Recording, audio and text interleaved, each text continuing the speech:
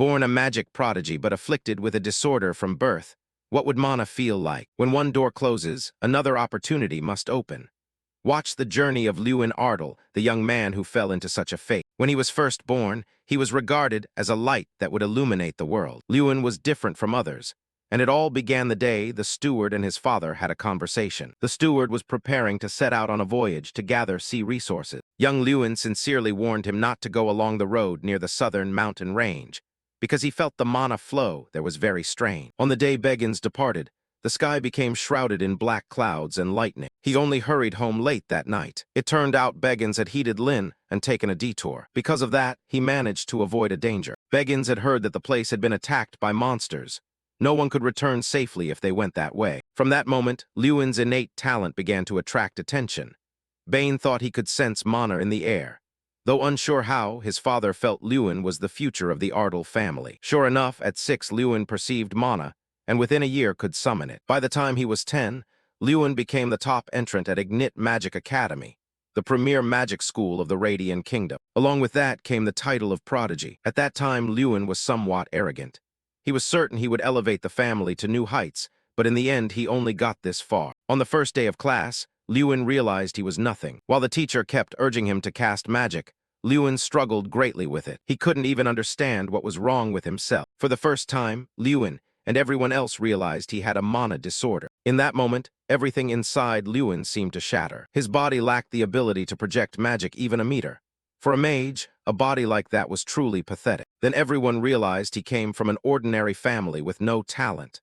From then on, their attitude changed 180 degrees. A casual brush of the shoulder on the path, and 2 male students immediately showed contempt. With all the students who envied him at X now, Lewin was just someone without magical ability, a useless guy who couldn't cast magic in a magic academy. Of course, he became their favorite plaything. At times like these, Lewin could only sob helplessly, wondering if he could ever become a mage. Lewin Ardell, the name who entered the academy with the highest score, the one expected more than anyone else, the name who had worked harder than anyone. Because of that curse of mana disorder, he became a magic cripple. Was that the end of everything? No, Lewin thought everything had ended then, not knowing there was still a miracle. The story of the forgotten prodigy would continue. A new trial journey began to weave itself at the very bottom of despair. A faint light of hope and a dazzling system message appeared. The treasure has been activated. A system screen was forming, as Lewin felt himself falling to the edge of the universe. When he vaguely woke, he didn't even know where he was. The only thing he knew was that his body felt like it was sinking deep in water.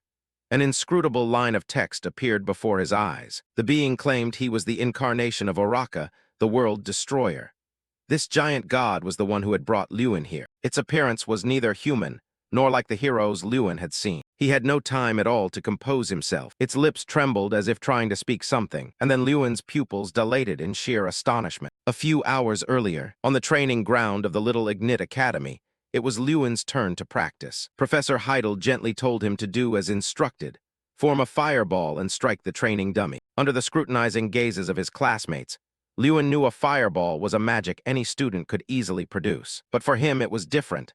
This time Lewin wasn't sure he could do it. At the professor's command, Lewin steeled himself to succeed. An orange flame began to form in his hand. It grew larger like Lewin's fierce determination. Forming in his palm, it swelled as if matching Lewin's resolve. The male students were a little surprised he had that much mana. Lewin thought he'd done it this time, but the familiar thing struck again. His hand began shaking uncontrollably. Despite his desperate internal pleas, the thing called mana disorder defeated Lewin once more. He couldn't take it and cried out that he gave up, but Professor Heidel still wanted him to try to release it. Lewin desperately wanted to, but he feared it was impossible. According to Heidel, he was now a senior student. If he couldn't perform a basic spell like a fireball, how could he pass the graduation exam? Even Lewin felt like a piece of trash. This training round was target practice. Lewin couldn't even utter the incantation, let alone strike the target. At this rate, becoming a third-tier mage was hopeless. Derisive laughter thundered out. They branded him the Academy's shame. Lewin had grown used to such bullying, so he paid it little mind. What crushed him was that he had no hope from the start. It was all because of the curse that had hung over him for 6 years. Mana disorder. Though Lewin had forced himself for years, he now began to wonder how long he could endure. After that training session, Lewin still trailed alone behind the crowd into the main hall. The tree wanted silence, but the wind would not stop. 2 male students deliberately approached him, and taunted him with mocking words. One kept calling him Lewin the Fool with a smug look. Their words went too far, shifting from mocking his achievements to insulting his family and saying his territory was a godforsaken place. They deliberately said the Ale clan was unknown, not very wealthy, and had no reputation. The more they spoke, the closer Lewin came to his limit. Touch him if you must, but never insult his clan. The male student was immediately silenced by a powerful punch from Lewin. It was strong enough to send him flying several meters. Lewin was truly furious at his loose tongue. Despite being struck and bruised, the boys still shouted defiantly. Lewin no longer held back. He knew the boy was Ben Folt and had no right to provoke his father or his clan. Another student accompanying Ben Folt lunged forward without fear. As expected, he was overwhelmed by Lin's punch and for a moment couldn't stand, collapsing to his knees like a dog. What surprised Lewin was that Ben dared to use magic to fight inside the academy. He spared no thought of being expelled and unleashed a massive mana burst toward him. Though Lewin was good at striking, in raw mana power he was completely outmatched. His whole body couldn't move. Professor Heidel appeared to intervene, but he was a second too late. Lewin was hit by Ben's enormous mana. He thought he would simply fall asleep then and there. Now Lewin stood before the giant god and the system text. Faced with this, he still couldn't comprehend what the hell was happening. Lost in that surreal space, meeting a mysterious man left him wondering what was going on. He tried to listen but could only hear one final word. Lewin Ardle. A deep voice sounded again, clearer this time, surely his name. Lewin Ardle. Then a vague sound seemed to call his name from the void. Lewin Ardle. Lewin Ardle. He slowly opened his eyes to the image of a blonde woman. It turned out to be senior healing mage Helen. Her face was full of worry. Are you awake? After shaking off the haze, he startled. He slowly sat up. Where am I? Seeing this, she hurriedly supported his body and gently replied, recovery room. You're okay, don't force yourself to sit up. He wearily held his head. It's fine, a bit dizzy, but I can sit. As he spoke, he wondered to himself, did I just faint? Disjointed images flashed through his mind. A mysterious man in a cloak, a mysterious space, the system voice. What was that? It was still very clear. Thinking of this, he asked Helen, how long have I been out? She replied, nearly a day. She continued, it's fortunate that it wasn't worse. God helped you. He was silent for a moment, then softly asked, am I completely healthy now? Her face showed a hint of worry, her words somewhat hesitant. We still need to monitor you further, but you look very healthy for someone who was just struck by direct lightning. No wounds, burns, or any internal organ damage at all. I have never seen a case like yours. But in her dozen or so years of living, she had never witnessed a case like this, so she couldn't help but be astonished. What is this? Is this even possible? He stared at his palms, gradually falling into deep thought. Lightning is a terrifying spell that can burn the body in an instant, and I took it head-on, so why is my body totally fine? Suddenly, Professor Heidel walked in, interrupting his train of thought. Excuse us for a moment. Helen heard this and bowed down to remind him. The professor is here, now I'll go check the results. If there are any issues, report them immediately. At this moment, he also instinctively raised his head. He stepped forward to stand in front of his bed, crossed his arms, and asked calmly, how do you feel? He replied, I'm fine. His usually strict facial muscles relaxed slightly. How fortunate!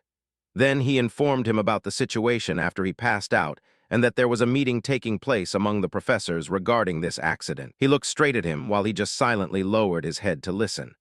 First, Ben Folt will be expelled for using powerful attack magic with the intention of causing severe harm, spreading false rumors about the Ale family and treating you unfairly while bullying you.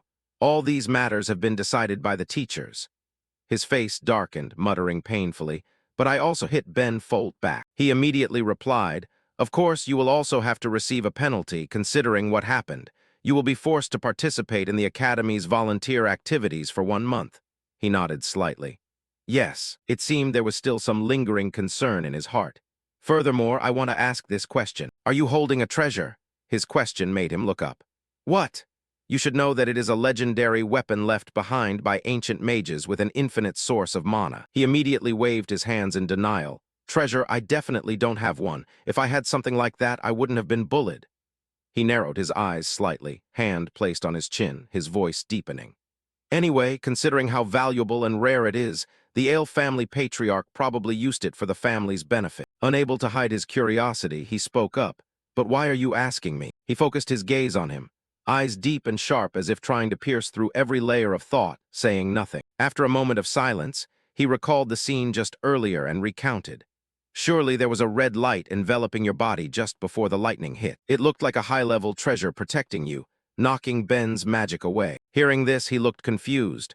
What are you talking about? He thought to himself, what treasure is he talking about? Suddenly, he seemed to realize something. Wait, don't tell me it's related to that dream earlier. Then he immediately denied it. No, I'm going crazy. He sighed slightly. Although I don't understand what happened, I'm sure you don't have a treasure. All right. He turned his back and left before Lin's eyes. Get some rest. He thoughtfully watched his receding back. He had told the professor he didn't know what happened, but his teacher didn't say anything more. What is the professor thinking? When he was left alone in the room, he sat in deep thought for a long time. What he had experienced was no different from a dream. And that strange voice. Draka Treasure, the destroyer of the world and the player. He kept tapping his forehead, muttering, I think there was one more sentence. What was it? Lewin skeptically blurted out, status window. And immediately a blue panel appeared in midair, making his eyes widen in astonishment. As if seeing a ghost, he instinctively backed away, screaming. Ah, what the hell is that?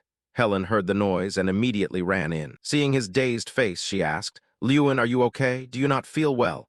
He pointed at the blue panel floating in the air, stammering. No, not that. Do you see it? The blue panel in front of me. She was confused. What are you rambling about? Lin, there's nothing there. Are you sure you're okay? At this moment, an idea flashed through his head. No way. If she really can't see it, then this can only be seen by me. Information appeared on the status window. Lewin Ardal, incarnation of Draka, destroyer of the world, resulting from the pursuit of infinite power. Mage Draka perished along with his world. For Draka, who was born lacking mana, strength is the source of his power. The player of Draka's treasure can open the status window and can infinitely increase power by completing missions. Strength 150, Agility 100, Intelligence 1550. To avoid being mistaken for a madman, he quickly changed the subject. It's nothing, I'm just a bit confused. She laughed helplessly. Okay, don't overthink it. Holding the test results in her hand, she happily announced. The results are completely normal. You can return to the dormitory now. He smiled, feeling like a weight had been lifted. Yes, thank you. Lewin summarized all the strange events that had happened. Today, he was still alive after being hit by lightning. The man with red eyes he met in another space, and the status window that only he could see. And then he remembered the first status window he saw in his dream. It said he was the incarnation of Draka. Could it be that the treasure of the mage named Draka had been transferred to him? In the blink of an eye, night had fallen over the training ground, a strange window displayed before his eyes again. He was a bit startled, but curiosity quickly overcame everything, making him tap it. On it was his first mission. Repeatable mission because you have become a player linked to Draka, destroyer of the world. You need to train your body to prepare for the process of increasing power. Punch, kick, and rotate. Perform each action 100 times. The reward is plus 10 strength and unlocking a new skill. After reading, he rolled up his sleeves to prepare. His face was still tinged with a bit of doubt and confusion. Punch and kick. Well, it's related to strength, but how can that help me become a mage? But this wasn't the time for questions. He had to try. Thinking that, he took a deep breath. He swung his right hand. Punch count went up to 1. Then he swung his left hand. Punch count went up to 2. He chuckled, a smile mixed with a bit of smugness as if he had the victory in his hands. Great, it's increasing. At this rate, I'll be done soon. Maintaining that momentum, he continued to throw the next punch. Hey! He shouted in rhythm with the blow, but the number of punches still stopped at 2. He meticulously observed the mission again, frowning. This time it didn't go up. I think it won't count as completed if I swing my arm incorrectly. That thought made him much more serious. All right, let's punch properly. The crescent moon rose high, dangling in the silent sky. When everyone was fast asleep, he was panting as if he'd been chased by dogs for a whole hour. Resting his hands on his knees in exhaustion, he finally uttered, "It's over." Then he let out a satisfied smile. It's finally done. The status window flickered into existence, announcing that the quest was complete and awarding him plus 10 strength points while unlocking a new skill. Wiping the heavy sweat from his brow, he glanced up at the screen and wondered, what exactly is this reward? Suddenly, he felt a strange, refreshing aura gradually flowing into his body. He exclaimed in wonder, what is this feeling? It was flowing gently through his veins, something far more fundamental than mana. He clenched his fist, his fingers tightening as his arm trembled slightly with excitement. I've actually become stronger. Feeling the need to test this newfound power immediately, he took a deep breath, raised his hand, and swung it forward with all his might. Let's see. With just one punch, the air in front of him seemed to be torn apart instantly. Feeling like he had conquered a new world, he smiled with satisfaction. The strength imbued into his magic was truly more powerful.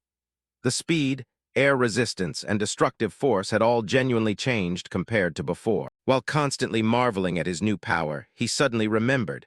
What about the skill unlock reward? With just a soft call from him, the status window immediately manifested in midair. The internal force circle had replaced strength. The mana circle was replaced by the force circle. From now on, all magic and movements would be influenced by the player's strength. Force is a concept often associated with physical power or energy in various systems. He wondered about the replacement of the mana circle with the force circle. He then placed his hand on his chest, feeling his heartbeat. So that means my mana will be replaced by force. Anyone who senses or learns mana has a circle surrounding their heart. The mana circle plays a major role in the process of releasing and enhancing mana, increasing stats depending on the length and amount of mana a mage can control. He closed his eyes, slowly sensing a vague movement in his chest. I have 4 mana circles, more than other children my age, but they were useless because of my own defect. Suddenly, he opened his eyes wide as if he had sensed something. His mana circles had truly disappeared. The powerful circles spinning wildly in their place must be the force circle. Thinking of this, he couldn't help but be bewildered and fell back in surprise. Soon, that shock was replaced by confusion. The force circle replacing the mana circle. One cannot be a mage without a mana circle. If this new circle can't do what the mana circle did, what will happen to me? A trace of sadness appeared on his face. Is my life as a mage going to end like this? But realizing that being pessimistic was useless right now, he quickly regained his confidence. No, it's too early to despair. I'll try it first. He extended his hand forward, concentrating all his will on a familiar incantation. Fireball! Instantly, a surge of power erupted from his palm, and in the blink of an eye, a violent ball of fire formed. Looking at the fire before him, he exclaimed, "So fast! How is this possible?" He couldn't take his eyes off that flame, which looked even more powerful. The moment he saw the size of the fireball, he realized the truth. Lewin laughed with sheer delight. This is definitely the power of the treasure. Lewin held the flame in his hand, thinking to himself, since magic has a basic activation mechanism, there should be about a 10-second recharge before releasing this power. He calculated and whispered, but I can completely bypass that 10-second mechanism and create a fireball using the power within my own body. Truly, as the protagonist, I must be the strongest. He clenched his hand into a fist. This is the power of a treasure. Suddenly, something strange appeared in front of Lewin. He was curious. What is that? It turned out to be a system notification.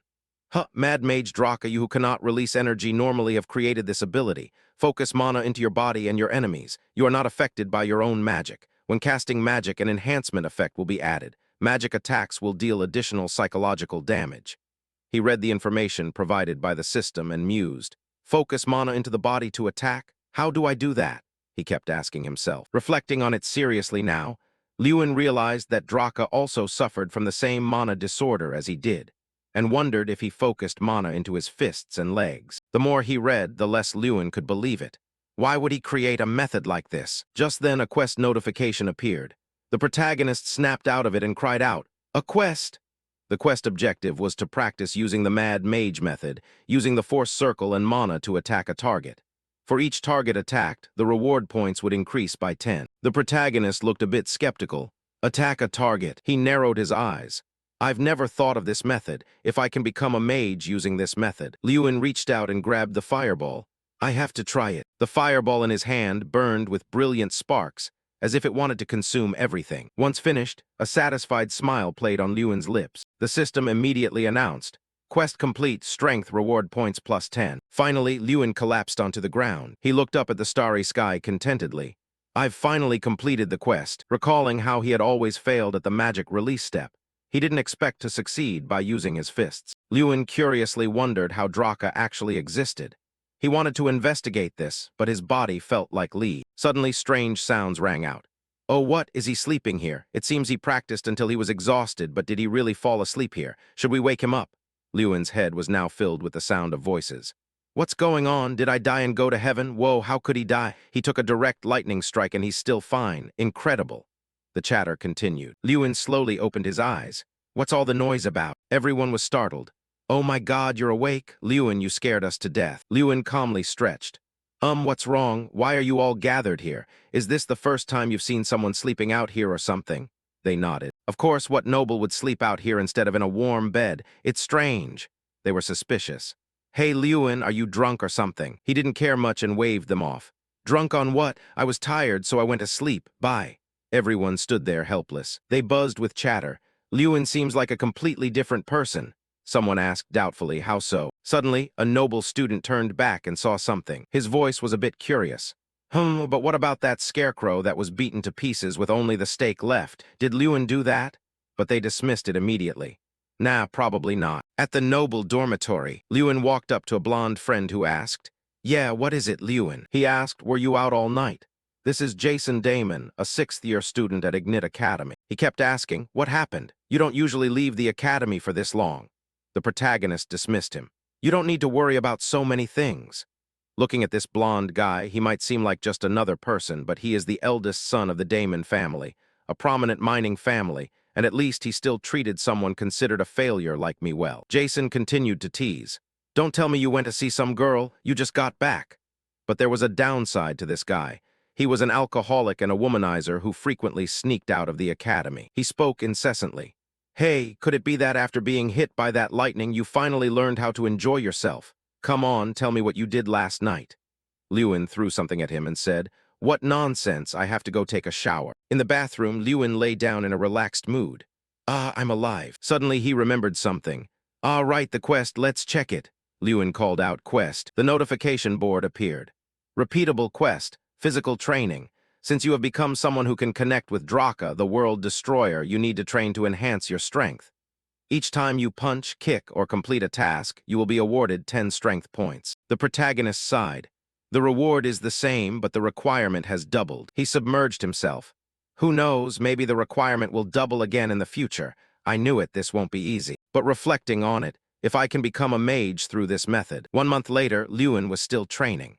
The quest could be repeated at most once a day, but the reward remained the same while the requirement increased. If I don't complete the quest within that day, all progress will return to 0 the next day. But if I don't miss a single day of the quest, Lewin panted.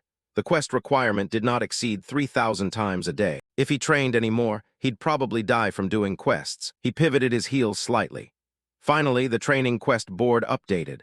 All stats such as punches, kicks, and rotations were completed 3,000 times out of the total, but the added points were still a meager 10. For the past month, the protagonist had been training like that, and he also obtained a new skill, passive body arts, which increases physical capabilities.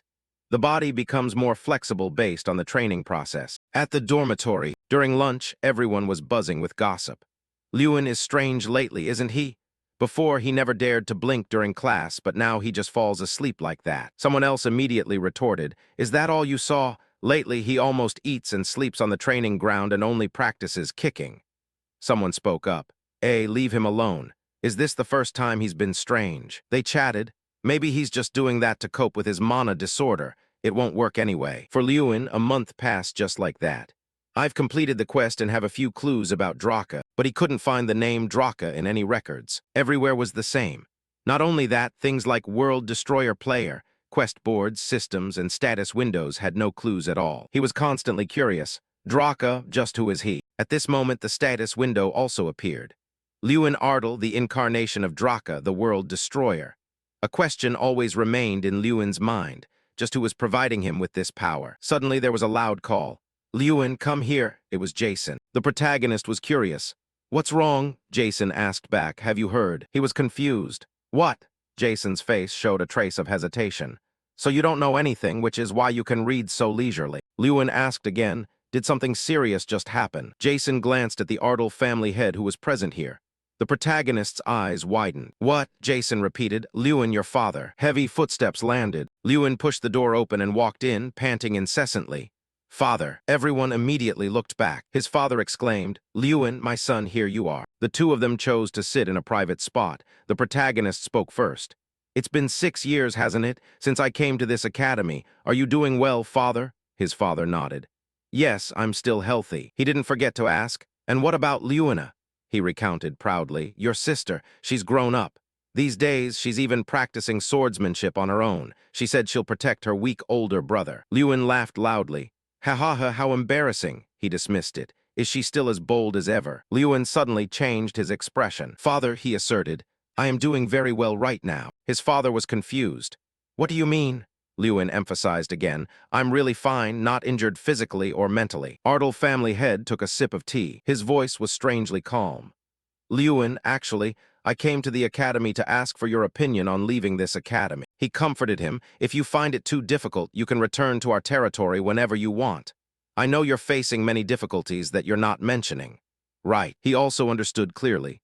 I already guessed why you came here, but father, I think I've found a way. Lewin persuaded him. So please promise me one thing. He was surprised. A promise? The protagonist was determined. In the next exam, I will achieve good marks in the practical tests. In return, if I fail, from now on I will no longer act on my own will, but will listen to you. He knew that after promising to achieve high marks in the practical exam, his father had seen his determination and returned to the mansion after the conversation. And then the exam that the protagonist had been waiting for finally arrived. The proctor called out, "All right, pay attention." Standing on the podium, he began to explain the system. Today is the day for the introductory magic course exam. Any cheating will result in failure. Voices began to ring out. Begin the exam. The protagonist gripped his quill tightly. The school exam consists of two parts, a theoretical part and a practical part. The practical exam has 4 sections: target identification, magic measurement, practical confrontation, and one-on-one combat. As someone with mana disorder, our protagonist had always achieved absolute marks in the theoretical part for the past 6 years. In the practical exam, Michael of the Gage Hill family had always ranked first. Lewin's hand tightened. However, this time will be different. Everything will change. He emphasized, this time will be different. Lewin was willing to bet, because I will definitely take first place in the practical exam this time. After the written exams were finished, suddenly a voice called out, "Lewin," it was Jason. He walked up. "Lately I've found you a bit strange. Do you have a plan for the practical exam today?" He nodded. "Yes, I'll do it in a new way." Jason was surprised. "Huh, really? What way did you find?" A contemptuous voice rang out.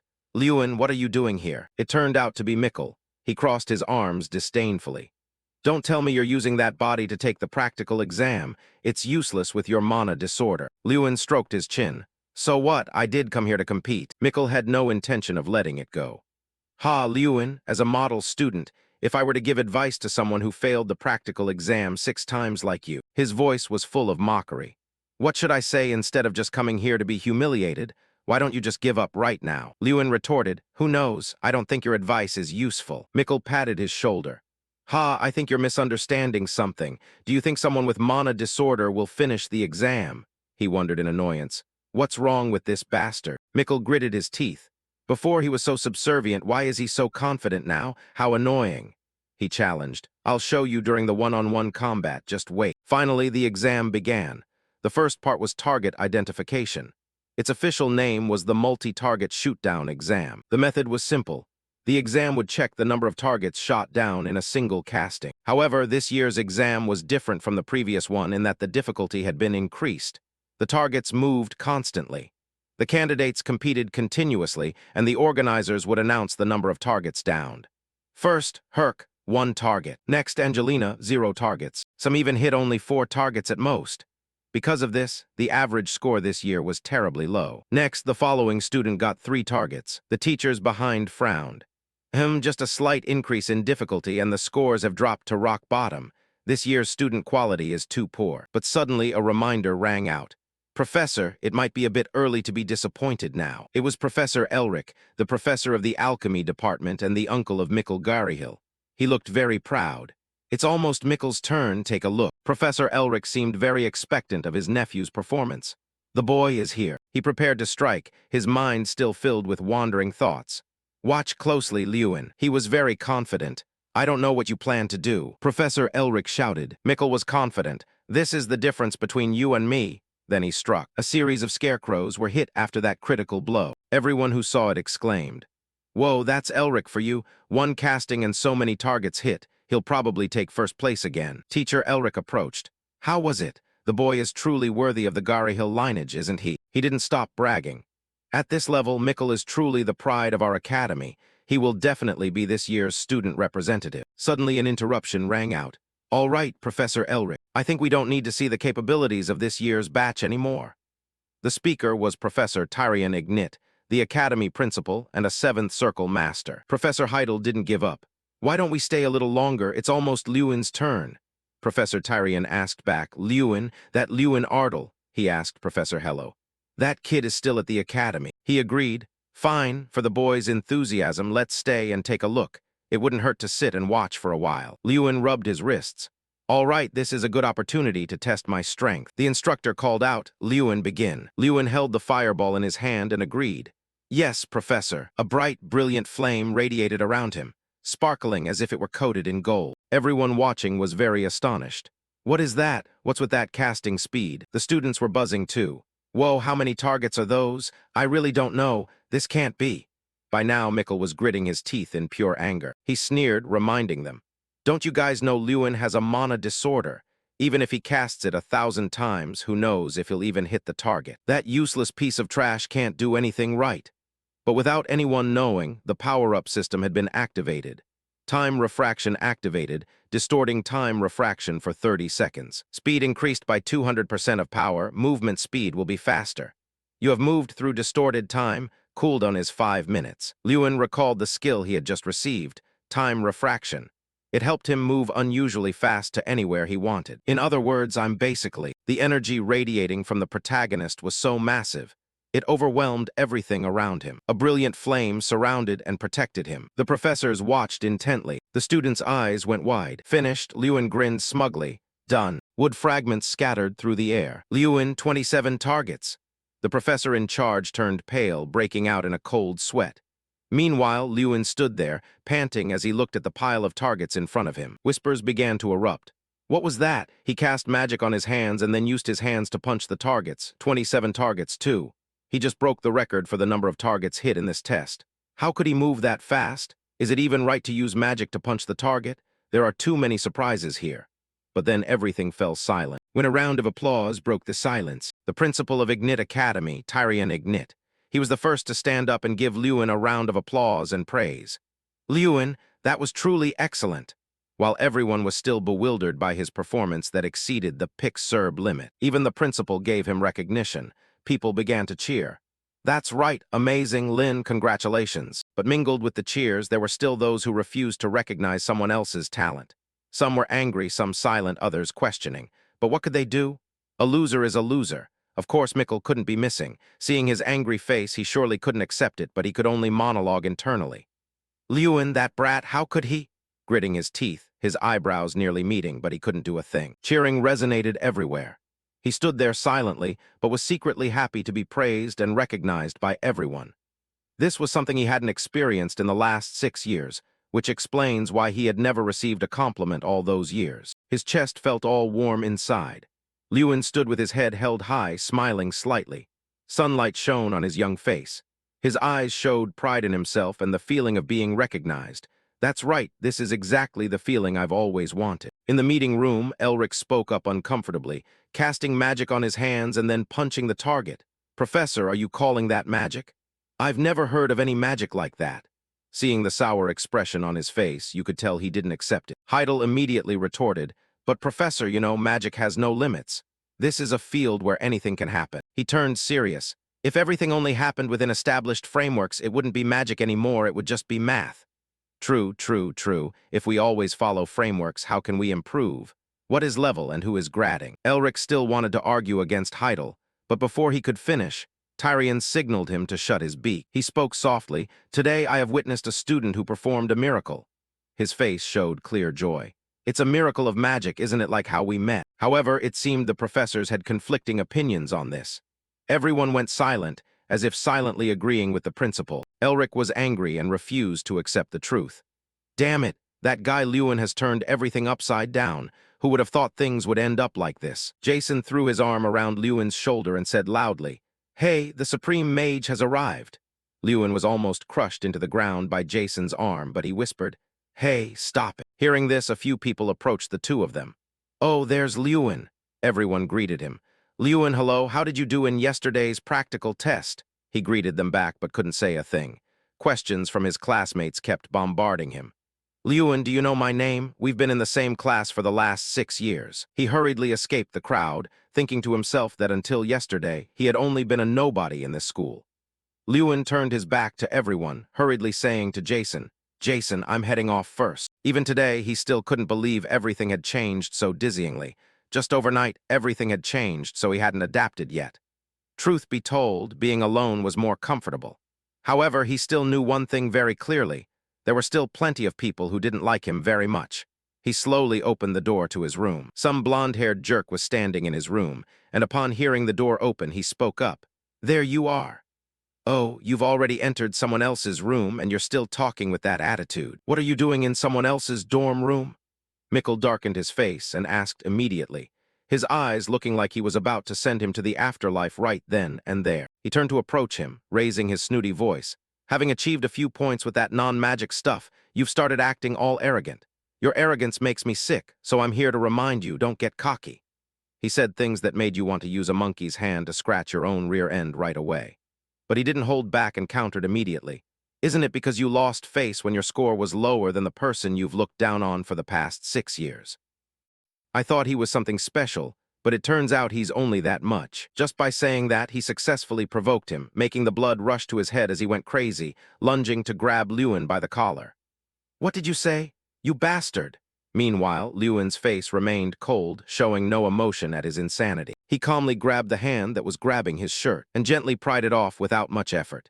It was precisely that calm, gentle behavior of his that surprised him and made him tremble even more. Mikkel was somewhat panicked, his eyebrows knitting together. "What the hell is this? Is this loser really this strong?" He couldn't believe his eyes. "Mikkel, we both need to graduate." Lewin leaned close to his face, his eyes growing angrier. "If you really want to push me that much, then wait until the one-on-one combat test and have a fair fight." He just growled a little, and he was already sweating bullets. He flicked his hand away. Mikkel glared at him angrily. "Do you think you're qualified to fight me? A guy who fails every subject like you." Lewin immediately retorted. "Just wait and you'll see if I'm qualified or not, what is level and who is grading." His eyes fixed steadily on Mikkel's dog face. He walked away, not forgetting to leave a sharp glare behind. "Pass the next test and then we'll talk." He walked away, but in his head he couldn't stop thinking about his arch-rival. That arrogant bastard, how can he not fail today's practical test, not to mention the combat test? It's funny to see Mikkel's angry face, isn't it? Just looking at it makes you want to punch him, hee. Then suddenly, he pulled the hand that was in his pocket out, and his hand kept trembling. Is he really a mage? He wondered. No matter how many times I look at this statue, it never ceases to impress me. A massive elf statue standing tall in the training area. The second practical test. Mana performance measurement testing area, the Academy's treasure and a rare item. There are only a few on this entire continent. The ancient elf kingram. 500 years ago, Archmage Freud turned the elf kingram into a treasure while he was still alive. Kingram is trapped in this treasure, absorbing mana and considered a magic punching bag. This mana performance measurement test requires students to cast magic on Kingram to earn points. Lewin asked Jason, "Does that mean what we need to do is cast the magic we are most confident in on that statue?" Jason replied, "Yeah," brief and concise. "But that elf is famous for being incredibly stingy with points. Over 20 points is already very good." In front was a student with hair covering more than half his head and violet energy, looking quite Tempest Arcane. He cast the magic toward the elf. The elf spoke, "Retake the class, you 1-point mage. It's still not too late to drop out." That student froze in absolute shock. Everyone began to whisper, "I thought he did well, of course, it's not easy, huh?" Everyone marveled at the elf's pickiness in grading. "Next, stand in front of me." That student slunk away in a terrible mood, unable to believe it. A female student walked up. "Haha, now it's my turn, ha." She raised her hand to watch closely, very confident. "Ice ball," she cast the magic. The elf spoke up. "I certainly won't forget you, impressive," she asked back happily. "Really?" Kingram answered her. "Yes," but not letting her be happy for too long, he immediately poured a bucket of cold water on her. "This is the first time I've seen someone cast magic as trashy as this. That's enough. This is trashy enough." He bluntly gave that girl 2 points. Hearing that, she burst into tears, refusing to accept reality. "No way, I did the best I could." Others continued to step up, but they didn't do much better. 5 points get lost. Hearing that score, it's normal for anyone to scream. "What the hell?" He continued to whine and complain. "What is this bland magic? Did you mix it with water or what?" It was 100% mana. The foul-mouthed elf was so angry he started cursing. The professor in charge immediately spoke up. "Jackson, stop yelling, go back to your spot." Timely stopping a terrorization to the ears of the other students. Ah, that's not it. Jackson, seeing he was warned, scratched his head, looking innocent, and ran back to his spot. Next, Mickle Gary Hill. The professor in charge called out, his face looking like he'd gone through 50 husbands, 49 lawsuits, 33 times catching his wife cheating in the act. His face as dark as pickled crap. Oh, but it turns out that was just the expression before casting magic. Bursts of mana attacked the elf statue. Kingram spoke up. Gary Hill, I'm a bit disappointed. Are you Jorge Gary Hill's son? Being asked that, he proudly replied, That's right, I am the third son of George Gary Hill, the proud Mickle Gary Hill. Proud, you say? Ha ha, he mocked. Your father was a crybaby fool who begged me for extra points. Michael Gary Hill, you are far more incompetent than your foolish father. 27 points. Hearing that, he angrily yelled at his face. You're just a common elf, how dare you talk nonsense? The professor in charge immediately stepped in to stop Mickle. Be quiet, Mickle. He called the next person, Lewin Ardellel. He answered immediately. Present. Lin stepped forward. On the outside, he seemed to have no emotion, right? Inside, he was burning up. Phew, I'm suddenly feeling so nervous. Just give it a try, I can do it. A flame appeared on his hand. He raised his head and introduced himself. I am Lewin Ardell, very pleased to meet you. The gaze of determination, emotion unchanged, truly powerful. Ho, this is the first time I've seen your face. He was slightly surprised. Doesn't matter, just do the test. He wasn't very interested, while he and his magic were ready. The flame burned as brightly as his eyes, though he didn't know if it meant anything. A student immediately spotted Lin's magic. Is that explosive firepower? His face showed 4 words, total shock. Some other students also immediately recognized it as a level 4 magic. Others were surprised and couldn't believe it. What? He can do that? Kingram asked. What is your stance? You changed your stance to cast magic. I'm coming up. Lewin leaped off the ground. The mana that was previously on his hands was now at his feet. Maybe Lewin was trying to pull a Son Goku, because Son Goku has the flying nimbus. At first, everyone thought he would use his hands, but he decided to take a turn, taking everyone from one surprise to another. He had transferred the mana to his feet, then used his 3-meter-long legs to kick straight into the Kingram statue. The professor in charge was also incredibly surprised by his performance. No way! How could the kid transmit mana from his hands to his feet and then make it explode in a split second like that? He wondered, and that was it. The students were all stunned and couldn't believe it. One person asked, Didn't you just say that was level 4 magic? The other replied immediately. Wrong, the energy of that strike must be at least level 5. So Lewin landed after the godlike kick with 3-meter legs. Do you mean Lewin is at least a level 5 mage? He panted, breathing as if this would be the last time he could breathe, but in his head he had a flurry of thoughts. What happened? My explosive firepower was cast correctly. Lewin was still a bit worried. But why was Kingram's reaction so strange? Did I do something wrong? He finally spoke up. Who are you? He wondered, what do you mean? I already introduced myself. I am Lewin Ardell. Lewin hadn't finished his sentence when Kingram interrupted. Are you Draka? The question made his face pale immediately.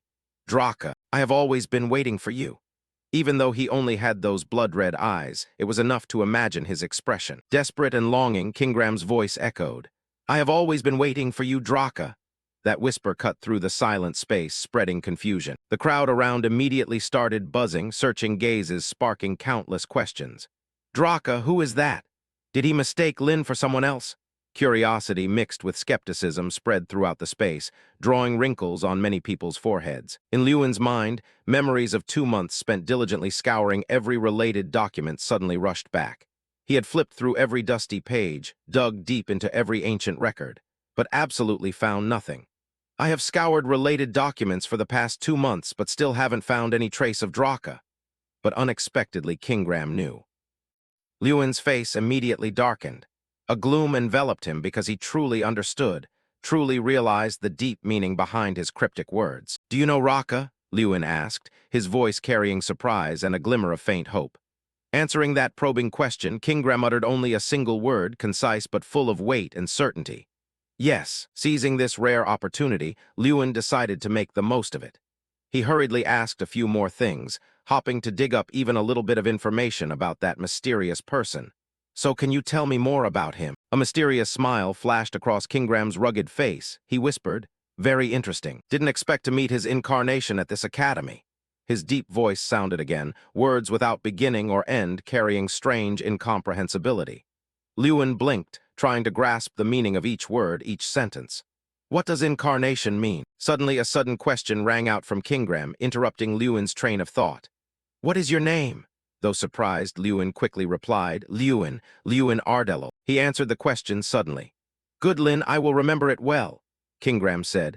Each word seemed etched into his mind. He stood firm. Kingram's massive physique was like a looming mountain, so tall it seemed to block out the sunlight from Itsuki's side, casting a giant shadow over him. When Kingram turned to leave, a sudden voice rang out, immediately stopping that intention. A voice spoke, immediately stopping the intention to leave. Excuse me, before you go, can you tell me how many points? The question echoed.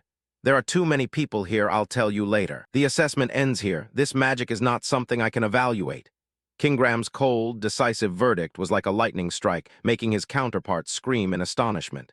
What? What are you saying?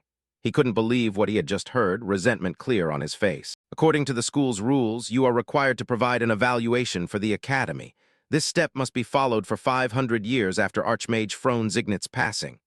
That guy tried to cite the regulations, his voice full of frustration. Enough! Kingram interrupted him with a terrifying roar, echoing all around, carrying incredible intimidation. You dare mention rules in front of me? For how many years I've had to evaluate these kids who don't look like mages at all? His face tightened to the extreme, his bloodshot eyes bursting with rage, making the other flinch immediately, voice stammering, I apologize, but forget about that guy Ignit, I don't care. Kingram growled, the contempt clear in every word, but a covenant is a covenant, I will give you the score. He was silent, his gaze sharp like a dagger, making the other gulp, cold sweat breaking out on his forehead, clearly showing extreme anxiety. 1 is 0, 2 is 100, what do you want? Little destroyer. Kingram's low voice rang out, directed straight at Lewin, making him react immediately. A bright smile appeared on Lewin's lips. He didn't hesitate or think about his choice at all, his gaze responding firmly. Of course, 100 points. The news spread like wildfire, buzzing throughout the academy hallways. Hey, did you know? Kingram gave 100 points in his test. Immediately, whispers broke out one after another. Huh, that Kingram guy? And who did he give it to? Another person curiously asked, surprise clear in every word. Heard he graded the legendary last-place student Lewin Ardell. The people around slowly began to gossip, faces showing extreme astonishment as they received this shocking new information. In the midst of that, a voice raised sternly, breaking the noisy atmosphere. It was Professor Heidel. He walked over to Lewin, gaze searching. You caused trouble again? He startled, immediately turning toward the voice. Professor Haidu, why are you here? Lewin asked somewhat unexpectedly. Professor Heidel crossed his arms sternly, stepping closer to Lin. The news that you received 100 points from Kingram has reached the principal's ears. Upon hearing the news, the principal decided to reward you because this has never happened before. Professor Heidel's words carried a special solemnity, showing the importance of the incident. Here, take this first. Saying that, he handed Lewin a scroll he was holding. Lewin read the text on the scroll aloud, his face full of confusion and skepticism. Treasure vault, what is this? Without further explanation, Heidel just waved his hand toward him, then turned and walked away, signaling, follow me. After a long walk, crossing silent hallways and mysterious doors, Heidel stopped in front of a room with a strictly closed door. The door looked ancient and majestic, as if it had existed for centuries. When it opened, a blast of cold air blew out. Professor Heidel signaled Lewin to enter, and both went deeper inside. Whoa, I didn't know this place existed here. Lewin followed him while looking around, his curious eyes exploring the strange place he was stepping into for the first time. Everything here was completely different from what he had seen in the academy. Of course, Heidel explained, this is the only forbidden place in the academy. Hearing this, a vague question appeared in Lin's head, the only forbidden place in the academy. Then why did he lead him here? Curiosity mixed with a bit of anxiety began to creep into his mind. Finally, both stopped at another door, closed more securely than any other. Professor Heidel stopped, turned to Lewin, his eyes revealing seriousness. This is the path to the treasure vault. I'm only allowed to go this far. He looked at him, anxiety and unease rising. So I have to go in alone? Yes, go in. I'll be right here waiting for you. He comforted him. Finally, he stepped forward to open the door in front of him, his head filled with countless questions that were hard to answer. He didn't know what would happen, but his teacher said it was a reward, so he just had to try and see. With a bit of courage mixed with curiosity, he pushed the door open and stepped inside. Facing Lewin was a room that, although empty, was overwhelmingly large, and a terrifying gloom shrouded it. Faint light leaked in from somewhere, just enough to recognize the vastness of this place. So this was the treasure vault. He looked around, Although there were no items on display, he could still sense the presence of countless precious things. There are many types of treasures here that I've only heard the names of. This must be the treasure vault of Archmage Nit. While Lewin was engrossed in observing his surroundings, immersed in the overwhelming vastness and gloom of the treasure vault, a low voice suddenly echoed right behind him, making Lewin start in vigilance, his whole body tense as he spun around. "You look so lost!" He turned around. Who was that? Lewin wondered, his alert gaze scanning for the owner of the voice. That person continued, tone carrying depth, as if reading every thought hidden deep in Lewin's mind. "As if you don't realize your true value." At this moment, Lewin realized the voice was strangely familiar. It was Kingram sitting firmly on a chair placed right in the middle of the room. Kingram, why is he here? But what caught Lewin's attention more and left him in absolute shock was his appearance, as he was no longer a mindless statue. Instead, Kingram was present in his true human form, vivid and powerful. He was no longer a stone statue. As if reading Lewin's mind easily, Kingram explained, his voice deep but still hiding mystery. "Surprised I'm not a stone statue anymore? This is the only place I'm allowed to use this body. Thanks to the ancient mana filling this room, I can exist in my original body and am no longer a treasure." Hearing this, he replied softly, "I understand." Lewin looked up at him, eyes full of suspicion at Kingram's earlier words. "But hey, what do you mean by I don't know my true value?" Kingram's sharp teeth seemed clearer, exuding a terrifying look as he spoke. "Literally, you have no idea what your true value is. Even the treasure you are using is similar to Draka's." Kingram's next words were like a knife stabbing straight into Lewin's heart, making him realize a shocking truth. "He knows about the treasure," Lewin thought, heart filled with shock. He looked back down at him, his gaze sharp as if piercing through every thought. "That is a rare treasure in the world. How did you get it? And what is your relationship with Draka?" Kingram stopped, waiting for Lewin's answer. However, Lewin looked back at him seriously. His voice held curiosity and a bit of helplessness. "I'm also wondering about that. Who is Draka?" He looked at Lewin in silence for a while before beginning to explain, his tone carrying nostalgia and reverence. "A being who wanted to become a god. One day he visited the Peak tribe where I lived. At that time he was small and short, looking quite unsightly. However, his power was so extraordinary that no one in the Peak tribe could respond to it. More importantly, with each passing day he grew stronger, so even if we elves attacked him all at once, we couldn't defeat him. We respected him. He lived with us like a member of the tribe. He taught magic language to me, the one about to become the future patriarch, for nearly 100 years. What, 100 years? How can a human live for 100 years? Lewin looked up at Kingram once again, his eyes in absolute shock. The rest of him was like one.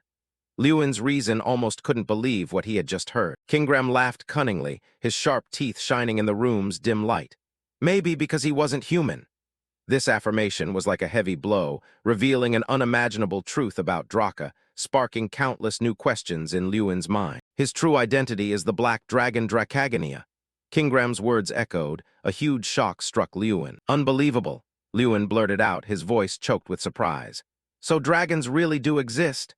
He was immediately shocked by the information before him. He asked softly, just to be sure once more about the information he had just received. Is that true? Right, you don't know that dragons are the source of magic?" he answered quickly, without hesitation. Sure enough, Lewin pondered, he had heard about this before, but it was just an empty claim. He had thought everything was just a legend. Lewin's mind suddenly became chaotic. Old knowledge suddenly collapsed before this terrifying truth. He continued to cut off Lewin's train of thought with another piece of information. However, Draka could not use magic. He interrupted his thoughts with another piece of information. That is also the reason he created a fighting style like yours by using magic on his hands and feet. Do you understand what that means? Kingram paused, posing a profound question to him. He gradually understood. A light flashed in his mind, connecting the disjointed pieces. So surely Draka had also been treated like him in the past. He immediately answered, imagining in his head the silhouette of a person covered completely in a mysterious way. "I think I understand a little bit now." Kingram continued, his tone turning even gloomier.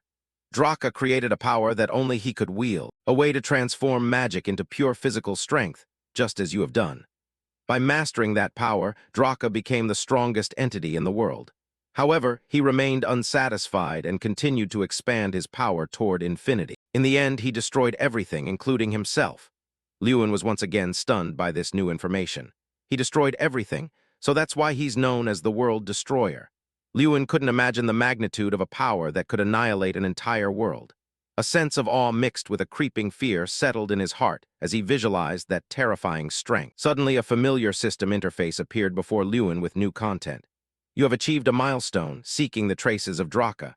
Reward, title Ally of the Goblins. Skill, Goblin's Rage. Spirit, Trang Embodiment of Strength. You have received the title Ally of the Goblins.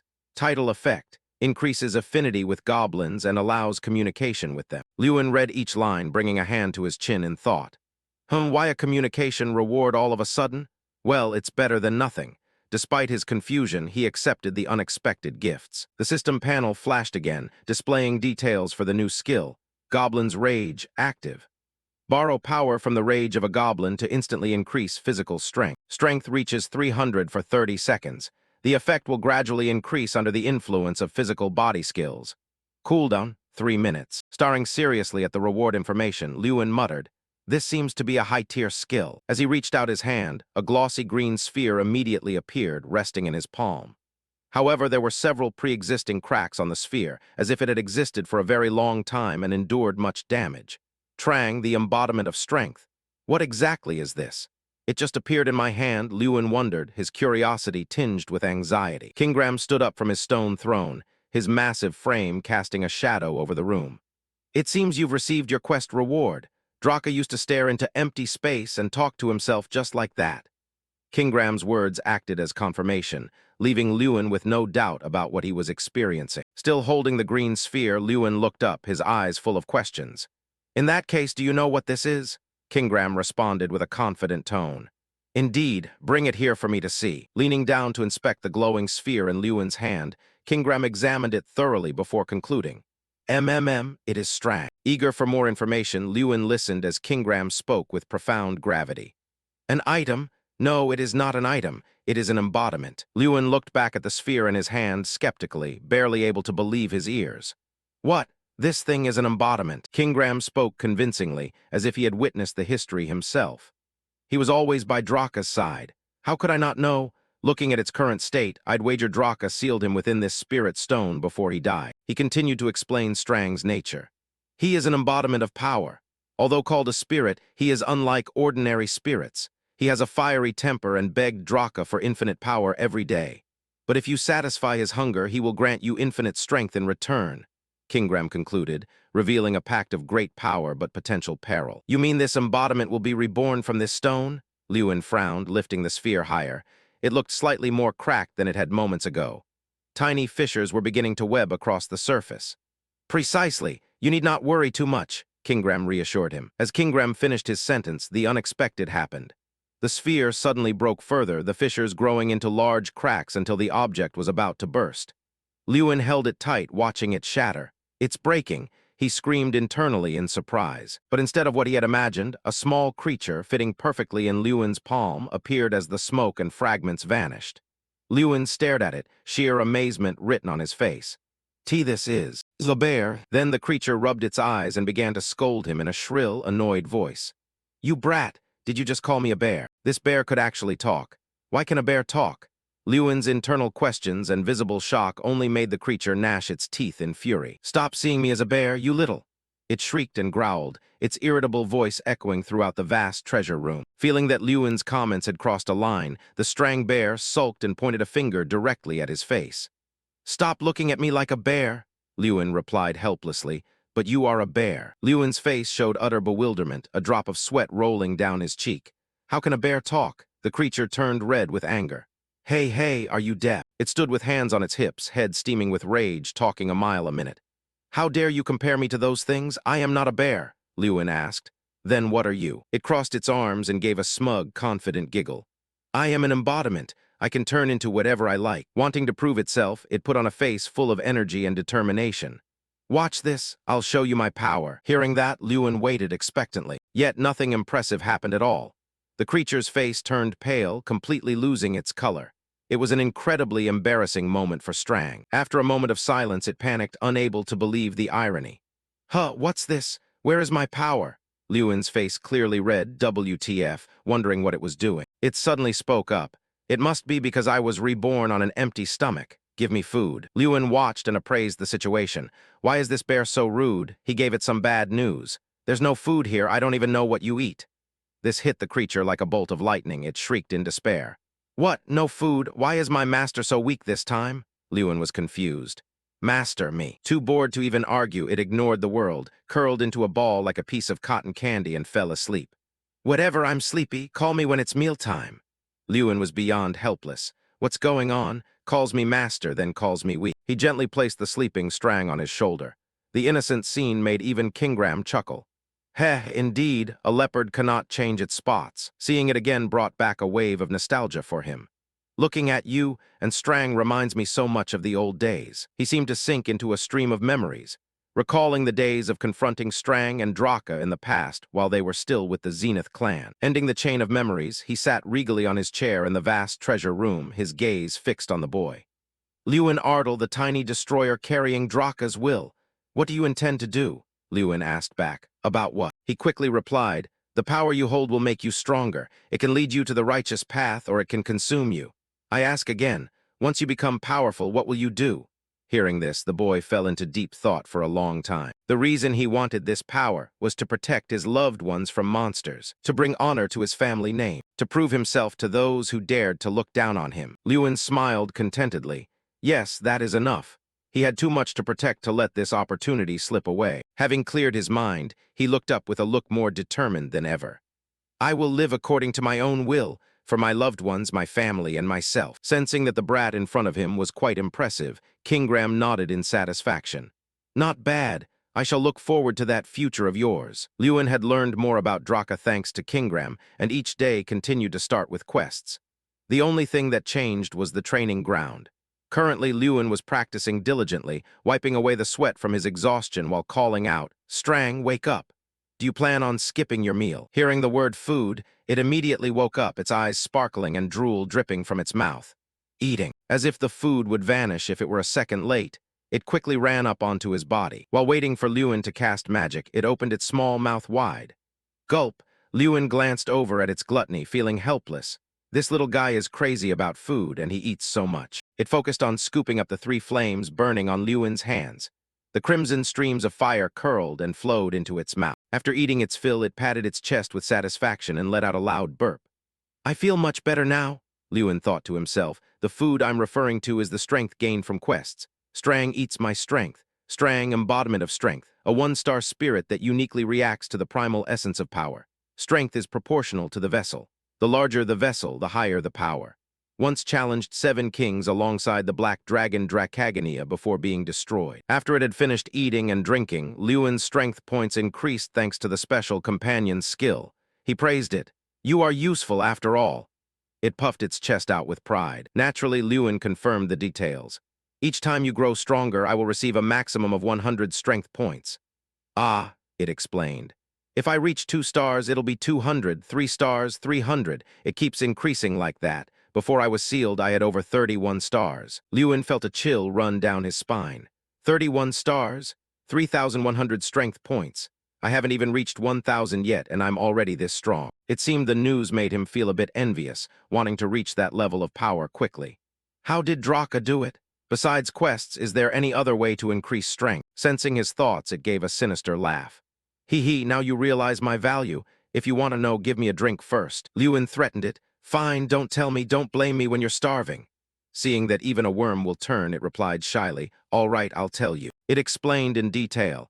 There are many ways to increase strength, for example, performing high-difficulty quests to get better rewards, forging items that boost strength, or searching for treasures. Or you could even cook goblin tendons to refine your power. Then it threw a wet blanket on him. But those methods won't suit you right now. Lewin wondered why. It plopped down on his shoulder, arms crossed and pouting mockingly. You need at least 1,000 strength points to even attempt those. Your strength growth rate is too fast. Your body is only at a toddler stage. Lewin's lips tightened as he fell into a silent, pensive mood. And here I thought I had grown strong. Turns out I'm only at the beginning. So the goal now is to reach 1,000 strength points. Thus, he had to continue training as before. He practiced every day to increase his strength, eventually reaching a threshold of 930. The third part of the exam, actual combat, officially began. Upon arriving at the arena, Strang asked, Are you fighting in a match today? Lewin was overflowing with confidence. Yes, I've been waiting for this day for a long time. This test aimed to check the risk management skills of mages. It was perhaps the most important part. At that moment, Jason was taking his test. He used all his might to cast a fireball spell, but ironically, instead of hitting the monster, it flew straight toward the knights, terrifying them. Ack, what are you doing? Don't aim at us. The monster standing nearby also looked on in bewilderment, not understanding what was happening. The proctor observing from the side could only shake his head and sigh in weariness. Sigh, Jason Damon, you are disqualified. He walked out dejectedly, slumping over as his classmates mocked him. Sir, the Foreign Knight Squad has arrived to support the exam, ensuring student safety and evaluating coordination between both sides. The exam lasted 10 days. Based on their scores, each person would fight different monsters. On the final day, there were a total of 13 students in the high-score bracket. Because it was the final day, everyone was curious about what kind of monster would appear. Suddenly, the entire stands shook violently as if there were an earthquake. Everyone's face turned pale with terror. A brown-haired boy spoke up. What's that sound? A giant creature appeared, tall and massive, with a ferocious face and sharp fangs bared in a roar. Its appearance made everyone scream in fear. Is it a water monster? Water monsters live in scattered packs across the continent. They are many times larger than humans and possess no less intelligence. They are inherently violent, leading to frequent wars between water monsters and humans. Students around stared wide-eyed, breaking into a sweat. Professor, are you sure this will be okay? What if someone dies because of the water monster? Professor Heidel explained calmly, you are all mages, so you must always remain rational. Treat this as real and give it your all. Despite the fear in their hearts, they responded loudly and clearly. Yes, sir. A moment later, the test officially began. As soon as it was released, the monster let out a frenzied roar and charged. It lunged at a knight with its muscular arms, forcing him to quickly raise his shield for protection. While they held back the massive water monster, Mikkel took the opportunity from behind to cast his ice magic. Ice arrows flew out from his hands, ordinary ice. Unfortunately, those arrows only hit the ground. It performed an ambush from the air. By the time anyone realized, it was already overhead. Someone screamed, above you. Professor Heidel, observing from the side, also shouted in worry, Mikkel, get out of the way. But his entire body was stiff, trembling uncontrollably. Although he muttered about retaliating for the previous day, fear kept him from moving. Sensing the situation was dire, Heidel had to intervene. Stop. Before the monster could attack Mikkel, thousands of vines grew from the ground, binding it, much to his amazement. Furious at being played by these humans, it roared and struggled frantically. Despite being bound, it remained aggressive, reaching toward him with a growl. He fell back in panic. His face was pale, truly drained of color. The result of his pathetic performance was Heidel's cold voice. Mikkel Garihil, you are disqualified. His uncle Elric slammed his hand on the table in rage. He gnashed his teeth. Damn it, another failure. He intended to interfere with Lewin's part of the test, so he immediately turned to Professor Tyrion Ignit. Ah, headmaster, do you intend to continue the exam? Hearing that, Tyrion turned in curiosity. What do you mean? Elric revealed his objective. It's almost Lewin's turn, right? He responded with a clearly sarcastic look. Lewin is the only one Kingram gave a perfect score to. It would be a bit unfair to evaluate him the same way as the other students. Wouldn't it, Professor? He stroked his beard slowly. I see your point, but we don't have any other monsters. He revealed his true nature with a sinister smile.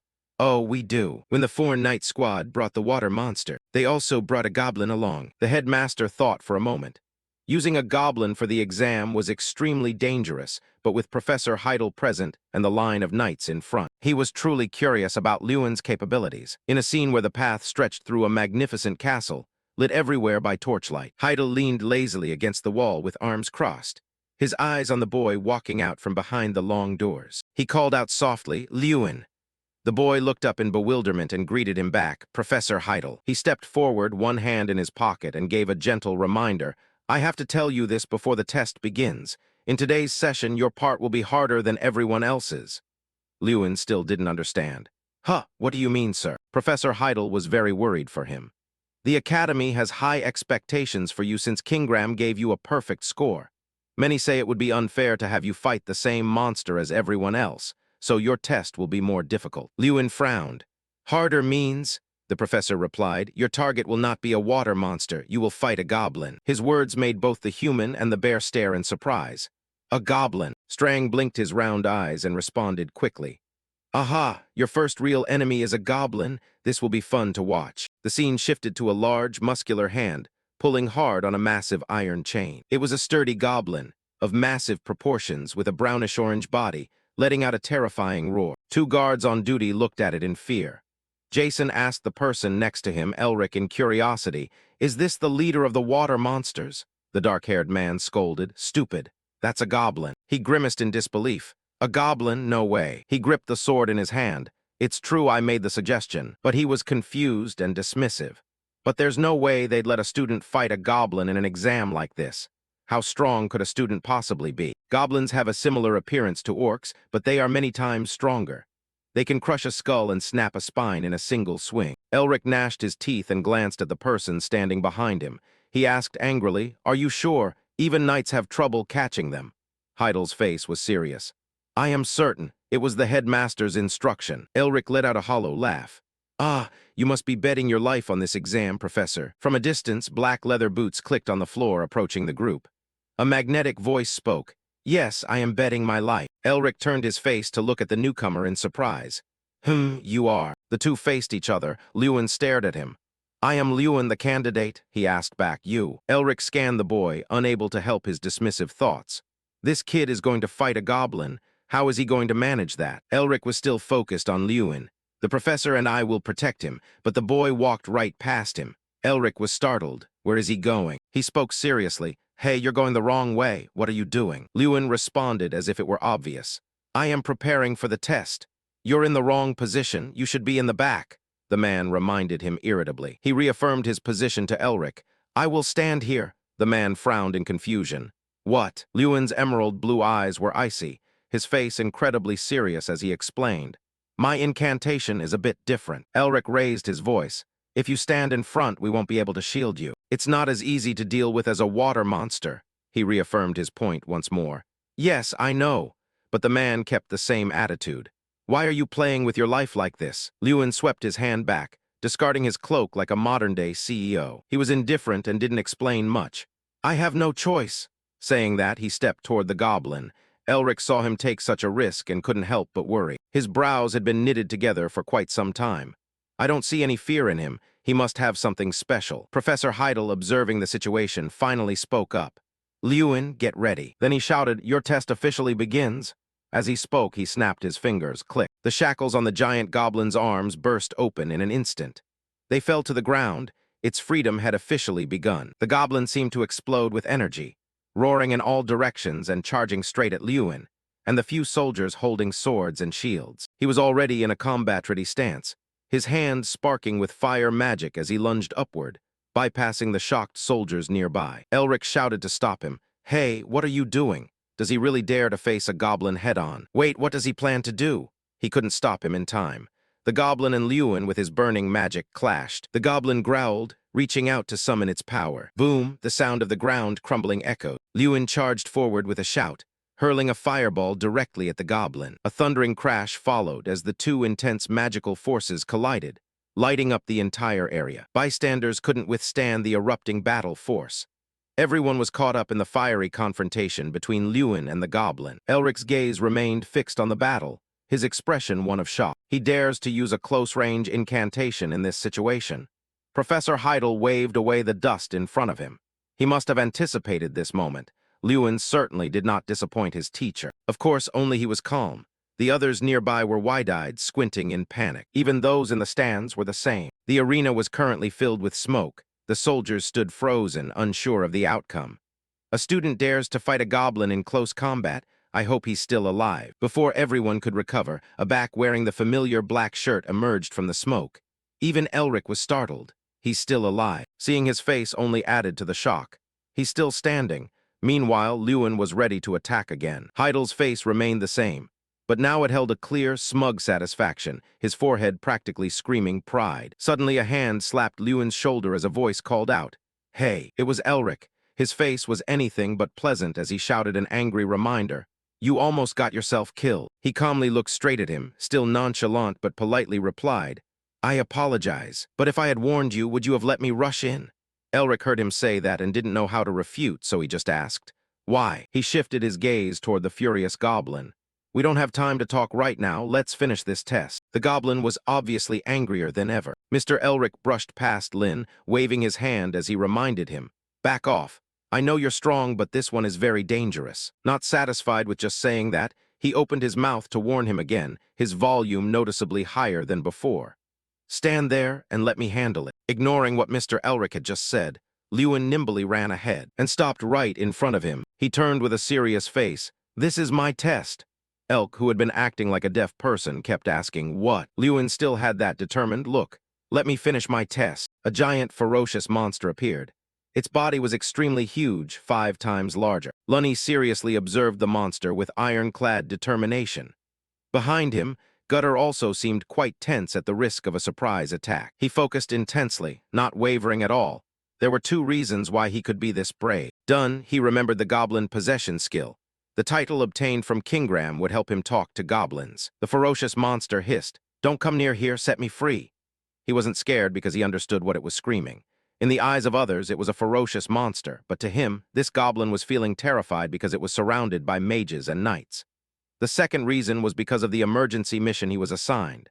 Attack first and defeat the enemy. The reward was plus 30 strength points and unlocking the spectator's eye skill. He smiled confidently, charging forward without hesitation. A truly worthy reward for him. For someone who has to repeat a boring mission every day, getting the same amount of points in one mission as 3 days combined. In a flash, he rushed forward, leaving a cloud of dust behind. He summoned a fireball in his hand, leaping up like a gust of wind to the surprise of Mr. Gooter. In an instant, his punch collided head-on with the giant monster lunging down. This created a large shockwave, sparks flying everywhere. It took his blow head-on, roaring in anger. With a bang, the fire swirl sent it flying far away. Very quickly, the objective to attack the enemy in front had been completed. He smirked. "It's not over yet." It roared, its blood-red eyes bulging, sharp teeth gnashing with killing intent. "I will kill you." The monster leaped high up and put all its power into this surprise attack. It yelled loudly, "I will smash your head in." Its blow caused the ground to shake violently. Fortunately, thanks to his long legs, he dodged it lightly. He meticulously observed every movement of the monster. He had to find its weakness. After landing safely, he used time refraction to advance. The captain marveled at his incredible speed. How is he so fast? While moving, he cast fire magic. "I have to get close." Instantly, he closed the distance to it. He aimed for its weak point. The monster hadn't even reacted when the punch slammed straight into its stomach. It let out a shriek. On the knight's side, someone's jaw dropped in surprise. It didn't flinch before the goblin. What exactly is this guy? Someone ducked behind a shield to avoid the flying sparks. The students were just as noisy. "What's going on? Hey, look at that." The goblin was fighting back. It swung a powerful fist toward him, but he blocked it with his bare hands. Not giving up, it used its remaining hand, but he blocked that too. He delivered a kick to its arm. Suddenly, the monster grabbed his leg and tossed him away like a ragdoll without a second thought. His body spun in midair, just like a leaf adrift in a storm. He clung to the wall like Spider-Man, and before he could recover, his eyes widened in surprise. It launched a flaming fist toward him. Fortunately, he dodged just in time. A large section of the wall behind shattered. He landed lightly, while the monster turned to look at him. It gnashed its teeth, clearly showing hostility. "You lowly human." He rushed as fast as a squirrel, twisting his body, preparing to swing a kick that stunned it. He unleashed a spinning kick, something he had practiced for a long time, straight into its head. The goblin crashed down, shaking the ground, gravel flying everywhere. He jumped straight onto its chest, wanting to finish it quickly and cleanly. He activated the Goblin Fury skill, a swirling red aura exploding on his hand. It broke into a cold sweat, trembling as it questioned, "Are you really human?" He replied, "You probably don't need an answer, right?" It widened its eyes in surprise as if it couldn't believe its ears. It wondered, "You understand what I'm saying?"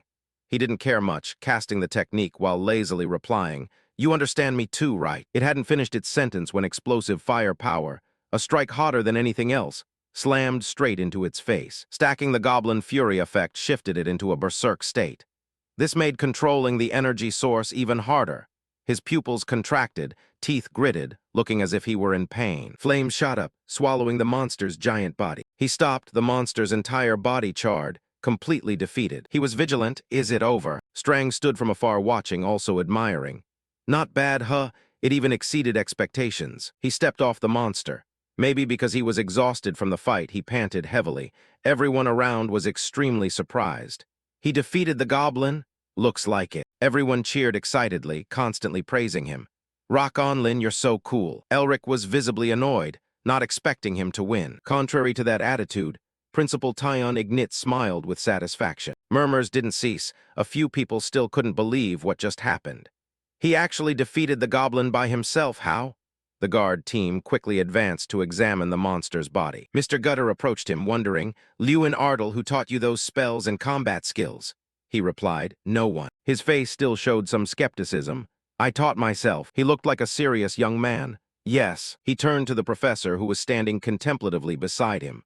Professor, how did I do on the test? He remained silent, thinking for a long time. After a while, he spoke. I thought you couldn't handle it, but I didn't even have the chance to intervene. He looked straight at him. You always exceed my expectations. He wanted to confirm. So I passed. Just that one sentence made the whole hall erupt in cheers, amidst the ruins still filled with smoke. Lewin, handsome and bright, smiled confidently. The status window appeared, confirming the mission was complete, simultaneously presenting an emergency mission just like before. The reward was the spectator's eye skill and plus 10 strength. He was quite surprised. Spectator's eye? Upon further investigation, it was a skill that allowed him to see the essence of all things, collect and digitize all information, along with unlocking invisibility and seeing others even if they were invisible. Strang stood on Lewin's shoulder, looking quite excited. Spectator's eye? Now you've become a true player. He turned around. You know about this skill. It grinned maliciously. Of course, it's something only players possess. It stood with hands on its hips, enthusiastically explaining, you can see enemies using invisibility. When that happens, they will have a faint outline. He exclaimed, that's useful, isn't it? Suddenly the status window appeared, minimap unlocked. He wondered, Mini, and it smiled triumphantly. This function allows you to observe everything within a 500-meter radius of your position. Additionally, this skill allows you to view the target's status as you please, and the amount of information accessible depends on the target's level. It crossed its arms across its chest, revealing a grinning, arrogant smile. There are still many surprises. Got something new, gotta try it out immediately. It suggested looking at that unconscious goblin and activating the spectator's eye. He glanced down at that giant body. Look at that goblin. He focused intensely, applying energy to use the skill, the status window gradually appearing. It was true, it showed information about that monster from its name, origin, characteristics, to the target's evaluation. After that, he was so surprised he exclaimed, awesome. He wanted to test it on other subjects, the next target being Professor Heidel, but it only showed information about his level. Suddenly he understood, so there are things I can't read. Information is limited. Strang replied, naturally, you can't read the information of someone too many levels above you like that. It seriously raised a finger as if lecturing. Once you become stronger, the amount of information you can access will increase. He listened attentively. He smiled slightly, one hand touching his chin, his lips curling into a scheming half-smile. I understand. After the practical combat test ended, rumors about Lewin defeating the goblin spread everywhere in the academy. On the school campus, he and Jason sat chatting on a stone bench. He teased, Lin, do you see how everyone is gossiping him? He was confused. I don't know, it's my first experience with that. Suddenly a girl with brown hair approached him. That girl spoke shyly, her sparkling eyes seemingly hiding much affection. Are you Senior Lewin? Not only that girl, but two others came up, handing him lunch bags. You were so cool in the third test. Eat this when you're hungry. As soon as he took the bags, they shyly left, leaving him quite confused as the event happened so quickly. He awkwardly handed the bags toward Jason. Do you want to eat this? He panicked and yelled. What? He flew into a rage. You doing this is not respecting the ladies who had to struggle with embarrassment to make lunch for you. He was puzzled. Why are you getting all worked up? Looking at his friend who was sniffling in jealousy in front of him, he thought, this Jason guy, when I used the spectator's eye, the status window said he has huge potential. He shifted over, patting him on the shoulder. In the past few days, I've checked the status of everyone and only you have high potential. He wore a serious expression, but his eyes were full of trust and determination. Jason, try a little harder. I'm sure you'll do great in the next test. He was confused. What, are you sympathizing with me? He immediately denied it. Sympathy? What sympathy? I mean, you have a lot of promise, your skills are all okay, you should regain your confidence and work harder. He was amazed. Really? He advised, yeah, stop messing around. He chuckled.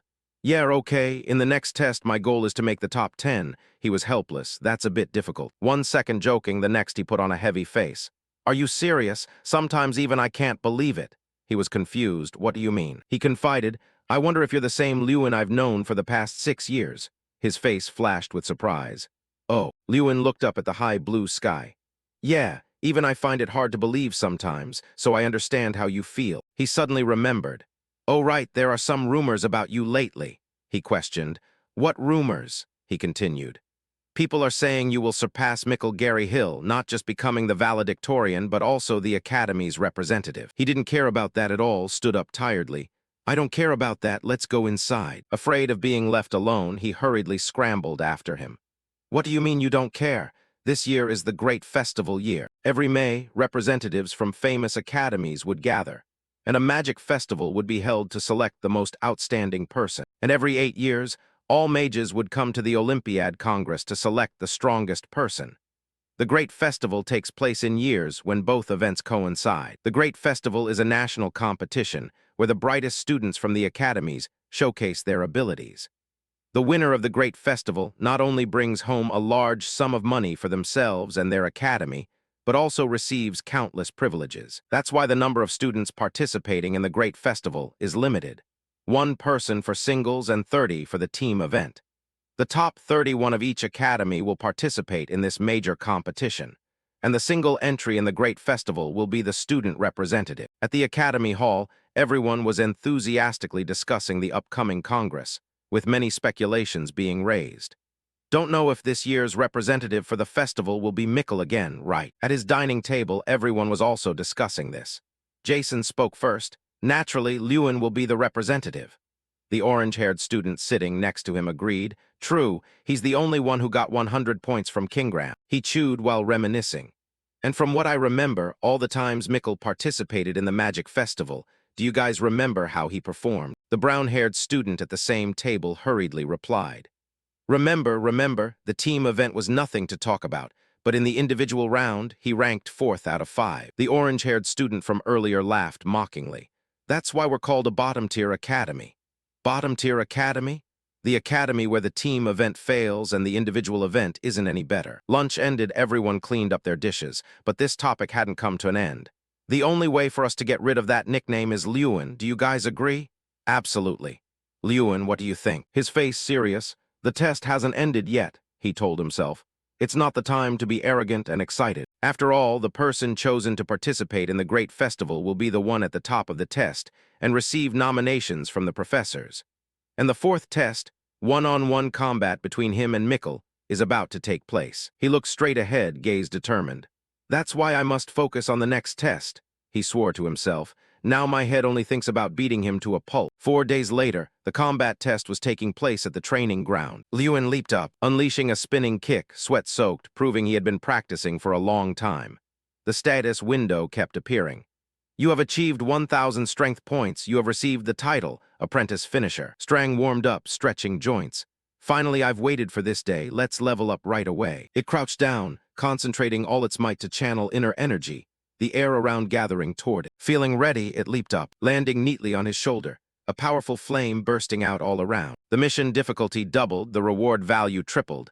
It focused intensely, compressing the flame into its hand. Gulping once, its small body stood straight, head tilted back, trying to use inner energy to release the power outward. Just a moment later, a burning flame like a sun exploded in midair, spreading wide enough to incinerate everything it touched. It turned to look at him, the scorching flame making him instinctively cover his face. What's this? This flame. Seemingly realizing something, his eyes widened. His pupils contracted as he looked toward it. Elsewhere, Elric stood pondering by the window. It turned out he was remembering the scene where Lewin defeated the goblin, his face sour and miserable. Damn it! In the end, I had to give him points. He imagined him challenging Mikkel, wondering with Lewin Ardle's current strength, could he defeat Mikkel? Thinking of him being defeated at his feet, he brushed away that thought. That's unlikely to happen. Teeth gritted, he calculated even more things. If he wins Mikkel's position at the great festival and the valedictorian title, it will all be shaken. The Garyhill family must remain at the top of this academy. Every muscle in his face tightened, as if holding back an explosion of anger at any cost. Back at the training ground, Strang had reached level 2. It looked exhausted. The wall of fire around had weakened significantly, but in return, he received 200 strength points. In his hand was an orange flame burning brightly. He looked at it admiringly, amazed. Strang, you look much stronger, while also expressing gratitude. Oh well, thanks to you I reached 1200 strength points so quickly. It put hands on hips and puffed out its chest, looking very proud and slightly narcissistic. Ahem. It giggled, mouth curling into a grin revealing teeth, hand scratching lightly under the chin. This is just the beginning. The mission difficulty and rewards have increased, both focused on the status window to check. Frequent mission. Physical training 2, complete all the following tasks. Punches, kicks, spinning kicks, 5,000 of each, run 15 km, and combat practice to receive 30 strength points. Lewin looked at it and thought to himself, since I've increased my training intensity, this isn't too difficult. He turned to ask it, so what exactly is that combat training? Suddenly its face darkened, flashing a villainous grin. Remember when we first met, I told you I could transform into anything. He immediately replied, yeah, I remember. It said triumphantly, from now on I can transform, but there are still limits, you know. So can you turn into a human? I can, but at level 5, turning completely into a human is very difficult. He wondered, then what can you turn into? Its face became sinister. Wanna see? Suddenly a small whirlwind appeared, encircling its body. Gradually, the whirlwind grew larger. The whirlwind dissipated, and a tattered, mysterious scarecrow appeared, making him unable to suppress a laugh. Is this a straw scarecrow? Not seeing the surprise it expected from him, it got angry. What's with that expression? He chuckled. Nothing, it's just not quite what I imagined. It said narcissistically, don't you dare look down on straw scarecrows. When Draka first started sparring, I was the one who assisted him. He pondered, sparring. You mean you played the role of the target, right? It confirmed firmly. Exactly. I'm very useful for missions. From now on, you must practice actual combat with it every day. It controlled a cyclone to spin around itself, acting mysterious. Right now, my power is still weak, so I'm only equal to a third circle mage. Deep inside the scarecrow, it laughed deviously. As soon as I regain my strength, I'll be able to take on anything. At that time, whether it's dragons or demons, I'll take them all down. Finding it interesting, he wanted to try it immediately. All right, let's do it now. What do you want to turn into? He boldly suggested, a mage. As if it hit the right spot, it switched to challenge mode. Oh ho, fine then. Trang concentrated power to create a magic sphere, transforming into a scepter containing a glowing red gem stone. The hand holding the scepter suddenly bulged with rippling muscles. Even if I hit you, it'll only cause a shock, not real damage. Lewin stood calmly. So what about you? Hearing its unfazed answer, he raised his eyelids slightly and spoke. I see, you really are an ideal sparring partner. It didn't waste a moment and cast a fireball. All right, take this. Having said that, it fired a massive blast of magic at him, which was nothing to Lewin. He nimbly escaped, springing back toward a different direction. He was extremely excited. He felt certain that Mikkel was currently training and couldn't wait to challenge him. Completely contrary to his thoughts, he was currently in Elric's room, staring at a leaf. That bastard is such an eyesore, what should I do now? He said irritably, you brat, how dare you speak like that in front of me? If you had been a bit stronger back then. He wouldn't listen to another word. He waved a hand to interrupt. Fine, don't say anything, uncle. I heard that thanks to you, Lewin's score was raised. Was he struck by a guilty conscience? He didn't hold back his obvious sarcasm. Of course, you're the one who set up that goblin incident after all. His face looked as if he wanted to eat him alive, stepping forward slowly. Thanks to you, he got a perfect score. If the family finds out, I think you'll have a hard time too. Not expecting his nephew to dare be so insolent with him, he was bitter but helpless. You little brat, how dare you talk to me like that? He urged irritably, then stop rambling and think of a way to solve this. If he's made the academy representative, then. A firm answer was uttered from his mouth. No, that won't happen. I have an idea. A small emerald green vial sat snugly in his hand. Take this. He recognized it at a glance. Is this the burning blossom, a type of awakening herb? The burning blossom.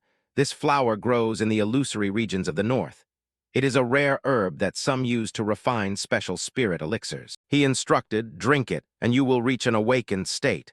The casting time for mana will be significantly shortened. He was hesitant. But it dulls the sensation of pain, and furthermore, it makes it difficult to distinguish between friend and foe. He fixed his gaze intently on him. Right, in other words, you won't see anything at all. You really were paying attention in class. Mikkel completely misunderstood his uncle's point.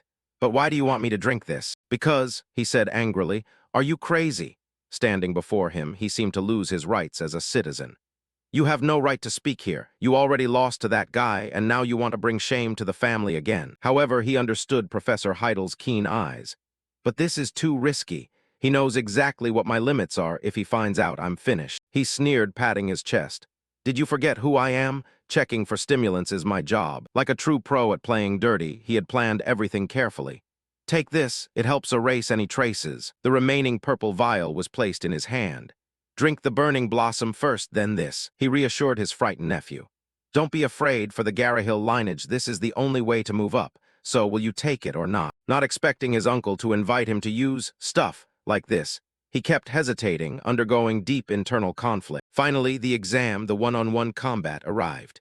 At this moment, the warm sunlight was pouring down on the exam site, the Mana Barrier Square. Everyone looked down excitedly, the sounds of laughter ringing out constantly. It was always like this. Whenever the confrontation test took place, the testing area was always packed. And this was the final battle. Lewin and Mikkel stood facing each other, staring intently, the atmosphere falling into a state of tension. With a few rustling sounds, footsteps moved quickly forward. Lewin's expression became solemn. Finally, it's the last test, a direct confrontation with Mikkel. He stood with hands on his hips listening to Trang's reminder. The opponent knows beforehand you only specialize in close combat. If he prepares in advance, it'll be a bit tough. Lewin sneered, but what if I can close the distance? It nodded and answered curtly. Then Lewin just needs to land one punch. The man standing between the two of them spoke up. This exam prompt is as close to real combat as possible. Diverse terrain elements have been prepared and arranged in the arena. He asked, are you candidates ready? Both answered clearly. Lewin looked at Mikkel. Something just felt off. He frowned and thought, but Mikkel, that bastard. He only saw a strange expression on his face, and his entire body became rigid. Lewin gave a preliminary assessment. His condition looks very abnormal. He looked at Mikkel, who was gnashing his teeth and staring at him, but had yet to move to attack. He wasn't acting as arrogant as usual. Something wasn't right. I have to use the player's eye to check. Then Lewin used the player's eye skill. A circle emitting blue light appeared before his eyes. The information board appeared above his head. Mikkel Garrahill, level 3 mage, high potential magic casting ability. 2, special status, hidden berserk. Lewin felt suspicious, wondering, berserk? What? I've never seen that status before. Furthermore, the system window said it was hidden. Had he done something to hide the use of illegal medicinal ingredients? He remembered Elric. Before the exam started, students were checked for prohibited substances. Wait, the person responsible for that check was Professor Elric. Mikkel's uncle. Had Professor Elric allowed Mikkel to use something and then covered it up? The man stated the match rules. Listen carefully. This battle only bans one thing, and that is dark magic. You may use all types of magic from the 4 elements, and points will be awarded based on the rank of the magic used. He further explained, you don't need to worry about your opponent. Inside this Mana Barrier Hall, magic power is reduced by 99%. Now, does anyone have any questions? Seeing Lewin raise his hand, he asked, what is it? For Lewin Ardle. Mikkel's face became stiff when he heard him ask. What happens if one of the 2 people is caught using a prohibited substance? Hearing that, he spoke seriously. Then they will be disqualified and fail this exam, and it could also lead to expulsion depending on the gravity of the matter. But why do you ask, student? Lewin looked at Mikkel and replied indifferently, it's nothing, sir. He spread his arms, signaling the 2 to stand apart, and spoke. All right, take your positions. He stood at his position, clenching his fist. Now I can only conclude that, and since only I can see the status window, no one will believe my words. Lewin's gaze became determined. I have to find evidence. The 2 stood opposite each other, a tense aura of imminent conflict filling the air. He took a deep breath and shouted, prepare. As the words begin were uttered, Lewin and Mikkel immediately charged forward to attack. He condensed a sphere emitting blue light and raised his voice. Lewin, go to hell. Immediately after, green vines grew from the ground, tightly binding Lewin's legs. He shifted his feet, and the vines were soon snapped apart. Everyone in the stands gasped in shock. What? How did he escape so quickly? Could it be that Mikkel's incantation has no effect on Lewin? Lewin thought to himself, great. The Mana Barrier Hall reduces the mana power of the candidates, but my physical strength is unaffected. Immediately after, he charged toward Mikkel. He used another move, a pink light along with a skull that was spitting fire at Lewin. Mikkel snarled, do you think that's all I've got? His flame roar technique was unleashed, a fiery red flame shooting directly at Lewin. He used the flash skill, nimbly dodging the erupting flames. After that, Lewin quickly turned to run, the flames still chasing closely behind. The flames followed him as if they were possessed. Lewin quickly jumped up to dodge. He hid behind a rock, the searing heat spreading all around. Lewin shifted slightly to look back. Reduced casting time and increased mana amount.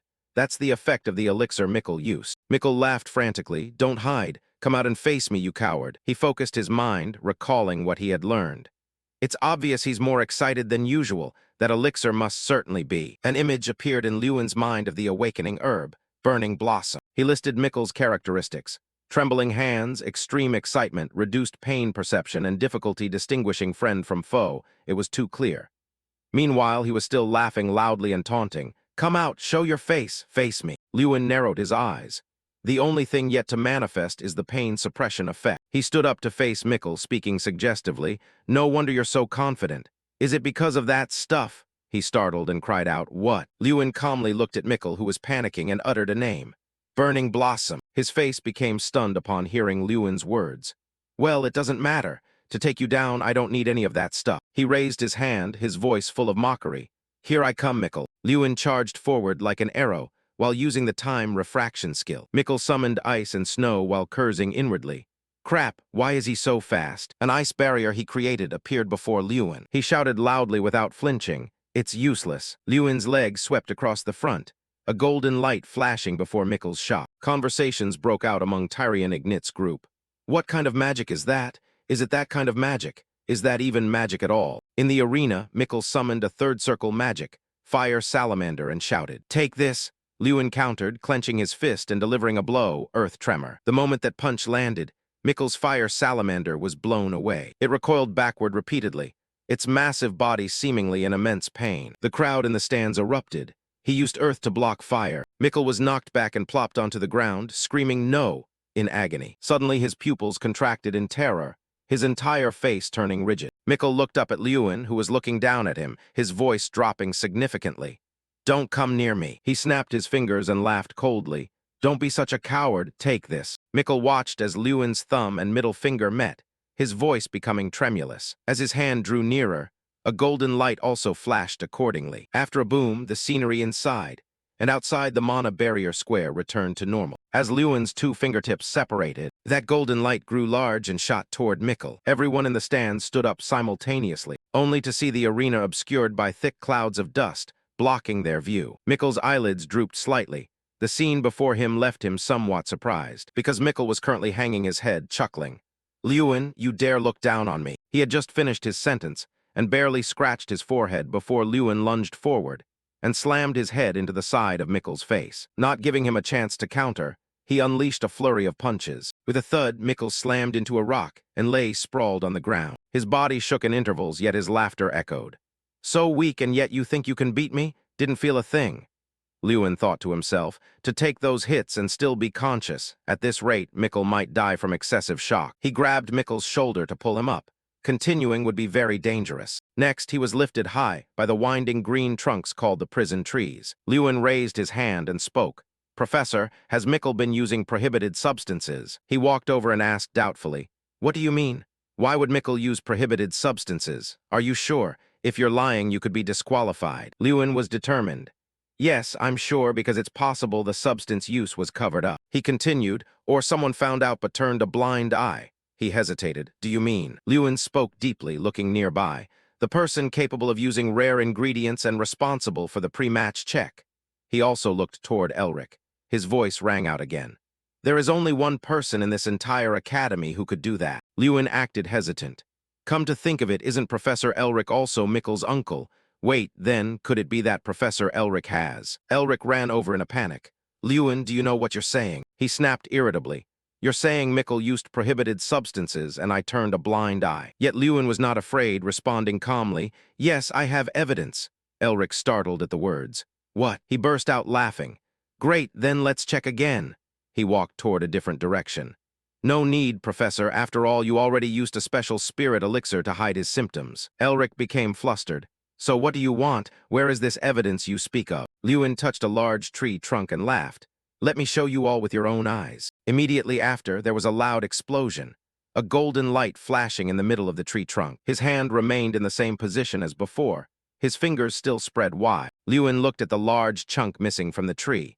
This was my forehead flick from earlier. He reasoned that even if Mikkel's magic had increased through training, There's no way he could take those consecutive hits and still be laughing consciously. In his current state, I think his skull is rattling violently, and at least 3 ribs are broken. His eyes were bloodshot, but he didn't care and kept laughing. Lewin said, and yet he still laughs as if he feels no pain at all. Elric's face turned rigid when he heard the question. Do you have anything else to deny, Professor Elric? Above, Tyrion Ignit stood up and raised his voice. Professor Elric, seeing his guilty expression, he had his own answer. Tyrion Ignit shouted angrily. How dare you do such a thing in a sacred place like this? Professor Elric, follow me to the office immediately. Hearing his angry tone, Elric looked toward his nephew hesitantly, only to see that he had no idea how serious the current situation was, giving Mickle's mindless laughter. Then the Tyrion Ignit exam also passed quickly. The corruption of the Garyhill lineage was exposed. People's chatter echoed in the hallway. I heard Professor Elric was fired and Mickle was expelled too. I have a new nickname. Someone put an arm around Lewin's shoulder and giggled. Hey, Expulsion Saint Lewin. Thump, thump. Footsteps echoed steadily through the silent space. At this moment, Lewin was standing in front of a massive door. The surrounding space lit up because Lewin had been summoned by the headmaster. He felt as if time had stopped. There was not a sound to be heard in his ears. Suddenly, a soft noise echoed, and he immediately lifted his head to look up. His eyes widened in shock, filled with complete disbelief. It was because Lewin was currently standing in a large grassy field, and in front of him sat a red chair. Lewin looked around in confusion. This was the Ardell territory. He muttered to himself, this doesn't seem right. Then Lewin looked at the object in front of him again. And there it was. He looked at the chair and realized the Thuron throne was the seat of the Supreme Mage. Why was it here? The voice of Tyrion Ignit suddenly sounded from behind. See anything, Lewin? He turned around to greet him. Oh, hello, teacher. He spoke while walking. This place was created by the eyes of Man Larok. Have you heard of Man Larok's eyes? Lewin followed closely behind him and replied, yes, I have heard of them. As far as he knew, Man Larok was the leader who had initiated the war to invade the Frelia continent. Legend had it that he had the ability to make a person see the thing they desired most. After his death, his body was refined into a treasure. Tyrion Ignit glanced back and continued, the eyes of Man Larok are the treasure that helps you see what you want to see. What appeared before your eyes just now was exactly what you desire most. Lewin bowed his head slightly, thoughts flashing through his mind. The things I desire most are to restore the Ale territory and become the most powerful mage. He suddenly asked, are you curious about what I see? Lewin curiously asked, what do you see, teacher? Tyrion Ignit chuckled, his gaze filled with warmth. A world where everyone acts according to their duty. Students are students and mages are mages. At this moment, the two were standing in front of a door. He continued, of course, that is not easy at all. Lewin responded softly, yes. With a click, the thick, heavy door swung open on its own. Just as Lewin prepared to step inside, he turned his head to look back. The image of him holding the championship trophy appeared, with the boys tossing Lewin into the air, shouting loudly, Lewin won! Lewin won! Then came the image of Lewin wearing a graduation cap, and a voice rang out, congratulations to the valedictorian, student Lewin Ardell. The corners of Lewin's mouth twitched, creating a slight, subtle curve that was hard to see if one wasn't looking closely. The scene shifted to another place. In the quiet space, a soft noise suddenly rang out. A cup of tea was placed on the table with an invitation to have some tea. Lewin nodded and replied, yes, thank you, teacher. Tyrion Ignit watched silently as he picked up the tea and took a sip. After Lewin finished the tea, he asked, I called you here because I have something to ask you. Will you give me an answer among all the banned substances? Tyrion Ignit clasped his hands together, his voice turning serious. How did you know that what Mickle used was blazing flower? Lewin said nothing, seemingly organizing the answers in his head. Then he listed the characteristics. Mickle's attitude was not the same as usual. He was aggressive but restless.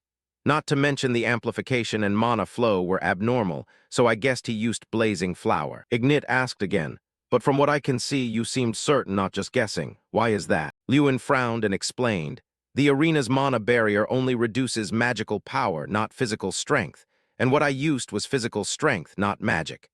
He told himself not to mention the player's eye. Lewin's voice dropped. I'm sure he was in shock, yet he could still grin and show no signs of pain. That only proves he used blazing flower. He inwardly praised the boy for being only 16, but sharp enough to detect even the smallest changes in his opponent. Not to mention that in that situation, he remained very calm, combined with his perfect magical ability. Tyrion Ignit placed his hand on the table and spoke firmly. As the headmaster of the academy, I am very sorry about this incident. I sincerely apologize, Student Lewin.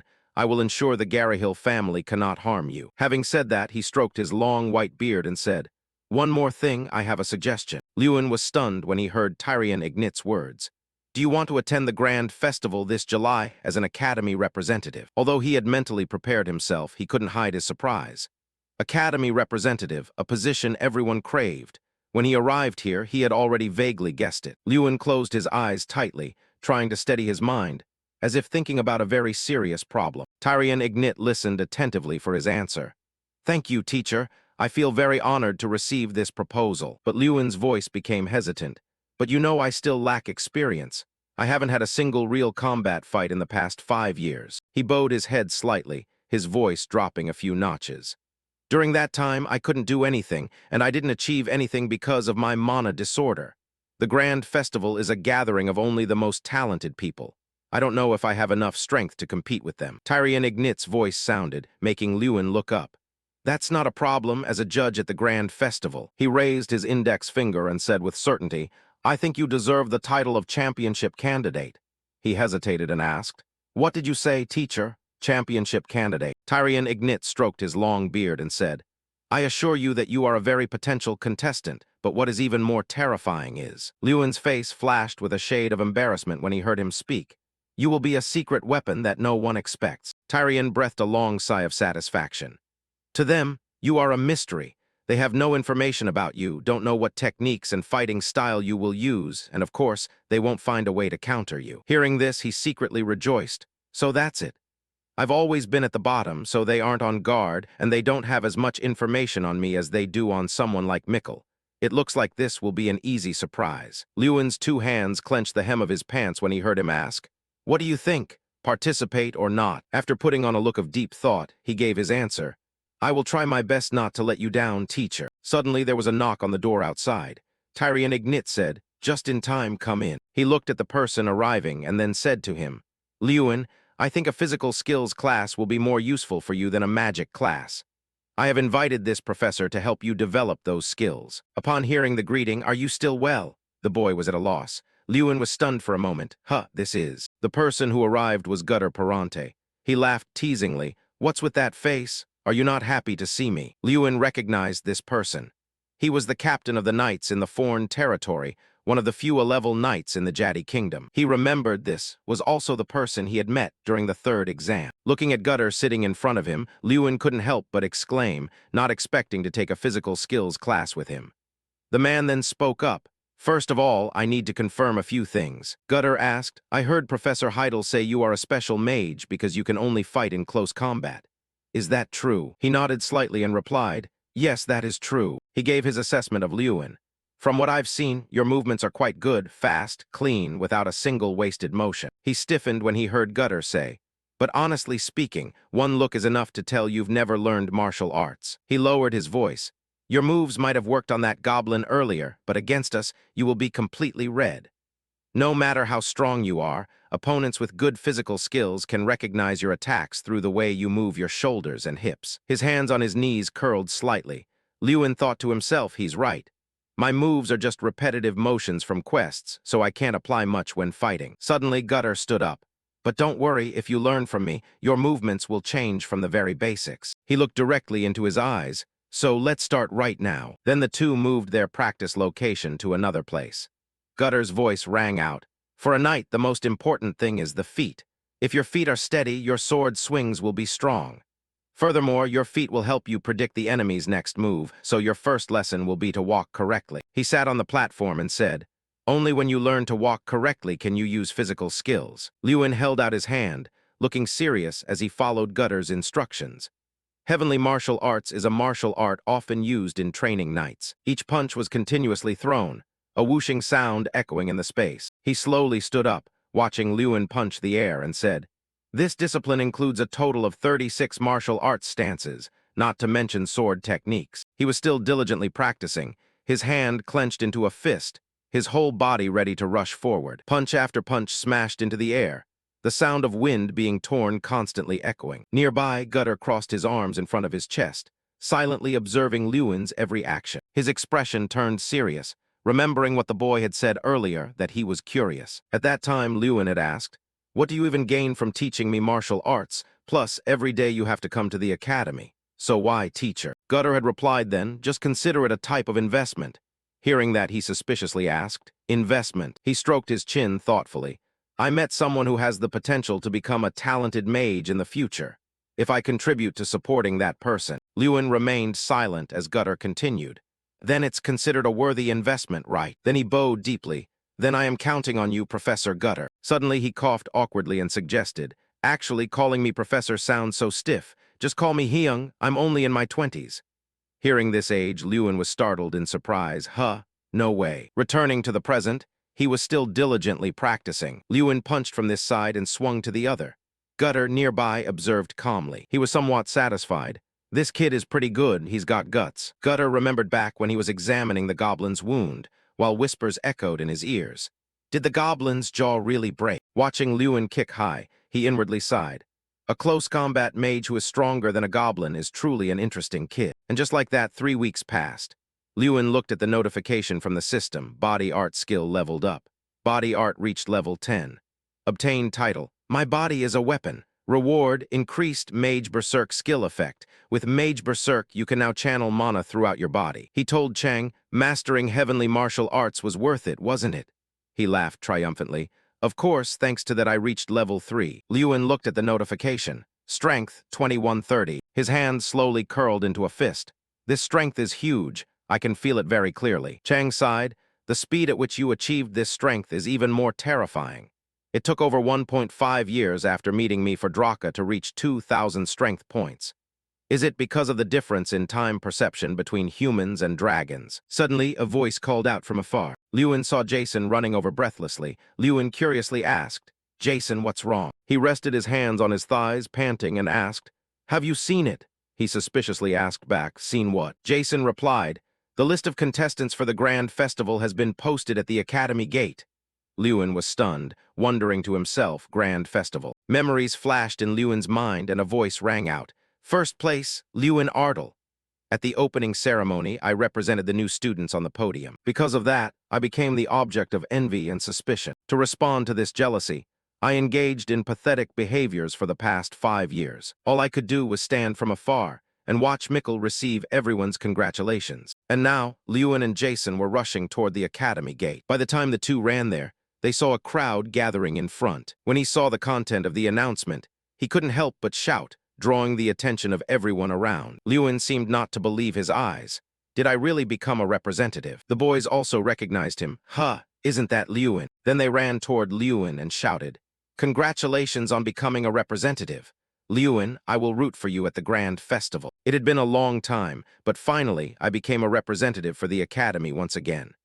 Lewin smiled brightly at the people nearby.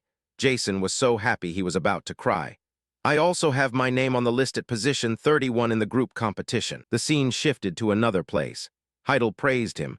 I was surprised when Gutter said you had mastered heavenly martial arts. His voice became hesitant, but an S-class student at 16. Sometimes your genius talent makes me feel afraid. Then Heidel changed his tone, becoming determined. I believe you can do it, Lewin. And just like that, the preparation for the Grand Festival went smoothly. Just in time, we arrived at Intan, where the Grand Festival is held. At this moment, everyone was waiting for the train to arrive. People's whispers chattered. We're going to get on the Mana train here. This is the first time I've ridden one. I heard it's extremely fast. Lewin stood among the crowd. Conversations echoed in his ears. There are only 2 transit points in the Kingdom of Jadi, but they say there are over 100 transit points in the Ya Empire. Of course, they are an empire. We are the smallest nation among the small nations. Lewin and Jason frowned simultaneously when they heard someone click their tongue. Country bumpkins, making such a fuss over a simple Mana train ride. He said arrogantly, "Stop acting like country bumpkins and be quiet." Jason snapped, "What?" Then he angrily shouted, "Have you said enough, you jerk?" Lewin listened and just remained silent without getting involved. He recognized this guy. That jerk was Hankus, Mikkel's lackey, the person who participated in last year's magic festival with him. Hankus didn't care and continued, "If you think Lewin will create some miracle at the Grand Festival, give it up. He's so arrogant just because he got a high score in the first semester." The boy next to Hankus chimed in, "That's right, Representatives from other academies are like ghosts. We would have a higher chance of winning if Mikkel, you who have fought against them, were chosen as the representative. Jason was so angry he was shaking when he heard that guy declare, "Whatever, I won't accept Lewin as the Academy's representative, so you guys can look out for yourselves." He yelled. "What?" Lewin was silent. "There are many jerks who want to benefit even a little bit by clinging to the Garyhill family, but I have to do well in this competition, even if I have to be on the same team as those jerks." Chang stood on his shoulder and laughed. "Lewin, are you in a tough spot, aren't you?" Hankus glanced toward the sound. "Mikkel will probably be pleased." Lewin smiled coldly. "Those dogs are still loyal to their master, even when their master is about to be kicked out." Hankus walked toward him and raised his voice. "Did you just call us dogs?" Lewin laughed. "Thank goodness, I tried to speak as clearly as possible for someone with your intellect to understand. So, do you understand what I meant?" He continued, "Just because you're the Academy's representative." Before Hankus could finish, he cut him off. Lewin's voice became serious. "This grand festival will be on a different level than the magic festivals you've participated in before. If you get good results, you'll have better opportunities that the Garyhill family can't give you." Hankus acted as if he heard something ridiculous and laughed out loud. "Of course, if we get good results, everything will be like that. But is that feasible? The participants in this competition are monsters. In the end, our fate is to be stuck in the kingdom of Jaddy and work under the Garyhill family. You shouldn't dream anymore." His voice remained calm. "We can do it." Lewin turned away.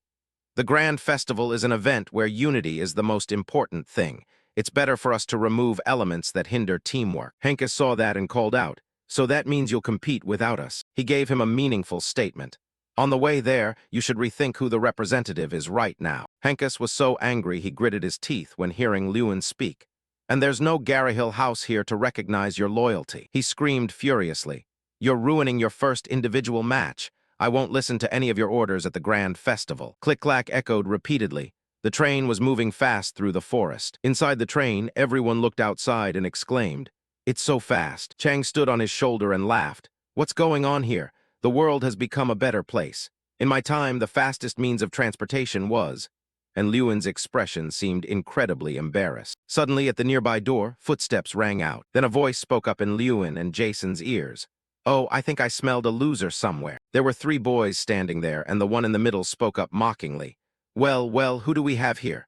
Country bumpkins from the stupid academy." Lewin looked at the pattern on the chest of the guy who had just spoken. That pattern, Yoda National Magic Academy. As far as he knew, the Yoda National Magic Academy, the only training school in Yoda, the Kingdom of Sand, was built on a desert. Famous for its ancient history, they were especially known for hunting their swordsmanship and bodies to the maximum. Lewin suspiciously looked that way. "And what are people from the Yoda National Magic Academy doing here?" Sita raised his voice to ask. "Hey, you stupid academy brats, where is Mikkel Garyhill? Surely he didn't run away because of the setback. I was planning to ask him to take care of us this year." He laughed loudly. "Take care of us like a slave, that is." Sita waved his hand at the people near him. "Are you responsible for the last position this year, too? Let's get along well." Chang covered his mouth and chuckled. "Oh my, look how patient you are. Lewin can actually sit still while listening to this." Lewin looked toward Theta, who was laughing, thinking to himself, "I didn't know before because I'd never been here, but it seems our academy is being treated very poorly." His gaze looked in another direction nearby. He saw Heidel staring at his notebook, looking disinterested. Lewin understood. The professor had no intention of intervening. The Grand Festival was a competition between students, and now his position was simply an instructor. He bowed his head slightly, his eyebrows furrowed. Currently, the authority and responsibility for the whole team rested in his hands as the Academy's representative. Theta walked toward Hankus, leaning on the back of the seat. "Hey, Hankus, where is your representative M. Garyhill? At least he was an interesting person." But Hankus remained silent, not answering. Suddenly, a sound rang out that made Theta turn his head. Mikkel is probably bedridden, praying for his broken ribs to heal right now. He saw Lewin standing straight, full of confidence, looking directly into Theta's eyes. Hankus said hesitantly, "That is the Academy's representative." Sita was suspicious. "Representative? Seriously, this is the first time I've seen him." Having said that, he turned and walked toward Lewin. The sound of footsteps felt like drums beating in everyone's hearts. No one dared to breathe heavily. Sita stood facing Lewin and introduced himself. "I am the representative of Yoda, Sita Mankiri. What's your name?" Unfazed, he replied composedly, "Lewin Ardle." His voice dropped an octave. "And I think that's enough of an introduction for our first meeting. If you're done causing trouble, get out of our cabin." Theta's voice sharpened. "What?" He curled the corner of his lip. "But of course, you'll apologize for calling us a stupid academy before you leave. And with a polite attitude, that's what I mean." Lewin repeated himself once more. "Shouldn't you apologize for calling us a bunch of stupid academy students before you go? And I mean a sincere apology." The veins on Theta's forehead bulged, his voice turning ice cold. "What did you say?" He closed the distance, looming over Lewin. "Did you just tell me to apologize?" Theta then turned back and barked furiously. "Hey, Hankus, haven't you told him who I am yet?" Hankus's entire body began to tremble violently. Theta grew even more incensed at that. "Can't even handle a simple task like that. Let me give you a lesson you'll never forget." Seeing his display, Lewin understood. So that's how it is. He noted the fear on everyone's faces. This was why the participants of the grand festival were terrified when they saw the students from Yoder Academy. Lewin watched with a steady gaze. It was because they were being bullied by Theta Maniri. He felt the atmosphere of fear permeating the entire cabin. They were intentionally doing this to break everyone's spirit before the match. Lewin was so angry he clenched his fists tight. So the grand festival had already begun right at this moment. Suddenly he smirked provocatively. "So do you want to test your strength?" Theta reacted as if he had heard a joke. "Huh, has this bastard actually lost his mind?" With that, he prepared to throw a punch, not forgetting to threaten. "You think I'm afraid? When you get hit, don't go." Before the blow could land, someone barked loudly. "Theta, stop your hand." Theta pulled back his strike and retracted his hand, his voice becoming hesitant. "Professor." The man spoke sternly. "Can't you just sit still? What are you doing right before a match, looking to hold a grudge already?" He looked at Heidel and apologized sincerely. "My students are quite rude. On their behalf, I truly apologize, Professor." Heidel gave a slight nod in response. Then he shoved Theta forcefully, barking, "Theta, get back to your seat." He remained defiant, but Professor. Theta turned back and cast a hostile glare. You wait." Lewin watched the retreating figure and fell into deep thought. As he expected, things weren't going to be easy from the start. In another cabin, a furious voice rang out. "Professor, why did you stop us?" Theta couldn't understand it. He was the one who had suggested this method. So why? Professor T bowed his head and sighed, asking in return, "You didn't see it." He was stunned. "Sir, what do you mean?" Theta startled and uttered a yes when he heard his teacher's question. "Didn't you see him smiling?" He recalled the scene he had witnessed earlier. "That Professor Heidel from XN Academy. He was smiling while watching you as if he were waiting for you to make a move." Theta spoke his thoughts tentatively. "It's just confidence, isn't it?" His teacher exhaled, unsure. "I'm not quite sure myself." He recalled the aura emanating from Lewin. "I think that Lewin kid has something we don't know about yet. He's not like that Mikkel Garihil who fought you last time." Hearing that tone, Theta knew things were no longer as simple as he had thought. The train continued to move. After the Oda group left, the atmosphere in the cabin changed in a strange way. Everyone crowded around Lewin to discuss. "Hey, what's the first match?" "The first match is a group battle without a representative, so you won't be in it." "Lewin, I don't know if we can do this." Hankus spoke up with determination. "Of course we can't lose." Someone else shouted in agreement with great spirit. "Right, we can't lose to those bastards." Lewin watched everyone with satisfaction. Just a moment ago they were full of ego and jealousy, yet now they were this united. People asked him out of concern, "Are you okay? Lewin, why did you make it so tense? Those guys have known how to fight since the day they were born." "Yeah, he's right, if a real fight broke out." Lewin's words made the whole group freeze. "Don't you find it frustrating?" He emphasized every word. "They look down on you, they openly look down on our academy's representative. As your representative, if I just sit still, what would that make us?" Lewin's voice rang out again in the cabin. "They would definitely enjoy it more and look down on us even more.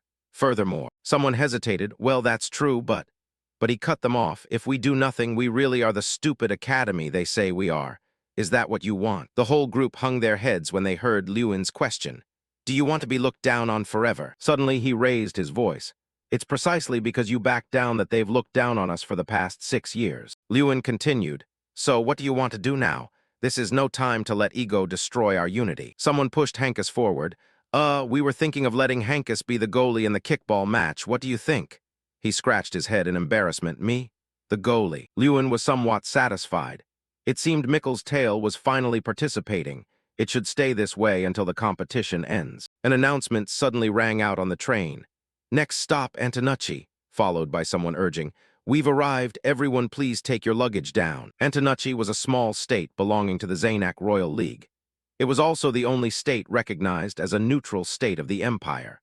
Therefore, upon stepping foot here, even thousand-year enemies had to temporarily set aside their hatred. If blood was shed within Antonucci territory, the Doinap Empire, as the hegemon of the continent, would step in to judge the matter. Because of this, large-scale international competitions were held in Antonucci, such as the Grand Festival of the Mages Guild and the Grand Sword Treasure of the Swordsmen's Guild. The male students stared in bewilderment at the crowd before them and chatted, "So this place isn't the Zanak Empire?"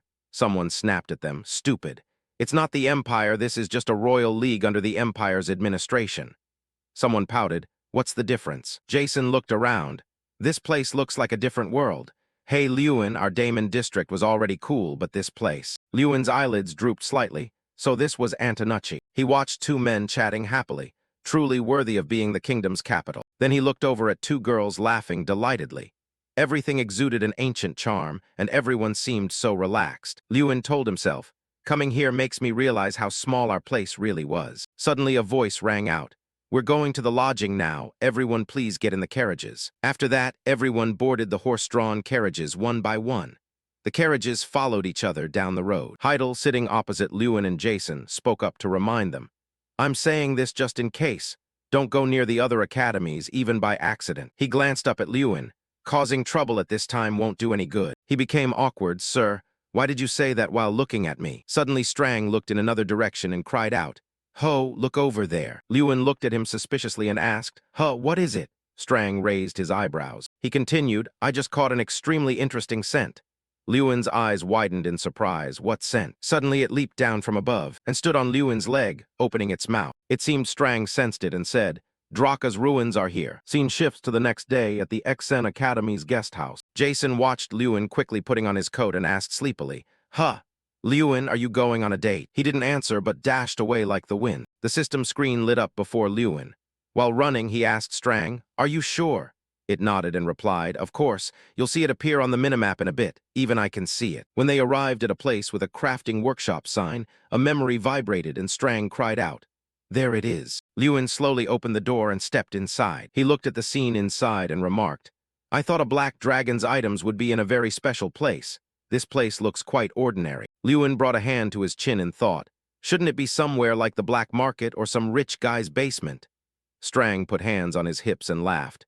"Draka's ruins have no effect on ordinary mages. To them, it's just trash." When he used the damage immunity ring, his eyes suddenly widened. Immediately after, a brilliant light flared up. That light struck toward the man, leaving him astonished. A ring hovered within that light. System info. The player's innate treasure is a relic and also Draka's first failure. The damage immunity capability will help resist physical impacts on the player's body, increasing the ability to nullify physical damage. Lewin asked suspiciously, "A failure?" Strang laughed and explained, "This one is a bit special." He explained in detail, "It doesn't just resist attacks, it resists all physical contact. Even a hug from a lover wouldn't be allowed." Strang gave a forced laugh. "When you need it, it's not there. When you have it, you don't need it. That's why it's called a failure." Knowing he couldn't refuse, the boy could only nod. Looking at the content on the system's screen, plus 200 strength points when equipped, Lewin nodded. "An extra 200 strength points? I want to wear it for that alone." Then he tried putting the ring on his middle finger. Lewin looked at his hand with great satisfaction. "Good, fits like a glove, as if it were made specifically for me." He said to the seller, "How much for this ring, sir?" He burst into laughter and gestured. "Just take it. It's been here forever, and I don't even know how to maintain it." Left with no choice, Lewin offered, "Then let me buy something else." He laughed again and replied, "Be my guest." He walked along the aisles, looking left and right. The player's eye really is convenient. Seeing the rarity of the books appearing before him, Lewin sighed. It even identifies the value of objects. Suddenly his gaze stopped as he looked in one direction. A brilliant golden light emitted from a book with the info. "High rarity, quantum mechanics of magic and swordsmanship."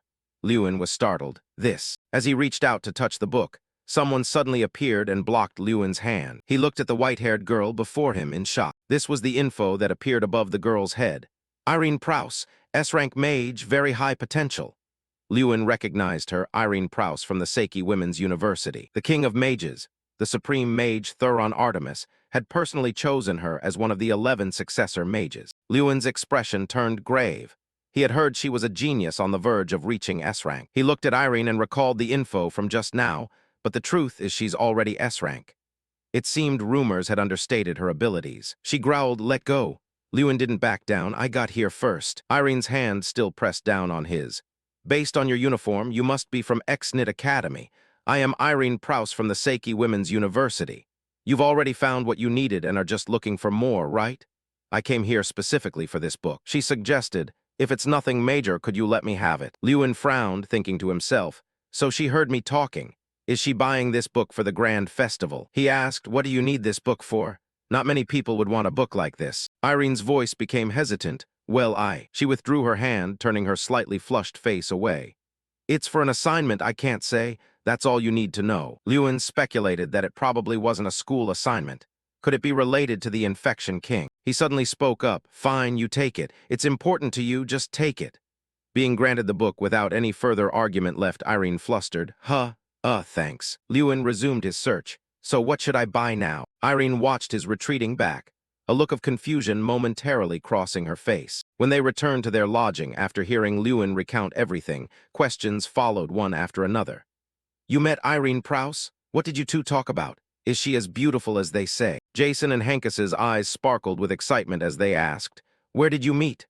How did you meet her?" Lewin was speechless. "Can you just ask one question at a time?" Jason looked up sadly. "So jealous. My dream is to touch Irene's hand just once." Hankus took the chance to show off. "Truly mediocre. I met Irene at the grand festival. I even sat next to her while." Jason irritably interrupted. "Shut up, that doesn't count as talking." Lewin had to endure the two of them shouting like children. "What? Look at yourself. You couldn't even stand near her, let alone." As if suddenly remembering something, Hankus spoke up. "Listen, she's strong, but she's always ranked second. I heard she loses to the top-ranked Doom Pram every year to the point of death." Jason jumped up and roared, "Bullshit! How dare you say that about my Irene?" Hankus sighed. "Since when is she your Irene? It's not bullshit. She's rank 1 at the Zanak Military Training Academy. In other words, on this continent, she is the most recognized person among her peers." He added, "Not to mention she is also a wielder of the light blade." Lewin was surprised to hear that. Sword. He recalled that book, so that was why Irene needed it. She needed it to defeat Doom Pram. As far as Lewin knew, being a swordsman wasn't exactly great. Compared to other types of weapons, a magic sword didn't provide much power, and mastering swordsmanship was no easy feat. Hankus added, "But this Doom Pram guy is different.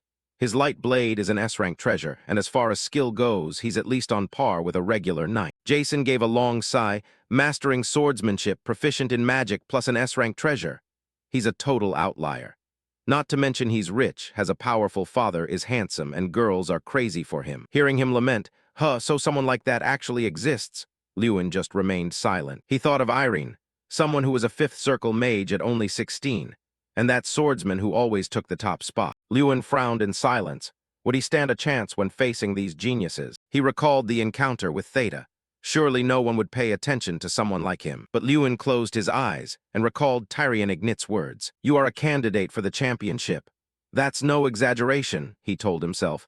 "I want to see how it goes." Suddenly someone rushed in from outside saying, "Your lineup for the opening ceremony is out." Hearing that, Lewin's eyes flashed with determination. Good. Then he stood up and walked toward the door. Lewin walked straight toward the light shining in from outside. The grand festival. His coat fluttered in the wind, like an assertion that it had only just begun. Immediately after, he thought to himself, "Finally, the debut lineup has been announced." Lewin's face was very serious as he looked up and waited. "Our opponent is..." Looking at the tournament bracket for a moment, he was quite surprised and thought, "Monkey business. A match with that stupid academy." Suddenly a voice came from behind. "Well, that makes it too easy." It turned out to be Theta. He walked up arrogantly and challenged him. "Fighting you lot gives us even more time to play around." Immediately he turned and thought, "Yoter Academy students." Lewin looked at them without fear, but thought to himself that fighting these guys would be the most tiring. He observed the whole group and considered. They were famous for playing dirty, not to mention. The guys behind him were quite afraid and whispered when they saw them.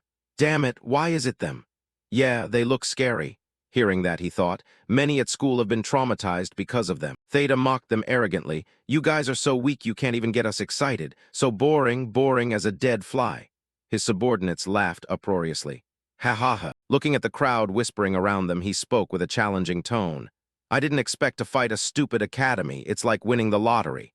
Hey, aren't you afraid they'll hear you? Who cares? What can they do to me? They can't do shit. Lewin gave a sinister smile and thought, fine, let me take this chance to show you. Immediately after, he clenched his fist with pride and thought, we're not like we used to be. Then he spoke up grandly, I've been waiting for you too. He immediately stepped toward them and provoked, quite a few people attending the grand festival here, aren't there?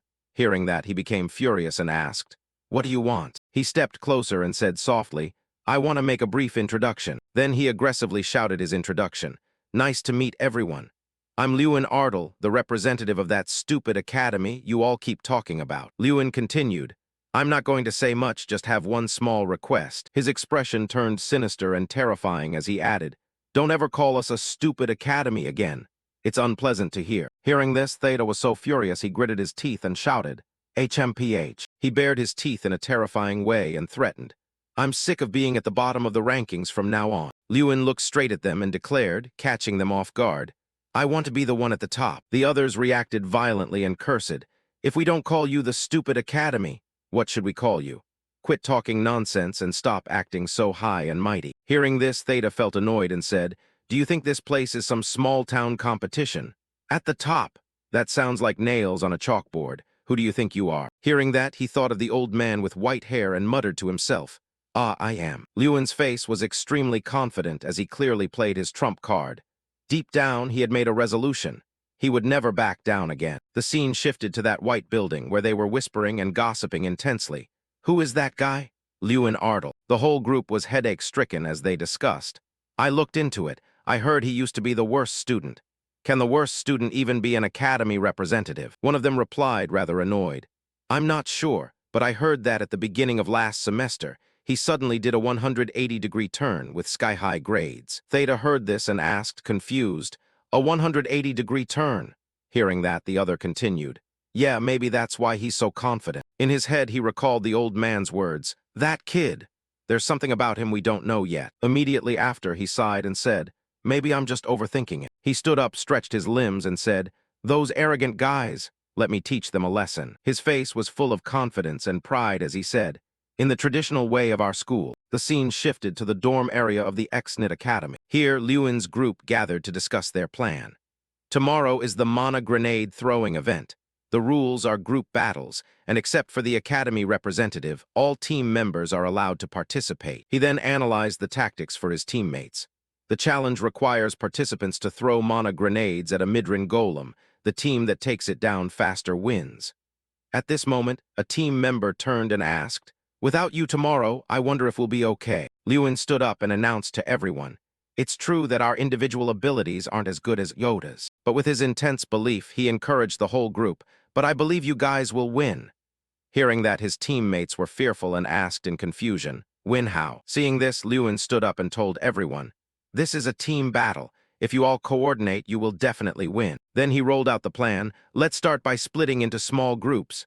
Hearing that, Hankus was surprised and exclaimed, small groups. In his head, Lewin had come up with a detailed plan for the small groups and told everyone, Group 1 will heat the grenades, Group 2 is responsible for transport.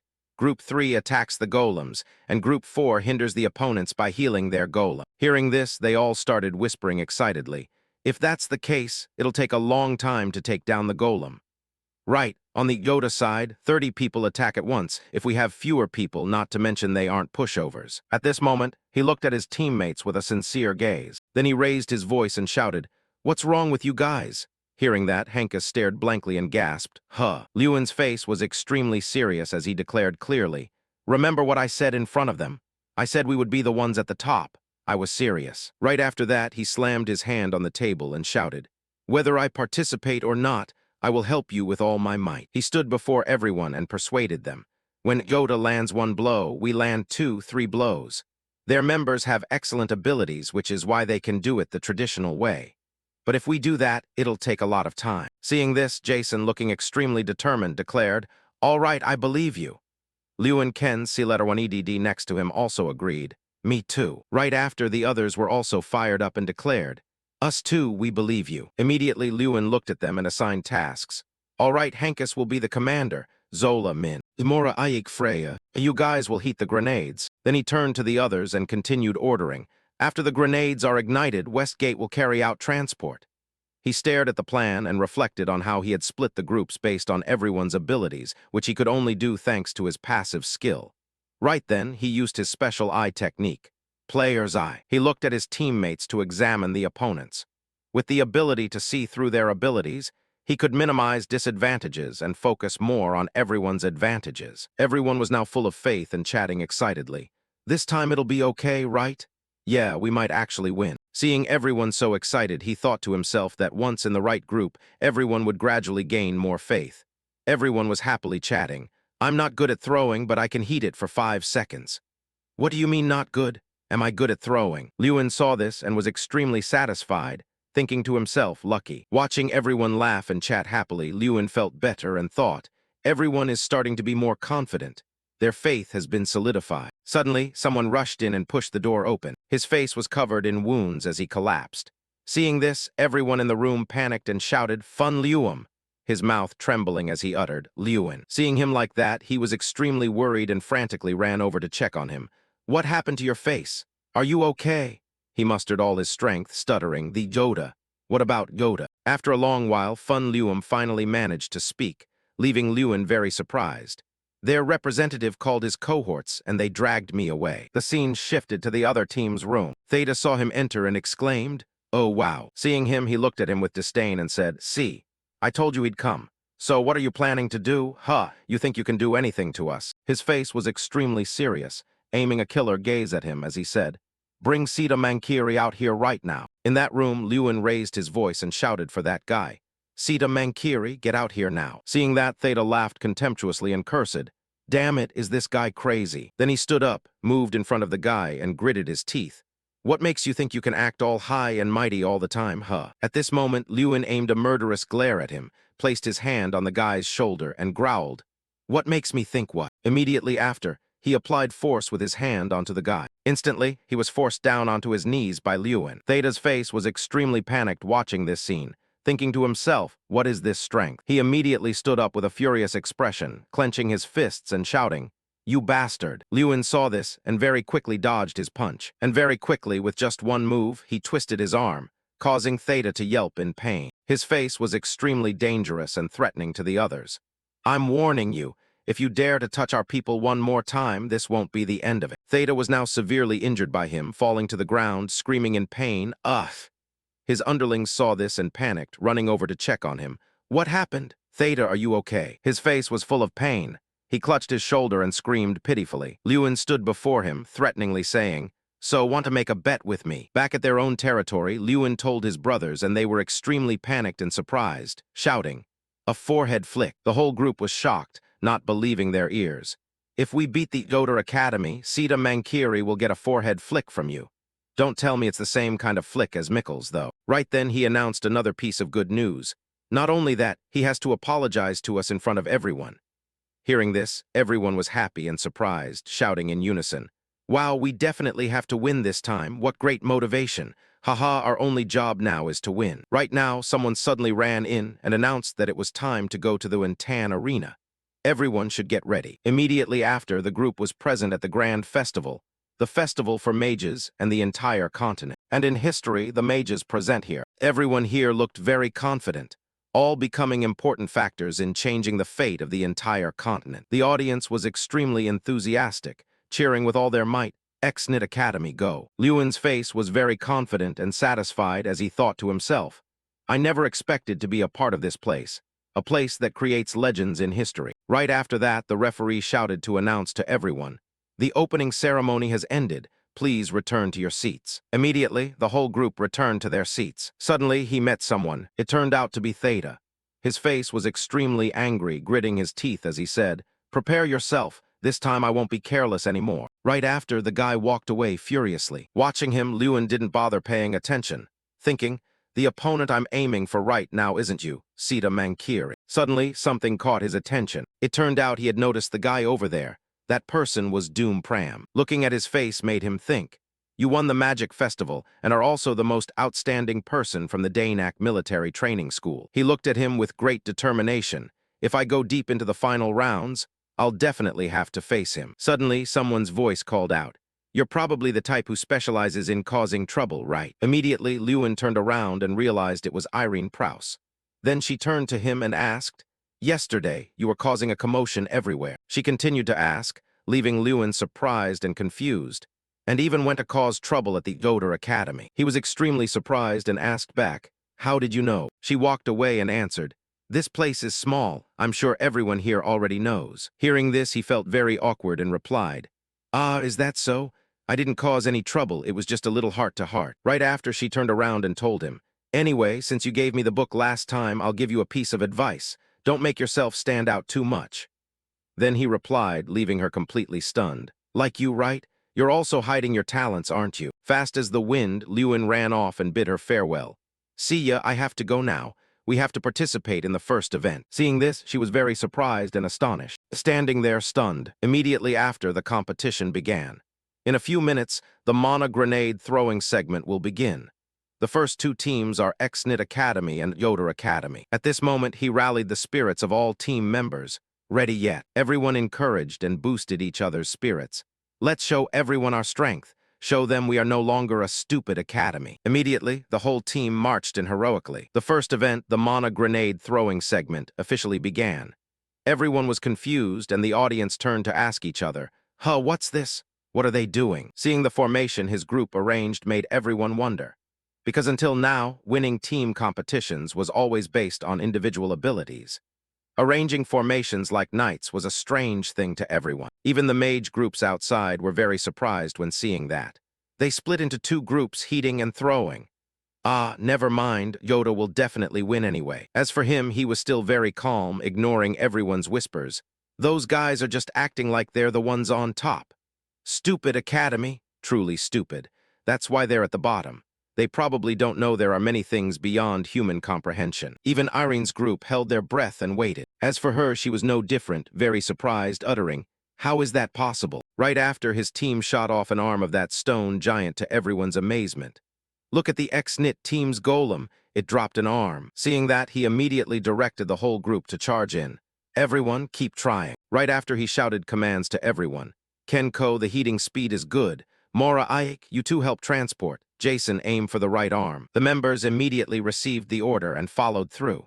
Instantly, the group destroyed the right arm. At this moment, Theta was so furious he gritted his teeth. Seeing the situation, he was boiling with rage and cursed. "What the hell are you idiots doing? Why are you losing to the stupid academy?" Right after, this guy pulled out his remote control and yelled, "These bastards are strange. They're healing the golem, so it's not getting any weaker at all." Seeing that, he was infuriated and couldn't do anything but curse. "Damn it, Luenau." As for Irene, she was extremely impressed and exclaimed, "Truly impressive." Watching the people in Lewin's group fighting so hard also made her reflect. The reason X-Knit Academy overcame Yoda's individual ability advantage was that they used tactics. She was extremely impressed with him, but one must accurately grasp everyone's abilities for this tactic to be effective. Then she recalled that moment when he found the book she needed in just a split second. Watching his members carry out the plan so smoothly left her impressed. He could even divide groups for members based on each person's abilities. Then her gaze turned toward him as she wondered, who exactly is this person? Why have I never seen him at the magic festivals before? At this moment, he was creating an enormous energy sphere in his hand. Then Jason threw the ball with all his might. "Gotcha, you devil." Very quickly, that power caused the stone giant to shatter into pieces. Witnessing this sight made Theta turn pale, standing frozen in place. He was furious and let out a cold snort. Right after that, the giant stone creature collapsed to the ground. Seeing that, the whole group was overjoyed and cheered. "Woohoo, we did it, we won." Right after, the group rushed in. At the very first event of the Grand Festival, in a competition that everyone thought Yoda would win, the whole group happily ran back to hug Lewin to celebrate. Yet, the victory belonged to the stupid academy. The group, after winning, was very happy and said to each other, "So the stupid academy isn't at the bottom anymore. Oda is at the bottom now. In that case, what should we call them? Oyo tact? Sounds cringe as hell." Right after, the referee announced the next event. The Capture the Flag segment between academy representatives is about to begin. In this event, Lewin would take the field. His whole group cheered enthusiastically, making him even more confident. "Lewin, do your best, beat the crap out of them." At this moment, the referee announced the next match.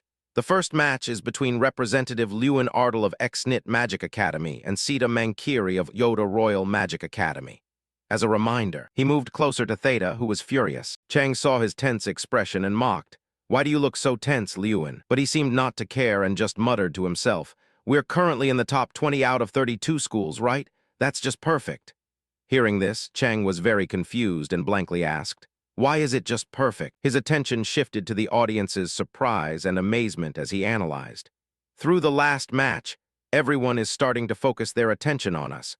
But that's still not enough to remove the label that's been there for so many years." Then he said with great determination that they must win spectacularly. Lewin looked straight at Theta, his voice heroic. "Only a spectacular victory against Yoda will make everyone look at us in a different light." Hearing that, Chang finally understood and exclaimed, "Oh, I see." Then his gaze turned upward, and looking at that magic kiln, he was determined. "We also need to prove ourselves to the Supreme Mage." The scene shifted to that dark room, where the Supreme Mages were sitting around, observing the match from within the sphere. Inside the sphere, images of the two people standing parallel to each other appeared. The Supreme Mage Thuron watched them, looking deeply thoughtful. Then he turned to ask the person next to him, Lewin Ardle. "This kid used to be a candidate among the 11 commoner children." Hearing that, the person next to him was quite surprised and said, "You still remember?" Hearing that, he looked down and explained, "I have a habit of remembering talented people.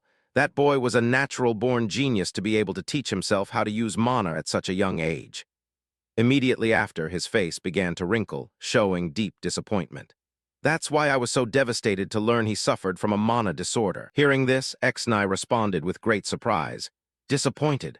Weren't you the one who treated that boy as if he were an incompetent, useless nobody?" Thuron remained pensive and silent. He then shared his thoughts with everyone there. "But I never expected you to choose a student like that as the Academy representative. I don't think you did it because you're preparing something interesting like before." Those two boys managed to break their curses after several years. Hearing that, Ignit remained silent for a long time. He then looked straight at Lewin and said with total confidence, "See for yourself, and you will have your answer." At that moment, Strang turned and asked him, "What do you plan to do now? Whether you want to bind or freeze him, you have to get close, or are you planning to summon a guardian?" He immediately denied it.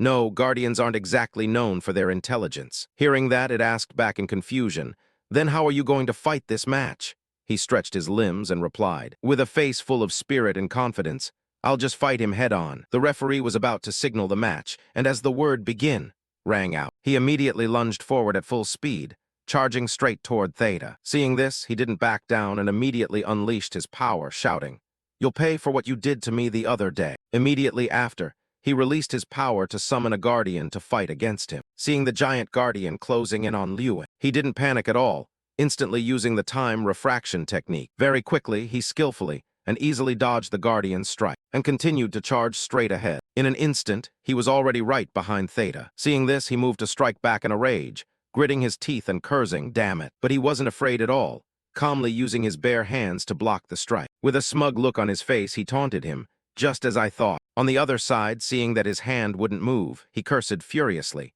"Are you going to let go or what?" He then spoke calmly to him, leaving Theta bewildered as he exclaimed, "What? I don't think you should be saying that right now." It turned out the guardian he created was crashing toward the other guy with a roar. HMPH. Seeing this, Theta turned pale and shrieked, "Stop, you stupid guardian." The guardian drew closer to him, terrifying Theta. He was furious but helpless, thinking, "I can't move." With a defiant look, he provoked him, "Try running away then." Suddenly, he seemed to realize something. He recalled the image of that boy defeating him with a single blow and realized, so that feeling back then was real. It wasn't just because I was off guard. The spear tip was about to plunge into Theta's face, and he gave up in helplessness. "I lost." He closed his eyes tight and waited for death, but nothing happened. This led him to open his eyes to check the situation, only to see that the boy was jumping out to block the guardian's strike. Witnessing this scene, Theta couldn't believe his eyes. He stood there frozen, thinking to himself, "Impossible." Watching him repeatedly punch the guardian with his bare hands, he couldn't help but admire him. He's using his bare hands to attack a steel guardian. The guardian was being pummeled mercilessly. Lewin had defeated the guardian, which greatly surprised him. Immediately after, he stepped toward him, making Theta very frightened. Theta looked at him with great emotion, stammering, "Did you just save me?" He feigned ignorance and replied coldly, "Save you? Why would I save someone who humiliated my friend?" He then approached him with a dangerous look and said slowly, "I want to finish you myself." He then reminded him, "Remember the bet." Lewin flexed his fingers and said softly, "Just one forehead flick." His flick was so powerful it sent him flying. He lay sprawled on the ground, staring blankly as he thought, "The sky looks so blue." The audience was equally surprised and exclaimed, "Oh my God." Witnessing this, his fellow students cheered in delight. The arena erupted. Everyone praised him incessantly. "Incredible! What kind of magic was that?" This match was over before it started, and so Lewin caught the attention of another person. He glanced over at him and thought, "Tusk, here we go again." Looking at Thuron's face, he seemed to have lost his soul. Many thoughts raced through his mind. As someone in a demigod position, the only 8th Circle Mage, the one known as the Supreme Mage, yet I've never seen magic like this. He looked on in disbelief. He stared at him and wondered, "Who exactly are you?" Seeing him laughing and joking, he was very annoyed, with the name Lewin echoing in his mind. Thuron was furious, gnashing his teeth and looking as if he were ready to devour him. "Tyrion Ignit, tell me everything you know about Lewin Ardle." He suddenly spoke up in a mysterious tone. He remained silent, pondering, with a hint of helplessness. "That boy is a student who always does his duty, someone everyone thought would give up, but in the end, he didn't." He leaned back in his chair and began to recount what he knew about him. Someone who knows how to turn a weakness into a strength and is a mage who acts more like a mage than anyone else. This is what I know about Lewin. After listening, his lips tightened, seemingly in anger. He suddenly stood up, speaking with a mocking laugh. "Ho, are you trying to protect your student from my curiosity, Tyrion? What if I just call Lewin here and ask him directly?" He said arrogantly with a triumphant look. "If you intend to force the boy to speak," he said suggestively, piquing his curiosity, "then I'll have to stop you." Thuron almost couldn't believe it. He looked at Tyrion with annoyance. He let out a breath and gave a contemptuous smirk at Tyrion's words and actions. "You're exercising a mage's right to secrecy, aren't you?" Miley's oath. They stood staring at each other, ignoring the people on the other side. "Fine, then. But a little exchange shouldn't be a problem, hum?" He looked at the sphere again, the corner of his mouth curling as if he had caught his prey. "The one to reach the limit of magic must be me." Thuron stared at the sphere without blinking. He must find out what kind of magic that was. Lewin Ardle, somewhere in the middle of the night. We only won one round. He placed a hand on his head and groaned. "We should focus on resting now. If we keep playing around like this, the other schools will catch up, so why are you so stressed? Chill out." A group of students was drinking and laughing loudly. Opposite them was Lewin, looking completely helpless. "This is awesome. I always thought if I ever came to Altine, I'd have to visit this place. Come on, Lewin, celebrate the victory. It's a festival after all." Jason walked up behind him. Lewin could only sigh in weariness. "There's Altine coconut juice here, and Dragon Kiss too." 2 delicious-looking drinks were laid out. Dragon Kiss. He was surprised to hear the name. "Haha, you know I've always loved my homeland."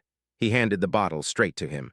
"So this is a local specialty of yours." "You bet, but that's not why I ordered it." From somewhere, footsteps were approaching. "Just one sip and it feels like you're kissing a dragon. The taste is top tier." Jason used every good word to market the drink. "Come on, Lewin, stop making that face. Give it a try. 1 glass and you're there. I mean, 1 glass and you'll experience ultimate flavor." He chirped, inviting Lewin to try the strange drink. He looked at the bottle in his hand with concern. Behind them, a tall silhouette was standing right there. He looked up at the person behind him in surprise. That tall boy was Theta, who had lost to Lewin in the previous match. "Theta Malkiri," the whole group exclaimed in surprise. "I know your pride was hurt because you lost to Lewin, but you should just go. Don't ruin our fun." Jason frowned, glancing at him with annoyance. "Theta Malkiri." He found it hard to believe. Why was he here looking for trouble? "I came to apologize." Casting aside his ego, he narrowed his eyes and forced out an apology. Their faces became question marks, utterly surprised by what he said. "I'm sorry for looking down on you all this time." He bowed his head slightly, trying to be as sincere as possible. "After being defeated by Lewin in the arena, I realized something." He knit his brows and spoke gruffly. "I shouldn't look down on others just because they are weaker than me." Words that once seemed impossible were being spoken. "There are still many people in the world stronger than me, so to someone, I'm just a weakling too." The group was still in shock. "I truly feel that what I did to you all this time was wrong." "Wait, why all of a sudden?" Jason looked at him in confusion, his face beaded with sweat. "I know that even if I say these things, you won't forgive me easily, but I'm saying it just so you know. I'm truly sorry." He bowed low, showing as much sincerity as possible. Lewin looked at him, his face softening slightly, but he still said nothing. Awkward as heck, the other friends looked at each other and scratched their heads.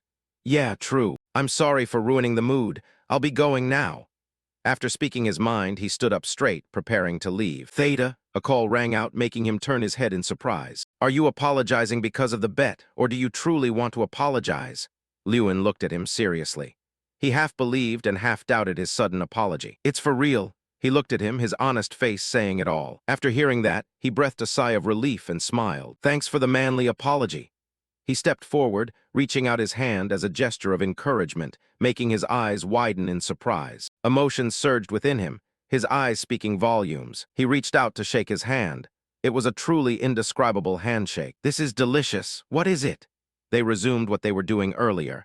My friends had also accepted Theta's apology, and so we all gathered together. And so they sat together, shoulders linked, chugging bottles of Dragon Kiss into the late night, getting lost in the atmosphere. In that atmosphere, Lewin suddenly opened his eyes, his face showing panic.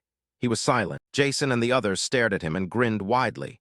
Lewin, you're awake. He sat up with one arm, using the other to rub his head. Yeah. The whole group sat around the bed watching him. Finally awake, huh? Remember anything from yesterday? Do you really like Dragon Kiss that much? Hankus's question made Jason and the other guy burst out laughing. Yesterday you were crying and saying, "Thank you guys for believing in me, at least for now. Whoa, school life is hard." Lewin was holding a bottle of alcohol and crying while Theta clapped in support. Meanwhile, the others were laughing until they cried. Recalling it, the whole group laughed even louder. I didn't expect the perfect Lewin to have this side to him. Ha ha ha. From then on, Jason and everyone had something to tease him about. Lewin walked down the hallway irritably, muttering, "Those bastards started causing trouble the moment they woke up. Insane." He felt embarrassed recalling the image of Jason tempting him to try Dragon Kiss. What kind of drink makes people so sensitive? I have to stay away from it from now on. As he was strolling along, he suddenly heard someone calling his name. Lewin, this time he bumped into Theta. Did you sleep well yesterday? Theta ran up, laughing as he spoke. Last night they had apologized for fighting and promised to be brothers from now on. They hugged and burst into tears. He blushed and hurriedly ran away while Theta stood in the middle of the hallway shouting, "See you later, my friend." Lewin ran off quickly. Doesn't he feel any shame? His face was as red as a tomato. He dragged his tired body along. It was truly a case of out of the frying pan and into the fire. He bumped into Professor Heidel. Trouble follows you wherever you go. The professor's words made Lewin flinch. You know about that too, sir. But he didn't mention it and announced that someone wanted to see him. He wondered, who is it, sir? They stood facing each other. He said the person was dangerous but appeared kind. This only made Lewin more curious. Who is it? He was completely shocked to learn that the person wanting to see him was the man known as the Supreme Mage, Thuron. Professor Heidel also had to warn him. Be careful, Lewin, Thuron is a mysterious man. He continued seriously, people who hide their true nature like him are very dangerous. Lewin listened intently. That's all I can say. He continued while the boy fell into thought for a moment. I'll keep that in mind, sir. Lewin seemed to soothe the professor's concern. Good, then after the exam ends today, I'll let you know the time. After hearing Lewin's story, the students were extremely excited and a bit surprised. Supreme Mage Thuron? The Supreme Mage is watching us. They all shouted. Some were excited, others were afraid. He spoke with a firm voice. Well, that's all the more reason to win. I've already thought of a strategy. A strategy called defense if possible. Hearing that, everyone was confused. What do you mean? Lewin pointed at himself confidently. I'll run to the goal. The next match was Bolt Ball. This was a match using bolts that have the ability to move. They would constantly fly everywhere. Each team had 9 members divided into offensive, defensive, and goalkeeper positions. The team that fired more bolts into the opponent's goal would win. The rules were simple, but the match required high tactical skill. You had to know when to use defensive magic and when to use control magic. You had to know how to catch the bolt and throw it into the opponent's goal. Normally, many things had to be considered, but with Lewin, the rules were just words. An opponent shouted in panic, "Watch out." He flew like the wind toward the opponent's goal. The match began. The other side shouted, "Ice Tree," "Ice Spear," as they gathered ice element mana to attack Lewin. Someone gathered mana and released a massive flame called Fire Wall at Lewin. With one hand he smashed the ice, with the other he punched through the fire. They used all kinds of magic, but it was all useless. In the stands, Theta even cheered for Lewin louder than the people from Ignit Academy. Go Lewin, go Ignit. Everyone looked at him with disdain. What's wrong with him? Yesterday he was making such a fuss after losing. He must have lost his mind after Lewin handled him so badly. Probably. Hearing those words, he shouted angrily. What did you say? What was that? Don't you know you have to fight before you can be brothers? A student spoke up. There was no fighting, it was just you getting hit, right? Those words stung his ears. What did you say, you punk? The friend replied fearfully, nothing. Then people didn't dare speak in front of Theta anymore and switched to whispering behind his back. Sheesh, what's wrong with these representatives? The tall man stood with his hands in his pockets, thinking. Lewin Ardle, after fighting you, I'm certain of one thing. You will be the mage of the next generation. Your image appeared quite cool in his eyes. Irene Prouse of the Women's University. Then Dalian Malkin of the Frelia Holy School. And finally Doom Pram of the Jenk Military Training School. Theta had fought directly against the best at the Grand Festival, but Lewin was even stronger than them. Not only strong, but Lewin also had leadership skills and patience. Your image replayed in his mind. Thinking of this, he also couldn't believe that after all that, Lewin still accepted him as a friend. Captain, it's almost our turn, aren't we having a strategy meeting? Yeah, let's go. And so Theta couldn't continue cheering for Lewin. Someone shouted with all his might, block Lewin Ardle. They were trying to stop Lewin with their lives. Ice, fire, earth, wood, they pulled out whatever they could use. They all shouted back, we're trying our best. Lewin, with his physique, quickly dodged all of the opponent's attacks. He gave a triumphant smile, done yet? Now it's my turn. They hurriedly erected a thick ice barrier out of fear. He uttered a HMPH and punched the ice into fragments. Gah, it's ice shards. They all scrambled to escape, falling flat on the ground. Watch out. Did you forget about us just because you have Lewin? While Lewin was disrupting the enemy formation, Jason caught a bolt. He caught a bolt. Stop him. Even if they wanted to stop him now, the defensive line was already shattered. Not to mention Jason was a master at throwing. Take this, he shouted, raising the score to 2-0. Outside, they cheered wildly. Well done. Another point. Then all attention focused on Lewin, as Jason and his teammates took advantage of the weakened defense to attack through that gap. He lunged forward at breakneck speed. They couldn't block Lewin Ardle. Just like that, their defensive line was broken. The entire stands couldn't believe their eyes. They couldn't believe it. Down on the field, everyone was panting from exhaustion. They're monsters. It's no use, we've lost. In a normal ball-tossing match, there would be 3 to 4 goals. But Ignit Academy had scored a record-breaking 11 goals, not letting the opponent score a single one. Surrender, they've signaled surrender. The announcer's voice echoed throughout the stands. The winner is Ignit Magic Academy. He and his teammates celebrated joyfully amidst the cheers ringing throughout the arena. Our academy won decisively with an 11-goal difference. Looks like that guy wasn't bluffing. Yeah, maybe he really is the top student. The crowd started buzzing about Ignit Magic Academy. Back in the waiting room, everyone was celebrating the victory. Whoa, we won again. At this rate, we might actually take first place, huh? Someone asked curiously. While enjoying the victory, he suddenly heard someone call his name. Lewin Ardle. It was Professor Heidel. He opened the door and acted as if he'd been standing there waiting since the afternoon. He walked in to meet Lewin.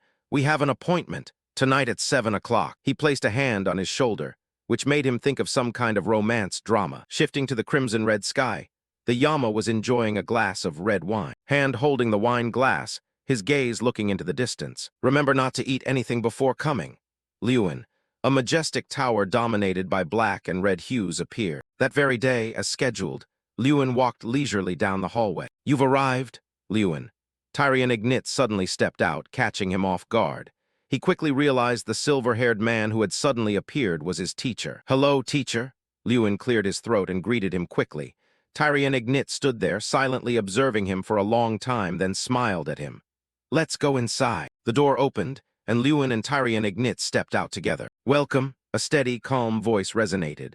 Lewin stopped, his eyes widening in shock, and he followed the voice to look ahead. A person appeared before them. Chang reacted swiftly. This guy's magic. Could he also be a dragon? Lewin's eyebrows furrowed.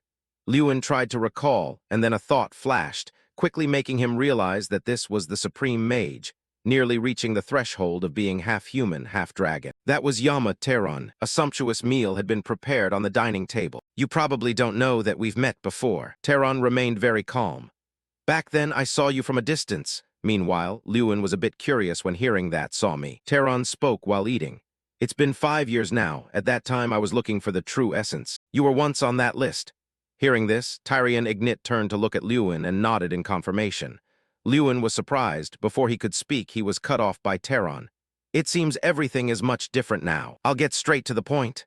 Lewin looked up at him, focusing on what he was about to hear. Can you tell me what happened during this past time? He thought to himself, so in his eyes, I was a mistake. The passing thought made his face even more pensive, proof that even the supreme mage had made mistakes once. He wanted him to say it with his own mouth to prove that he himself wasn't wrong. He looked down, vaguely guessing his intention. Please forgive me, sir, but at this moment I can only say one thing. Lewin's raspy voice made him pause for a moment. He frowned defensively. Lewin continued, no matter how talented I am, my efforts won't be recognized. Efforts? Taron rested his chin on his hand, his eyes mocking as if he'd just heard an old joke. Are you two related? Why do you always talk about efforts? Tyrion Ignit seemed to smile kindly while looking at Lewin. That's also why I like this kid. Hearing that, he also smiled slightly while looking at him. If so, what efforts have you made? A reply came. Recently, I've been focusing on martial arts. You mean you overcame your mana disorder by training martial arts and thanks to that, gained tremendous strength? His tone grew higher and higher, cold and teasing, and even cast magic without needing chant time. You want me to believe this? Or are you simply using some kind of treasure? He said it so easily that it made him visualize power-boosting items, implying that he was actually as mediocre as others and nothing special. Even I have never heard of such a treasure. Tyrion Ignit hesitated. That's possible too, Taron said. All right, there will be many opportunities later. He asserted, I will continue to observe you. I don't know if your efforts will even bother my kids. Lewin didn't flinch. Please continue to observe me, sir. He stood up abruptly to Taron's surprise. Now I'm starting to get curious too. Lewin smiled. I wonder if the person the Supreme Mage chose has anything different compared to me. He was a bit surprised by those words. At the grand arena, the out-of-control cheers and crazy yelling of the commoners. The people here are very welcoming. A maid approached. Oh, are you afraid I'll eat your student alive, teacher? There's no such thing, it's not like that. The two veteran mages sat facing each other. Talented mages are always welcome. Taron smiled slightly and shrugged. Just a bit curious, that's all. The maid quietly poured the tea. Tyrion Ignit's gaze swept over the opponent. Well, has your curiosity been satisfied yet? Taron was deeply profound. I don't know if you're hiding anything from me, but I'm sure you don't have any secrets, right? He closed his eyes, his lips curling into a hidden smile as he sipped the tea. Now I'm starting to get curious about something else. He repeated, curious about something else. You heard it too, right? That kid is subtly threatening me. Taron shrugged. Tyrion could only smile dismissively. Look at him, he's just a kid who hasn't even grown up. That brat isn't afraid at all, while plenty of mages tremble when standing before me. How interesting. He chuckled softly, a hint of anticipation in his voice. In the quiet space, Taron, with a calm expression, I hope the brat I've got my eye on will actually do something. Outside the cheering, the door burst open with the clattering footsteps of other mages in the hallway. Doom Prime walked in first like a pack leader. He frowned furiously. What's the point of cheering? To me, it's just... Bam! The door burst open as someone rushed in, nearly falling. He whispered into Doom Prime's ear. The thing is, Doom Prime asked again, are you sure? I'm certain I saw it with my own eyes. The representative Lewin Ardle has arrived at the tower. Doom Prime shuddered, a fire of rage erupting within him. The Yama isn't testing me, but testing someone else. He shook with anger. He began to sift through the memories of the matches he had watched. I've watched his matches a few times.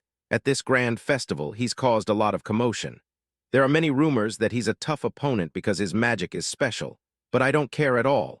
No matter how high he climbs or how much he struggles, he's not even considered my rival. Doom Prime fell into contemplation.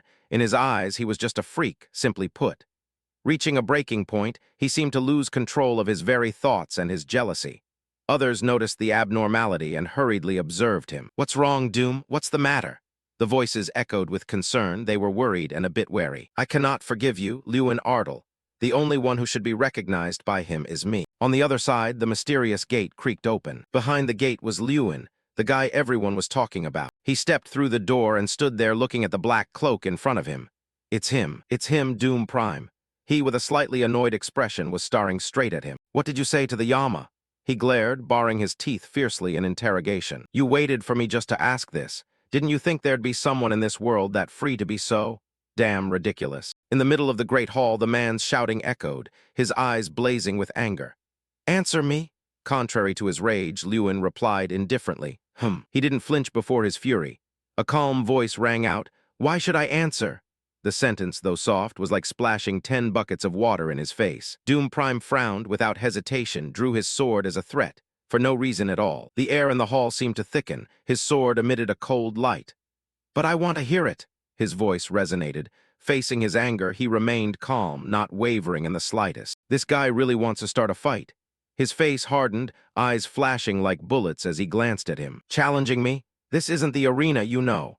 He raised his fist as a provocation. The two sides confronted each other with two completely different surges of power. "If you want it, bring it." He puffed up, eyes wide, provoking him. The moment the last sentence ended, the ground beneath their feet shook violently. A blinding flash of light exploded from in front, rushing to attack him like a cyclone.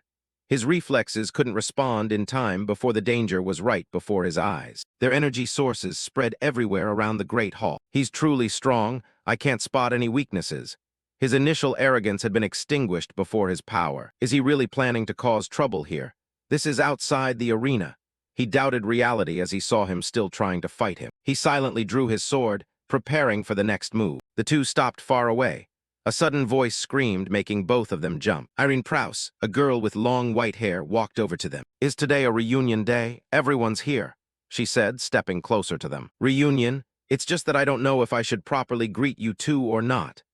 Irene stood next to him, crossing her arms, and said helplessly, "Forget it, I'll pass." He remained silent, saying nothing. "HMPH." Furious, he turned his back and walked away, ignoring the two people standing there looking at him. "Is he always like that?" he asked, looking at her curiously. "Not really, except for days like today. Usually he rarely opens his mouth." "What does that mean?" Lewin still didn't understand what she said. "Doom Prime gets agitated by things related to the Yama." The image of him kneeling in submission to the overbearing Yama surfaced in her story. More than anyone, he desperately wants to be recognized by him. "Usually it's rare for the Yama to call for others like he did today," she continued to explain. "He probably thinks the Yama is paying attention to me." He stood there reflecting on her words. Suddenly, she turned to look at Lin and smiled, leaving him dazed and speechless. "Did you really intend to fight him earlier?" the girl asked curiously. "No way. Doing that would be no different than forfeiting the right to compete," he replied. He probably didn't intend to actually strike. He waved his hand to deny her previous opinion. "He was probably just trying to scare me." "So were you afraid?" Irene teased, asking a question that left him standing there, stunned in surprise. "Doom Prime is nothing less than a solid wall. Normal attacks won't do anything to him." She continued, but he raised his hand and looked at it. "I don't think I'll lose either." He clenched his fist, clearly showing his will and determination. "No matter how solid the wall is, if you keep attacking, it will break." "I'm strong too, right?" He posed the question, making the girl unable to hold back a giggle. "You really are a strange person," she replied to him. "Regardless, be careful. Doom Prime won't show any mercy." Somewhere, footsteps walked quietly by. "After today, he'll definitely have his eye on you." Elsewhere, his gaze glanced firmly ahead. Elsewhere, at the Ignite Academy rest area, the morning sunlight gently shone through each window. Disappointed, truly too disappointed, Jason lay there, sighing heavily. Come on, everyone tried their best anyway. Facing his fatigue, Lewin still stood there, patting his shoulder to comfort and encourage him. "Yeah, without Lewin, getting fourth place in the group battle is good enough." "Good what? It's extraordinary," another friend spoke up. "Losing the streak is a pity, but at least we've proven the Academy's capabilities." His expression was regretful, then he shrugged helplessly. "Do you have any plans for the upcoming individual exam?" While everyone was talking, a friend happily entered carrying 2 stuffed bags. "Who wants vanilla Coke?" "Of course we have to win," he replied to the previous question while taking a soda can. "Thanks. I have to keep the top spot from now until the last minute." He cracked open the can, his face full of determination looking at the delicious drink. "Currently, I'm still tied for first in the individual rankings. Irene Prouse, Cherky, Dalian Malkin, Doom Prime." The names of talented people appeared. Me and the heavyweights competing for the championship. If nothing changes, the next match will be extremely important. This is a battle for survival. This is a battle for survival between 32 representatives on an artificial island. First place gets 32 points. Last place gets 1 point. Players will receive points based on their performance, so there will be a big change between rankings. "I know you'll do well, but don't you plan to prepare like everyone else?" the other friend asked curiously. "Prepare what?" Lewin replied, confused. "Yeah, the others are trying hard to find allies." Jason looked at him and said, "Is that so?" He replied hesitantly. "In a survival battle, contestants have the right to ally to survive. Distinguishing friend from foe, knowing how to form a strong alliance is also considered an effective strategy." Others will have alliances. How can you defeat them all by yourself? They continued chatting excitedly. Or maybe try to team up with Theta? After all, the last ball toss match. The other friend continued while Lewin was lost in thought about his plan. The person he thought of first was her. The image of the long, white-haired girl was in his mind, but he didn't know if she'd join. He was troubled about what to do, and even if she did, he'd still be short a person. Hey, Lewin, let's team up. Theta suddenly pushed the door and walked in excitedly. Theta! He looked at him in surprise. Yeah, right, there's still this guy. Lewin had a look like he'd just caught a big fish. He looked at him triumphantly. Don't betray your brothers halfway through. I should be the one saying that. The two of them rushed out the door and ran off urgently. Theta was very honest. He was a reliable person. He glanced at Theta, his eyes full of hope and trust. Hurry up, we're still missing one more person. With that, he ran ahead, leaving him behind. Theta yelled from behind, Hey, who else is there besides me? Who? Or maybe try again? Forget it, we can't reach them anyway. Did she not accept anyone's invitation? Or does she not want to team up with anyone? In the middle of the crowded people, the two boys stood there, staring straight ahead. Hey, don't tell me. Theta was startled when speaking of what was in front. A fiery red scarf with a 5-petaled flower in the center fluttered. You want to team up with Irene Prouse, but she's a candidate for the championship. Are you too close? He still couldn't believe it. A little bit, he replied to his abrupt question. Oh wow, how close. Nice, so I'll be on the same team as Irene Prouse. He excitedly continued to probe. Tone it down, I haven't even asked yet. He helplessly turned his head to tell him. I heard anyone who comes here gets rejected. What if we get rejected too? His face was flushed with worry and embarrassment, feeling a bit sick. You're talking as if we're going to confess our love. Stop talking nonsense, he replied awkwardly. He saw something to the side and glanced over. It turned out to be Irene, the girl with the signature white hair standing right there, smiling at him. I've been waiting for you, Lewin. Suddenly, she smiled radiantly and spoke to him as if they were best friends from a past life. In a small room, they stood with heads bowed intently over a large wooden table spread with competition maps. After gazing for a long time, they began to discuss tactics to win. Lewin spoke up first. So the largest team has 14 people. Irene replied, Yeah, this team is led by Darian Malkin of the Frella Magic Academy. He's a genius, always in the top 5 championship candidates. His magic is mainly light and holy magic. Having identified this as a tough opponent, everyone's face looked very guarded. Theta's eyes closed tightly, brows slightly furrowed, one hand on his chin, one crossed, making him look even more insecure and anxious, muttering nonstop. Quantity isn't the problem, and naturally his team is the most formidable one. Feeling that what he said wasn't entirely accurate, he spoke up to cut off that train of thought, making the two unable to hide their surprise and quickly turn their heads. There's someone even more formidable. Doom Prime? Just 2 words were enough to make the room go silent. It seemed this was the dangerous opponent everyone had to be wary of. But for some reason, the two had forgotten that. He wasn't shaken, still keeping that serious expression. The content of the competition will change depending on everyone's abilities. In a blink, the day of the competition arrived. It was a clear, sunny day. Rays of light shone on the deck, making it sparkle brilliantly. It was unclear whether it was a sign of a good start or just a fragile glimmer of hope before the storm hit. The supervising teacher confirmed, Have you all put on your armor? Then, before the contestants intently listening, the teacher explained the rules once more. Please note, when your armor's durability reaches its limit, you will be eliminated and automatically teleported out of the competition area. Please note, when your armor's durability reaches its limit, you will be eliminated and automatically teleported out of the competition area. Everyone took turns getting off the ship along the prepared path. Some had tense, anxious expressions visible in their heavy footsteps. Others had confident gazes, ready to face every challenge waiting on the mysterious island ahead. Just stepped off, Theta couldn't control himself and hugged his shivering body. I'm already trembling. Meanwhile, Lewin didn't blink for a second, intently looking forward. He raised his hand to observe the flickering island covered by a barrier over there. He voiced, Just need to stay there for 72 hours, right? He, with a calm demeanor and cold eyes, nodded slightly in confirmation. Yeah, everyone around paid attention to Doom Prime, everyone's foreheads beaded with sweat. Guarded against his excessive power, the air on the island was now more suffocating than ever. As expected, Doom Prime was indeed participating alone. Even though that was in Lewin's calculations, their eyes still shone with wariness. Irene saw that and tilted her head slightly, her voice light but firm. That's true, but don't underestimate him. Not only the two, but everyone understood that being alone doesn't mean being weak. Sometimes it's the sign of a beast waiting for the opportunity to strike a fatal blow. Can't delay any longer, he suggested. Let's go, we have to take a boat from here to the main island. The other two agreed. Yeah, let's go. Their group's boat was moving slowly on the turquoise water. Gradually it passed through a barrier. She touched it. This is our safe zone, he replied. That's right, it will shrink over time. Just arrived, the three ran like the wind. Hurry up, we must quickly secure a good spot. On the island, trees grew lushly. Rays of light poked through the leaves, shining down on the thick forest canopy, creating a fragile halo in the quiet nature. Suddenly, a rumbling sound from someone's stomach echoed, destroying the peace. It turned out to be Theta. After the three settled in the trees like monkeys, his stomach protested violently again. He wondered, Lewin, I don't mean to oppose you, but why didn't we take food at the entrance earlier?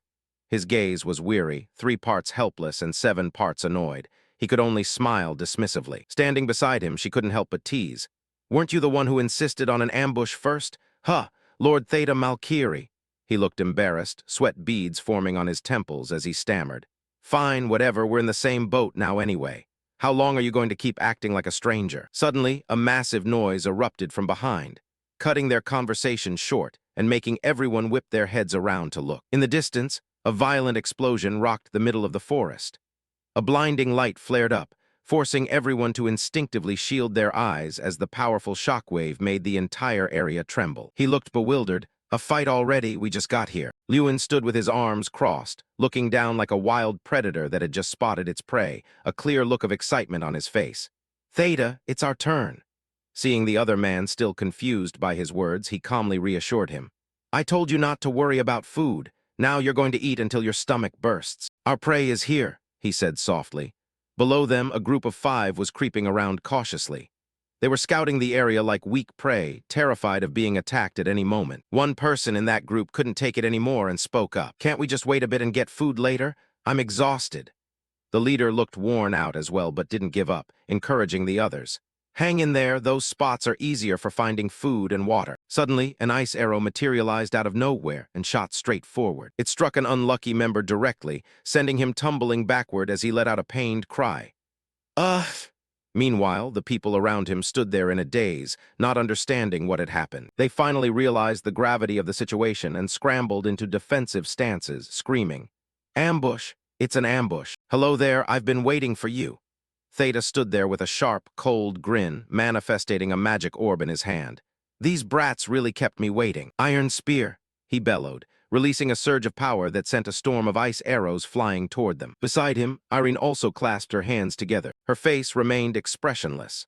Above her head, a massive globe of blue energy began to shine brilliantly. It was many times larger than Theta's previous attack, emitting blinding energy sparks and swirling violently. Seeing that sight left him stunned. Is that 5th-tier ice magic blizzard? A massive source of energy was unleashed with fierce power and an overwhelming scale, exploding outward like a luminous cyclone. Energy beams shot out like sharp ribbons, making it feel as if space itself was being torn apart. Beside that, the roaring sound it made proved its horrific destructive force. That aura left him slack-jawed in admiration. Classic Irene Prouse, casting high-level magic without even blinking. While still channeling the magic, he stared wide-eyed in shock because he sensed a massive cluster of energy right behind him. That group didn't succumb to the strong and actively fought back, their commander screaming. There are 3 of them, Irene Prouse included. Attack and defend at the same time. Give it everything you've got. The relentless attacks turned the entire space into a blur of blue. The shockwaves radiated outward constantly, forcing those nearby to raise their arms to shield themselves. The scene before him didn't surprise him much. It didn't feel wow enough because he never underestimated his enemies. He thought to himself, they're formidable mages too, after all, they are academy representatives. Sensing the time was right, he leaped down from the tree. With his sharp ears, a brown-haired boy felt something was wrong and immediately became alert, muttering. There was just a sound. Staring at the bushes in front of him, he was certain the remaining person was hiding right there. Wanting to become a living legend, he immediately unleashed a move aimed directly at Lewin. Over there, the attack pierced through the foliage right next to him, yet he faced it without flinching. He quickly activated time refraction. He zipped past each person without any trouble, reaching the last guy in the blink of an eye. His speed left everyone wide-eyed in shock. He leaned forward decisively, preparing to unleash a earth-shattering kick. A direct kick landed on the boy, seemingly knocking him out of the fight instantly. The others, not expecting things to go down like that, stood there with their mouths agape in shock. To avenge his teammate, someone used the prison tree skill, and countless vines sprouted from the ground, lunging toward him. Having experience with this move before, he simply jumped up to clear it. At the same time, he manifested a fireball in his hand. Realizing the danger, they scattered like a disturbed beehive. It's explosive fire energy. Everyone get out of the way. But unfortunately, before they could run more than a few meters, they were cut off by Theta's ice daggers. He acted like a crazed fan in the back, cheering enthusiastically. Get 'em, Lewin wiped them out. Not disappointing his teammate, he wound up like a basketball player about to score, putting all his strength into the attack. The poor guy, despite running for his life, couldn't dodge the fireball. His face turned pale, eyes bulging as he screamed in vain. A powerful explosion occurred, expanding into a hemispherical shockwave that swept everything away, blowing trees apart as a blinding light filled the air. The result was the boy lying unconscious on the ground, foaming at the mouth. Gah! Simultaneously, his armor's durability reached its limit, disqualifying him and automatically teleporting him out of the testing grounds. He glanced at the remaining ones, who felt their hair stand on end as they shrieked. With the aura of a winner, he said calmly, "So is it 3 against 4 now?" Behind him, Irene and Theta also slowly approached. Realizing they were facing an opponent many times stronger, the leader of that gang spoke up in humiliation. "We give up." He couldn't hide his excitement. "Now we've got food." After winning and taking supplies from their opponents, they collected quite a lot of food. "There's even meat here. If this is enough, we might be able to eat for 3 days. Those guys were careful with their hoard too." Theta laughed gleefully while checking the bags. Irene and Lewin each held a black bag. "Yeah, thanks, we're going to have a feast." Suddenly, a massive explosion in the distance startled Theta. The 3 of them quickly shifted their attention toward it. "Isn't the Dan team in that direction? Not sure what's going on, but it looks like something huge. Who would take on a team of more than 10 people? This is what people call a bottleneck."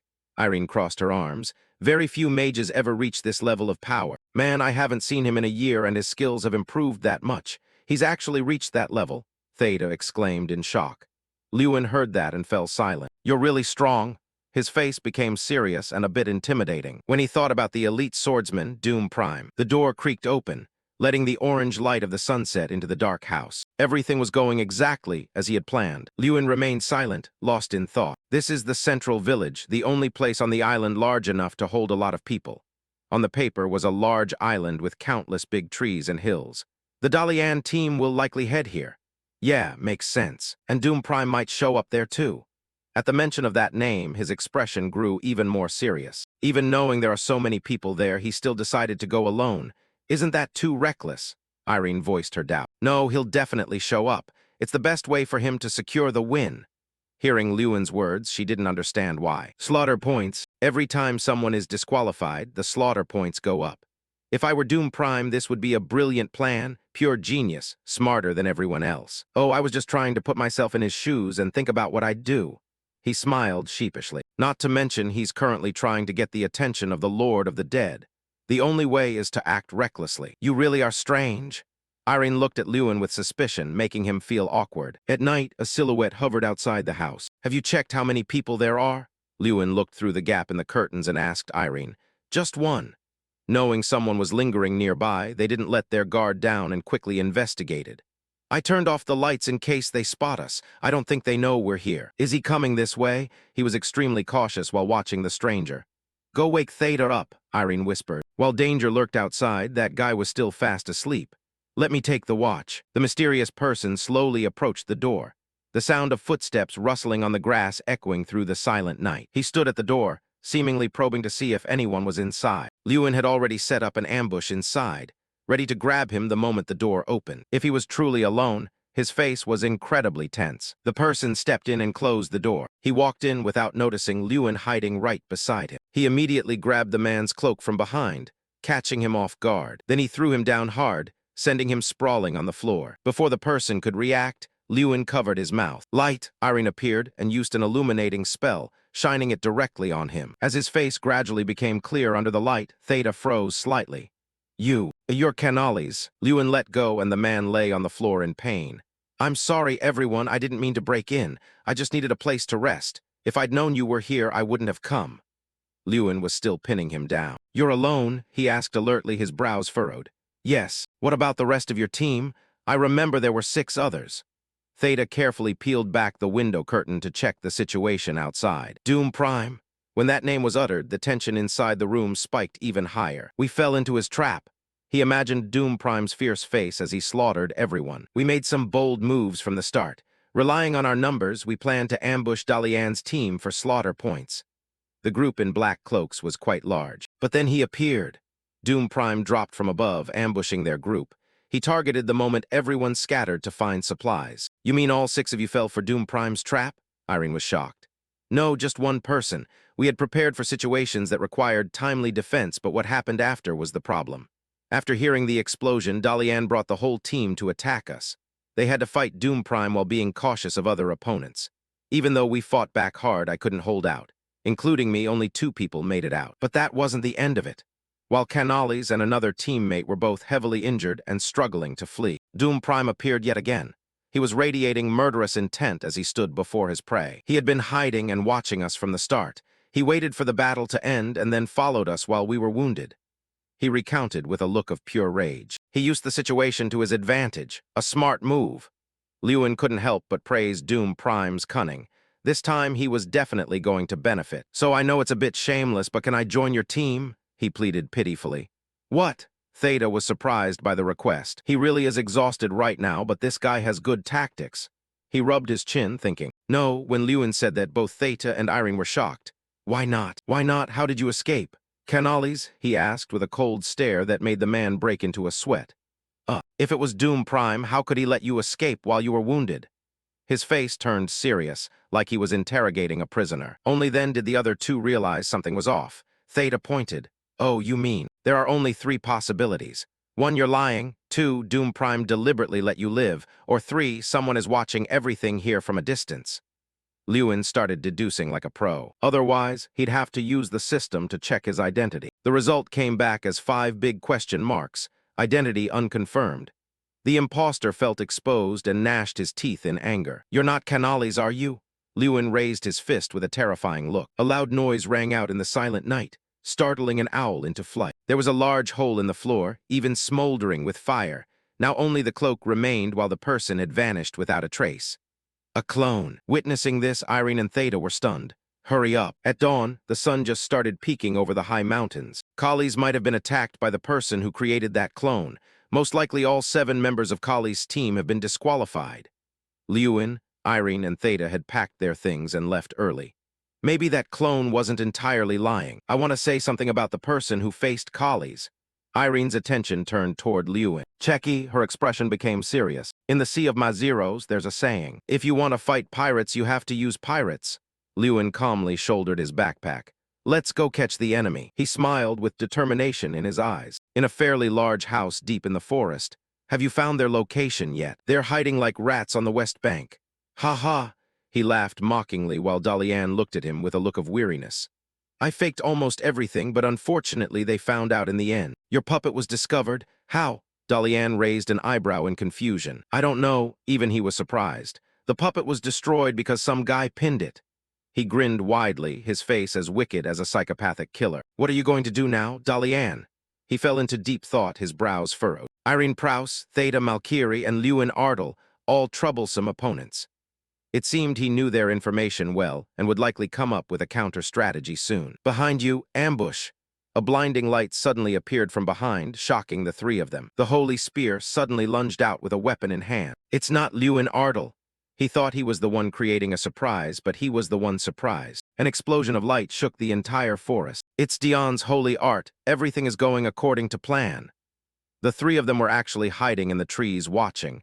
Theta was eating, sitting comfortably as if watching a movie. Hearing the signal, they're flocking here, but we're not actually there. He laughed gleefully with an apple in hand, while Irene watched the play they had set up intently. So what do we do now? Come on, let's go get some slaughter points. Lewin stood up, smiling because the trick had worked. The other 2 also got serious, ready for battle. The scene shifted as blood splattered. Dalian looked in that direction in shock. The 3 people mistaken for their group earlier were cowering, their faces drained of color. Lewin, Irene, and Theta had arrived just in time to rescue them. Is this what you call a temporary alliance? Might be worth a shot. Theta seemed quite interested in this. There are only 6 of them, let's go. Don't be afraid. One of them quickly regained his spirit. Truly not knowing his own limits, he charged straight at them to attack. Suddenly, from behind Theta, a massive surge of power lunged forward, surprising even Lewin. The person who was about to attack earlier was struck by that power and blown away 100 meters. It happened so fast that no one reacted immediately. Dalian's group was stunned to see their teammate blown away with a single strike. This power, our 3 protagonists were equally surprised. Everyone turned to look. At Doom Prime, Lewin's pupils contracted. He lunged past them at insane speed, a blue aura surrounding him. With just one sword stroke, Doom Prime took down 3 people right in front of them. Whoa, do you want to join us? Doom Prime? Theta asked tentatively. Irene frowned. Looks like we have another temporary ally. Agreed.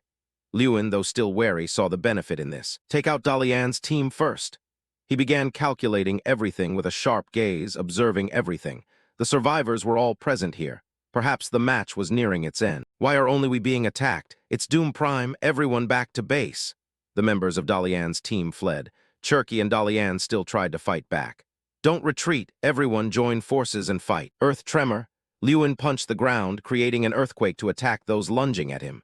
Tragic screams echoed through the sky. Oh, a voice caught Lewin's attention. He looked up. At Doom, he leaped over an unconscious person to stand before him. He looked intently at him with a serious face. Lewin Ardle brushed past his shoulder, his low, terrifying voice making Lewin's eyes widen. I will finish you off with my own hands. He looked at him with hateful eyes, a definitive declaration. Having said that, Doom Prime lunged away, flashing his sword as he moved forward, leaving Lewin standing there in silence. He sighed, watching the figure gradually fade into the distance. A while later, in the observation room, at a small house located isolated in the forest, a young man was training incredibly diligently. We had stopped at Base B, near the center of the island. Lewin punched frantically forward, drenched in sweat. After that day's battle, the largest alliance was left with only Dalian, Malkin, and Cherky.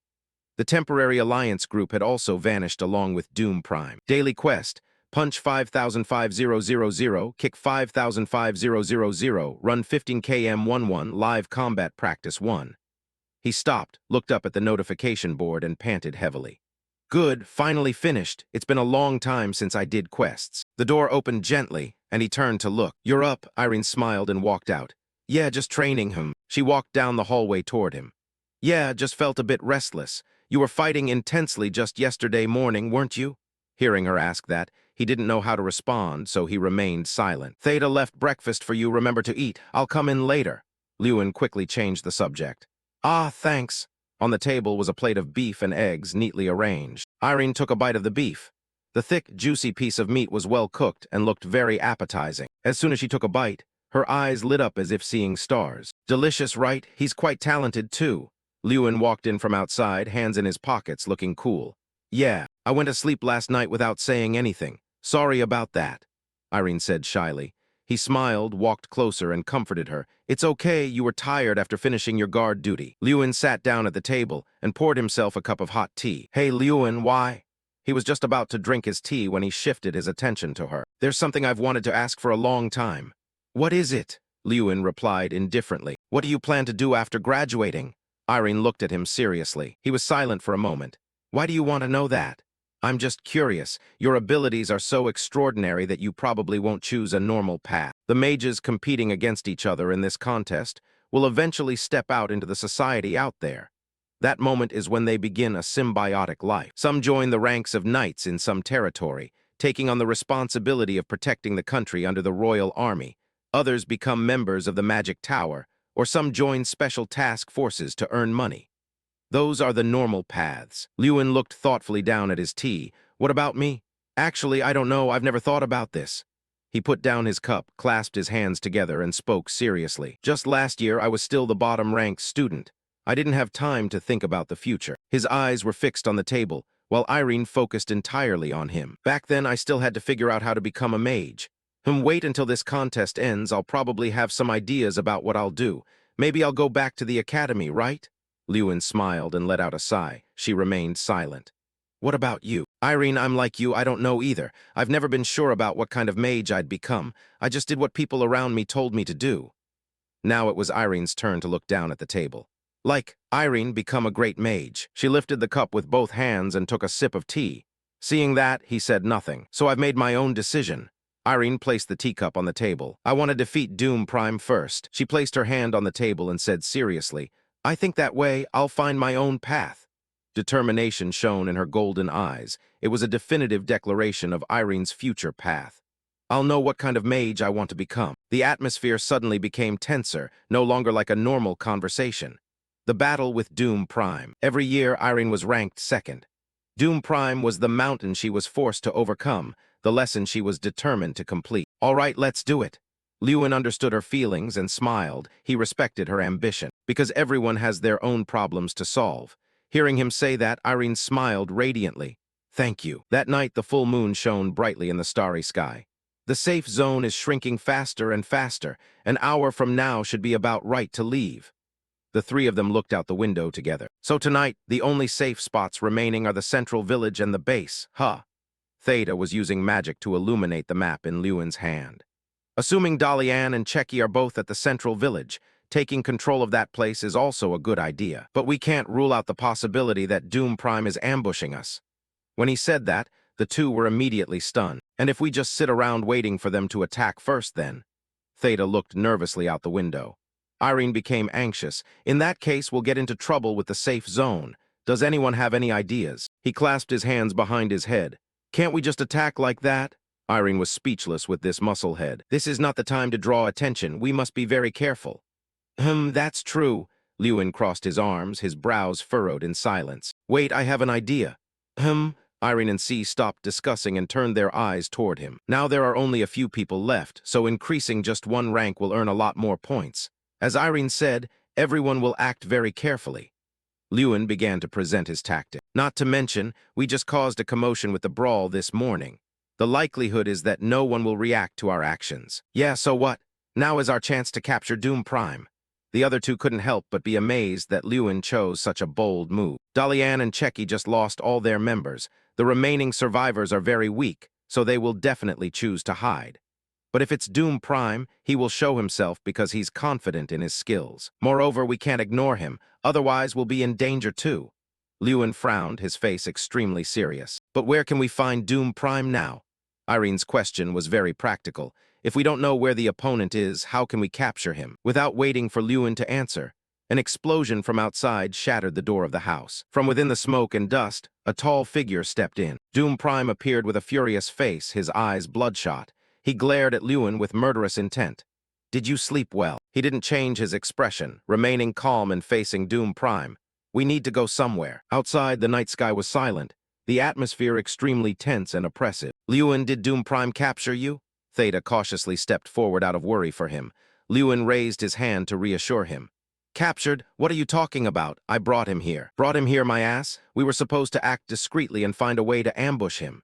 Theta shouted impatiently. But I never intended to ambush him from the start. Lewin was confused. Doom Prime hadn't spoken since a while ago. Doom Prime? He turned around to look at him. Your opponent isn't me, but Irene Prouse. He smiled, looking at Irene, who was clutching her dress tightly in extreme tension. Theta was surprised by Lewin's decision. Doom Prime sighed. Lewin crossed his arms helplessly, closing his eyes and sighing with frustration. Irene was actually very strong, but always finished second. She said she was extremely anxious because she always lost to Doom Prime. He thought of the image of the girl who always turned her face away, confusedly avoiding him in a pitiful way. Well, that's about her family, so it's very difficult to provide details. She doesn't like answering many questions. He pondered that serious, determined face of Irene. I think this is how she solves everything, trusting in the kind of mage she wants to become. Wandering through unconscious thoughts in his head, Lewin self-consciously lifted his eyes to assess the small girl who was trying to resist the immense power with blue light, as if it wanted to explode right before his eyes. Contrary to the image of the person watching calmly on the other side, Irene was struggling, sweating buckets while fighting. She cast magic, conjuring a blue orb containing swirling power, then gathered all her strength to push the magical block forward, shouting, "Ice Storm!" The cold ice block flashed, flying off. It headed toward the man holding his sword in defense in front of him. Suddenly, the power exploded deafeningly, arguably louder than a bomb squad, echoing throughout the forest, causing the ground, plants, and animals to tremble. Irene frowned, suddenly startled. The blue light disappeared completely, leaving only the fierce red power erupting, blowing everything away. It was a shield spell.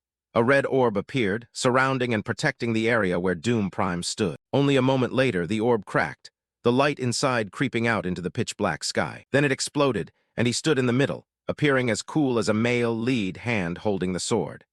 The ground around the circle he stood in was now dented with a large hole, dust and debris flying everywhere. The dust cleared, the man's cold face appeared clearly, veins popping on his face, mouth gritted, and eyes glaring like fire, like a dark king. Irene was out of energy. She was drenched in sweat, gritting her teeth and growling helplessly. As for the two men on the other side, the one with crossed arms watched blankly. Theta saw that she was about to be overwhelmed. "Lewin, will it be okay if we just let her be like that?" He looked calm, but his face was deeply furrowed in thought. He couldn't hold back anymore, wanting to step in to help the girl. The fight dragged on, one side fierce, the other exhausted. Doom Prime, with a face as cold as a demon, prepared to attack. He swung his sword, sending a fierce red magical fire attack toward Irene.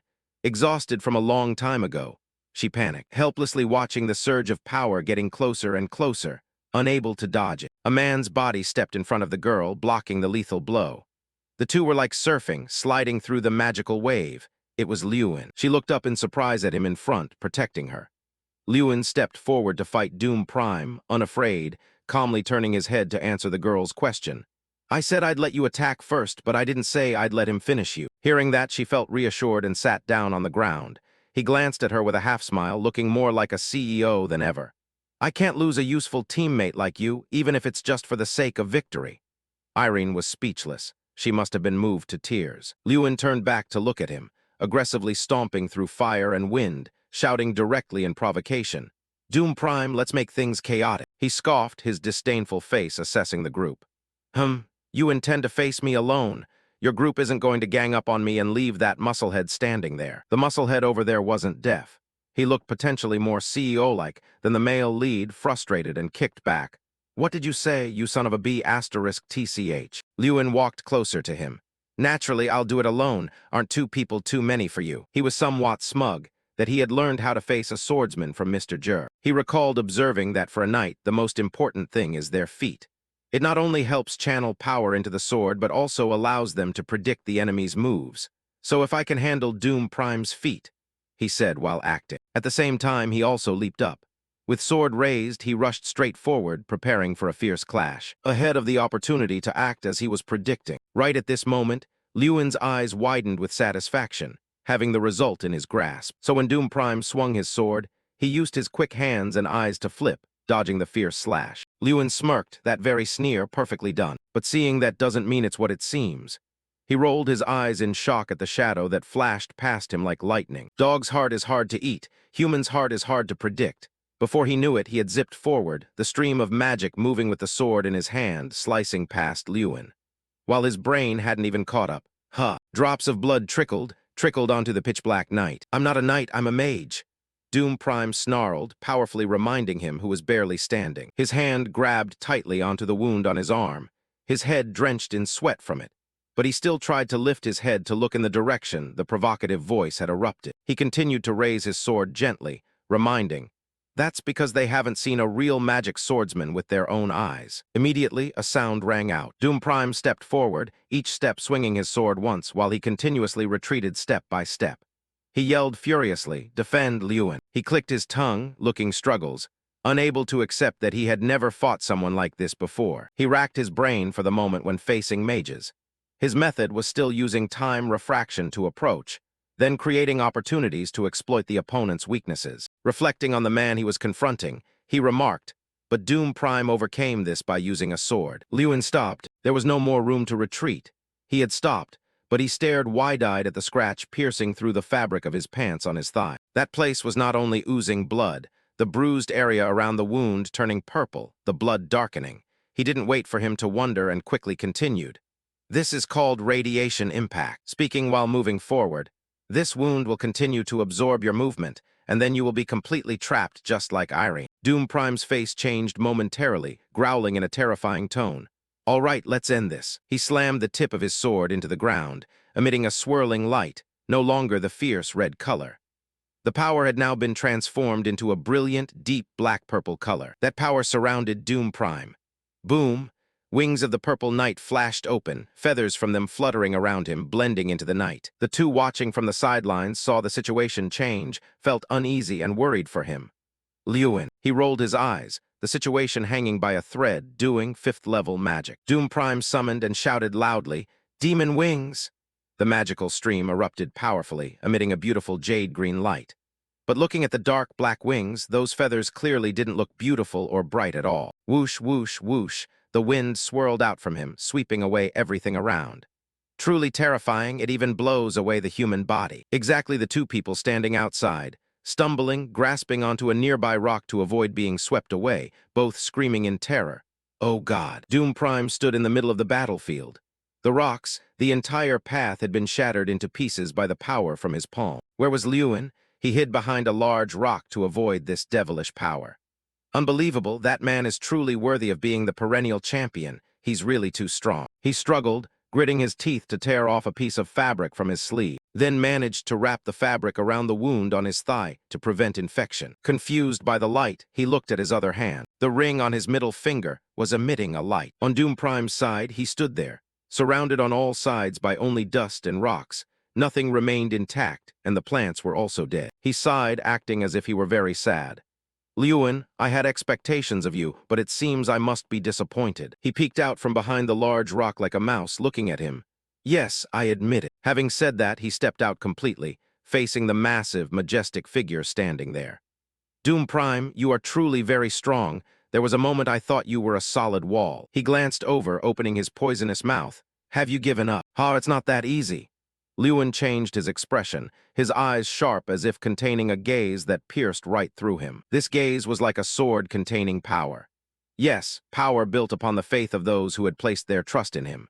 He thought of them, then spoke clearly, as if asserting to Doom Prime, "There are still many people who put their faith in me, aren't there?" Saying that, he brought the hand wearing the ring containing the brilliant red diamond, holding it straight in front of him. He didn't understand this action of his, raising an eyebrow and laughing to himself.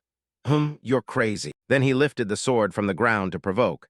Let me teach you to see if you can still talk so much. Without waiting, Lewin shouted loudly, "Berserk Spirit," unleashing a surge of swirling power. His hair seemed to carry his anger, just like his mood right now, wanting to explode at any moment. Doom Prime, watch your mouth. The clash officially continued, the spirit of neither side losing to the other. Doom Prime leaped high and swung down. If you can't dodge this move, you're a dead man. Lewin was also ready to swing the hand, wearing the red ring. Two sources of power collided, one sword and one ring. The situation was as tense as a guitar string. No one was careless for a single second. The massive sword was pressing tightly onto the ring, as if it could cleave it in two. At times, the immunity limit would be activated, resisting physical damage. And then the ring shone brightly. The sword cracked in two. Countless fragments from the sword shot into Doom Prime, causing blood to splatter everywhere. Lewin leaned to the side and zipped past. To his astonishment, Doom Prime looked at the wound on his body, his voice trembling.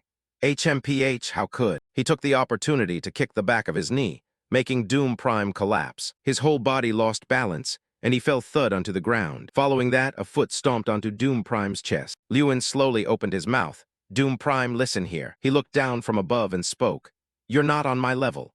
The only thing you have is an arrogant nature, thinking you're superior to others. Wake up. Lewin's arm lifted high, his fist clenched tightly. Doom Prime's pupils contracted in fear, his whole body seemingly paralyzed. Each of Lewin's punches landed like a hammer from the heavens, his robes also fluttering with his actions. All three watched the light flashing from Doom Prime's body. Theta clutched his chest, panting, having been scared out of his wits standing up there. If you lost, the next one to get beaten up would be me.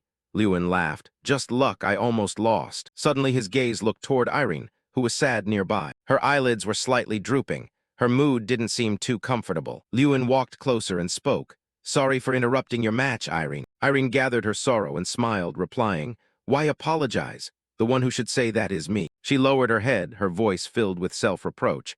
I made the whole team fall into danger because of my selfishness. I sincerely apologize to everyone. He hesitated. But because of me, you couldn't complete your goal in this competition. Irene turned away, pretending not to care. Don't worry, that goal is gone now.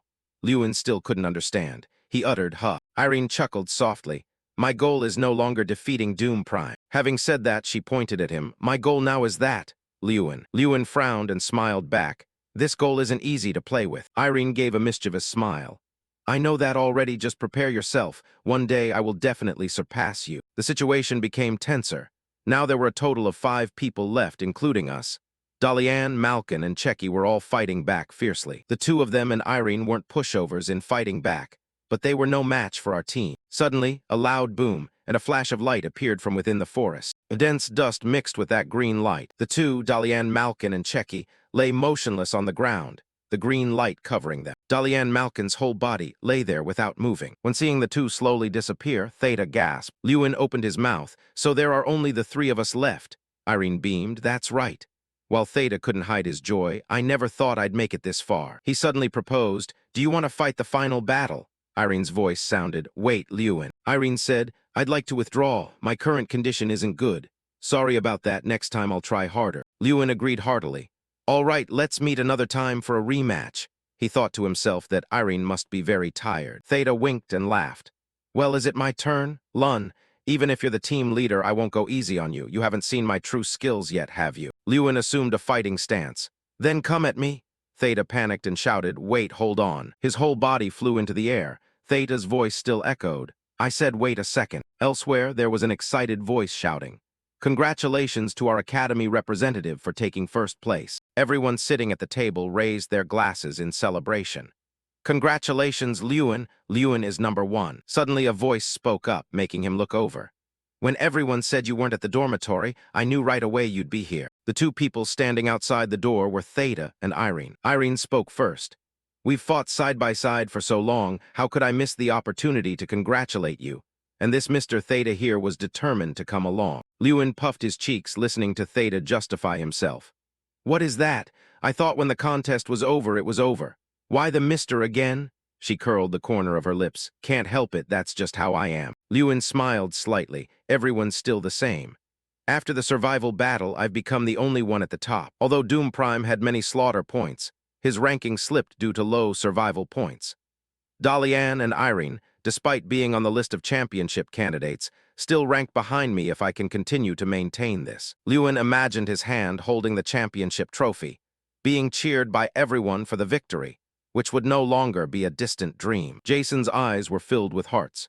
He exclaimed happily, I never expected there'd be a day I'd sit at the same table as Irene Prouse. I'd be satisfied even if I died now. Irene waved her hands continuously, replying, Stop it. Everyone happily raised their glasses and cheered. Come on, this time let's toast with the goddess Irene. Faced with everyone's enthusiasm, she could only cover her mouth and laugh it off. Lewin saw that and unconsciously smiled along. In the bar, the sound of everyone laughing and joking was extremely cheerful. Elsewhere, there was an excited voice exclaiming, That Lewin guy probably can't win this festival, right? Hey, keep it down. Doom will hear us now. Oh, sorry. Even though they spoke quietly, those words still fell into Doom Prime's ears. He was frustrated, unable to believe he had lost. Doom Prime looked at the sword fragments in the display case. I let my guard down. I never thought his target wasn't me, but this sword. He recalled the events that transpired. He had realized it in a split second, but he swung his sword, thinking he was sure of victory. Doom Prime was now deeply regretful, and then to lose in a match that he observed. Suddenly he asked, didn't he come to see me today? The other person hesitated and replied, no, not yet. Having said that, the other person suggested, don't worry too much, you're tired too. Why don't we find a place to rest first? Doom Prime's voice rang out flatly. Sorry, I want to be alone now. Hearing that, the person quickly stood up. Oh, sorry, I'll go out if you need anything, just call, okay? At this moment, only Doom Prime was left inside. He stood silently in front of his personal cabinet. Doom Prime stood like that for a long time, seemingly thinking about something. Beneath the building, a joyful voice rang out. Lewin Ardle had defeated Doom Prime. A new generation of talented mage had been born. Tyrion Ignit stood by the railing looking down. The cheers still hadn't stopped. Pride shone in his eyes. I just thought the kid would do well. I didn't expect him to go this far. I never thought he could beat Doom Prime. Teron stepped forward from behind. Since Lewin won your master's expression looks better. I feel my pride wounded. It's hard to see Dan's face at the arena. Tyrion Ignit hesitated and asked, So the arena must have been? He smiled and nodded slightly, yes. The 2 of them looked down at the scene below together. The grand festival was coming to an end. The steady sound of footsteps rang out. Only the individual contests remained now. Specifically, the test would be an obstacle course-style trial. This round was held within the city. Competitors would be judged on 3 athletic criteria: combat and swimming.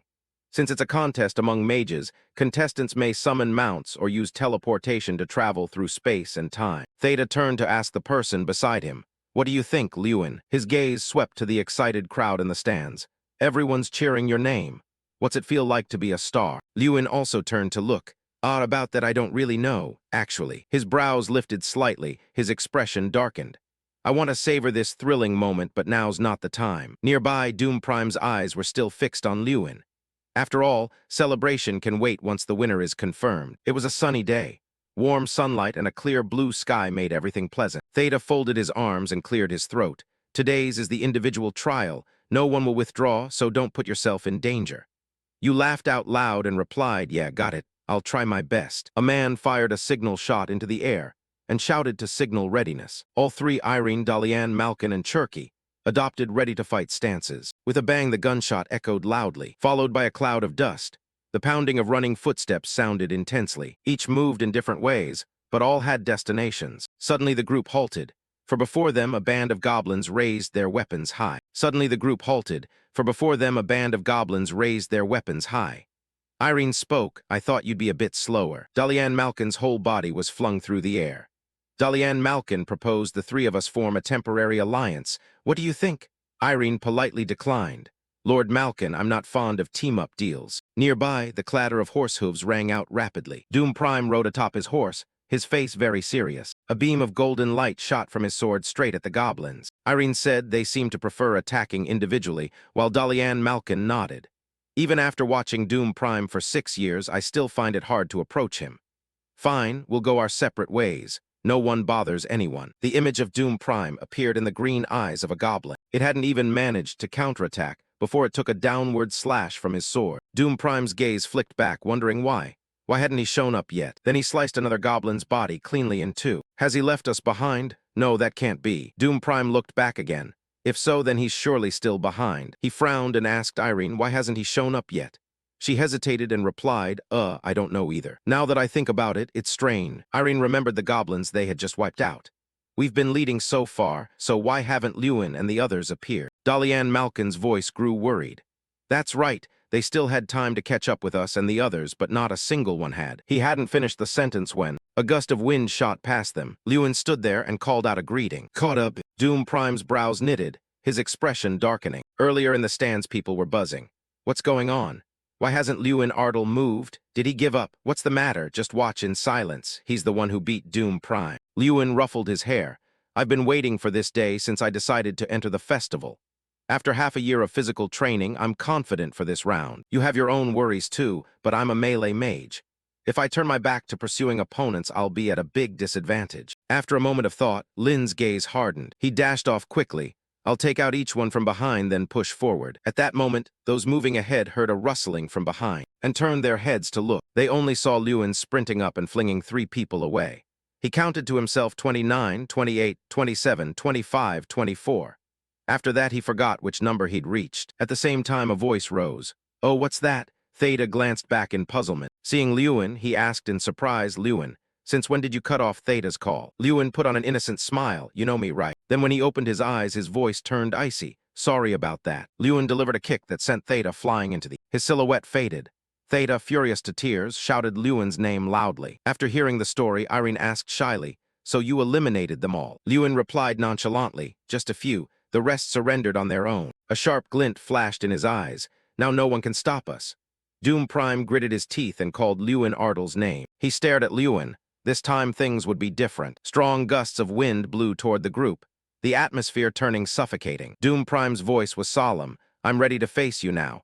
But there really are still a few people chasing behind." His hand clenched. A blue light flickered around Doom Prime. He leapt up and mounted his steed in one motion. Doom Prime growled, "See you at the finish line." With that, he urged his horse and dashed away. Dalian Malkin called after him, "Doom, do you really have to go through there?" They watched Doom Prime rush toward the castle.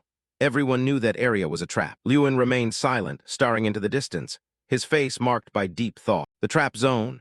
This castle had been rigged with countless traps to protect the treasure inside. Since the treasure had already been excavated, the traps served as obstacle course hazards for the contest, a deathly dangerous place for anyone who barged in. So the usual safe approach was to disarm the traps. It's also a perfect way to assess a mage's knowledge and risk management skill. Irene and Dalian Malkin quickly focused and formed a protective barrier. Lewin's hand tapped on the castle wall, but disarming traps takes a lot of time. Chang looked up at the high wall with Lu and asked, "So you want to bring this wall down?" If it were Draka, he'd probably do that. He hesitated, right, but tearing down this massive city wall is still impossible. Lewin said, "I know." Lu grew more puzzled and asked, "Then how?" He turned and answered, "This is the ruins of an abandoned castle. It's a bit degraded." "Oh ho, you mean target the spots that are no longer solid, right?" Lewin nodded lightly, yes. The entire wall, with full information about its hardness, appeared in his mind. Lewin continued, "That's why I'm using the spectator's eye to observe the wall." His gaze dropped downward and suddenly stopped. When he saw a red square with corroded old data, Lewin murmured, "There it is." His whole body lunged forward. Chang clung to Lewin's sleeve. Fist after fist, he struck repeatedly at that spot on the wall. Dalian Malkin watched Lewin's odd action suspiciously and wondered, what the hell is that guy doing? Planning to break the wall? Is he kidding? Irene inwardly sighed. Truly, Lewin lived up to his reputation. He shot her an annoyed look and asked, "Irene, I know you're close to Lu, but don't you think this is a bit much? Who punches a wall with their bare hands?" Suddenly, Irene pointed ahead and cried, "Look." They saw cracks on the wall gradually spreading. The two looked at Lewin, standing before a large gap at the castle's base. Dalian Malkin scratched his head and forced a smile at him. "Hey, mind if I slip through here?" Lewin turned and gave a curt answer, "No." Seeing Lewin poised to act, Dalian Malkin hurriedly shouted, "Wait, Lewin." A large rock fell from above and sealed the gap. He shouted angrily, "That bastard is vicious." Lewin dashed off in a hurry. Chang couldn't help but praise, "Nice. Broke through the whole wall using only 2,400 strength points. Well played." He ran panting. "So now it's just me and Doom Prime in the lead." As Lewin rounded a bend, he saw Doom Prime. Lu was somewhat annoyed. That guy got out too. Seeing an arrow lodged through his shoulder, he spoke, but he was clearly in a hurry since his shoulder was wounded. Lewin chased close behind, thinking, "You want to beat me, Doom Prime." Doom Prime drew his sword and let out a low growl. A slash came down, and Lin quickly leaned aside to dodge. Suddenly a hand grabbed Doom Prime by the collar. He held him tight and they fell from above, saying to Doom Prime, "Let's get through the final round together." Then the two fell freely through the air. With a splash, they hit the water, white foam spraying everywhere. Lewin surfaced from the water, gasping for air. Swimming while thinking, "Great. If I let that guy use magic to get over the cliff, I'll be at a disadvantage. I have to swim out of here as fast as I can." Suddenly, the water temperature grew colder.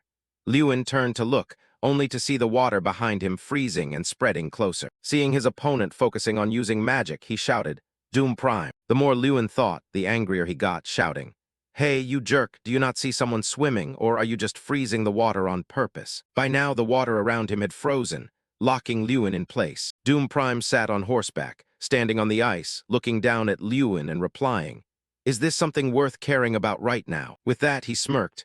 "Well, I'll be going ahead then, Lewin Ardle." Watching Doom Prime's figure grow more distant, Lewin couldn't help but swear, "Damn it." He struggled, the golden heat wave spreading more and more beneath him. He had to escape quickly. The ice sheet was disintegrated by the temperature, cracks slowly spreading all around. Cracking sounds rang out, and finally, the ice sheet was destroyed. Doom Prime was riding his horse when he heard a familiar sound behind him. Seeing Lewin chasing closely behind, he was startled and shocked. How is that possible? How did he catch up so soon? He ran while resolving, from now on there are no more obstacles on the path, so the only thing left to do is run. Lewin stomped for momentum and leaped high into the air. He swooped down from above, shouting loudly, "Doom Prime, shall we have a rematch?" Doom Prime was so anxious he broke out in a cold sweat. "No, in my current condition." Before he could even finish his thought, a loud boom resonated, followed by thick clouds of dust. People intently watched the screen and discussed noisily, "Who won?" "I have no idea." Suddenly a man pointed ahead and shouted, "Look, someone's coming." As the door opened, a horse slowly stepped out from the thick dust. The horse lifted its head and let out a long neigh. Everyone's expression became suspicious. "A horse? What's going on? Where are the mages?" A man pointed in another direction and shouted, "Look, someone seems to be appearing on the screen." On the screen, Lewin was standing, looking at Doom Prime sprawled on the ground. Someone shouted in astonishment, "Lewin Ardle is standing right there." Lewin looked at him and remarked, "Looks like you overdid it while passing the trap zone. Your movements are a bit sluggish." Doom Prime's eyes were closed shut. his mouth letting out moans. He turned and walked away. "I'll go ahead, Doom Prime." On the field, 3 flags corresponding to the 3 rankings were raised. Lewin stood on the podium for first place, with 2 victories in the survival battle and the triathlon, simultaneously claiming first place in the individual round. With the highest total score, the grand festival had finally concluded. He remembered the events of the past. Those voices felt as if they were speaking to someone who had endured everything for the past 6 years like me. Someone locked in a dungeon of loneliness. Lewin's back gave people the feeling of a deeply lonely existence. He clenched his fist and placed it on his chest.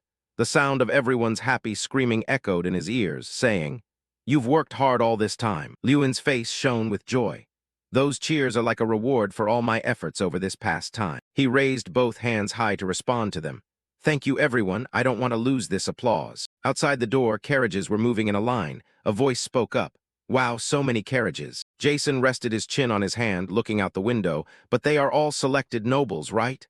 Lewin nodded and replied, "That's right, I heard not every noble family gets an invitation." He hesitated. "Then those people." Jason responded with a sound, "Correct," from Lewin. Lewin sat alone at the banquet table. They had all come to meet Lewin. He sighed heavily. "So boring, I really want to go back to the academy." Suddenly a sound rang out, startling Lewin. "A bit strange, isn't it?" Seeing the person arrive with a beaming smile, he suspiciously called her name, Irene. Irene pulled up a chair and sat down, then asked, "What do you mean, strange? Why don't I see anyone coming over to talk to you here?" Lewin replied calmly, "I guess I just look too arrogant. I mean, I even showed up to the party in this half-hearted outfit." Irene looked him up and down and nodded. "Yeah, that's possible." Then she continued, "But from what I know, there's another reason too." Irene glanced at the subtle stares lingering in their direction. "Clearly, most of the nobles here want to get on your good side, so no matter how arrogant you seem, it shouldn't be to the point where not a single person dares to talk to you." Her eyes lit up as if she had discovered something. "It looks like someone has been spreading rumors about you." What Irene said took Lewin by surprise. That person must be someone powerful, powerful enough to make any noble think twice before even considering a conversation with you. He skeptically asked her who it was. While they were talking, someone stepped up to the head of the room. The man cleared his throat and addressed the crowd. "Tonight's grand banquet officially begins. The 32 student representatives, please follow me." On the banquet table, exotic delicacies were beautifully presented alongside fragrant drinks. Looking at such a spread of food, one couldn't help but be impressed. At this dinner with the Yama, the dishes were laid out like a feast fit for a king. However, the atmosphere was incredibly strange. Someone clicked their tongue and muttered, "Ugh, I should have just played sick to skip this." "Hey, that's my line. Tonight's party looks like a dinner on the surface, but it's actually a general evaluation of the competition. For the students who performed poorly, this is basically a death row meal." Lewin looked toward 2 empty chairs nearby. He found it confusing. "I thought only the Yama was attending, so why are there 2 head seats?" The man gestured nearby, signaling that they had arrived. Everyone stood up at once to look in that direction. Teron entered slowly, and everyone bowed respectfully as he walked past. A chorus of voices rang out, "Greetings, Your Highness Yama." Even as Lewin bowed, he cursed internally. "Greetings, Your Highness Yama, that's so cringe it gives me the creeps." When he heard Teron say, "Please come in," he was quite shocked. "What? The Yama actually invites people?" An unfamiliar voice suddenly rang out. "I hope I'm not interrupting your dinner, old man." This person had eyebrows as thin as swords and brown eyes. The newcomer radiated an aura of pure nobility. Lewin watched in confusion, wondering, who the hell is this guy? He recalled how everyone had cheered excitedly before. "Great job, new Mage Lin." People were calling his name, calling him a new mage instead of a failure. Now everyone in the room knelt down reverently and shouted, "Long live the Crown Prince." Hearing that title, Lewin jumped in surprise. "Huh, the Crown Prince." After the greetings, everyone quickly took their seats. Fear was visible on every face. Each person sat with their head down and back hunched, wishing they could just crawl into a hole. Even a slight accidental touch made them panic. The atmosphere fell into a silence, so deep you could practically hear a pin drop. Teron spoke first. "Well, not a single person among the 11 swords could beat Lewin Ardle even once. Is the skill gap really that large?" Doom Prime kept his head down, his whole body trembling as he listened to the commentary. "How disappointing.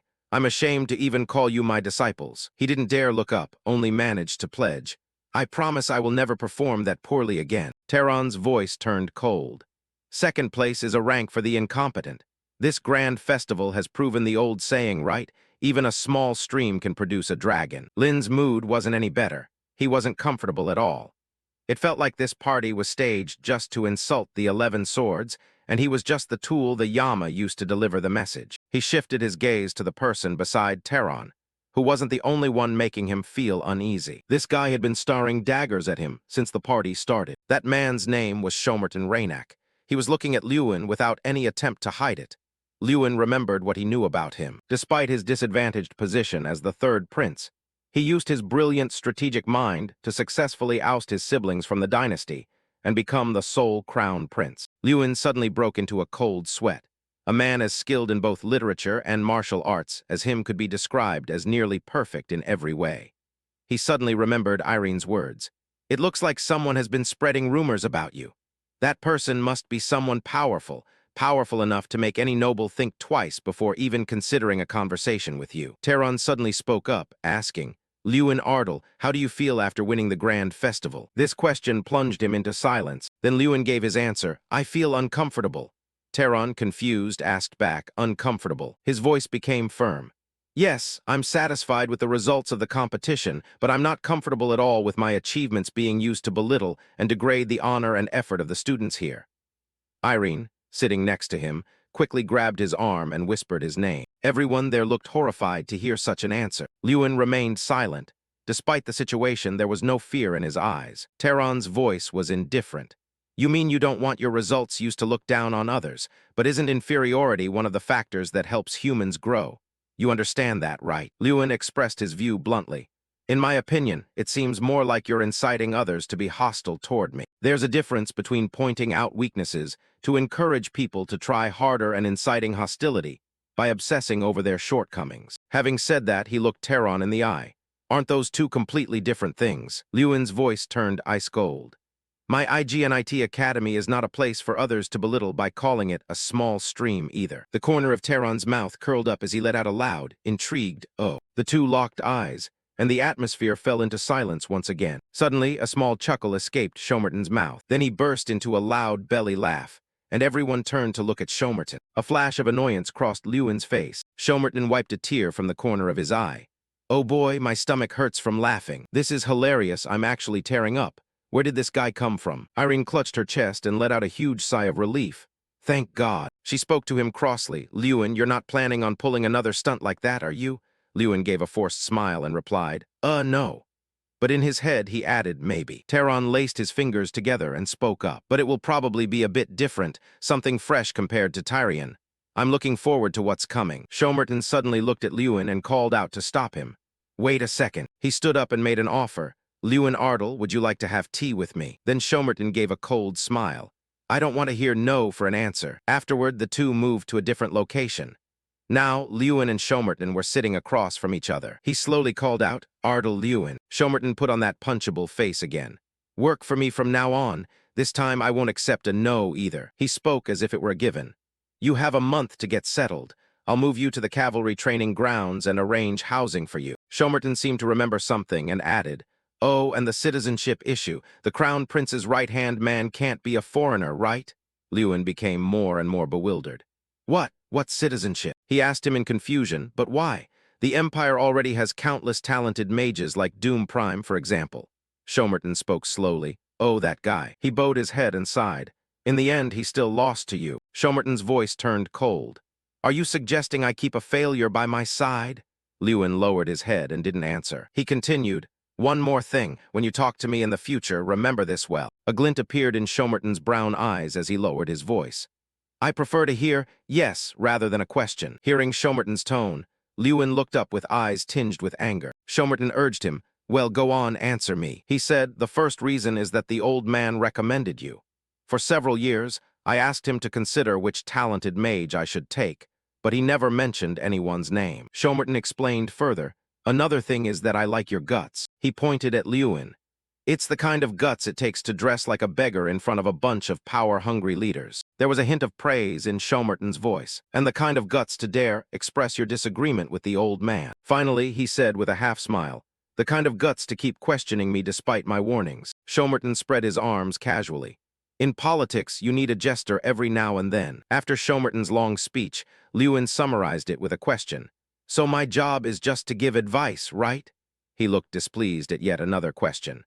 I want you to protect me from those damn brothers of mine who don't want their little brother being the crown prince. He lowered his head in silence, his face looking very conflicted. Shomerton asked again, don't like it. Lewin nodded and replied, yes, that's right. He growled, I knew you'd say that, which is why I warned you. I don't want to hear no for an answer. Lewin fell back into deep thought. Lewin thought about Shomerton sitting in front of him. This could be a once-in-a-lifetime opportunity, the chance to become the right-hand man of the most powerful crown prince in the empire. His thoughts became chaotic. After all, most mages choose to side with power, and even the magic tower, which is supposed to be dedicated to magic research, is no different. If he missed this chance today, he might regret it for a long time. But after a moment of hesitation, Lewin gave his answer. I still have many things I want to do. In his heart, he told himself he didn't want to be anyone's mage. Shomerton's voice turned cold. I thought I was being too rational, but the truth is you're just too sentimental. He asked one more time, this is a once-in-a-lifetime opportunity. You won't regret it. Lewin replied decisively, I won't. Then he stood up. Shomerton didn't try to stop him, only chuckled. Fine, then let's act like this conversation never happened. Watching Lewin leave, he suddenly spoke up. Lewin Ardle, they say you're the brightest jewel at this year's grand festival. Shomerton made no effort to hide his intentions. My hobby is collecting jewels, and so far there hasn't been a single jewel I couldn't have. Do you know why? He issued a warning. Because the ones I can't have, I destroy them all. Before stepping out of the room, Lewin turned his head to look back one last time. Then he decisively opened the door and walked out. Now Lewin was standing alone in the hallway. He said to himself, that last sentence was clearly a threat. My decision was right, wasn't it? Suddenly a voice called out nearby. Oh, look, it's Lewin. Jason asked curiously, where are you going? Sneaking off to hit on girls, aren't you? Lewin immediately denied it. No, not at all, he told himself. In the end, I just want to be a mage with my own unique colors. Inside the room, Shomerton's voice echoed. I'm curious about the guy the old man recommended. He seems very special. Teron added, it looks like things won't be settled the easy way, will they? He nodded in response. Yeah, I threatened him a little, but it didn't seem to faze him. He asked further, so do you plan to give up? Shomerton burst out laughing. Not a chance. He raised his wine glass, and the light from the ring on Shomerton's finger flashed. You understand, especially when it comes to things involving my collection hobby. He flashed a devious smile. In the end, Lewin Ardle will have to be mine because I've already decided. Meanwhile, elsewhere, Lewin was struggling with a forced smile to fend off the questioning from those two. On a beautiful sunset afternoon, Lewin was relentlessly punching and kicking as he trained. A glow surrounded him, radiating the vibe of Liu Ruyan. Wait, no, it was more of a white moonlight vibe. The system popped up and said, punches, 5,500 kicks, 5,500 spin kicks, 5,500 long run, 15 km 1-1 one-on-one combat training 1-1. After reading the system board, Lewin panted heavily. All right, that's everything for today. Lewin flopped onto the ground and let out a long sigh.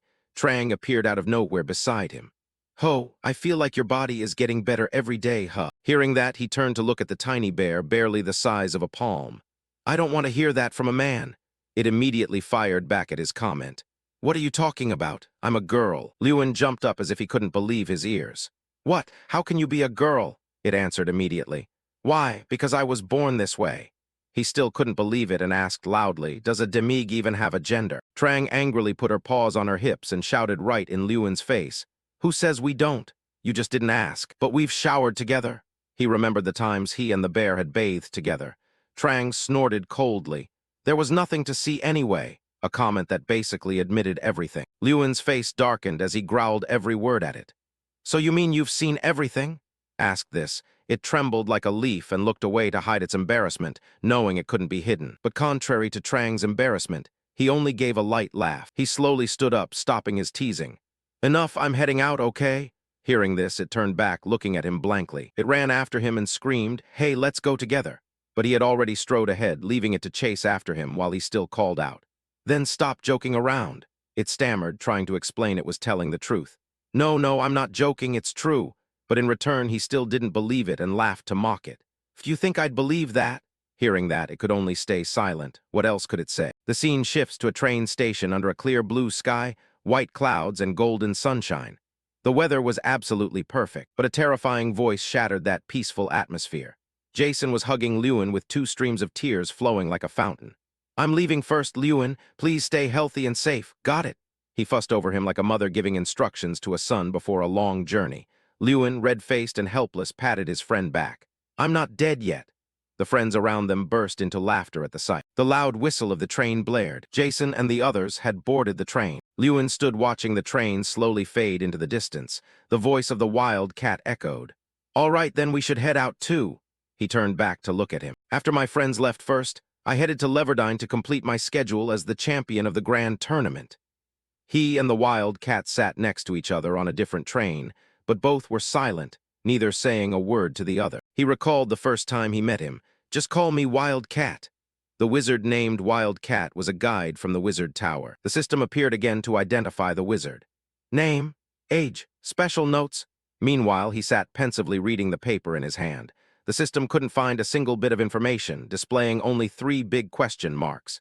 He was a bit shocked. The fact that a player's eye couldn't even determine their name showed they were someone with high-level skills. Lewin thought to himself, that means they are equal to or even better than the professors at the magic school. The only thing he could say about them was that they looked like they were in their late 20s. He turned to look at the wild cat with a cautious gaze. His eyebrows were practically about to touch his hairline. That's when the man finally spoke. Now, I will briefly guide you through your schedule. First, you will go to the royal palace to receive congratulations. He then guided him bit by bit, while he sat quietly listening, his face looking a little anxious. He interrupted him, excuse me, but can you just speak normally?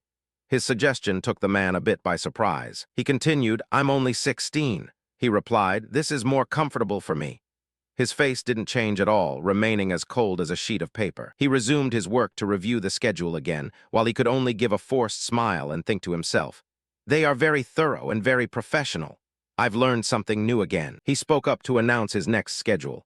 After that, you must go to the magic tower to be chosen by an item. He listened, looking as confused as if he were lost. Be chosen. He spoke up to announce his next schedule. After that, you must go to the magic tower to be chosen by an item. He listened, looking as confused as if he were lost. Be chosen. Hearing that, his face showed a bit of worry. He also understood the wild cat's point, meaning that just like King Grammar, objects also have consciousness. Wild Cat announced the final schedule while putting the paper into his bag.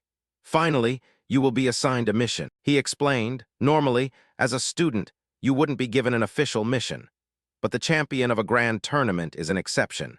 It's an event to announce the arrival of a new generation of mages to the world. He opened the list of names to look while adding, so it's like a beginning. He replied immediately, exactly. He continued, then please choose a mission from the provided list. He looked thoughtfully at the list in front of him. The missions included searching, subjugating, assassinating, and excavating knowledge. Just as he read that far, Trang popped out of nowhere and whispered in his ear, making him pause for a moment. Both he and Trang stared at the list in his hand, their faces looking identical in that moment, as if they were father and son. Then he made his final decision. I choose this one. His voice rang out decisively, alongside the thunderous sound of the train running outside. The scene shifts to Morin Palace. The two of them stood in the hall. This is Morin Palace, the secondary palace of the prince. Go on in, everyone is waiting for you, he urged him. Then he bowed respectfully. Then I will take my leave. Hearing this, he turned back in panic and shouted, wait, hold on a second, you're not coming in with me. While he was still confused as to why the wild cat wouldn't enter with him, the door in front of him opened. Shomerton stood tall behind the wide-open door. While he was still looking for the shadow of the wild cat, he put his hands on his hips, his tone carrying a hint of a smile. Welcome to my empire, Lewin Ardle. Lewin looked up at him, remaining silent. Stepping inside, he knelt before him. First, I received 10,000 gold pieces from the crown prince. This amount of gold has exceeded the annual budget of the Ardle territory. Shomerton sat on the throne, laughing as he said to Lewin, if you feel short on money, just come here anytime. If you change your mind, Morin Palace is always open to welcome you. Hearing that, he could only give a wry smile. It seems like I couldn't earn this much money in a lifetime. He walked away carrying the gold. He thought to himself, it looks like the prince hasn't given up on me yet, but I'm rushing to the next schedule. At this time, the wild cat and he strode through the vast palace. Everyone here must have good stamina. To walk around this huge place all day is a feat. He made a joke to break the quiet atmosphere. But the wild cat didn't seem to like jokes. He turned back with a cold face. Stop the small talk. Lord Terron is waiting for you. Hearing that, he froze. Oh, yes. He flashed a forced smile. Is there seriously no one here who knows how to joke? I think these people should be sent to live by the sea to get a bit of saltiness in them. He asked again, so are you sure about that mission then? He was a little surprised but answered firmly, yes. Receiving his firm answer, he didn't ask anything else.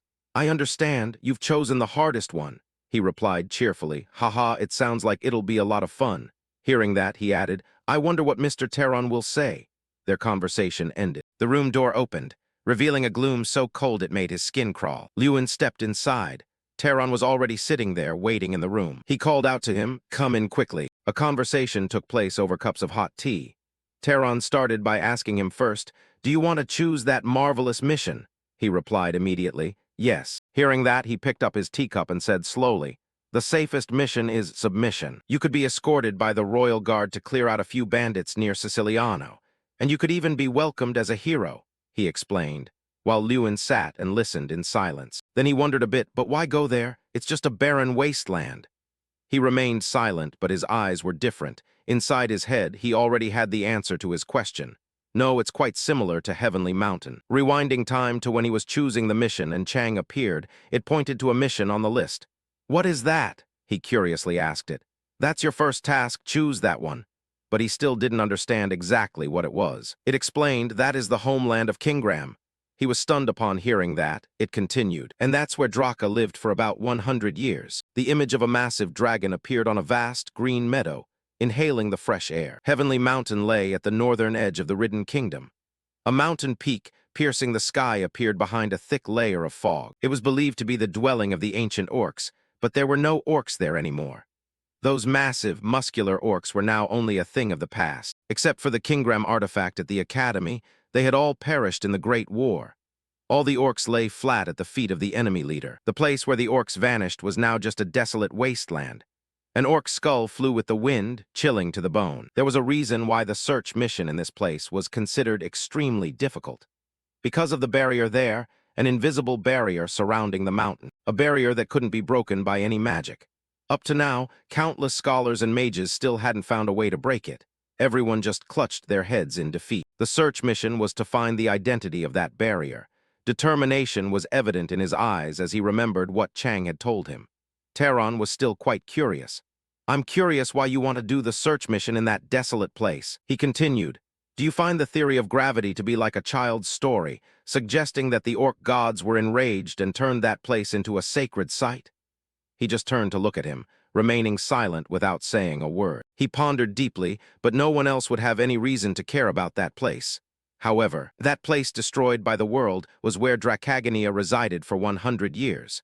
That reason alone was enough for me. There was no need to explain any further. He just explained briefly, it's the toughest mission. Hearing his explanation, he tilted his head and looked at him. Just because of that? Well, if it's only because you want to show off, it's best to choose another one. Teron advised him because he also didn't believe a 16-year-old child would choose such a mission. He continued to dissuade him. There's no need to suffer like that to gain an achievement.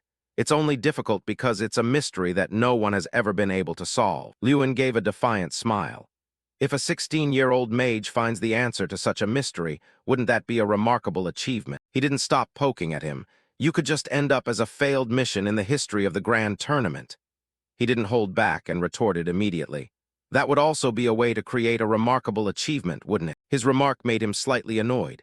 His eyebrows knitting together, his smile no longer very natural. Teron changed the subject. Do you know why I introduced the prince to you?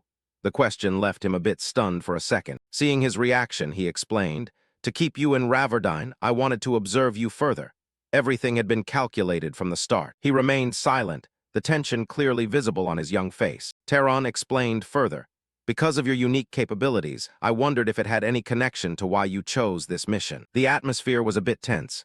Regardless, I will always be watching you. The statement made him a bit anxious. Returning to his room to rest, he lay flat on the bed but couldn't stop thinking about what he had committed to earlier. But can I really do it well? He asked himself, his tone still a bit anxious. Chang, standing nearby, heard this and asked him, why are you worried? Are you afraid you won't be able to find anything? He answered it a bit.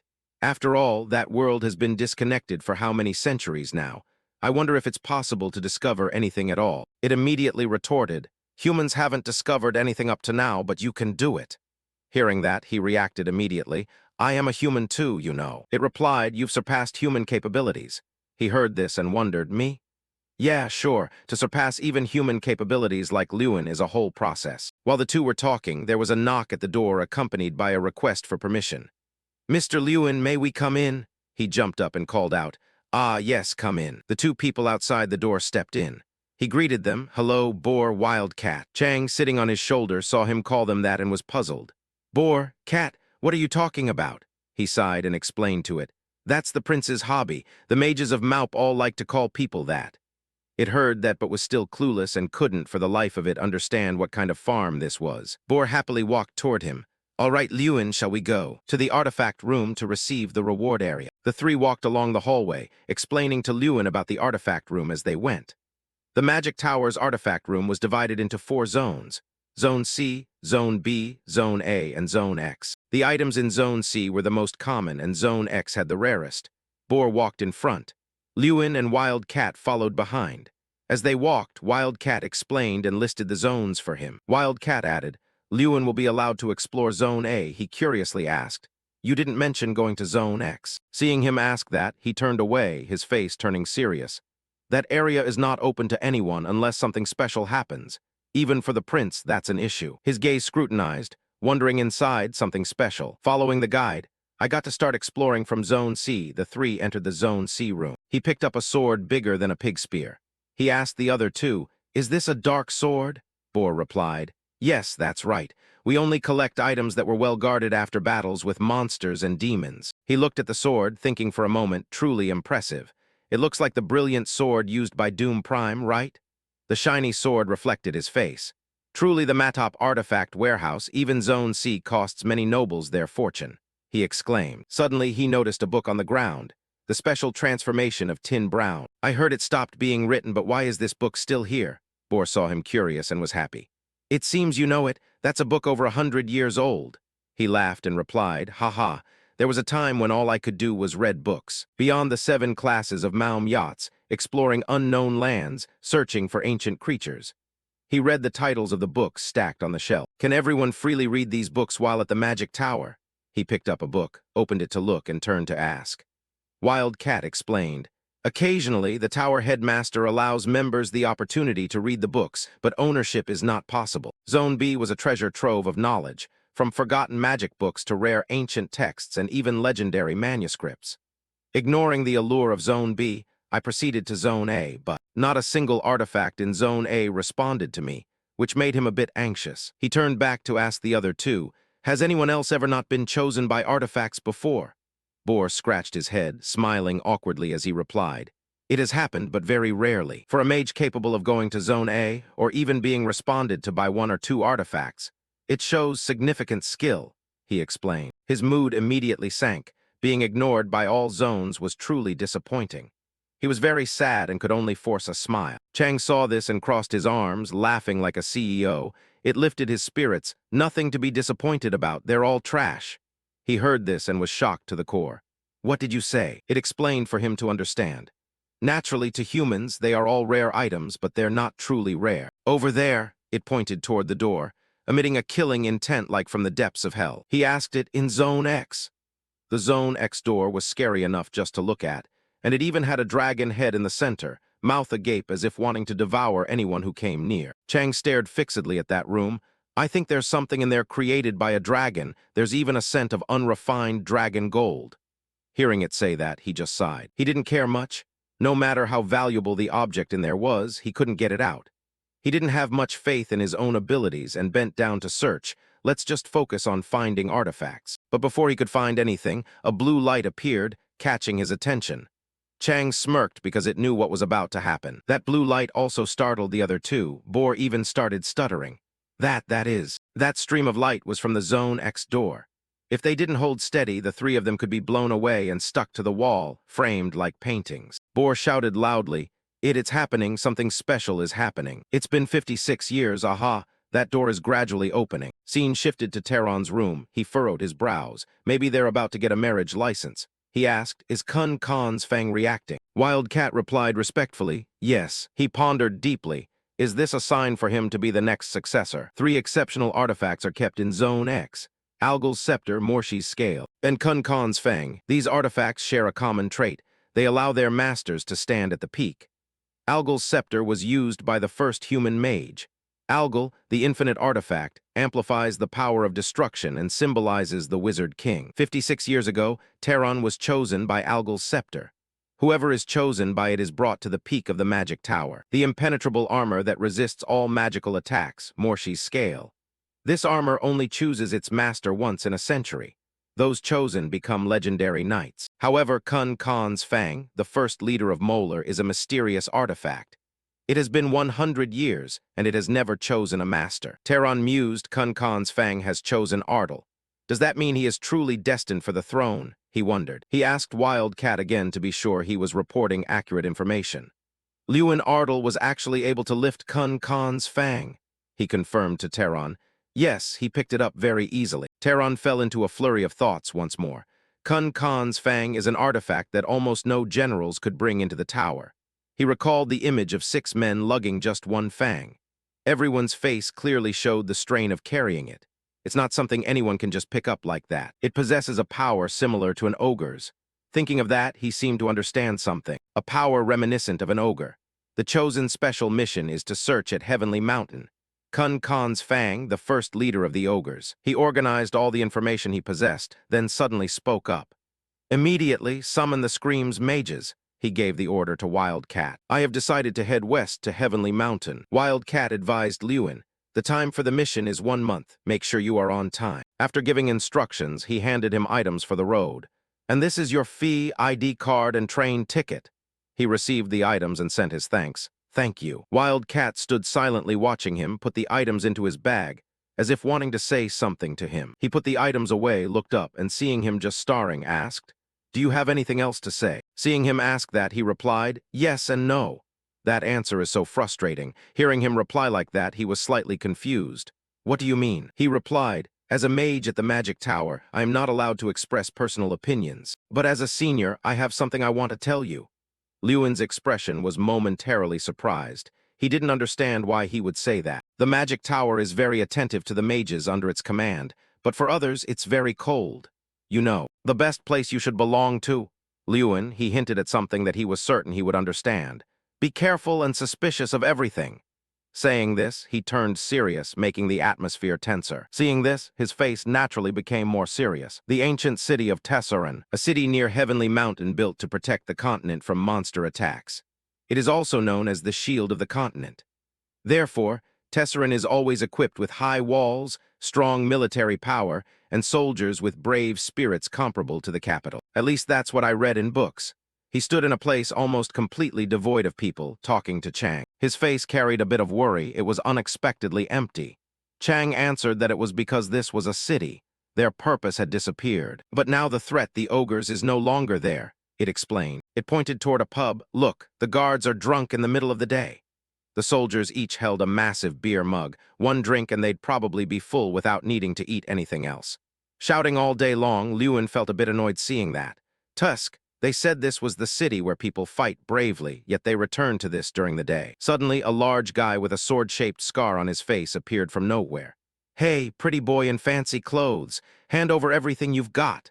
Was he really planning to use that massive body to threaten him? Did Lewin's face look like he was afraid at all? He just gently placed his hand on the large guy's shoulder. A moment later, he walked away. The world was so different from what books portrayed. As for the other guy, he was lying spread-eagled on the ground. A thunderous snore echoed in the quiet space. Someone was sleeping, drooling, and blowing bubbles. Lewin and Chang stood there, helpless, watching him sleep without a care in the world, not knowing what to say. He decided to speak up to break his deep sleep. Excuse me. Hearing his call, he drowsily woke up. He jumped up as soon as he saw him standing in front. I'm sorry, I was sleeping too soundly, so I didn't recognize you, Mage. He didn't pay much attention either. It's all right, could I get a horse? He asked him. The horse farm owner's face was a bit embarrassed. Well, actually, we don't have any horses at the moment. The stables were completely empty, not a single horse in sight, only piles of dry straw remained. He asked again, no horses. The owner replied, yes. He asked further, aren't there any other stables around? The owner could only scratch his head with a guilty expression. This is the only place in Terrasen. Chang saw this and laughed to tears. What kind of stable has no horses? Haha, this place really. Before it could finish, Lewin cut it off, a bit off from his plan, his face showing slight disappointment for not being able to borrow a horse. The owner explained a bit. At first, there were 3 horses in the stable, but they were all rented out this morning. We haven't had customers for a long time, but suddenly today, someone rented all the horses. Hearing his explanation, he was somewhat surprised. He then embarrassed offered, "If you can wait 1 day, somehow I will." He interrupted him, "Wait a second," making him slightly startled.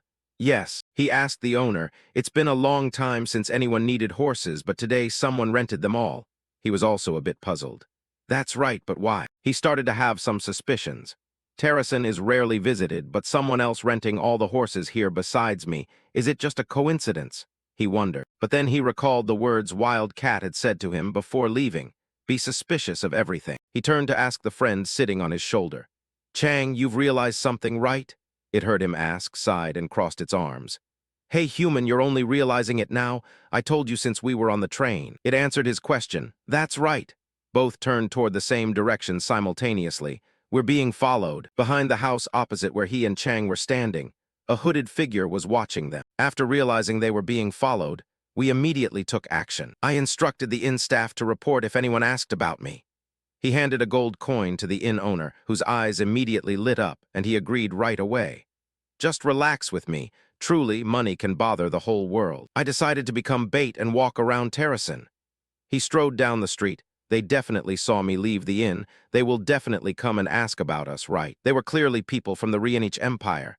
He smiled, seemingly knowing everything. Whether it's the prince angry because I declined his naturalization invitation or the king of the magic tower hunting for me, I don't know, but none of them are particularly welcome. At all costs, this problem must be resolved before reaching the mountain peak. His eyes revealed determination. He couldn't let them continue to follow him when he knew they were there. "No one came here." The innkeeper replied to Lewin with embarrassment. He seemed not to believe it, asking back, "What?" The innkeeper replied honestly, "I'm telling the truth. I was very nervous waiting for someone to come after you left, but no one came." Chang spoke up, looking at him. He didn't seem to be lying. Suddenly, the innkeeper remembered something. "But there's one thing that sounds very strange." He hurriedly asked, "What is it?" He told him something mind-blowing. "For about 3 minutes, my memory was almost blank." Hearing that, he was extremely stunned. The innkeeper added, "No matter how hard I try to remember." His face grew more tense as he listened to him recount what he could remember. Mind control, a high-level Tier 6 magic that allows control and domination of the opponent's mind. The victim will lose all memories during that period, and the other person can steal those memories. He quickly walked upstairs. "They are more patient and powerful than I thought. Moreover, if they steal memories, they will realize I've discovered they're tracking me." He deduced everything bit by bit. Lewin opened the door to his room. The room was empty, but someone had pinned a paper to the head of the bed. The paper read, "I have no intention of harming you, so don't waste time searching for me. Just proceed with your own search." Lewin angrily ripped the paper down. "So sneaking into my room to leave a note telling me not to worry. This is truly a threat." Then he stiffened his face. "Fine, then let's try." Lewin leaped out of the room. He kicked off the nearby houses and landed safely. Lewin's jump maneuver looked dangerous. "Lewin flew like the wind. If I get clocked for speeding, the chance of being dragged to the police station is very high." Then Chang asked him, "What do you think?" He replied with a triumphant smile, "We need to find them." Lewin ordered, "Open the map for me." The map displayed 4 red dots. One was his and Chang's, the other 3 were the 3 guys tailing him. He sped off but didn't forget to look back with a provocative expression. "All right, then follow me." Red circles appeared as Lewin burst into speed. He shouted loudly so the 3 guys could hear, just like running to secure first place in a triathlon. "Should we chase after them?" One of the 3 guys asked. "Haha, the junior champion of our grand tournament wants us to play games with him. It wouldn't be fun if we refused." The guy with the skull on his neck, who seemed to be the leader, said. He ordered the other 2 to go after them. "Just don't kill them," he added, and the 2 vanished instantly upon hearing the command. "Understood." The sky turned a deep red as the 2 pursuers flew like birds, closing the gap on Lewin and Chang in no time. Meanwhile, Lewin was still running with a grin on his face, showing no sign of fear. After all, he was the one who invited them to play this game. Why the hell would he be scared? At a place as deserted as a ghost town, a purple light appeared, followed by 3 suspicious figures in black cloaks descending from the sky. The 3 began to walk forward, scanning their surroundings as they moved.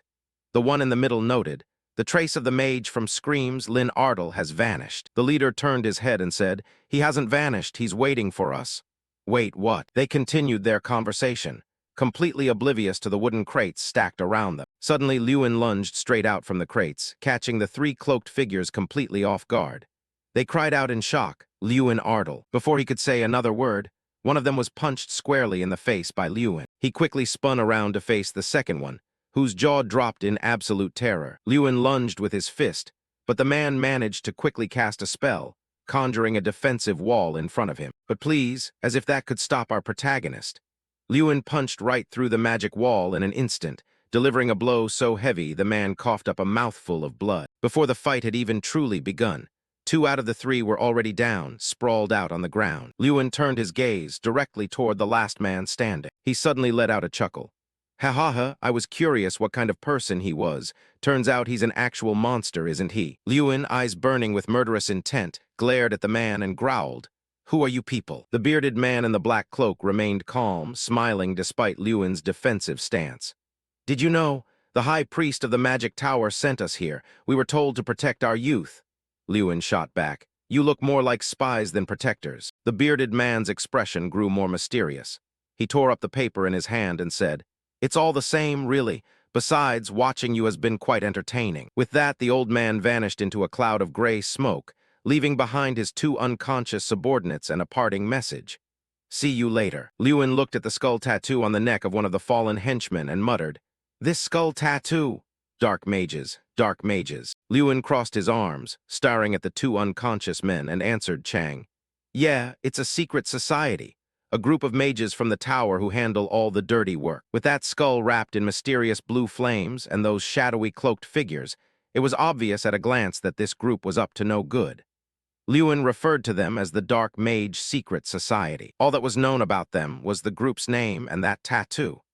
No one knew exactly what they did or the skill level of each individual.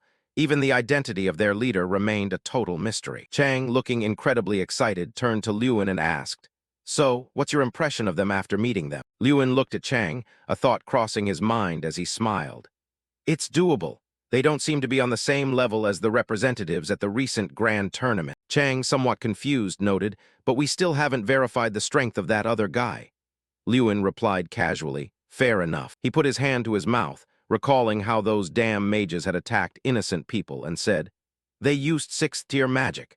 They're clearly not ordinary opponents, and besides that, they can track us from a distance." Chang looked at his contemplative face and asked, "What do you plan to do?" Lewin remained deep in thought. He looked up as if a plan had formed and said, "First, I'll force them to reveal themselves." A while later, the rhythmic thud of horse hooves echoed. The very next day, we immediately set off for the Celestial Mountains. Lewin galloped quickly toward the mountain range ahead. The journey to the Celestial Mountains was exhausting. We had to trek through arid wastelands, but I could feel that we had finally reached our destination. Lewin placed a hand over his chest. He dismounted, keeping his hand on his chest. His face was filled with suspense and anxiety as his chest throbbed. Sunlight hit the sweating face of the young man as he gave a faint smile and said directly, "So, this is the Celestial Mountain." Indeed, there was no mistaking it. The mountain shrouded in a dark, gloomy barrier was the Celestial Mountain. Lewin stood dazed for a long moment and remarked, "This is exactly what satisfaction feels like." The dark barrier rippled slightly as if something had just touched it. Lewin asked, "You mentioned this was where you lived with Draka, right?" Chang replied, "Yes, that's right." Lewin sat down tiredly, leaning his back against the barrier. It won't budge at all. How am I supposed to get in?" Lewin's expression shifted, a hint of worry appearing as he looked up at Chang. "What kind of inhumane idea is this? Are you telling me I have to destroy the barrier like that?" Chang crawled onto his forehead and answered, "Yes." Lewin sighed. "Got it." As Chang climbed onto the top of his head, Lewin looked down and said confidently, "If they were human, they'd definitely try to break the barrier, right?" Lewin looked up at Chang, who replied, "Right, that's the first thought." Chang continued, "But they can't break it using normal human methods." Chang added, "What would happen if there were an ogre here?" This remark left Lewin a bit stunned, as if even he hadn't seen that coming. Lewin sat cross-legged, resting his chin on his hand in serious thought. Wouldn't it be better to call an ogre from the inside? Ask them to open the door like a friend? While Lewin was still thinking, Chang quickly hopped down to the ground. Crossing his arms, he looked at Lewin and said, Yes, my thoughts are very clear now. Lewin was even more shocked to hear that. His pupils contracted as he looked down at Chang and said, "But didn't you say all the ogres here were dead?" Chang looked at Lewin with supreme confidence and replied that such a thing was just human assumption. Lewin started to feel the tension, turning his head back to look at the barrier. Chang's expression darkened. He said, "Remember, Lewin, your power doesn't follow prejudice, it breaks it." Just as he finished speaking, a voice drifted out from within the gloomy, dark barrier.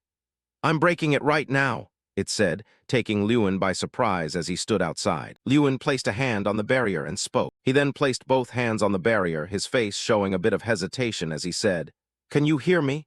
I know you're going to pretend you can't, but I have your leader's fang with me."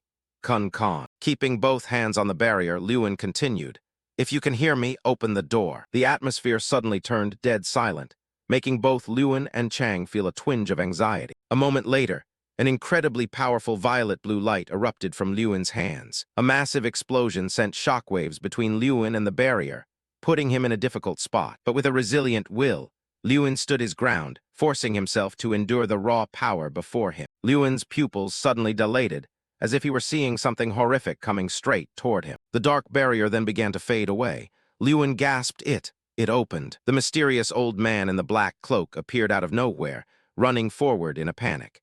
How could a rookie like him do something that no one has ever been able to do before? Unfortunately for him, by the time he arrived, the barrier flared back up, blocking his path.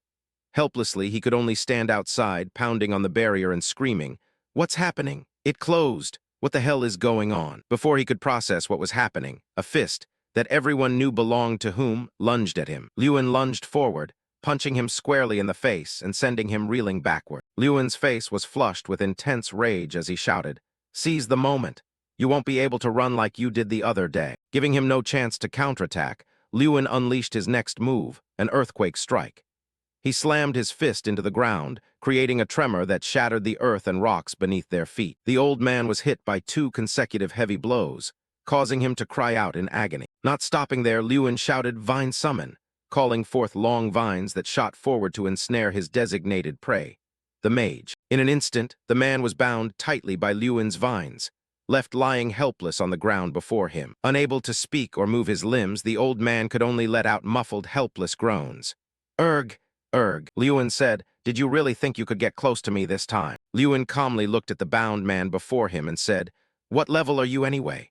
Let's end this game early." Oh boy, before he knew it, he was being watched by some big fellows, probably massive guys lunging out with wooden clubs. A green giant swung his club and lunged straight at where Lewin was standing, leaving him dazed and confused. A horrific sight suddenly appeared. In a flash, fresh red liquid began dripping down the green giant's wooden club. It went without saying what that liquid was. Lewin was absolutely stunned by the gruesome scene that had just unfolded. His eyes were wide, and his body was frozen stiff. The giant turned back to look at Lewin with a savage expression that made his skin crawl. His pitch-black eyes stared intently at Lewin. He spoke, "Answer me, human, who are you?" On the surface, Lewin tried to look like he was fine, but inside he was deathly worried. Chang, standing on his shoulder, leaned into Lewin's ear and whispered, "Remember this, Lewin. They were created with the mindset of savage beasts. Fortunately, I was able to enter the barrier on the Celestial Mountain, and as soon as I stepped inside, it felt like I had entered a different world." Lewin whispered to himself as he followed the green giant deeper into the interior. Once there, he was surrounded by countless other terrifying green giants. They looked at him with curiosity and wonder. One of them said, "A human? What's a human doing here? But he doesn't smell quite like a human. He smells just like us." Sniff, sniff. Lewin walked on, his face as tense as a drumhead. Chang beside him said, "Master, be careful. They don't have the same morals as humans." Lewin replied tensely, "I know." Lewin recalled the image of when he first met the green giant and thought, "I guess he's not doing anything to me because of Kun Khan's fang, but I have no idea when they might decide to kill me." He followed cautiously behind the green giant, keeping a close eye on him. Upon reaching a towering mountain peak, the green giant said, "We're here. This is the summit of the Celestial Mountain." The two of them stopped next to another green giant. Lewin looked at the giant holding a club and asked, "The summit? There's still another peak above this one, right?" Thud, a tremor rang out, making Lewin jump slightly. Before him stood another giant, larger than the rest, with white hair and a white beard. Lewin thought, "This isn't just a peak, there's a goblin here." The white-haired giant looked down at Lewin and introduced himself. I am the leader, H-letter 1 EAFC Khan. Human, I heard you possess Kun Khan's sacred relic. Regardless of what was said, Lewin was currently in shock at the sight of a body dozens of times larger than the other goblins. He looked up with his mouth agape, thinking, is he really that much bigger than the other goblins? Leader H-letter 1 EAFC Khan continued, Human, we welcome you as a guest. I've decided not to tear you apart and throw your corpse to the eagles.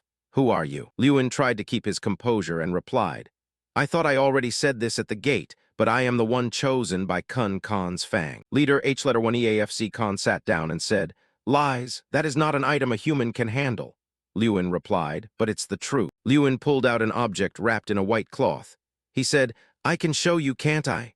The goblin cried out in shock. Oh my God, it's real. Leader H-letter 1 EAFC Khan looked at Lewin with great satisfaction and said, An interesting human.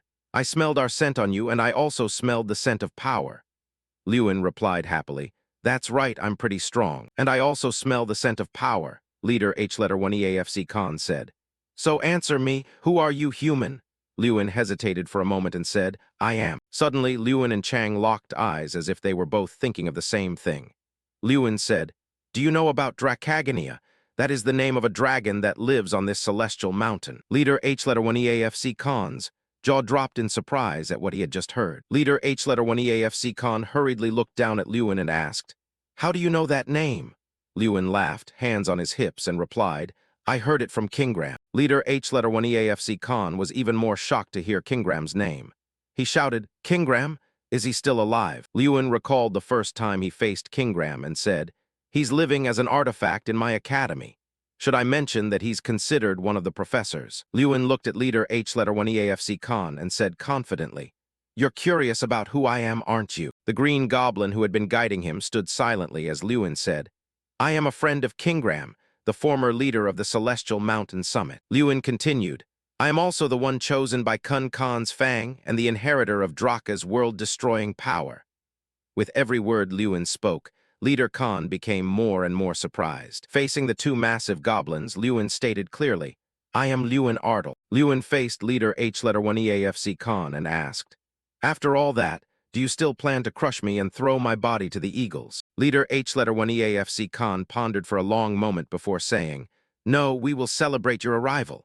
A human, eh? Lewin's face suddenly froze up, seemingly at a loss for words. He was then brought to the middle of a square with a crude stone table in the center, while the surrounding goblins cheered incessantly. Chang sat on Lewin's shoulder, arms crossed, and said, The goblins have an initiation rite even when welcoming someone new. If you want to be welcomed, you have to prove your worth. Draka also participated when he first arrived. Chang looked at Lewin seriously and added, And the format is arm wrestling. A massive green goblin stepped forward to face him. He happily showed off his muscles and said, I am the son of Merukan Khan, Omrat. Are you the human we've welcomed? Already, Lewin's face was as wrinkled as a crumpled blanket. He thought to himself, You're telling me this giant is my opponent? I think something is very wrong here. In a flash, Lewin and Omrat were in position to arm wrestle. The whole square was shouting, Come on, hurry up. Omrat, crush that human. Lewin leaned against the stone table and looked at Chang.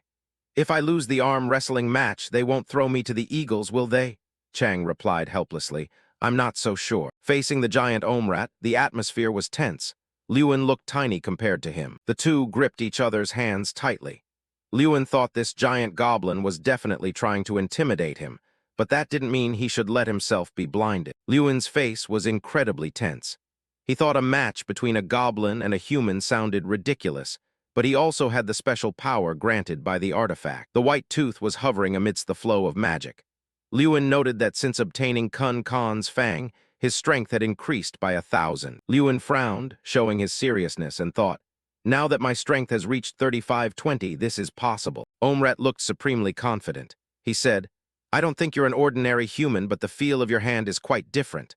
I am Omrat, son of Omru Khan. Even if my opponent is a human, I won't go easy on you. Lewin didn't back down, smiling as he shouted back, That's right, try to defeat me once and for all. The referee in the middle began the countdown. Get ready. The faces of both contestants were extremely serious. Start, the goblin referee screamed. Right away, Lewin tensed his arm muscles so hard that a piece of his sleeve tore. Seeing this, Omrat was a bit surprised by his opponent. The match continued with no winner in sight. Omrat let out a loud shout. Looking at Lewin, his face was clearly worsening. He was drenched in sweat as if he could only hold out for a moment longer. He thought, is it over? But Lewin summoned all the remaining internal strength in his body and shouted, this is my last chance, you hairy goblin. However, it didn't go as he hoped. Omrat pinned Lewin's arm with incredible ease, and a loud thump echoed. Lewin had flexed so hard he tore his shirt. But after losing so miserably, he stood frozen, his face completely dazed. The goblin referee then stood up, spread his arms, and shouted, Omrat has won. Lewin lay exhausted across the stone table, sighing as he said, I lost even though I gave it my all. Lewin's hand was shaking, covered in bruises and injuries. He said, so, am I going to be thrown to the eagles now? Lewin stared blankly at the sky as if his time was up, but then a voice spoke. Get up, human. A green goblin knelt down, facing Lewin, and said with satisfaction, you tried to hold your ground, even against Omrat, the finest warrior of the Celestial Mountain. Truly, you are someone worthy of praise. At that moment, the system mission board appeared. The goblins of the Celestial Mountain revere strength. It took Draka 17 years to earn their respect through his power. Just as he did, win over the goblins you want with strength and make them respect you. Defeat Omrat in arm wrestling, 0-1. Reward, goblins at Celestial Mountain. Lewin looked up in disbelief, stammering, thank you. Chang looked at Lewin happily and said, well done, Lewin, you've won the support of the goblins. Lewin propped himself up, looked at Chang, and said awkwardly, Chang, you didn't tell me this would happen, did you? Chang just gave a playful kee laugh. Lewin chuckled, glancing at Chang. You said Draka took 17 years to beat Omrat, right? I'll do it in 1 month. Looking up, the atmosphere was very merry, with goblins sitting together at tables, drinking and talking. As soon as the arm wrestling ended, a feast had been prepared on the small peak. At a dining table, Lewin said happily, this is better than we thought, right? It's hard to believe goblins are such good cooks. Chang replied helplessly, I know the food smells very strong. The smell is really something. Lewin replied, no, it's not that. Lewin sat down, looked around, and asked, but why do the goblins here live such isolated lives in this monastery? Lewin's face grew somber as he thought that, regardless, he had a feeling. Watching the crowd of laughing goblins, Lewin thought that he would overcome something even more important than this mission. Omrat approached from behind, looked at Lewin, and said, strong human. Lewin turned back and replied, yes, Omrat. Omrat looked down at Lewin and asked, so, what are you planning to do with the tooth of our first leader? Lewin replied, do something. Is there something I can do with it? Omrat smiled brightly and said, if you want, I can help you forge a weapon suitable for a human. Suddenly receiving this unexpected windfall, Lewin was a bit surprised. He thought, what did he say? In a dark cellar, holding a massive tooth in his hand, Lewin asked himself, what is this? While walking and holding the tooth, Trang said, this is the primary source of power, a symbol of supreme strength. Whoever in the Agres tribe inherits it will be the strongest. Lewin replied, no, I mean, what is it used for? Things like armor and magical staves, Trang said. The Angel scepter and Morshi's scales have very clear uses. One is a sorcerer's scepter and the other is a knight's magical armor. An image appeared of Lewin wearing armor and holding a staff while laughing heartily. Trang said, or perhaps this can be used as a flail. Receive this magic spell. The two chatted animatedly as they walked through the dark corridor. Chang said, just hold on to it and figure it out later. It will only help increase your power. Lewin replied, all right. Scene change. Omrat smiled brightly and said, if you want, I can make it work for you, a weapon fit for a human. Receiving this bargain out of the blue, Lewin was a bit surprised. He realized he had it but didn't know how to use it, making this an unexpected opportunity. Omrat pointed his thumb at himself and said confidently, the tooth of Kun Khan is so heavy and hard that it seems no one can handle it. But if it's the Omusira iron trap, it is completely possible. Lewin looked a bit confused. An iron trap is just like any other blacksmith's tool for humans. Omrat looked at Lewin and asked, do you have any ideas about a specific type of weapon yet human? Lewin hummed in response. A moment later, he suddenly smiled as if he had just thought of something. So, you can help me create exactly what I need. It's been half a month since I arrived at Heavenly Mountain, Lewin said, crouching in the bushes as if hunting for something. In front of him, a green goblin shouted, over there, a human. Lewin lunged straight out of the bushes and said, let me handle it. During that time, I've been hunting for the Agres tribe or supporting them. Next, he started jogging, spending so much time training me in the things I couldn't do. Drenched in sweat, Lewin looked up at the system and then happily said, all right. Afterward, he went to arm wrestle with Omrat again, and like the last time, Lewin lost.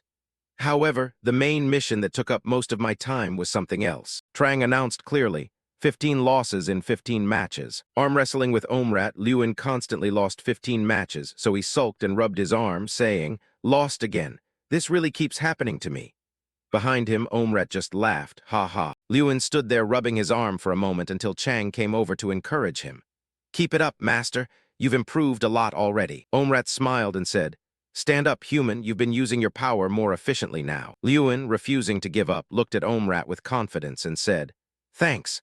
I feel like I'm making progress little by little. I've learned how to use my power reasonably through your advice and can endure a little longer each day." Lewin shoved both hands into his pockets, turned his head and said, "Before I leave this place, I must defeat Omrat."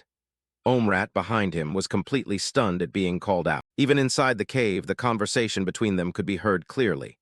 "Omrat, are you hesitating?"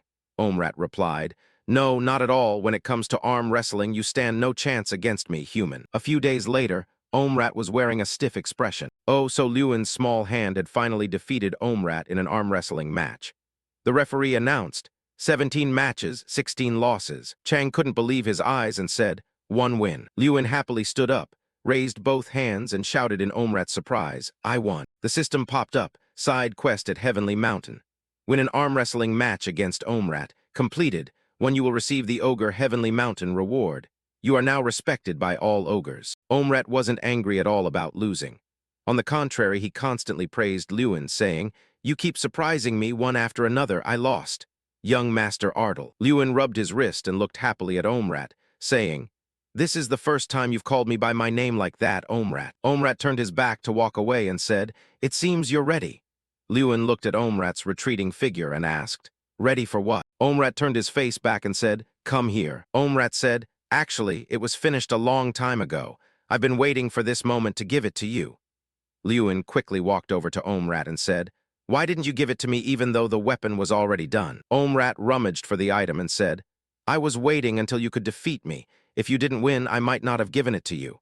The Fang of Kun Khan is very important to us." After hearing that, Lewin's expression turned stiff and slightly embarrassed. He thought, "How is that any different from being robbed right in front of my face?" A moment later, Omrat held the object out in front of Lewin and said, "Here you go." Lewin looked at the item in front of him with some surprise and said, "Is that?" It was a pair of black metal gauntlets, bear claws made from the Fang of Kun Khan, created by Omrat, a bear claw decorated with the fangs of the first ogre tribe leader at Heavenly Mountain. The tooth fragments will not break under any impact and will destroy everything. Instantly increases power by 2,000, unlocks unique skill. Leadership potential is growing. Lewin put on the gauntlets and clenched his fists, thinking decisively. A bear claw with Kun Khan's fang inside. It will definitely be the most comfortable thing for me, a melee mage. Seeing that he hadn't said anything for a while, Chang asked, "How is it?" Omrat also asked, "What do you think of my finished product? I made it with the perfect mold just for you." Looking at Lewin, who seemed focused, he was actually deep in thought. "It's amazing. It's not just 2,000 power, it might be even stronger." Lewin said, "Omrat, can you gather all the warriors of Heavenly Mountain?" Very quickly, all the green goblins were gathered. They whispered to each other, "A strong human wants to challenge all of us to arm wrestling." "That's right," he said he would defeat all of us. "That's right," he said he would defeat all of us. The other goblins were already gossiping. Even though he defeated Omrat, he's still hurting our pride, but going against such a challenger, an event like this. The more they talked, the more excited and thrilled they became. "Welcome." Lewin was now in the square facing a large goblin. From the ogre tribe's perspective, this seemed like an arrogant challenge. But the atmosphere here was very cheerful.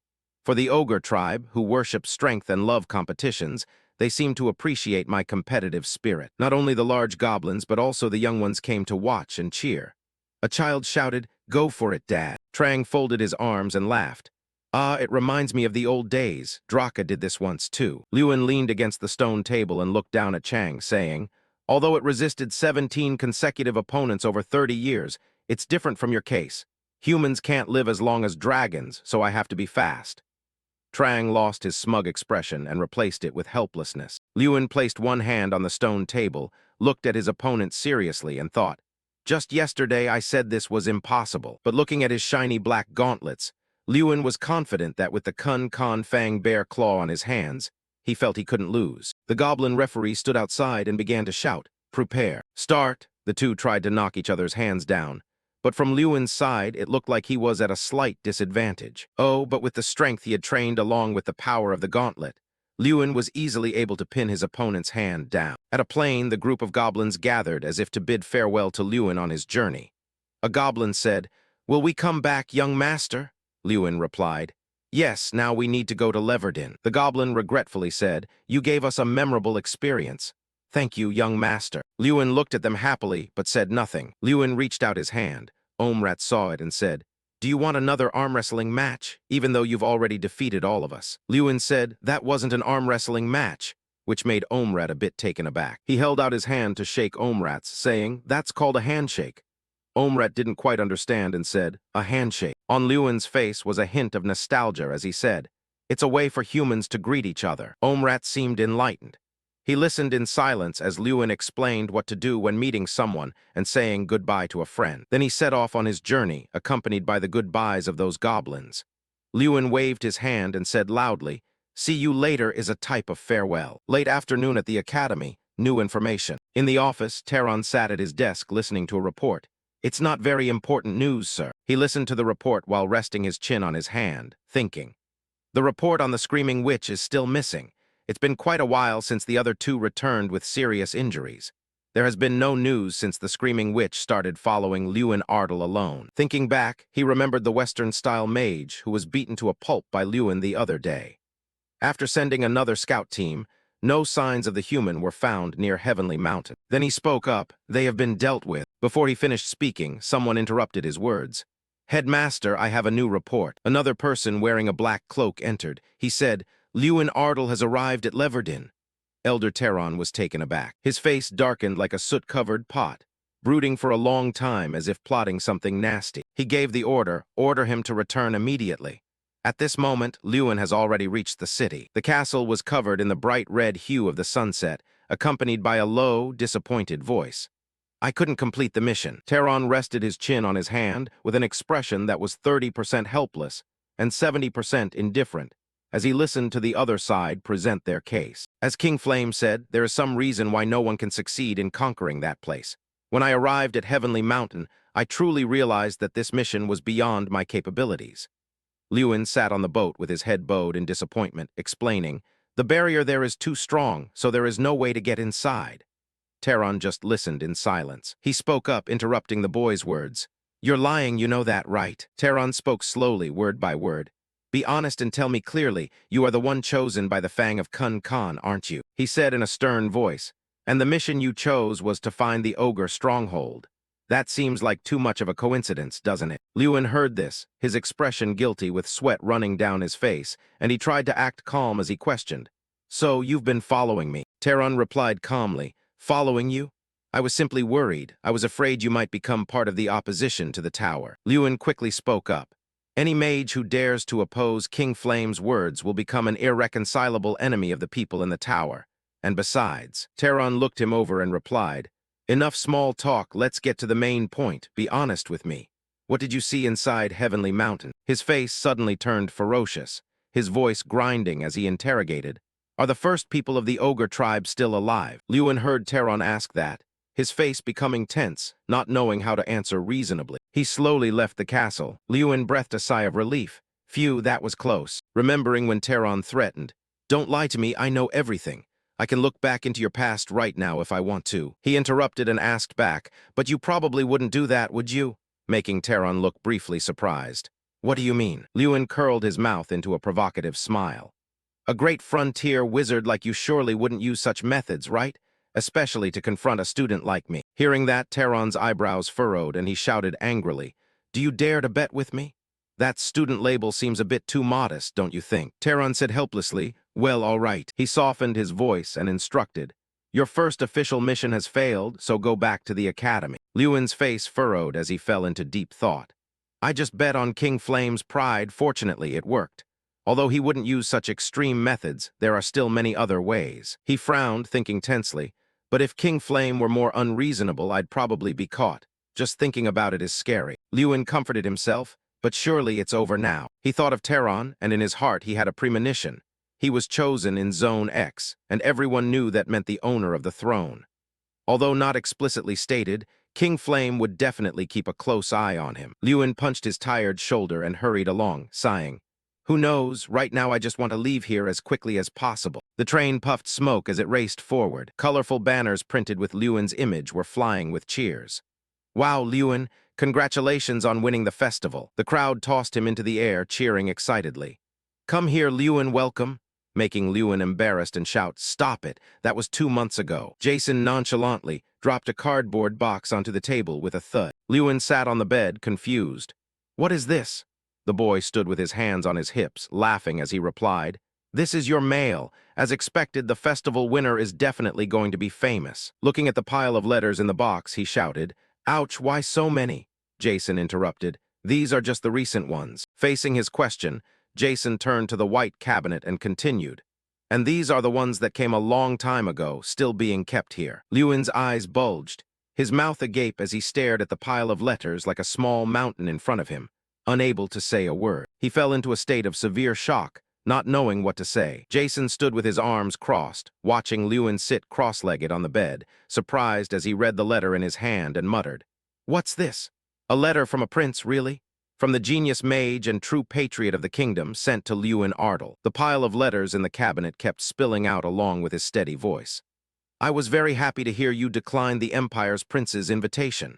You really are a patriot, even though I've never met him, right? Jason sighed and replied, dear, isn't for people who are close, it's for people you want to be close to.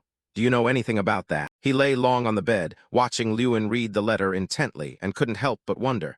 But Lewin, what is your plan here? The corners of Lewin's mouth turned up slightly, wearing a mysterious, crafty smile. He beamed a bright smile and replied, I'm thinking this year is going to be very different. Lewin rode his horse slowly beneath the canopy of trees, passing through the sun-drenched forest. As he rode, he thought excitedly, it's been a long time since I last visited my hometown. Since last year, I've just stayed in the dormitory and haven't gone anywhere. Remembering that time, Lin couldn't help but lament. I didn't have the face to see my countrymen. I didn't have enough confidence to smile and answer their questions. How is your life at the academy, kid? Lewin's eyes became confident as he said, but now I can proudly face them. He sat on horseback and looked down from above at the European-style village architecture on a vast land. Everyone was stunned and couldn't believe their eyes, calling out in unison, young master. Lewin scratched his head, replying shyly, how is everyone doing? The villagers cheered to the skis. Oh, is that really you, young master? Another person exclaimed in surprise, what, young master? Everyone crowded around him, making him scratch his head constantly as he shyly explained, sorry everyone, I've been away for too long, haven't I? A villager laughed loudly and asked, ha ha ha, how is the academy? Is it like the rumors say?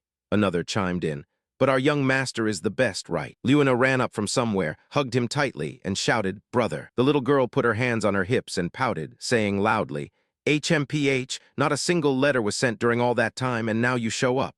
Father was behind him, smiling gently, partially helpless. Lewin shouted, father. Lewin raised his hand to tease her. Lewina, you've grown up a lot, haven't you? I almost didn't recognize you. Making the little girl angry and shout, what? He beamed a bright smile, silently adding in his heart, and you're still as cute as ever. Lewin gently instructed his father. Father, call all the family members here. It's been so long since I've had a chance to talk to anyone. The moonlight shone brilliantly on the night sky, covered by clouds. In the living room, everyone gathered to listen to Lewin. I've told my family and those close to me about what has happened over the past 6 years. Of course, I skipped the details about the players. Lewina wiped her sobbing tears. Brother, you have really been through too much, the maid exclaimed. But you managed to overcome all those difficulties. We are very proud of you, young master. Beggin spoke up.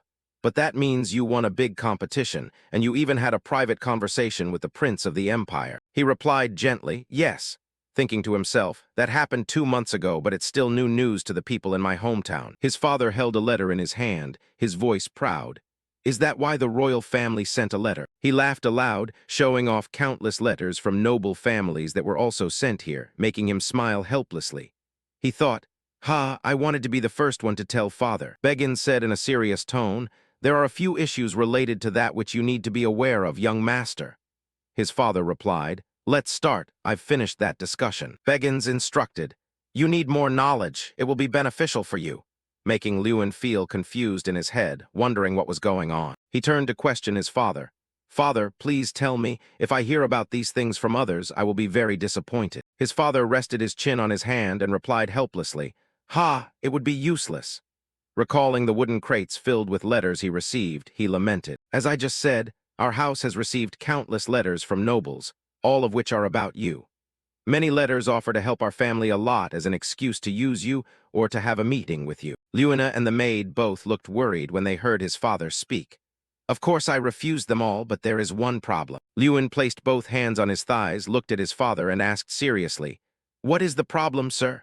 He replied, "Bilko's Monzo." He thought of that person and couldn't help but worry that he would use the boy as leverage to threaten House Ardle. Monzo, the only commercial city near House Ardle's territory, most of the goods produced in House Ardle's territory were traded through the city of Monzo. In other words, House Ardle's territory was maintained by the money earned in Mons. Lewin looked at his father, wondering, do they really offer such an unreasonably low price for our goods? He turned his head away, dejectedly replying, "Yes, because they want to take House Ardel's territory hostage and force you to become a guardian mage for Monzo." Lewin's father rubbed his forehead wearily and added that if things continued this way, the Ardle family's finances would surely collapse. He bowed his head and sighed, lamenting that there was currently no clear solution in sight. Lewin recalled the joyful faces of the farmers as they enthusiastically insisted, "Oh, come now. I will definitely be the first one to host the young master." Someone even bragged that the quality of their goat milk this year was exceptionally good for the young master. His father and Beggins were taken aback when he said, "I suddenly thought of the saying that a wicked person needs to be knocked down." He looked at his own hand and said nonchalantly, "If they are so eager to meet me, I'll just have to go there and grant them an audience." After loading the luggage onto the horse, Beggins didn't forget to remind him, "Here is a bit of food and water for your journey. Please be careful on the road, young master." Lewin replied, "Thank you, Mr. Beggins." He looked at the boy apologetically and said, "I am so sorry for dumping the burden of this problem on you the moment you got home." Lewin patted the horse to reassure him, saying, "It's okay, you were just doing your job as the manager, and I'm just trying to fulfill my responsibility as the young master." Beggins watched Lewin anxiously as the boy slowly climbed onto his horse, not quite knowing how to find the right words. He called out as Lewin prepared to spur the horse away, "Young master, please don't be angry with him." Lewin asked back in surprise, "What do you mean?" Beggins, with a worried look, tried to explain, "The Lord has done everything he could. He even spent his own money to compensate for the damages caused by Monzo. Most people in the Ardle territory have no idea about this." Lewin lowered his head, listening as the man explained that the current peace was thanks to the Lord's sacrifices. Lewin said in a low voice, "How shameful of me. I think I've been far too arrogant." Hearing this, the man asked in confusion what he meant by that. Thinking of his father, he couldn't help but remark, "To be honest, I was very disappointed and wondered if father was just passively enduring it all." Recalling their conversation last night, he confessed shamefully, "I thought that I alone could solve everything that my father couldn't." Lewin's eyes were sad and frustrated as he said, "Even though I knew, ever since I was a child, that my father has loved and cared for this land more than anyone else." Beggins listened to him, but didn't know what else to say to comfort him. Lewin reached down from his horse and handed over a wooden box, saying, "Instead, could you help me deliver this to my father?" The man respectfully held out both hands to receive it, wondering what it was. His mouth dropped open as he looked at the box in his hands, while Lewin calmly informed him that it contained 10,000 gold pieces. As the gold bars were neatly arranged in the box, Lewin gently explained that it was the prize from the grand festival, and he hoped it would be used for necessary matters in the territory. Beggins asked what exactly it should be used for, and the boy, looking at him carefully as he clutched the box, replied that in his personal opinion, it would be most effective if used to buy more land, as he believed that the Ardle family could become self-sufficient and provide goods to others without needing Monzo in the future. Beggins frowned in thought and replied, "That could come true, but our territory is currently in a difficult spot. Right now, no one wants to sell land to us." He jumped in surprise when he heard the boy say, "What if we just take it?" Lewin said confidently, "And then we will proceed with a complete cleanup." He explained that they would resolve the long-standing troubles of Wolf Hill within the territory and the Xinyan Plains, where the Mudmen had occupied. It wasn't a bad idea. Lewin, sitting on his horse, carefully laid out his intentions. "With this money, if we hire mercenaries and reclaim the territory or lease training grounds to outsiders, we could even bring in more money." Beggins realized that if they could hire mercenaries at a reasonable price, it was indeed worth a try. Lewin turned his head to tell Beggins that he would leave the detailed information for the manager and his father, and then he set off. Lewin galloped away, leaving Beggins behind as he shouted, "Let's go." Monzo Trading City, the largest territory in the southern part of the kingdom. All the supplies in the surrounding areas were concentrated here. The lord was Bilko's Monzo. There were many bad rumors about him, such as using money to buy his position through loan sharks or being the former leader of the Walpa gang. As Lewin traveled, he thought to himself that, in other words, they had to have hearts of steel. He stopped before the gates of a magnificent white castle, which was heavily guarded by sentries. From his horse, Lewin bowed politely and told a guard, "I am the second son of the Ardle family, Lewin Ardle. Is the lord inside?" Hearing this, a tall, thin guard let out a sigh, while a fat guard picked his nose in contempt. Lewin's face darkened when he heard the mocking voices of the guards. Ardle again. One guard wondered aloud, why do they keep making such a fuss even though they know they'll never succeed? The tall, thin guard replied, "Yeah, exactly." The fat guard chimed in mockingly, "They're still just children only learning how to beg." The tall guard burst out laughing, mocking Lewin on his horse. "Ha ha ha, are you even able to talk business this time, young master?" The fat guard beside him scratched his head and laughed along. Hee hee. Lewin closed his eyes tightly, thinking to himself, "Is father always treated like this? How many times has he come here?" One of the guards watched him dismount and sneered. "Hey, young master, go inside and ask the lord yourself. Though if it's Ardle, they'll probably just throw him out." The thin guard looked at his yawning comrade and deliberately asked loudly, "But this time is different, right? Hurry up then." Lewin calculated in his head that he wasn't here as a student, but as the second son of the Ardle family.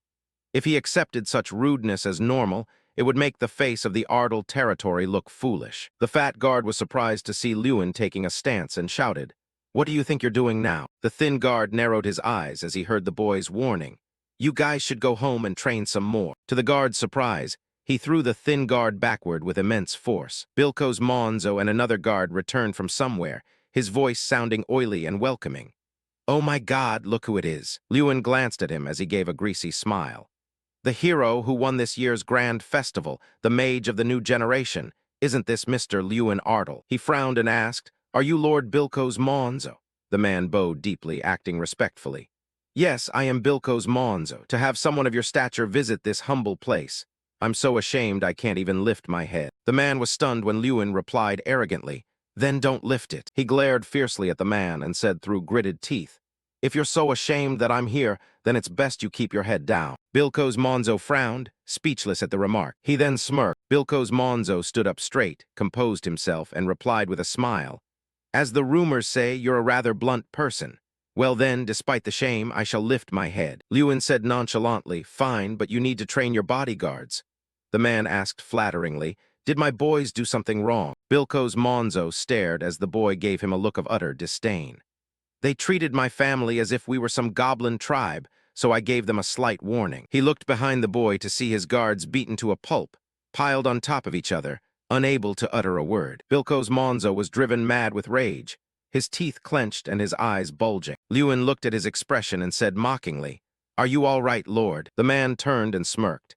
He, feel free to treat them like your own subordinates," but inside he was fuming. "How dare that brat touch my people?" Lewin rubbed his hands together and replied with a smile, "Well then, we shall." And to Bilko's Monzo's astonishment, he delivered a kick that sent the remaining guard flying backward with great force. The guard fell and rolled across the ground. He clapped and laughed, saying nonchalantly, "That's enough. This one also needs some etiquette training," leaving the man speechless. Lewin added with a grin, "You were probably thinking of keeping me standing here even longer." The man was driven insane by the boy's teasing, his teeth gritted and his eyes fierce as he heard another cutting remark. "Invite me in, Lord." As he walked in, he saw something like a wolf with its mouth open and sharp teeth hanging on the wall. The man gave a fake smile and shared with Lewin, "My hobby is collecting works of art like that." He looked at it seriously. "Well, it certainly doesn't look very pleasant." The old man continued, "I understand everyone has different tastes." He stayed silent for a moment, secretly judging him in his head. "Collecting these things and calling them beautiful. This guy's taste is truly depraved." The things he displayed in his house were all bizarre objects with terrifying shapes. No normal person would ever buy such things. The more he thought, the more he grew concerned about the old man. Clearly, keeping these here is meant to create a sense of fear and anxiety. Does he want to intimidate me? Next, the man poured water for Lewin. He introduced the tea he had prepared.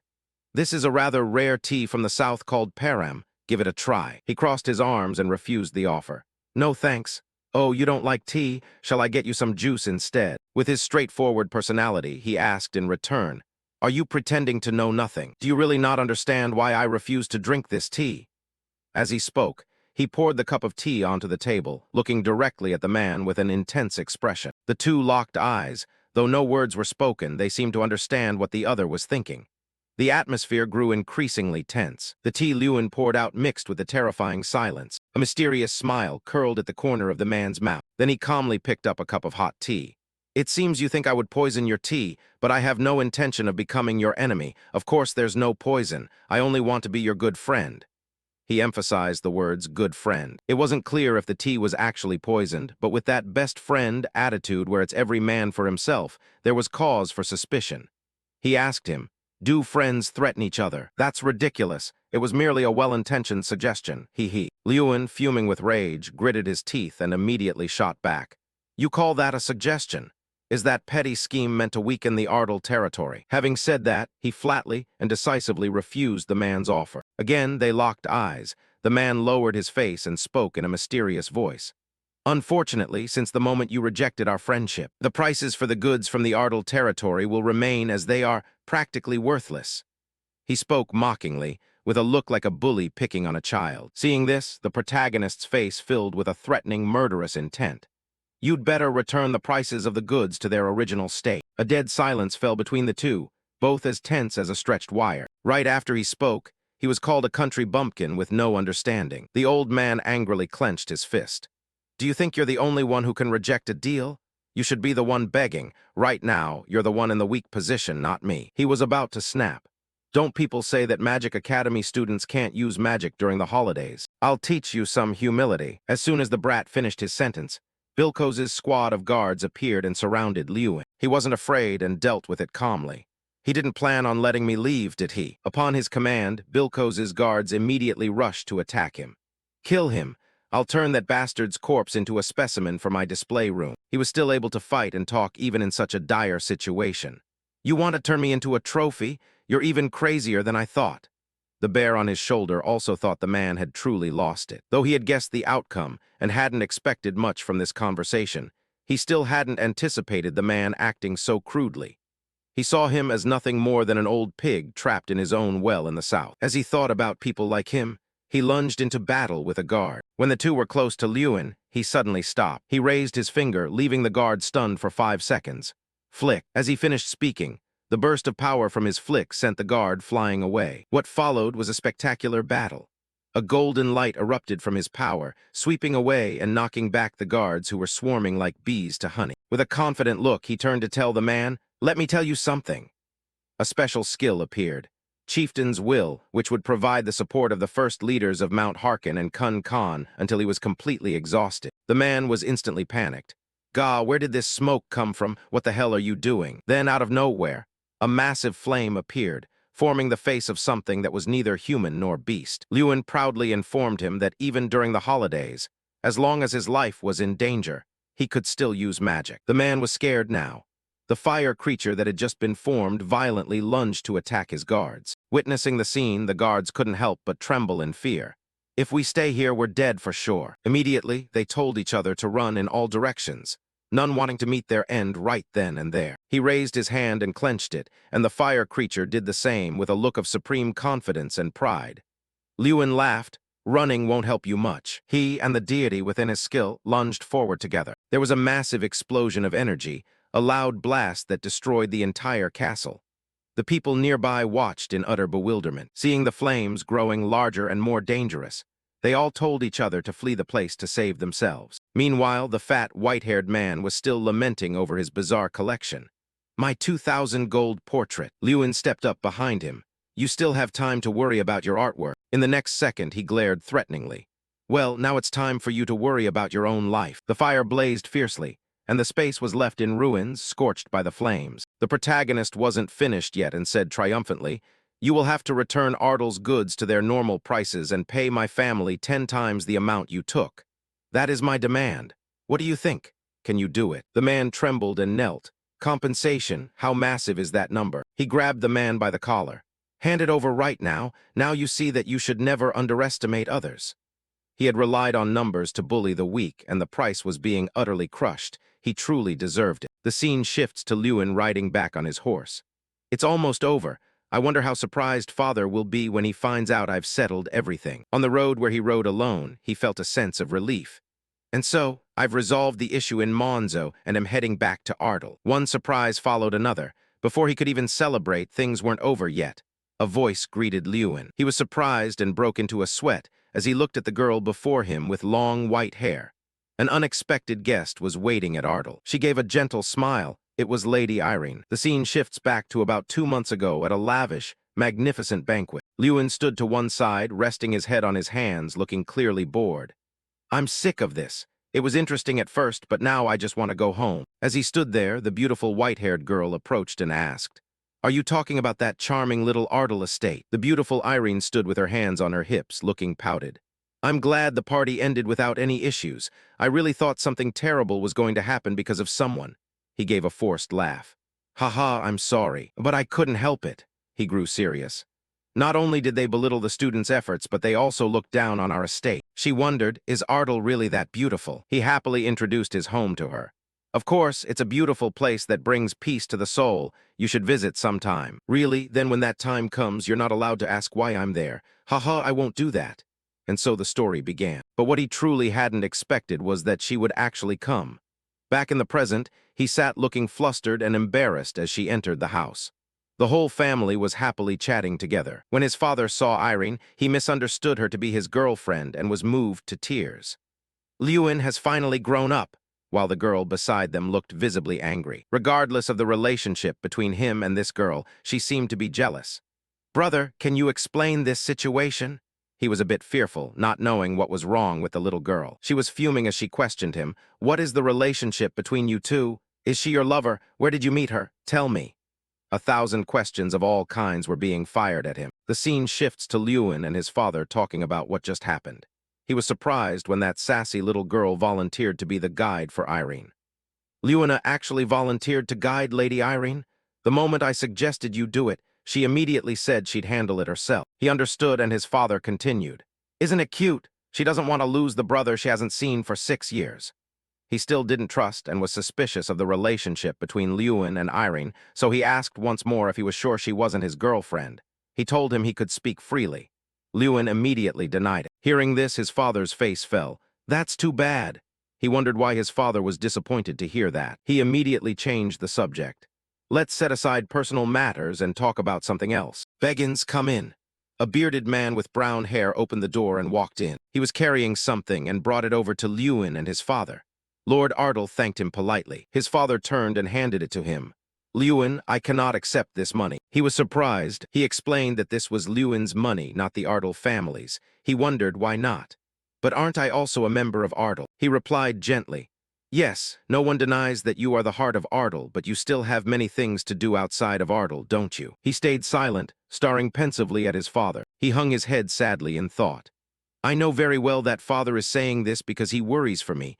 I also know that father is a very upright and moral person. I respect father for that. But I feel hurt when father always discusses the estate's problems without me. As he thought this, he felt sad and gathered all his courage to tell the Lord everything he thought and wanted. He spoke seriously. No, I want to use my money for Ardle, just as you have done, father. Hearing this, his father was suddenly taken aback. Beggins chimed in. Haha, I think the young master should know that the Lord has been supporting Ardle with his personal funds all this time. Lewin's father subtly reminded him of his previous actions. In the future, I would appreciate it if you discussed it with me before making any hasty decisions. Hearing this, he laughed awkwardly and scratched his head. Yes, sir, I'll keep that in mind. Then the Lord turned back to his son.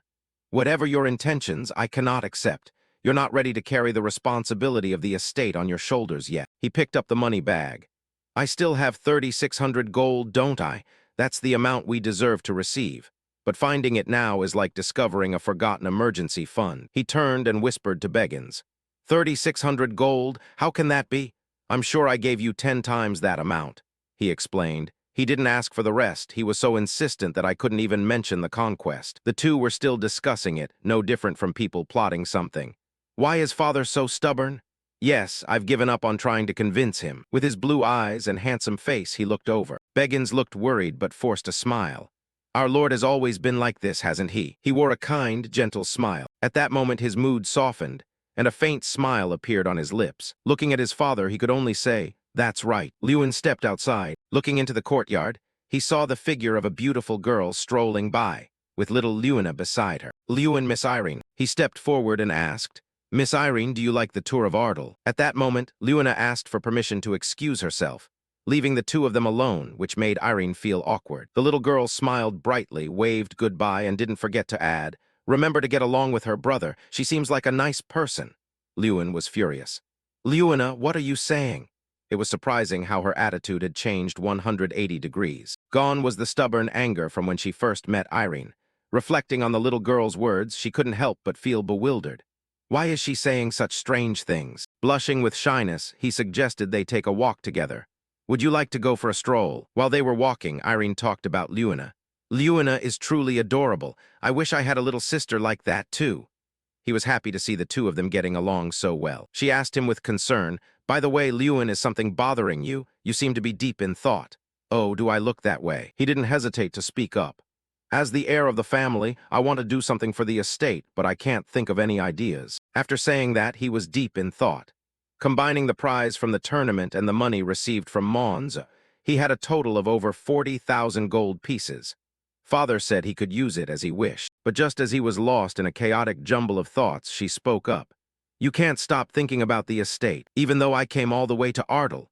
Hearing this, his face turned pale, green as a frog. He finally realized that she had gone through the trouble of coming here while he had been ignoring her.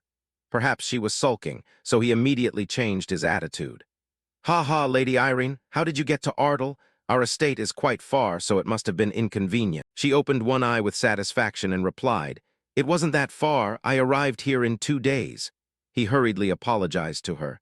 A small question was uttered in regret. She started pointing to the path she had taken. "Coming here by crossing those mountains over there was quite close." Hearing this, his mind immediately raced. However, in that answer lay the solution he had been looking for all this time. South Mountain. Although it occupied a large part of the Io estate, the rugged terrain made farming impossible, and the land had been abandoned due to the appearance of monsters. However, there was Lake East situated nearby, so its geographical value was very high. He had an idea. What if we used that to create a trade route through South Mountain? Lewin thought seriously. By relying on places like Monzo, we could build an independent estate, becoming a powerful estate with the only road in the south leading to the Reenac Empire. Why hadn't I thought of this before? This would definitely be a huge support for our estate. The beautiful girl with white hair standing beside him watched him intently. Just as he thought of it, he happily wanted to jump for joy, turned to grab her hand, and thanked her profusely for helping him with the idea. She turned bright red with shyness. As soon as he was done, he immediately ran off, leaving her behind. "See you later." He ran with determination and joyful excitement, while the young lady stood there frozen for 50 seconds. She smiled brightly, thinking, "He really is an interesting person."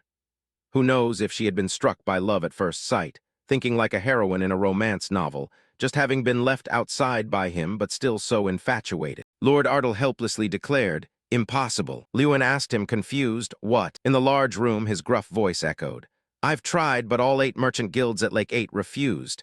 He continued to wonder, they refused? Why? Before Lewin's stunned gaze, he slowly explained, "From their point of view, House Ardal is not profitable." Beggins, standing beside him, also reached out to help him.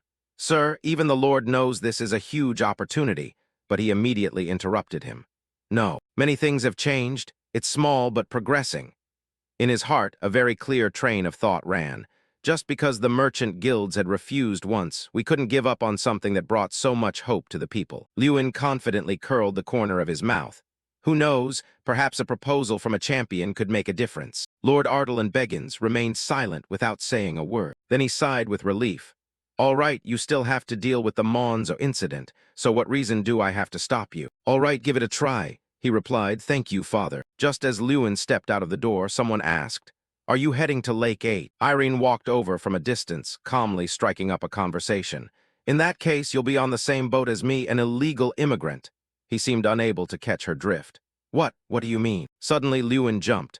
Wait, don't tell me you crossed the Ardal border without permission. Irene smiled as if admitting it. That's right. Hearing that, he shouted, that makes me an illegal resident. Crossing the deserted border alone, are you always this bold? Don't you think that could be very dangerous? She folded her arms with satisfaction.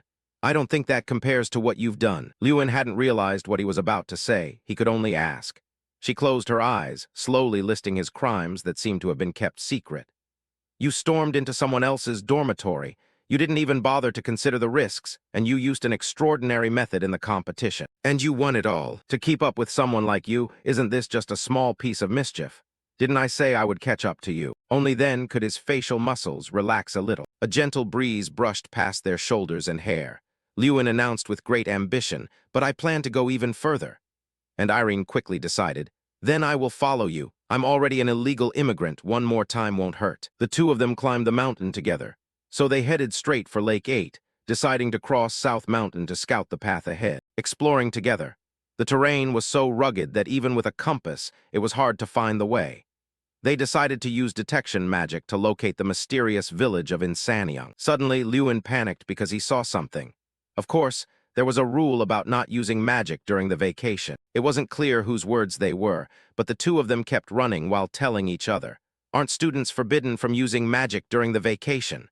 Then you can follow the compass, let's go. Irene had been using this magic since arriving at Ardal. However, the detection magic targeted humanoid monsters, leading her to accidentally infiltrate a werewolf's den, pushing her into a dangerous situation. A pack of werewolves growled in front of them. He used magic and leaped high into the air. Then he struck a werewolf with his palm.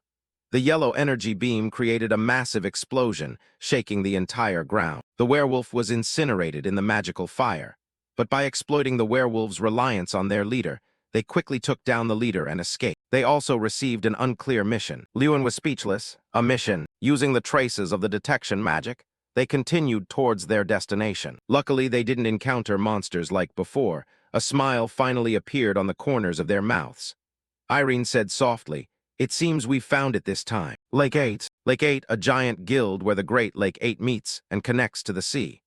Like Altine, this is also a neutral country under the control of the Empire. Here, instead of a king, 8 representatives govern the country under the title of co-representatives. As a commercial nation, it dominates transactions on the continent, and there are rumors that they even trade with pirates. If it brings profit, this place values money above all else. She tilted her head to ask for Lewin's opinion. So, where do you plan to go now? He quickly replied, we are going to the Golden Hall. Also, the Golden Hall is a large mansion located in the middle of Lake 8, where the representatives hold daily meetings at noon.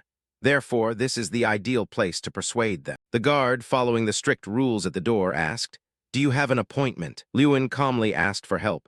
No, I'll wait here. Could you pass on a message? The guard hesitated as if he wanted to refuse their request. If you submit official documents, it will take time to process. He spoke loudly to the person with confidence. Just say that Lewin Ardal has arrived, and this is Irene Browse. Upon recognizing them, the guard was immediately stunned. Wait, are you the winner of the grand tournament, Lewin Ardal? Apologies for not recognizing you. I will report it immediately. Lewin folded his arms and laughed. See.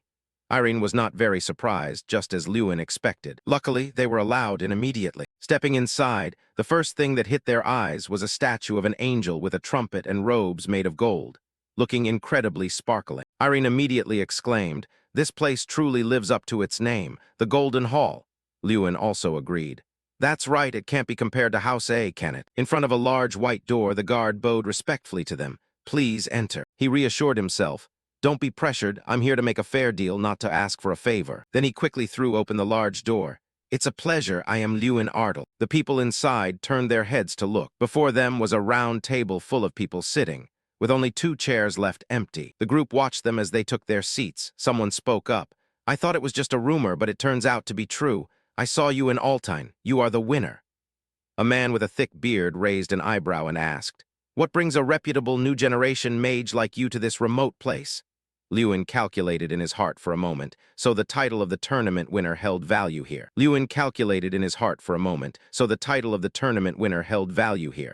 I was very worried about coming without prior notice, but it seems we can talk. The people next to him laughed and gossiped. Yes, it would be wonderful if it's something beneficial for our guild. Ha ha ha, don't rush, I'm also interested. Contrary to them, he presented himself with a very serious face. I am here to negotiate trade between Ardle and Lake 8. The people opposite fell into thought. And in another corner, they didn't know what to say either. Trang on Lewin's shoulder whispered into his ear.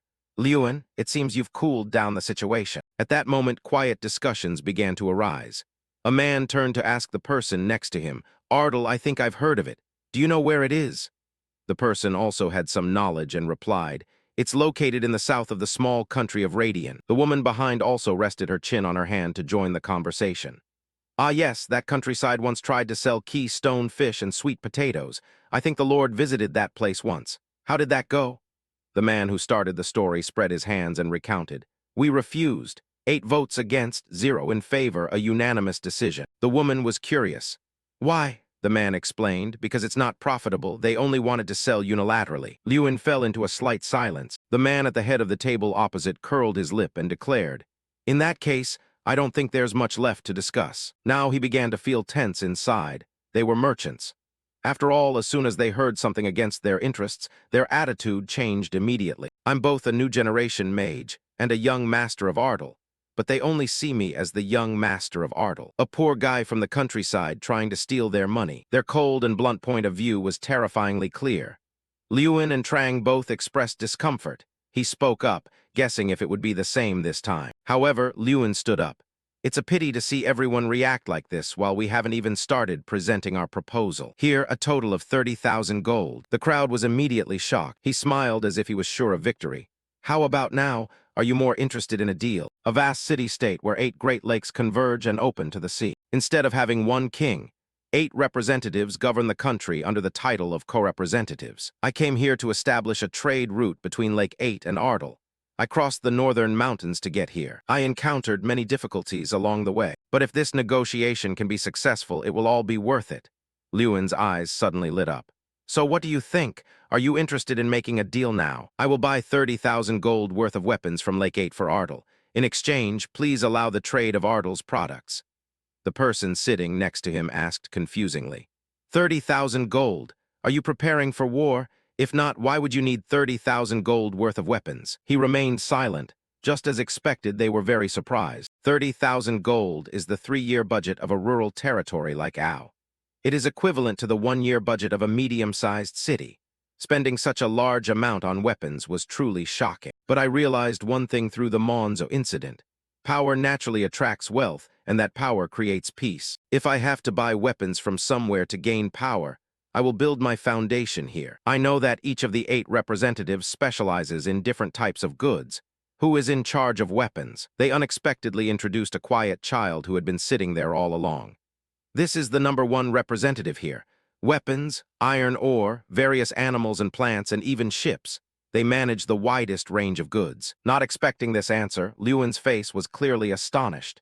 She looked even younger than Lewin, but the gaze of that child was not one that could be associated with a child, a phenomenal presence.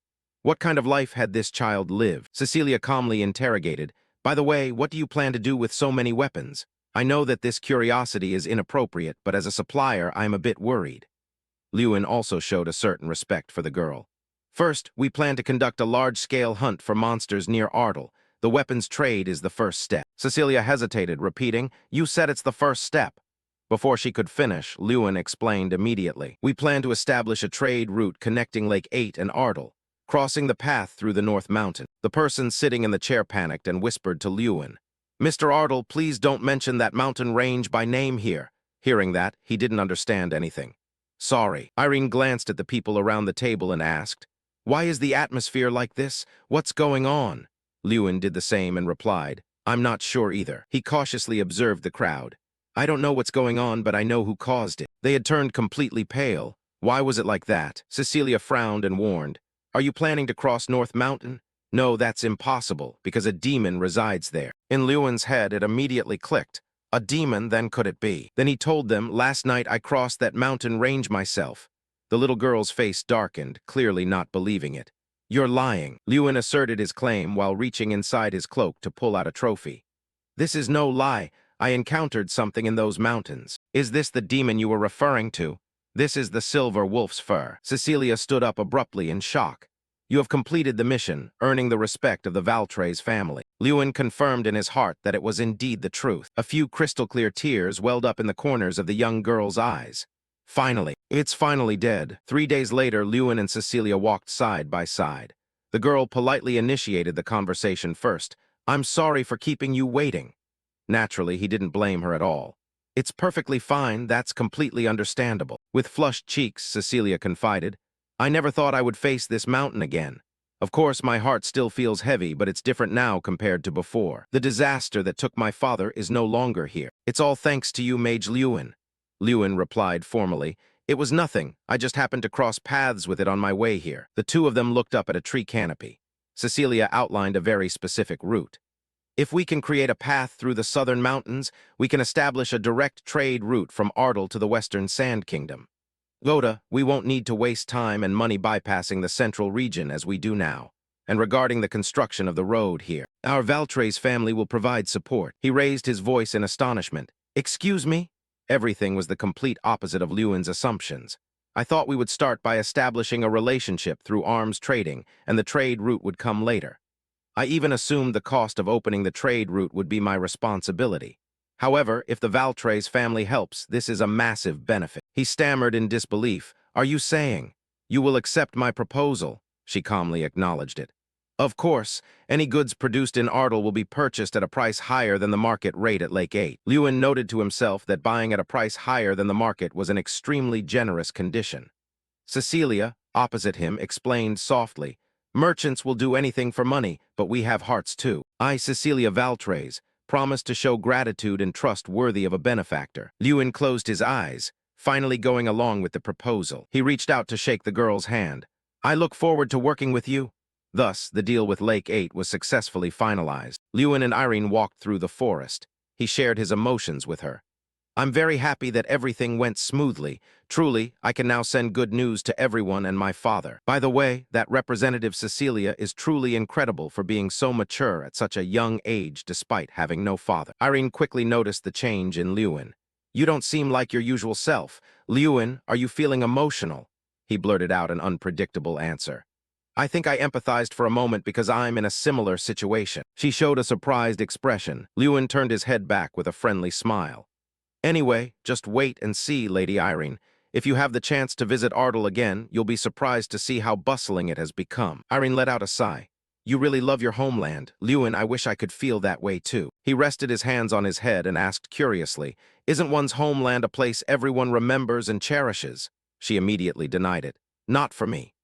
Lewin continued the offer. I'm quite curious. Do you plan to invite me to your homeland someday, Lady Irene? Irene replied nonchalantly, who knows? Irene didn't seem to want to talk about it, but I'm certain that one day I will definitely visit Fraus. The golden rays of sunlight gently enveloped the village with all their warmth. Mingled with that was the absolute shock of Lord Ardal. What? At a price higher than the market rate? To Begin's astonishment, they even promised to take responsibility for opening the trade route, and an anxiety that was largely unrelated to Lewin's story. Did you two book separate rooms at the inn? Lewin quickly covered the girl's mouth. Ignoring his sister's aggressive demeanor, he replied to his father. Yes, father, Cecilia Valtres promised all of that. Beggins exclaimed loudly. In any case, the notoriously cold Representative Valtres said she would repay the debt of gratitude. It's truly incredible. Lewin explained calmly. Yes, but we will need time to prepare that quantity, and they said it would take 3 months for those weapons. Construction work on the road through the southern mountains will begin this month. Lord Ardal couldn't help but feel proud of his son's capabilities. A direct trade route to the Empire, Ardal will finally prosper. You've grown up, Lewin, to achieve something so difficult. Thank you for growing up so well. Seizing this opportunity, Lewin continued with one last request. In that case, father, do you trust me and allow me to perform one more thing? He asked softly. What is it? He clenched his hands on the table, decisively uttering what he wanted. The lifeblood of Ardal, the dream of the people of Ardal, and vengeance for my mother. That is the Red Plains hunt. Everything gradually faded into memory. Standing before a horrific sight with fire everywhere, Lewin recalled. On my 6th birthday.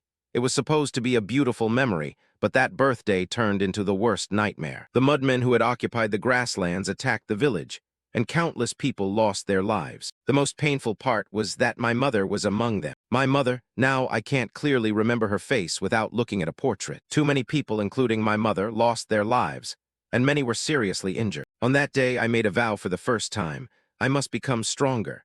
As the Lord of Ardal, I will not allow Ardal to continue being weak. Returning to reality, on a beautiful morning, Lewin was taking a walk with Irene and observing the villagers who were diligently practicing in front of them. Shouts and decisive actions were carried out by everyone with full vigor.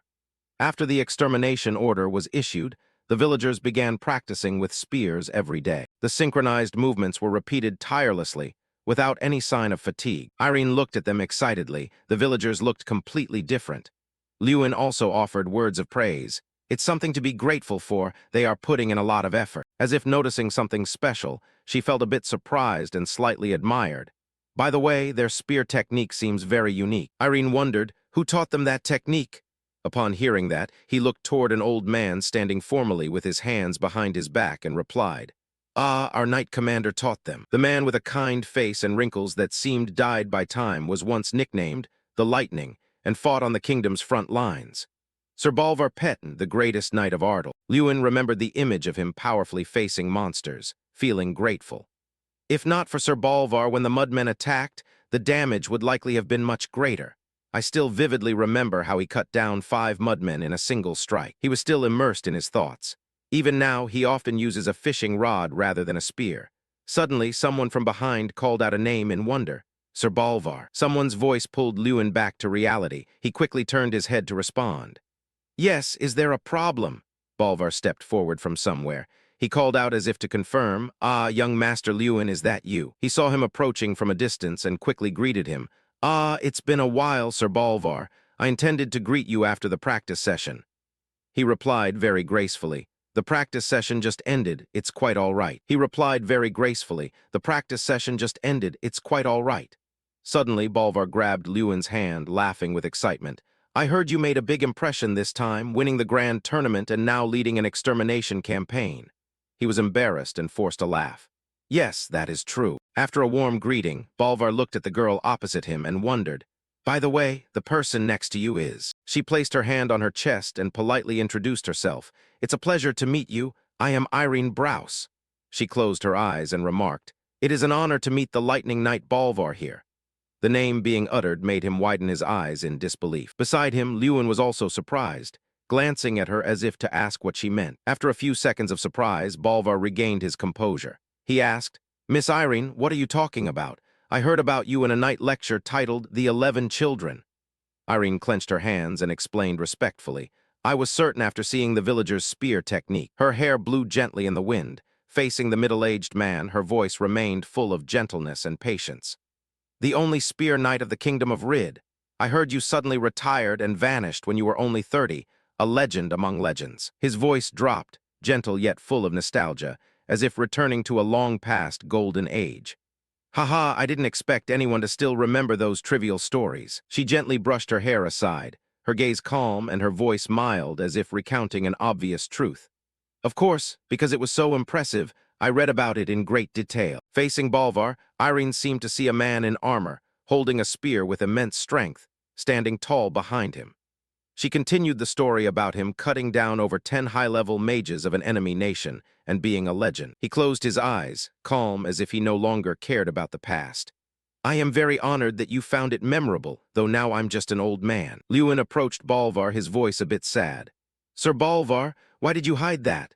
He turned to face him, replying nonchalantly, I never hid it, it's just that you never asked." He lowered his eyes, explaining with a bit of bitterness, yet still feeling somewhat left out. "I had to hear from others that you were once the Lightning Knight, even though I was right by your side and I didn't know." Suddenly a remark from him made Lewin's eyes widen as if waking up. "If anything, don't you know more about me, young master?" He disagreed and began to talk about the things he knew about Bolvar. "That's only a part of what I know." Images flashed back. "You like fishing and living in this house under the hill." The image of warm sunset afternoons being led by Sir Bolvar in a warm manner suddenly appeared in his memory. "And you often took me for walks when I was a child." He continued, "But seeing you grown up like this is also very heartening." Bolvar clasped his hands behind his back and spoke seriously. "Bolvar Petten, isn't that enough? Just a few of his words made Lewin feel enlightened. He stepped forward to face him, his gaze firm. I hadn't thought it through. I understand you better than anyone else. Bolvar happily bowed in response.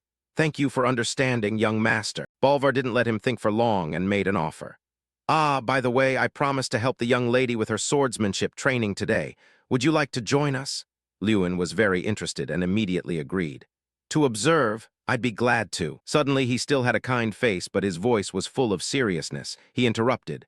No, Bolvar clarified his intention. Not to observe, I'm referring to a sparring session. He heard those words and was so surprised he was speechless, his face frozen, asking back as if afraid he had misheard. What? In a forest with lush trees. Below, Bolvar was sparring with Lewina. The two swords collided, creating loud, clashing metallic sounds. Irene watched intently, remarking, She is excellent. Having such skills at the age of 12 is truly amazing. Lewin didn't respond, his face full of seriousness, but internally he agreed. I agree. Honestly, even I am surprised. He observed the young girl gripping the sword with both hands, her spirit high, thinking to himself. Her blade is perfectly balanced, and her footwork is very consistent. That's evidence that her foundation is very solid. Then he glanced at the person opposite her. He had limited most of his combat power to reduce the damage to Lewina. He was a bit admiring. And Sir Bolvar was only using his left hand to spar with Lewina, and his weapon wasn't even his specialty spear, but just a wooden sword. Bolvar's closing words rang out. That's enough for today's practice, miss. He rested the sword on his shoulder, looking at the girl who was standing with her hands on her hips and proudly praised her to Lewin. Do you see? Her skills have improved to this level. At this rate, even you won't be a match for her swordsmanship. Lewin smiled proudly. It seems so. My sister is truly excellent, he continued to praise her in his heart. You've worked very hard, Lewina. Not letting him hold that emotion for long, Bolvar suggested. Now it's your turn, isn't it? Lewin picked up the wooden sword, feeling a bit nostalgic. Yes, at around 9 years old, I used to spar with Sir Bolvar with wooden swords. That's because even a mage needs to understand swordsmanship to face knights. He made a decision, because I have also been practicing martial arts until now. Now it's my turn to show it. His face became serious, his eyes sharp as he said, Please guide me, Sir Bolvar. And the match ended with Lewin lying flat on the ground, his face full of wounds, his eyes dazed as if not yet believing this reality. Amidst the laughter of the two girls nearby, Bolvar encouraged him. Your movements have improved compared to 7 years ago. This old man is very pleased, while he lay helplessly, not comforted at all. Lewin sat up and asked curiously, By the way, how did your level when you were a knight compare to today's standards? Hearing the question, he wasn't sure of his answer either. I'm not sure. It's been a long time since I retired. I don't know what today's younger generation is like. He lowered his eyes, pensive. Is there a good point of comparison? As if thinking of a solution, he exclaimed, Ah! An image of someone appeared in Lewin's mind. He suggested, I know a knight, Sir Gunter Perante, the only 6-star knight in the eastern region of Radian. He recalled gratefully. He once helped me with martial arts training before the grand tournament. I remember him being very strong. Bolvar's face became a bit thoughtful upon hearing that. He recalled while saying, 6 stars. 20 years ago when I left the Knight Order, I was already a 7-star knight. Hearing his introduction, he was shocked, eyes wide. What? Remarking to himself, you were a 7-star knight 20 years ago. That's almost the strongest in the kingdom. Lewin looked at the system board that appeared before him, wondering to himself, why did such a person appear in Ardal? An order was given, fight knights with wooden swords. An unexpected mission, sparring with Sir Bolvar. He looked at the countdown timer. The remaining time was 3 days.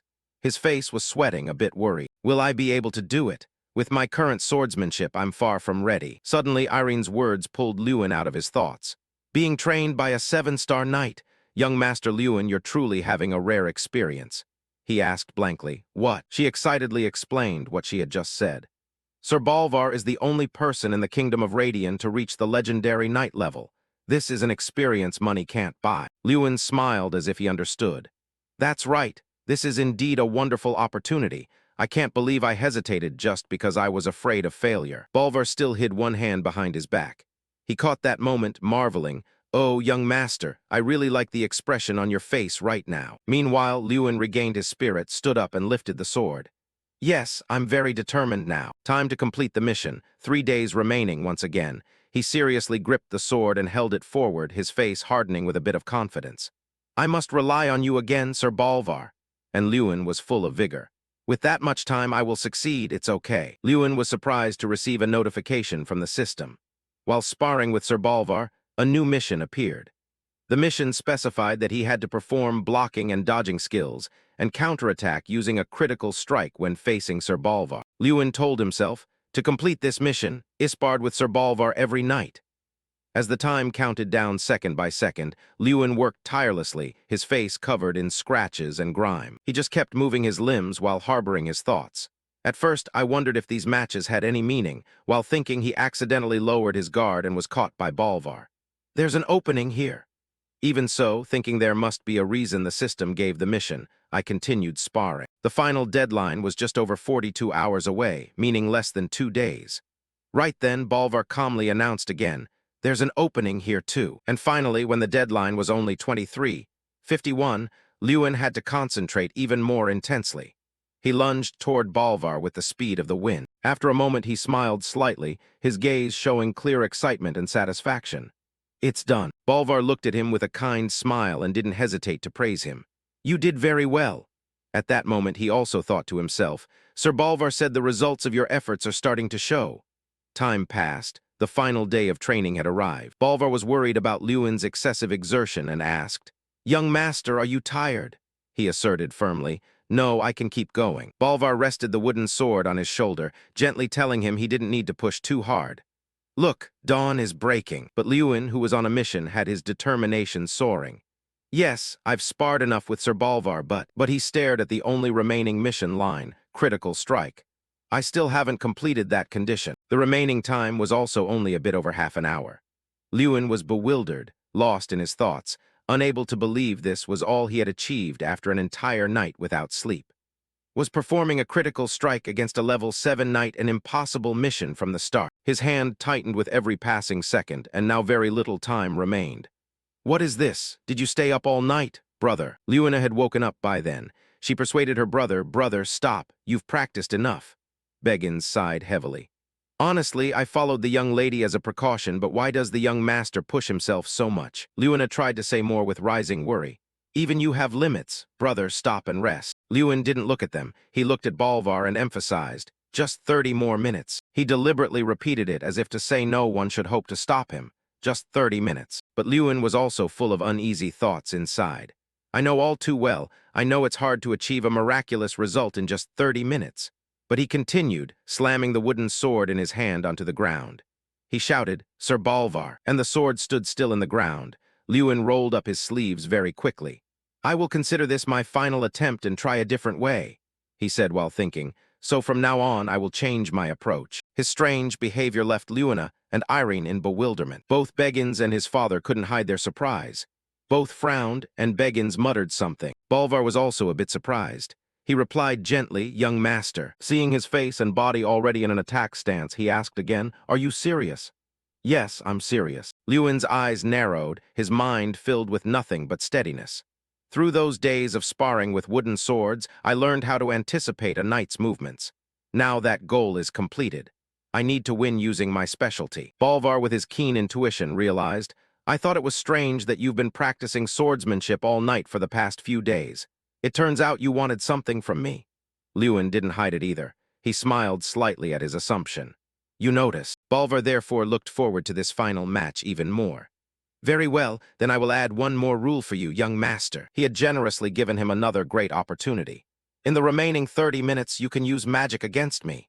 Lewin was stunned, murmuring the word magic. Balvar, responding while raising his sword, said, But I'll also be a bit more serious. I want to see your true capability. Lewin was also ready. He lifted his heels and pointed his toes toward Balvar. Here I come. In the next second, both of them flew like the wind. Lewin gritted his teeth and widened his eyes, thinking, I don't need a wooden sword. I must get closer than sword range.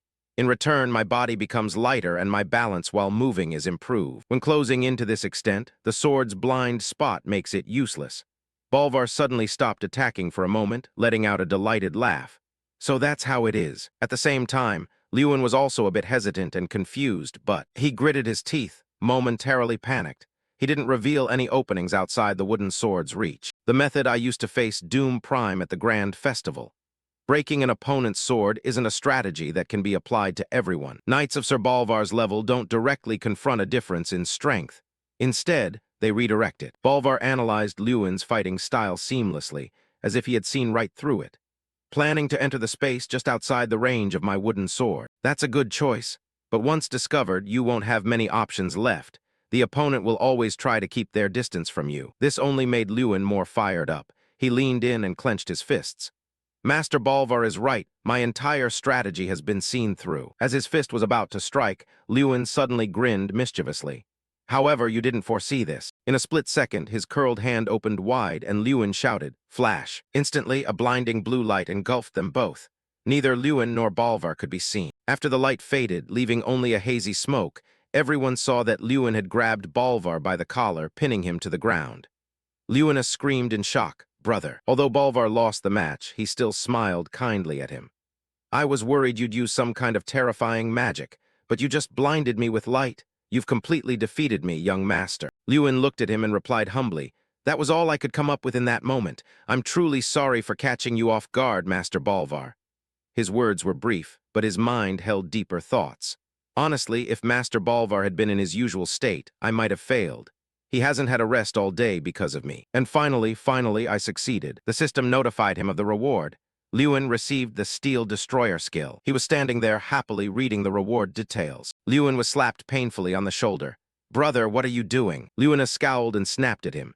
"Even if it's just a sparring match, how could you pin Master Bolvar to the ground like that?" Lewin laughed it off, not knowing how to explain, so he just muttered, "Sorry." Bolvar spoke up to explain for him. "I'm fine, so please don't be so hard on the young master, miss." Lewin then bowed respectfully and gestured towards his father. "Now that the sparring is over, I just want to soak in a hot bath for a while." "Oh my, I've wasted too much of your time." He helped him stand up, his heart filled with positive emotions. "I've learned so much over this past while." Both of them walked back slowly. "This was a very interesting experience for an old man like me.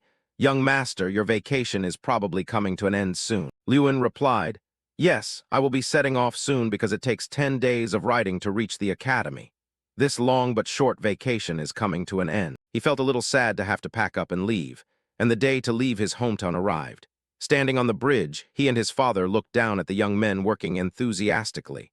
"All right, let's put in a little more effort. Let's finish up and then have a few beers, Lewin." "For sure, today I'll drink to my heart's content," he politely explained to his father. "These are the workers sent by the Valtre's family.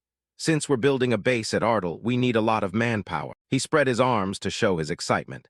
"Through this route, we'll transport weapons from Lake 8 while also carrying out extermination missions. Plus, many workers will use the Ardal restaurants and inns, bringing great benefits to this entire region. This is the start of change." As he mentioned this, he suddenly lowered his voice.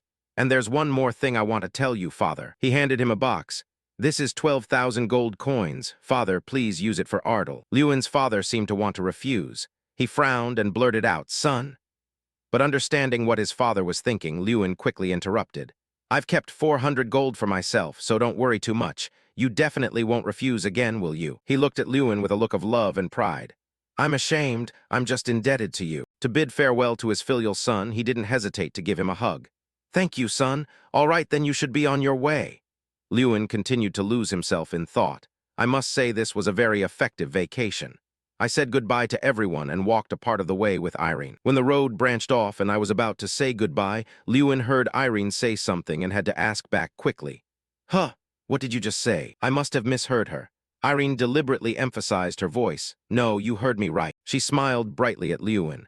"After I graduate during monster extermination missions, I will help out. I've already said it. I will follow you until I defeat you, Master Lewin." Watching Irene's departing back, Lewin thought briefly, so she still hasn't forgotten. She truly is a strange person. And so we parted ways, promising to meet each other again one day. After about a week of traveling from Ardal, I crossed the central border and entered the eastern region. Unlike the southern region, this place had more people passing through. Just as he set foot here, Lewin was intrigued by a street brawl and stopped to watch someone shouting, "Say that again." A shady guy in black was berating the young man in the white shirt. "What did you just say, you weak brat?" His piercing scream grew louder each time. "Say it again, you bastard." Lewin saw this bullying and started to feel restless. What is going on here? The guy in black maintained his high-pitched, condescending tone. Say it again, what did you just say? Brat. The young man, with his face covered in bruises, pleaded softly, "Please let my sister go." But a second later, he widened his eyes at the opponent and raised his voice. "I am also a knight. If you don't let my sister go right now, I won't let this slide." The guy in black burst into laughter, his voice full of mockery.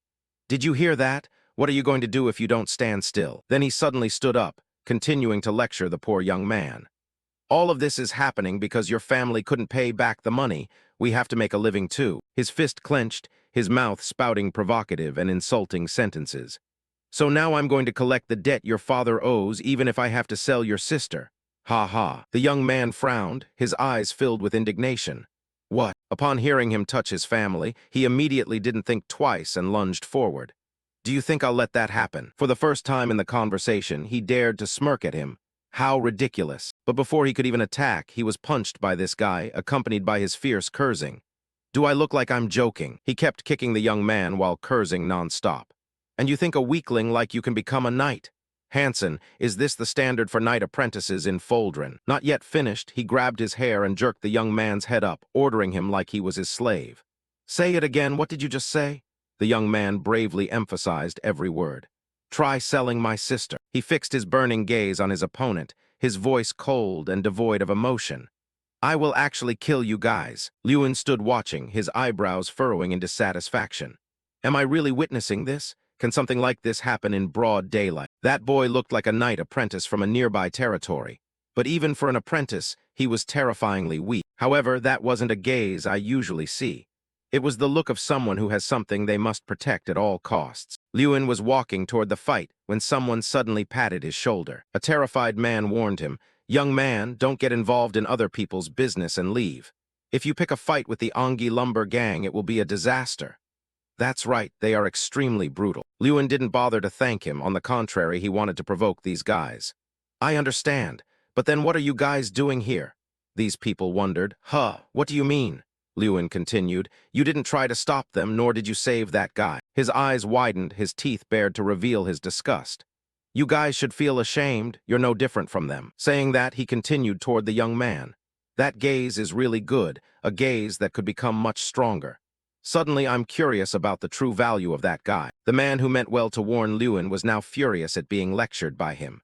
"What? Fine, do whatever you want, so much for my concern for you." The thug who was tormenting the young man saw Lewin approaching and stopped.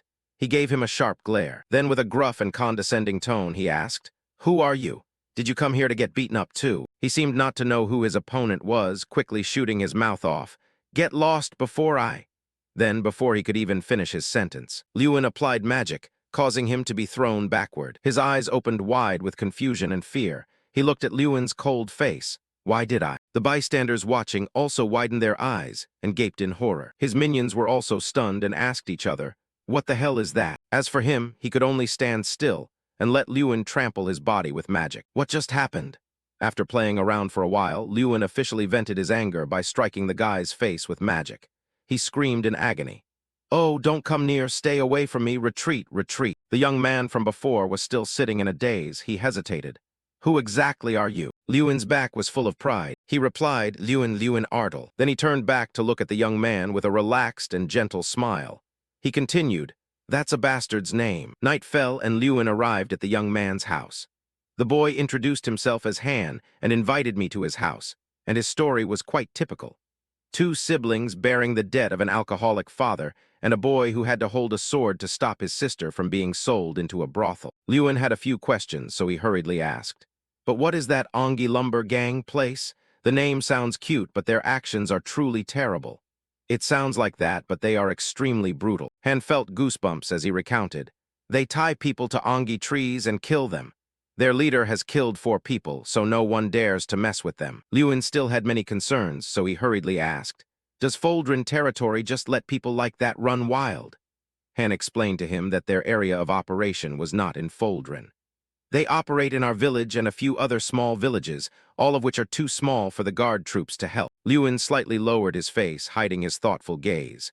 "They're worse than I thought. I want to handle them myself, but I don't have the time to deal with them one by one." Han also bowed his head and spoke with gratitude to Lewin. "Thank you for the help, and I have heard of your name." He gently inquired, They said you are the champion of that tournament, right? Lewin replied immediately, taking Han by surprise. Yes, that's right. Did you hear that from Mr. Gunter Perante? He sat up straight and looked at Lewin. How did you know that? Lewin smiled and explained. I heard that thug say you were a knight apprentice from Foldrin territory, and if it's Mr. Gunter, I guessed he would mention me. Han sat up, his words filled with excitement. That's right, our captain talked a lot about you. He said that at the academy there was a very strong mage, but not as strong as the captain. Oh, really?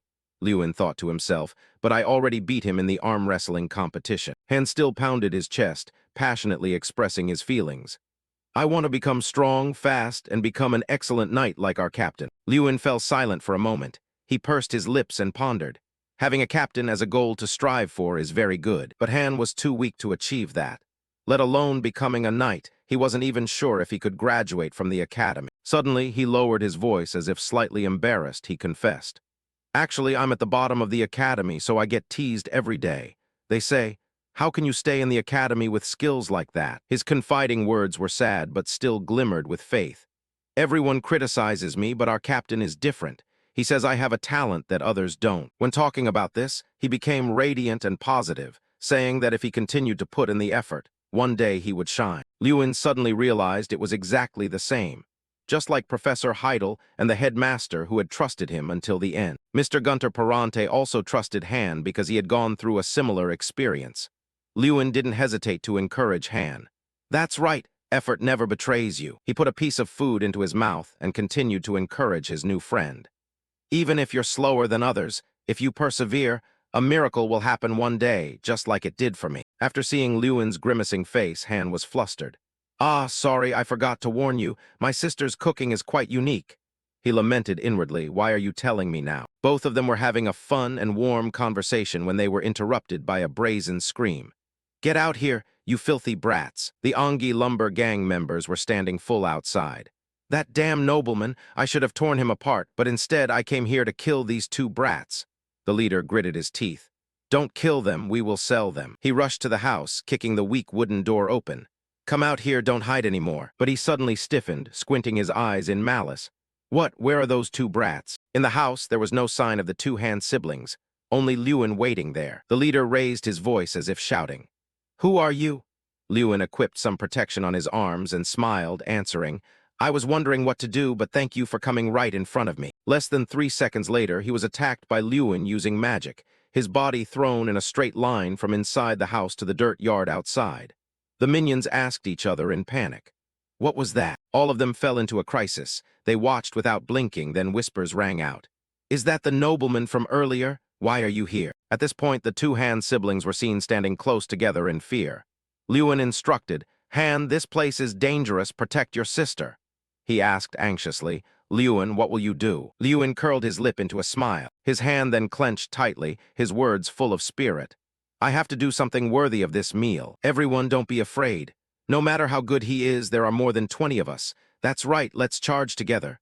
The men in black, holding weapons, rushed forward together. All right, everyone come at once. Lewin's hand emitted a blue power current. Through the match with Baron Bolvar, I learned a new skill, Steel Destroyer. When using this skill, as soon as the sword touched his fist, the soul of the sword would vanish without a trace.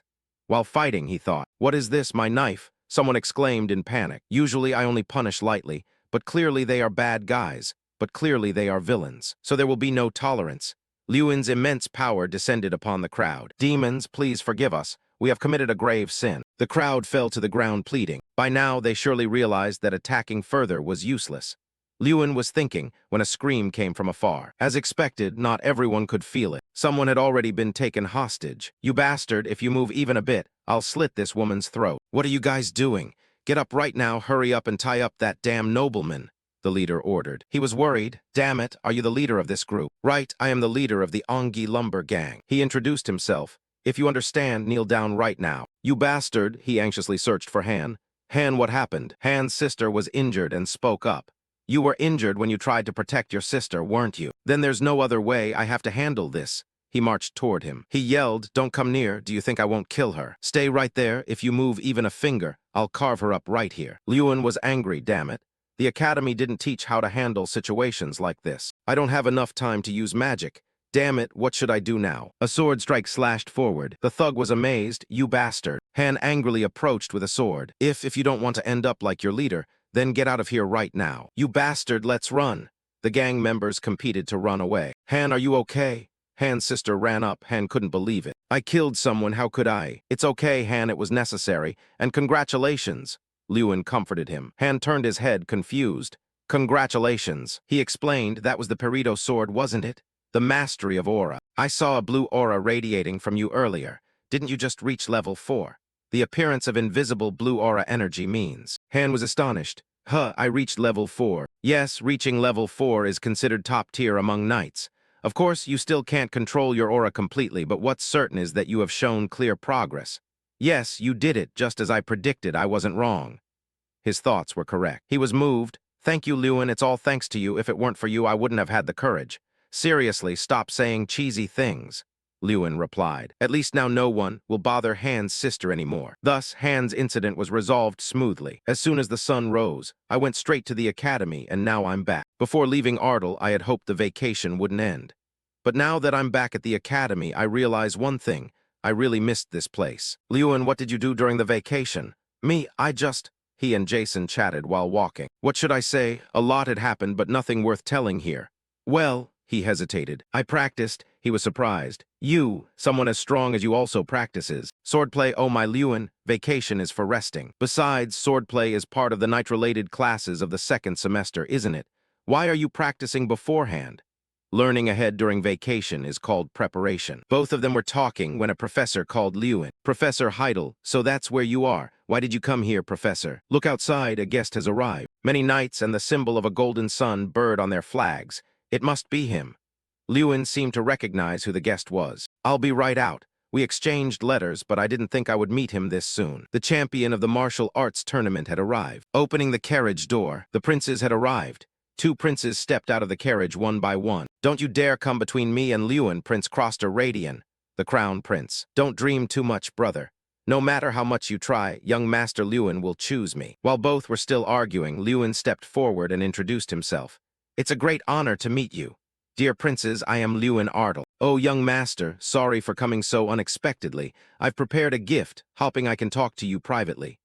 No, the gift I prepared is much more valuable. Forget about my brother and talk to me first. Their intentions were truly clear. If I, the winner of the martial arts tournament, support one side, it will be a big step toward becoming the king. I have a solution, he spoke up. Solution. All right, we will do as you say, young Master Lewin. Both of you, let's discuss this together. The kingdom of Ladian, to which both I and the academy belong, is now known as the weakest nation on the continent. Even so, the kingdom cannot achieve internal unity. The monarchist faction backing the crown prince clashed with the reform faction of the second prince, causing prolonged conflict. Most mages were the same, merely tools in their power struggle. Looking back, the reason they came to me was plainly because of that. This brat said, I'll sit here. No, the seat opposite you, Lewin, is mine. The 2 princes argued over who would sit opposite Lewin. You also ended up helpless with these 2. What a nuisance. Don't make a mess. It's not because of you that things got chaotic, brother. Because of childish people like them, the country is in such a state. Thoughts like these churned within him. Ridiculous, what did you just say? Stop arguing. I'm somewhat surprised by your sudden visit. But it's good that you came. I also have something to say. I do not intend to choose a lord between you. I predicted this, but hearing it directly still stings. True enough, even the legendary strategist Jagiz declined the offer 3 times. You must know that story. Jagiz, you refused the great emperor's offer 3 times, and in the end joined the emperor's side. Are you really comparing yourself to the first emperor? The first emperor was a 9th-ranked knight. No matter how many more offers you make, the outcome will be the same. As Lewin Ardal, I have what I must do and what you must do. I intend to return to my homeland, the Ardal territory. Ardal means you won't leave the kingdom, even after graduation. Of course, then I can become a force for the kingdom. Oh, that's good to hear. But the situation in Ardal is far from easy. I trust you understand why I don't want to abandon my homeland. Both princes were surprised upon hearing that. The future strength of the kingdom shouldn't be burdened by unnecessary worries. I, Prince Croster Ladian, will fully support you regardless of the issue. Don't ask me first, don't ask my brother. Money, food, I'll give you everything. Hey, aren't you listening to me talk to this young master? Don't butt in. The 2 resumed arguing. Whatever happens, I won't choose either of you. Definitely not. Why? Because if the 2 of you keep fighting, I benefit more. Lewin was still calculating his own reasons. I'll send a splendid gift for your graduation. No, I'll send a gift even more splendid than my brother's. That's fine. However, I expect you to address the matters I mentioned. Ha, don't worry, just focus on graduating. Fortunately, the princes were satisfied that I took no side and departed. Also, I had made my loyalty clear by confirming I would not leave the kingdom. However, I made several requests. First, I asked for approval of the plans ARDEL is currently pursuing, and I requested military support to coincide with the time of the punitive expedition. Everything is progressing smoothly. Is this the power of authority? Is this the power of authority? And the thought was cut off. Everyone listen carefully. Duke Lewin Ardel is the future and treasure of the kingdom. Therefore, I appoint Duke Lewin as royal guardian. Show him the respect he deserves. This wasn't part of the plan, but things have turned out this way. As the guardian, the one closest to protecting the royal family in the kingdom, no one dares disrespect him. Though not official yet, the prince's recognition effectively makes it so. I felt relieved that everything had been settled smoothly. Now let's go. The two princes bade farewell and left. Remarkable indeed, being appointed the kingdom's guardian. Very impressive. Murmurs of admiration rang out. Make way, you're blocking our way to class. Jason shouted as he walked, telling people to clear a path. Now that the princes were gone, finally the classmates gathered. Looks like things are about to get noisy again. The guardian position has long been monopolized by the Garryhill clan. Hey, quiet down. Mikkel is coming over there. The chatter fell silent. What are they saying? Are they talking about me? He arrived already tall, how absurd. Seriously though, who's talking about whom? It seemed those words really angered him. Have you forgotten? I am of Garryhill. No matter how much you make a fuss, after graduation you'll all be under my command. Garryhill? Mitchell Garryhill, who was once facing expulsion for using banned substances on a midterm in the first semester, avoided expulsion with the harsh penalty of a 30-day suspension, all thanks to the Garryhill family's reputation. The Academy's magical world, even the royal palace's magic sphere, is now almost under Garryhill's control. Really? But it seems that's not what the princes want. Long time no see, Mikkel. Damn, he spat each word. You think you've won, right? What did you say? Just wait and see who laughs last. He turned his back but wore a look of displeasure. Jason comforted him. He's just jealous. Don't pay it much mind. When you win the grand tournament, Mikkel's expression will be worth watching. This situation with the princes probably affected him more. Right, jealousy? That's not worth considering. Mikkel's tarnished reputation over this directly concerns his family's honor. He might be planning something. This class is the special lecture for alumni, right? Yes, let's attend.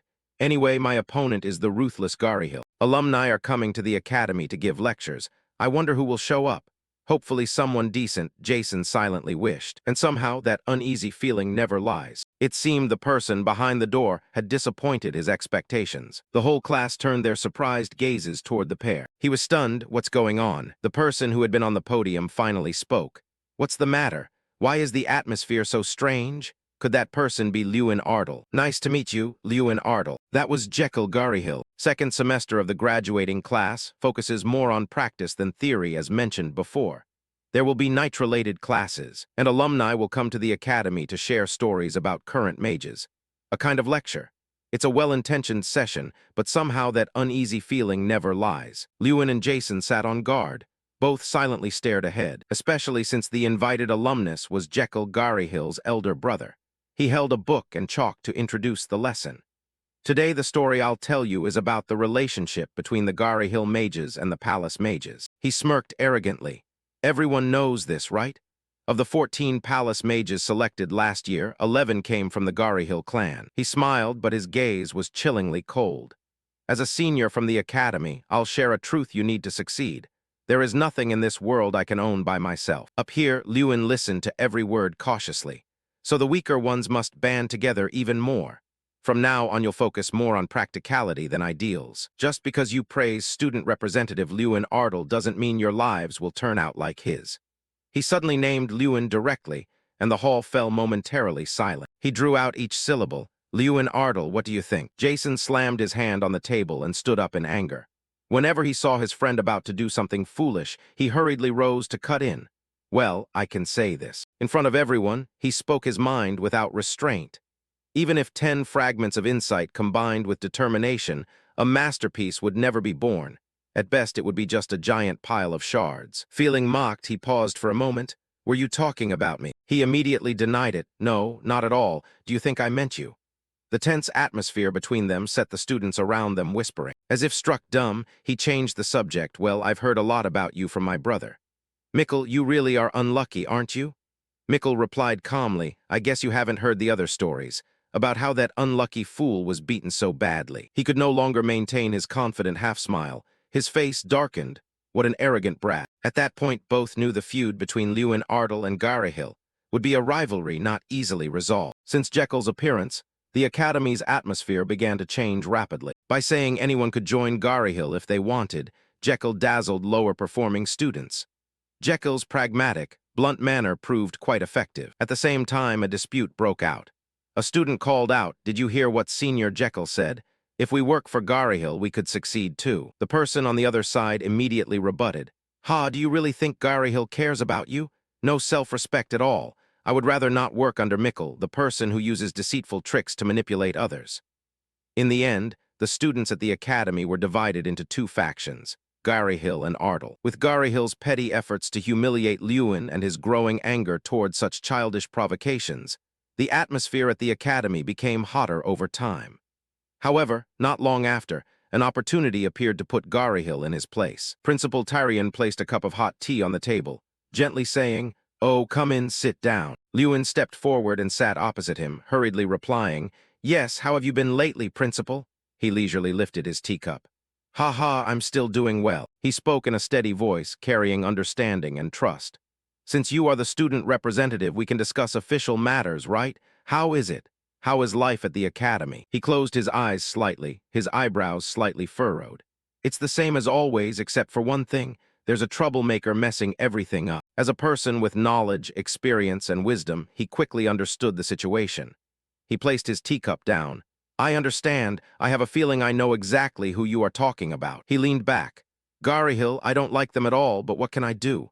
Every mage in the kingdom has a connection to them, so the academy is no exception." He continued to explain the situation at hand. "However, unlike last year, this year we only assign them courses that do not directly affect grades. Even so, they are still quite noisy both inside and outside the academy. It's because of you. It seems they have quite a lot of resentment toward you." He was curious. Alumnus Jekyll Garahil, what kind of person is he? He recounted. He is extremely famous for his good looks and speaking ability. His social relationships seem smooth, and his academic results are excellent. At 23 years old, he became the youngest head mage in the kingdom, but his face suddenly grew serious. However, behind that appearance is a giant snake living inside him. He has deep aspirations, power, and ambition. His personality forces him to achieve whatever he wants at any cost. After understanding the person of the Snake King Jekyll, he became vigilant. He seems fine, but inside he is completely rotten, and he will use any necessary means to achieve what he wants. That is Garahil. He clenched his fists. At this point, there is enough reason to act. The question is which reason to use to do that. Suddenly he spoke up. "By the way, I want to discuss the upcoming special lessons with you." His face clearly showed confusion. "Special lessons?" he replied. "Yes, the upcoming classes." Suddenly a crazy idea appeared in his head. "I have a good idea, but will he agree?" That was something he had asked many people, but the reaction received was mostly negative. Just thinking about that, he walked to the classroom. At that moment, remembering Principal Tyrion's words gave him extra motivation. So what if I asked directly?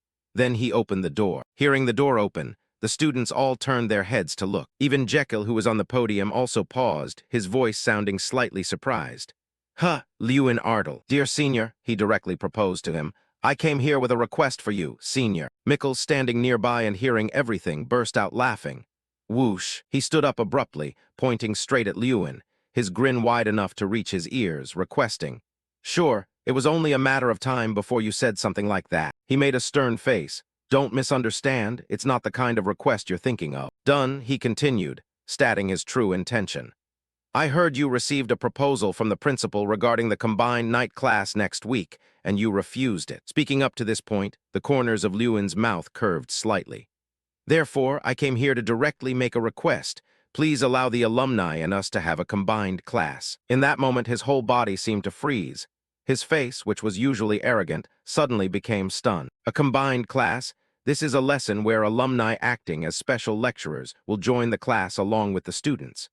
In other words, This is also an official opportunity for Jekyll and me to face each other on the same playing field. Just a single sentence made the atmosphere vibrant. Combined class, so finally we will get to see the skills of Jekyll Garyhill, right? The surrounding students could not hide their excitement.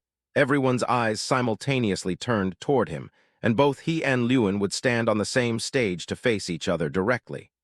Wow. After thinking in silence for a while, he spoke up. Why? He spoke in a slow voice.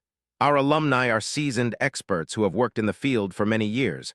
There is no need for such a class, and to be honest, it is just a waste of time. Do you really think so little of us? It sounded convincing, but it was all within his prediction. He launched a critical sentence. That sounds a bit absurd. Isn't the purpose of alumni visits to the academy to teach us? He was surprised. What? He put on a sad face. And yet you dismiss the combined class, the best opportunity to impart knowledge to the juniors. Just because of classes like that, you constantly emphasize that Garyhill is a collective. His face at this moment became very unsightly. His voice was clearly provocative, wearing a mocking smile. So why the sudden change? Or perhaps there is another reason. For example, are you afraid? He wore the dazed smile of a villain. Even though you won the big tournament, you are still just a student with limited experience. Afterward, he quickly regained his calm expression as if nothing had happened. Before a real blade, you won't be able to do anything but cling to your stubborn, useless ego. Why do we need such a troublesome class? Before he could finish, the students butted in. We also want to see your skills too. He paused slightly, his eyes briefly showing confusion. Right then, a student spoke up and others followed one by one. That's right, skills honed through actual battle, we really want to see them. At the same time, Mikkel excitedly slammed his hand onto the table. Come on, brother, what are you waiting for? This is the perfect opportunity to crush that guy in front of everyone. Accept it, Lewin Ardle, you will regret this proposal for a long time. My brother is a powerful mage. His reaction was exactly what he was hoping for. He smiled gleefully. That's right, Mikkel, you are very right. That's exactly how it should happen, so our esteemed senior will not refuse anymore. Jekyll sighed wearily. All right, if it's a combined class, the knight apprentices from Foldrin will participate, right? However, he defended himself. I refused this proposal because I didn't want to steal your opportunity to shine, the student representative in the class, but if you want to skip that now. Lewin did not hesitate, stepping straight toward him one step at a time. No, please just do it. I am requesting you. He reached out his hand. As a junior at the academy, I also want to see your skills. He was reluctantly forced to shake his hand. Well, if that's the case, I have no other choice. Let's do our best. Suddenly, he felt a sharp pain passing through. It was so painful that he gritted his teeth. He grumbled, "This brat." He leaned close to his ear, whispering the whisper of stone. Then I'll leave it to you, senior. His eyes lit up, full of excitement and challenge. Prepare to be amazed. 3 days earlier, as soon as the Foldrin apprentice knights arrived at the academy.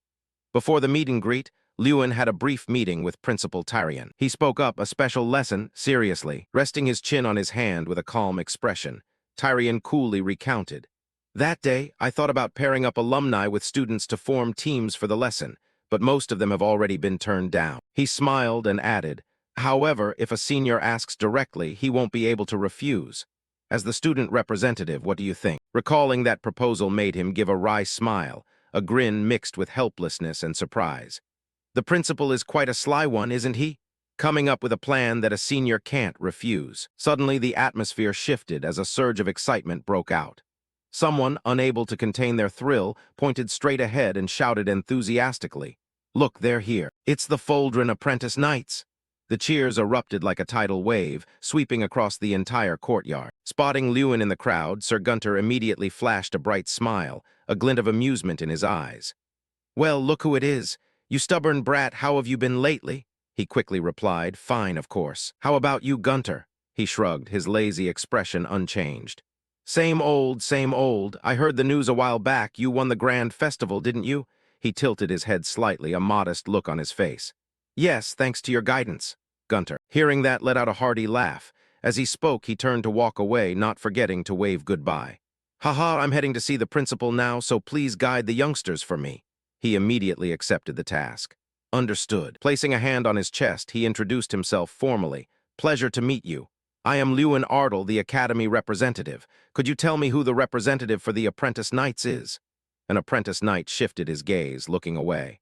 Ah, our representative is currently busy. Following that gaze, his eyes widened in shock. Before him was a classic scene of bullying. One guy was laughing mockingly. Haha, come on, Maltiv, you're scaring the kid. The other replied, no one would care if this brat died anyway, so what? He froze for a moment, his eyes landing on a familiar, slightly bruised face. Hans, the boy being bullied, looked up. Lewin. He stepped forward. What are you doing here? Just then, a brown-haired guy in the crowd burst out laughing.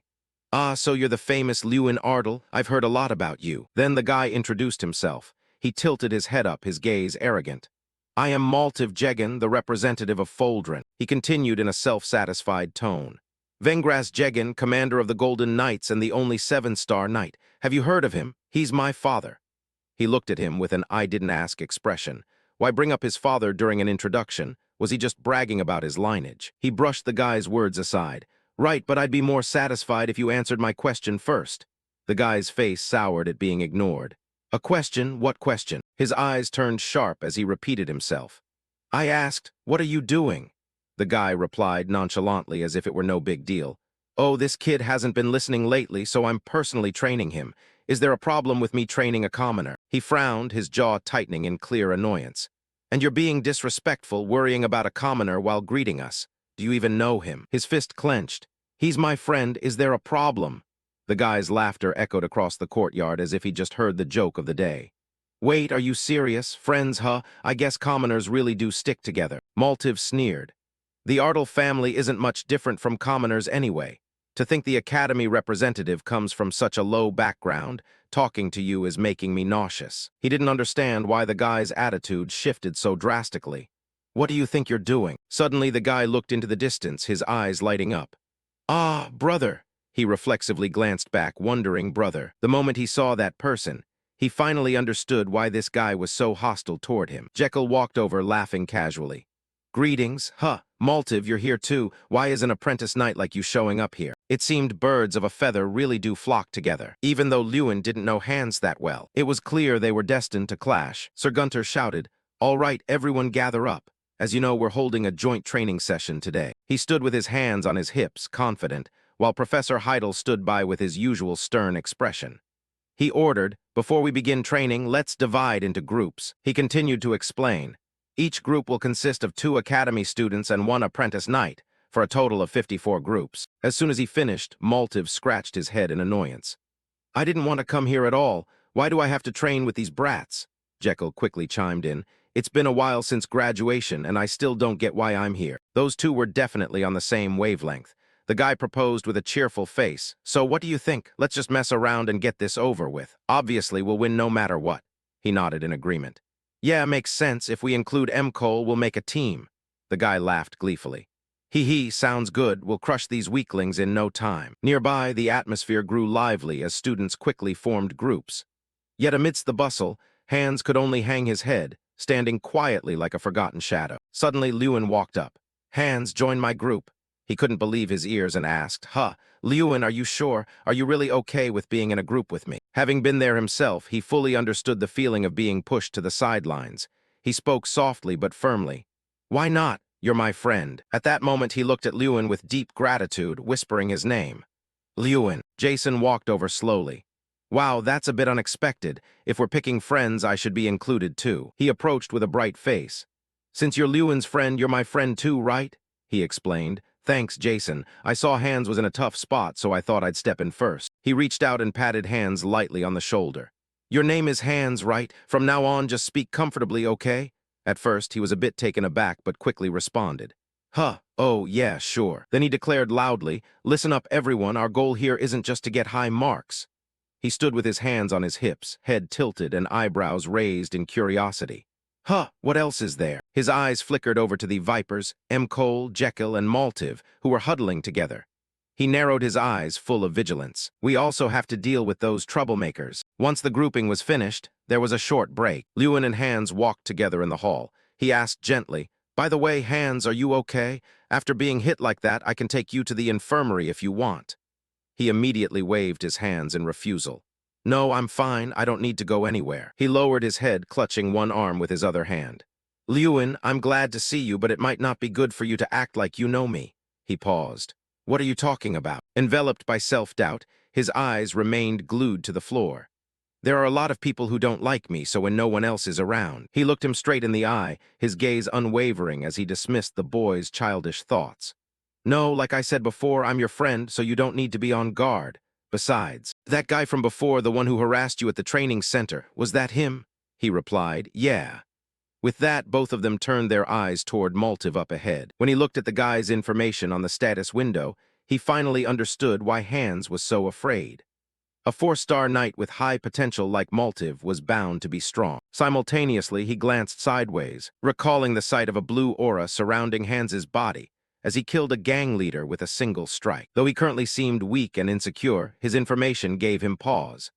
Despite his current 3-star status, he already met the requirements for 4 stars, and with such high potential, there was plenty of room for growth. Thinking of this, he suddenly spoke up. I'm thinking of dealing with that Maltiv guy soon. What about you? He widened his eyes in shock.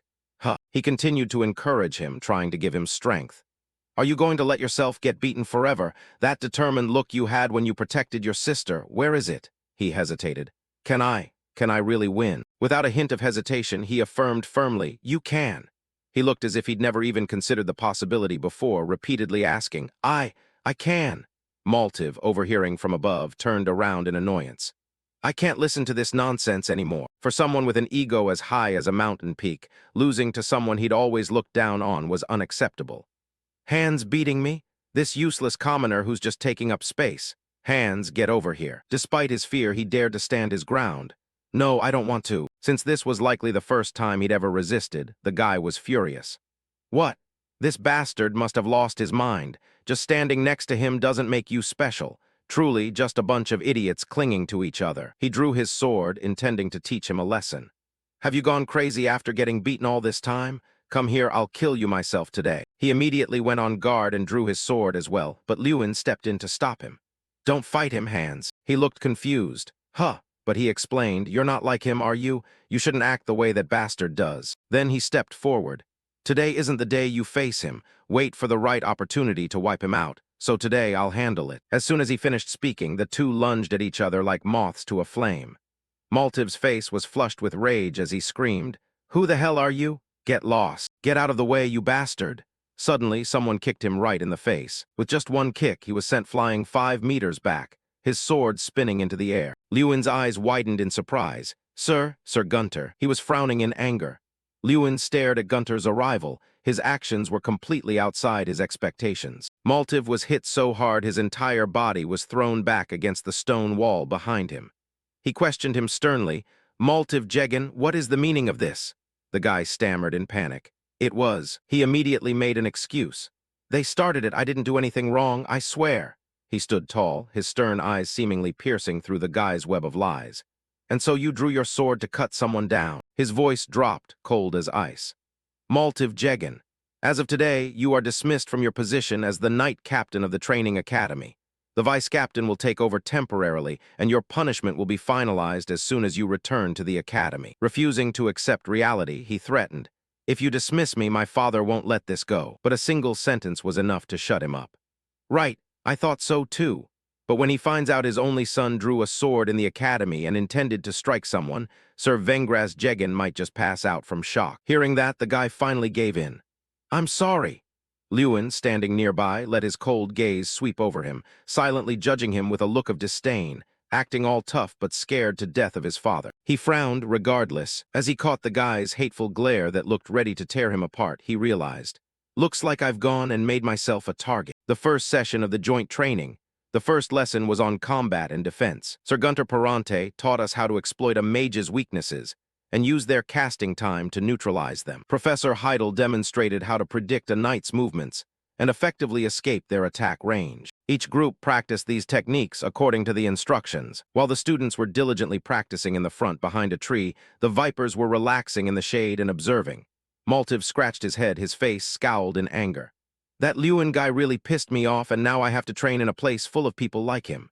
Jekyll just replied calmly, Forget it, we already know this stuff. Right, he sighed, let's just do it. Despite his calm exterior, his mind was racing in 100 directions. He said that, but how exactly was he supposed to train? He made an assumption, but quickly dismissed it. In front of all these students, do they really expect me to show my full strength? No way. In a corner, Lewin's group was also training hard. Hans had his hands on his knees, breathing shallowly. Huff, huff. Lewin, let's take a break. He stood straight without a single drop of sweat. All right.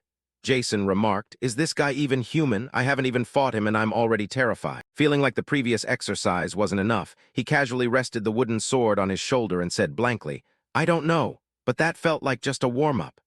The other two, unsure if he was a man or a beast, shouted in unison, what? Suddenly, someone walked over and interrupted their conversation. If you're not too tired, could you spare me a moment? He exclaimed in surprise, Sir Gunter. He was already holding a wooden sword. I want to confirm something. He wondered, confirm what? He explained. Swordsmanship at this level after only a short time. It's impossible to be self-taught unless you have an incredibly talented teacher. Hearing that, he paused for a moment and thought of his master. Wow, Sir Gunter is more perceptive than he looks, isn't he? Then he continued, so I want to ask a favor of you. He pointed his sword at him, issuing a challenge as everyone held their breath. Lewin Ardal, I want to spar with you. He froze, a look of pure astonishment on his face. What is going on? Whispers began to ripple through the crowd like a disturbed beehive. Sparring with the Academy representative? Why would the commander do that? After a moment of composing himself, he spoke up. Are you joking? Sir Gunter, I'm not even a knight yet, how could I beat you? Besides, I've only been learning for a week. He looked him straight in the eye. I'm not asking you to win. This made him even more confused. Then what is it? He then revealed his true purpose. I want you to teach the students here. No one here has swordsmanship skills that surpass yours. The apprentice knights there were floored by what they heard. What? The commander said what? He took a quiet breath, thinking to himself, suddenly becoming the center of attention like this is a bit much. But his brow furrowed slightly and his lips thinned into a firm line. He didn't say it out loud, but he was certain this was a good opportunity. If I perform well here, I can use this chance to assert my position. Not a bad idea. With that thought, he grew interested and quickly moved into a ready stance. I look forward to learning from you, Sir Gunter. He gave a satisfied smile, the corners of his mouth curling naturally. Your stance is impressive. Well then, here I come. As soon as he finished speaking, Gunter lunged forward with incredible speed. The spectators watching from the sidelines instinctively widened their eyes. Everyone gasped. Wait, what is that speed? Are you being a bit too serious? If that hit landed, there wouldn't even be bones left to pick up. Yet he parried the attack with ease. Someone shouted in shock. He blocked it.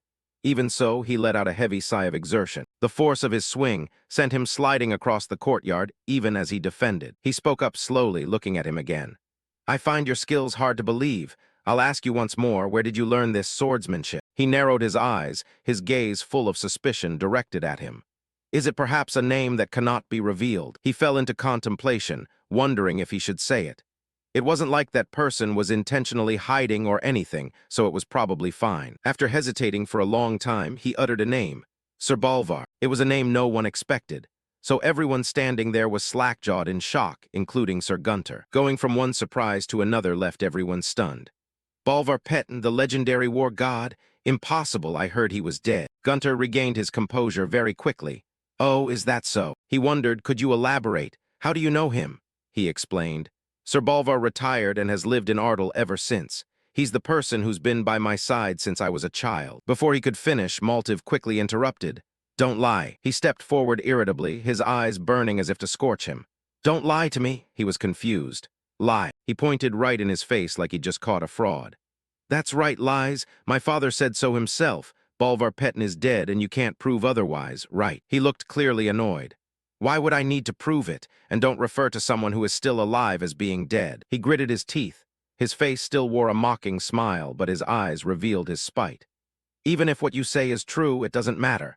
Either way, the strongest man in the kingdom is still my father. Hearing this, he finally realized that this was what the guy was actually worried about. The officially recognized strongest knight in the kingdom was none other than Maltiv's father, Sir Vengras Jegan, commander of the Golden Knights. But if the legendary knight Bolvar Petten was still alive, the official rankings might be turned upside down. He replied lazily, Fine, think whatever you want. He was stunned. What? His eyes turned ice cold and his tone didn't waver as he stated his point. Believe in those strongest in the kingdom titles or whatever, it's up to you. Sir Bolvar doesn't care about those trivial rankings. Hearing that, he gritted his teeth in fury. Trivial? Did you just say trivial? He immediately drew a sharp sword. How dare you insult my father? He was now like a madman ready to strike anyone he saw. Liu Ardle, I challenge you to a duel with real swords right now. While he was screaming crazily, come here, fight me right now. He received a solid flick to the forehead from Gunter, his eyes crossing exactly like Baby 3. He struck him because he didn't want him doing anything stupid while losing control. What the hell is this? A challenge? So you really want to fight Liuin? He sat huddled up like a puppy, clutching his head. Well, finally he announced, all right. Then the first match of tomorrow's group sparring session will be Liuin's group against Maltiv's group. Any objections? Both Heidel and the others spoke up in unison. No. Time passed in the blink of an eye to the next day. His commanding voice echoed across the field. All right, is everyone ready? As discussed yesterday, the first sparring match will be Liuin's group versus Maltiv's group. The two groups stood facing each other under the curious gazes of everyone present. Suddenly, Jekyll stepped forward and called Liuin's name. He didn't look worried at all, in fact, he looked quite relaxed. Are you guys well prepared? Liuin immediately went on guard. What's this? Why are you asking all of a sudden? He flashed a wicked smile. Ah, never mind, just try to put up a good fight. Seeing this, Gunter gave the signal.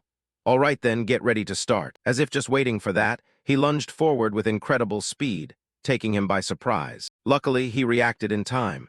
If he'd been just a second slower, he would have been caught. He wondered, what is this speed? What's going on? No one should be this fast. Suddenly, his attention shifted to the status window above his head. A look of contempt appeared in his eyes. Ha, how ridiculous. How desperate is he to win? He's carrying 6 artifacts. The previous night at the mansion, formal greetings echoed. Well, look who it is. Sir Vengeras, ha, long time no see. Commissioner Josh Garyhill, commander of the Golden Knights, Vengras Jegan, added. I heard about Jekyll. He was invited to give a special lecture at the Academy as the alumni representative, wasn't he? Josh Garyhill, High Commissioner of the Magic Tower Council of the Kingdom of Ladian, replied modestly. It was quite a surprise when Principal Tyrion Ignit personally invited the boy. Is Maltiv doing all right? He looked helpless, his face showing clear signs of annoyance. Yes, but he causes too much trouble. It's a real pain. So I sent him to Sir Gunter to be properly disciplined. He should be at the academy by now. He let out a sigh, his eyes closed as if he'd been troubled by this for a long time. Actually, I came here because of that academy representative. He became pensive. The representative? You mean Liuin Ardle. Then he thought back to the information he'd heard. The rumors have spread so far that even I remember his name. I heard he won the festival and even caught the attention of the Empire. But immediately after, his tone shifted. A country bumpkin from Ardle shouldn't have such a smooth path. As if waiting for those words, he agreed. Haha, exactly. We must stop someone like that from influencing the princes, right? As loyal subjects who truly care about the kingdom. Of course. He wondered, do you have a plan? As if waiting for the cue, he replied, this time my son and Maltiv are on the same team, and they'll be fighting Liuin Ardle, so I'm thinking why not give Maltiv an artifact? He hadn't expected the man to be that reckless. His eyes widened in shock, his breath hitching. What? He assured him, if you leave that necklace behind, I'll make sure it gets to him. He stammered, are you suggesting we cheat? He placed a hand on the other's shoulder. That's not what's important right now. If we want to crush that brat before he becomes a bigger nuisance, we must do whatever is necessary. I've already given an artifact to my own son. However, he was still hesitating. Seeing this, he played his final card. Bolvar Petten, does that name sound familiar? His expression shifted instantly, and he stammered, why are you bringing up that name all of a sudden? His face darkened. I heard he's still alive, and it seems he taught Liuin swordsmanship in Ardle. He continued, Liuin Ardle, the one favored by the princes, is learning swordsmanship from Bolvar Petten, the glorious knight. If he defeats our son in the upcoming match, our position will be terminated. After hearing his words, he hurriedly removed the antique from his shirt. He handed the necklace to the old man. All right, I hope this will bring good results. The old man flashed a calculated half-smile. Of course it will. Finally, the two shook hands tightly. All of this is for our kingdom. Returning to the present, Jekin laughed triumphantly. Ha, how's that Liuin Ardle? He cast magic, creating vines that wrapped tightly around Liuin's group. Are you that confident with just that mediocre skill? How disappointing. The magical vines tightened like chains, causing them to writhe in pain. Liuin's face darkened, a mix of anger and contempt. He had guessed they would pull some tricks, but he hadn't expected them to be this pathetic. He stood there, constantly provoking. What are you still standing there for? Liuin, show me that amazing strength of yours, otherwise Maltiv will beat you to a pulp. As soon as he finished speaking, the guy lunged from the side, holding a wooden sword. Jason screamed anxiously. Lewin dodged. His feet quickly cut through the vines. A brilliant golden light tore through the ground, bursting forth with a violent explosion. Luckily, he dodged it. He was astonished. What? How can a wooden sword be that durable? At this moment, a strange light radiated from the wooden sword. It was the Maltiv artifact received from Mr. Vengeras, a solid amulet. This artifact was designed as a necklace for easy carrying, enhancing weapons, making them sharper and more durable. He laughed sarcastically, his lips curling in mockery, and blurted out regretfully, "Ah, I missed. I should have been able to kill you." Then he continued to swing his sword and charge. "This time I will definitely kill you, Lewin Ardle." He observed intently, hard as steel, thinking that he clenched his fist, activating the breaking technique. With just one swing, the wooden sword that was charging with wind-tearing speed exploded instantly. He panicked. How the hell did you do that? Without letting his opponent recover, he lunged like lightning. A thunderous punch rang out, the impact force so great that it sent the guy flying straight backward. Looking at him sitting painfully on the ground, his eyes trembling as if he couldn't believe what had just happened, his voice hoarse, he called out in shock, "Maltiv." His face was distorted by the throbbing pain spreading throughout his body.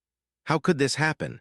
Even though all of us are wearing artifacts, he wasn't pushed back at all. Lewin slowly put on his gauntlets. "I intended to go easy on you guys if possible, but clearly that isn't working. Since things have reached this point, I will fight seriously." Saying that, the leader's will on his hands was immediately released. Everyone present was dumbfounded, their eyes wide and mouths agape at the unimaginable scene before them. Even those who were usually calm, like Professors Heidel and Gutter, involuntarily showed confusion. Outsiders were like that, so what about the one who had to face it directly? He muttered, "No way, an ogre." Behind Lewin, a giant ogre lion appeared. The people around panicked, chaotic screams rang out. "Run, everyone run, it's an ogre, an ogre." That terrible pressure made his legs turn to jelly, his body trembling as he fell to the ground, hurriedly backing away. He calmly spoke up, "Let's end this. I mean, 6 artifacts seem to still not be enough for you." Hearing this, his head buzzed. What? He didn't bother explaining, his hand gently reaching forward, and the giant spirit behind him also majestically reached out. Its giant finger slowly slipped into his necklace. The precious necklace broke into many pieces and fell. The atmosphere immediately boiled over, gossip rang out everywhere. What? Is he serious? Did Senior Jekyll really use an artifact, using an artifact against a junior? Unable to stand the whispers directed at him, his face twisted in anger. "You bastard, how long do you think you can hold out? Garyhill won't sit idly by." Lewin annoyingly interrupted him. "You said Garyhill won't leave me alone? First it was M, then the eldest son, Jekyll Garyhill. Who is next? Could it be Mr. Josh Garyhill himself?" Hearing his father's name, he immediately lunged like a moth to a flame. "What did you just say? You dog, you dare to mention that name." Lewin raised his hand. A sharp spark erupted, flying straight and hitting right in the middle of his forehead. He was irritated. "You're too noisy, just lie down and rest for a while." Suddenly, Bear Trang appeared on his shoulder. "Are you sure about this?" he wondered. About what? Is the ogre really okay to reveal like this in front of everyone? At this moment, he realized thousands of strange eyes were fixed on him. It continued, "Look at the principal's expression. He is completely shocked." He just calmly spoke up. "It's not like I can hide it forever." It agreed, "That's true." After that, his gaze changed and gradually fell into deep thought. Anyway, Jekyll Garyhill had collapsed, and it seemed like Mickle had fainted, foaming at the mouth from the shock of seeing the ogre. That means the winner had been decided. Thinking of this, he glanced at Mr. Gutter. Catching his gaze, he coughed a few times, then clearly declared, "And so the winner is—" But a loud shout interrupted him. Wait! Everyone was surprised by that sound, simultaneously turning their heads toward where it came from. Only Han was seen holding 2 wooden swords walking up. "The match isn't over yet." He stopped in front of Maltiv, throwing a sword toward him. "Your sword just broke, didn't it? Then use this, pick up the sword." Maltiv, the atmosphere immediately sank. All eyes turned to him, as if no one expected he would choose to act this way. And of course he immediately went crazy. Veins bulged on both sides of his temples. "Are you actually insane? Filthy commoner, you dare!" His voice grated, but suddenly he stopped dead when he looked down. He noticed the sword resting neatly in his hand. That was Perito's sword. The weapon was now enveloped by a fierce blue lightning current. Perito, the Holy Sword. A knight of level 4 stars or higher, meaning someone who has mastered aura manipulation. According to custom, a 4-star knight has a blue aura, a 5-star knight has a red aura. From level 6 stars onwards, the aura gradually turns purple. Beyond that level, the aura is no longer bound by a specific color, but appears according to the unique characteristics of each knight. The average level of knight apprentices is around 3 stars. The male students still couldn't believe the situation right now. Maltiv was silent, unable to speak. Behind him, someone whispered in a low voice, "No way." Many pairs of eyes turned toward Han with whispers and gossip. How could someone as weak as Han? I haven't even mastered aura yet. In other words, even among official knights, many haven't reached level 4 stars. Chang sat on Liuan's shoulder, whispering a question. Liuan, you aren't planning to stop? After all, the match is over. His gaze was determined as he replied, "No, let's watch a little more." He secretly lamented, finally it has returned, that look of Han's. Liuan stared intently at Han's stern face with his eyebrows furrowed. Maltiv reached out to pick up the wooden sword lying on the ground, then spoke up. "I don't accept this." He lunged toward Han, shouting, "I will never accept this." The sword in Maltiv's hand swung up and then struck down at Han's head. He gritted his teeth. "You are just a lowly commoner, and yet now you dare to say you can use aura." Han also used his strength to hold the sword and block this critical blow. He gritted his teeth and struggled to resist, his ears ringing with Maltiv's voice. "Impossible." He increased the force in his hand. Maltiv's face pressed close to Han's, contemptuous. "It's impossible that a weakling like you can be on par with me." He increased the force in his hand. Maltiv's face pressed close to Han's, contemptuous. "It's impossible that a weakling like you can be on par with me." Han also swept his sword to counterattack. Han laughed coldly, still clinging to that commoner logic. Maltiv didn't expect him to fight back. Confused, he asked back, "What?" Han's neck bulged as he shouted. "You're just a lucky person born into a good family, a selfish, narcissistic person who is worth nothing." Veins bulged all over Maltiv's face. He wore a strange smile. Are you crazy?" Maltiv stomped his foot hard. A loud noise rang out on the ground. He lowered his voice. "All right, Han." Maltiv channeled power into the weapon in his hand. A blue light covered the entire sword.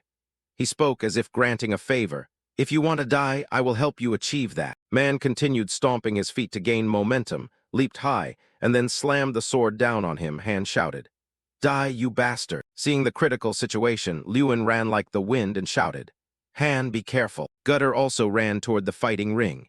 He ran while cursing under his breath. "That bastard Maltiv." While behind him, Heidel was also rushing to follow. With a bang, a loud noise erupted from the center of the ring. A blue light like ink spreading in water was expanding all around. Liuan's pupils contracted in surprise. He stood frozen looking at the scene before him. Before the eyes of the crowd, Han was still maintaining his stance of holding the sword to counter. While the sword in Maltiv's hand had been flung away, his entire body was also thrown far away. Maltiv didn't accept it, shouting angrily, "You bastard!" Han wasn't affected by the cursing.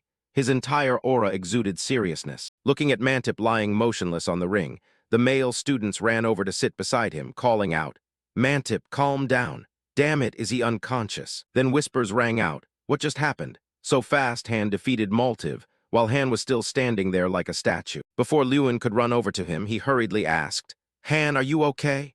Han turned his head to look at him and called out, "Liuan." Liuan froze, stunned as he looked at him, and let out an "oh" sound. He pointed at Han's hand and said, "Han, look at your wooden sword." He looked down at his hand and then asked suspiciously, "My sword." At this moment, a yellow light radiated from the sword, brilliantly bright. Han muttered, "Aura, it's red." Scene changed to another place. A sound echoed from within the castle as expected. "You are truly amazing, Liuan." Tyrion, Ignit, and Liuan chatted while walking. He exclaimed, "I had a feeling, but I didn't think you would defeat even a senior graduate." He clenched his fists and asked back, "You only had a feeling." Liuan turned to say with an affirmative tone, "You yourself, Principal, were the one who called Jekyll Garryhill here in the first place. Didn't you predict this result from the beginning?" Tyrion Ignit laughed. "Oh my, so I've been found out." He turned his gaze toward the paintings hanging on the wall and spoke up. "I wanted to take this opportunity to teach Garryhill a lesson about humility, but instead, it seems I only made his hatred even deeper." Liuan suspiciously asked. "Hatred," Tyrion Ignit explained. "Rumors about this match have spread all the way to the capital. Since you defeated the eldest son of the Garryhill family, the nobility are gossiping that this could be the downfall of that family." He reminded Liuan, "And Josh Garryhill will definitely do everything to reclaim the family's honor. That means you could soon be in danger." Tyrion Ignit's voice deepened. "As the principal, I cannot let my students be in danger. That is why we are here." The two were standing at the top of the stairs looking down. He introduced the staircase leading to the academy's basement. Then Tyrion Ignit recounted that a few days ago, Kingram had woken up from hibernation. The first thing he said after waking up was, Lewin's hands clenched tighter and tighter as he heard him recount Kingram's words. I smell the scent of my own kind. Diurn Ignit looked mysterious. Now we just need to go down. Kingram is waiting for you with a gift. Seeing Lewin have no reaction, he immediately asked, why don't you ask about it? He suspiciously asked back, ask about what? Lewin said half-jokingly, I suddenly appeared with an ogre on my back. In this world there is no magic like that. Aren't you curious at all? Tyrion Ignit looked at him with trusting eyes. Whether you appeared with an ogre on your back or carried the head of a goblin, the Lewin Ardle I know is always someone I can trust. That is all I need. Lewin also responded with a sincere tone. Thank you, sir. Tyrion Ignit gestured. Now go down. Kingram has been waiting for you for a long time. At this moment, he was standing in front of a large door. Lewin slowly pushed open the heavy door, making a loud noise. After stepping inside, he took steps deep into the interior. A moment later, a low sound echoed. Long time no see, little destroyer. Lewin also smiled slightly and replied, Yes, it has been a long time. Before him was Kingram sitting imposingly on a large chair. Lewin greeted him. Kingram. Kingram's voice boomed. Little destroyer, I still cannot believe it. I can smell the scent of my tribe from Heavenly Mountain on you. I can even feel my father. Monkan. After a moment of contemplation, he proposed again, If possible, can you tell me what happened? Lewin didn't hesitate, nodding. Yes, I will tell you everything. After that, the two stood face to face, talking to each other. I told Kingram about what happened at Heavenly Mountain and how I crafted an artifact from the fangs of Kun Kan. After hearing the whole story, Kingram laughed with interest. You arm-wrestled 100 goblins. You are truly reckless. Lewin added, Not only that, I won all the matches. He nodded. That is truly your style. My tribe must have had a very fun time. Kingram held his face, his voice somewhat choked. I thought I would be stuck in this artifact forever and then disappear, but I never expected to hear news of my homeland one more time. Then he looked at Lewin with gratitude. Little destroyer, thank you, my benefactor. He also comfortably accepted this gratitude and replied, It is my honor. The system screen suddenly lit up in front of Lewin with an artifact unlocked notification. He wondered to himself, what is this? The screen sparkled, the text, Goblin Friend title upgraded to Goblin Lord appeared. Thanks to the passive effect of Goblin Lord, strength increased by 1,000. Chang's incarnation has reached 5 stars. Human form can now be used thanks to the special skill. Companion, strength increased permanently by 500. Kingram spoke up. You are the incarnation of Draka, my benefactor, and the only human trusted by the goblin tribe of the Celestial Mountains. This is my gift to you. Lewin was utterly stunned, barely believing his eyes as he thought. My power jumped to 7,000 instantly, and Chang has reached 5 stars. Chang put her hands on her hips and let out a long, loud burp. That was quite a meal.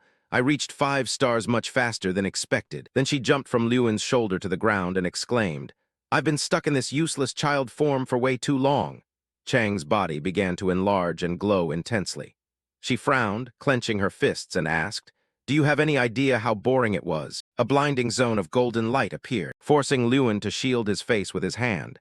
He stammered, Girl, what the hell is this? Long brown hair fluttered slightly as a soft laugh rang out. Well, a girl appeared, but the voice was incredibly familiar as she asked, Amazing, isn't it, Lewin? She tossed her hair back and spoke with an air of triumph. This is what I've been longing for, Chang's human form. A while later, Lewin returned to the top of the stairs. From my reunion with Kingram, I received 2 more gifts. The authority of a leader allows me to command the goblins as a goblin summoner lord. Next is the second gift, a special privilege to summon Kingram, who is bound to the Academy for life to my location just once. Lewin recalled that before parting he had told me, Only summon me if your life is truly in danger. With laughter echoing in his ears, he thought with a bit of irritation, Let's just move past that. Trang Chang jumped up in pure joy. That's right, turning into human form is the best. Meanwhile, Tyrion Ignit asked suspiciously, Lewin, who is that young lady? He realized that the moment Chang transformed, others could see her. At that time, even Lewin had to ask for confirmation. Wait, you're actually a girl? Chang snapped back angrily, hands on her hips. How many times do I have to tell you? He lowered his voice and muttered, I thought you were lying. Tyrion Ignit's voice rang out again. Only 1 person went underground, yet 2 people walked out. Can you explain this? Lewin closed his eyes and sighed. Welp, I'm screwed. In the quiet space, he cleared his throat and spoke. So, Tyrion Ignit stroked his long beard and inquired, With my limited understanding, I can only guess you are a spirit, is that correct? Chang replied with her hands on her hips. Close enough. To be precise, I am an incarnation. Lewin was a bit flustered, wondering, is this explanation actually going to work? Chang looked around and continued, he and I have a symbiotic relationship, so we cannot be separated. He called out in embarrassment, hey, are you seriously going to talk to the principal so informally? Chang snorted, I've lived dozens of times longer than him. Lewin lost the argument, that might be true, but Tyrion Ignit's voice cut him off. Since you came here through Kingram, Lewin's noble incarnation, I will arrange for you to stay at the academy. Chang asked with interest. Oh, do you have a plan? He gave a slight nod of confirmation. Of course, the scene shifts elsewhere, where a voice of disbelief rang out from inside the academy. Wait, what is this? Everyone stared at Chang in stunned silence and asked hesitantly, so are you saying, Lewin, that you— A male student shouted in surprise, you have a cousin like this, and she just enrolled today. Chang laughed loudly with her hands on her hips and introduced herself. I am Chang Ardle. Lewin added sheepishly, yeah, she's in the same class as us. Jason clutched his pounding chest and asked, the graduating class? You just said she was younger than us. Lewin explained, she skipped grades, she's a genius. He raised his voice and yelled, a genius. Jason extended his hand politely. A pleasure to meet you, my lady. Dropping to one knee, Jason introduced himself. I am Jason Damon, Lewin's best friend. Would you like a tour of the academy? I can show you around if you haven't seen it yet. Chang asked coolly, who are you? While Lewin, not understanding what was happening, wondered, what the hell is he doing? Jason suggested, would you like to go to the cafeteria? The baguettes there are delicious. Chang flatly refused, I don't like bread, buzz off. He tried another angle, do you like the sea? It's wonderful. Suddenly, someone walked over and called Lewin's name. Seeing the newcomer, Lewin greeted him. Hans, that's right, today is the day you leave, isn't it? Hans smiled and replied, yes, I came to say goodbye. Lewin remarked, it's a shame we have to part again, I'll visit you in Foldrin someday. He replied, I look forward to it, you are always welcome. After a moment of hesitation, Hans asked, and Lewin, after I graduate from the training center, can I come to Ardle?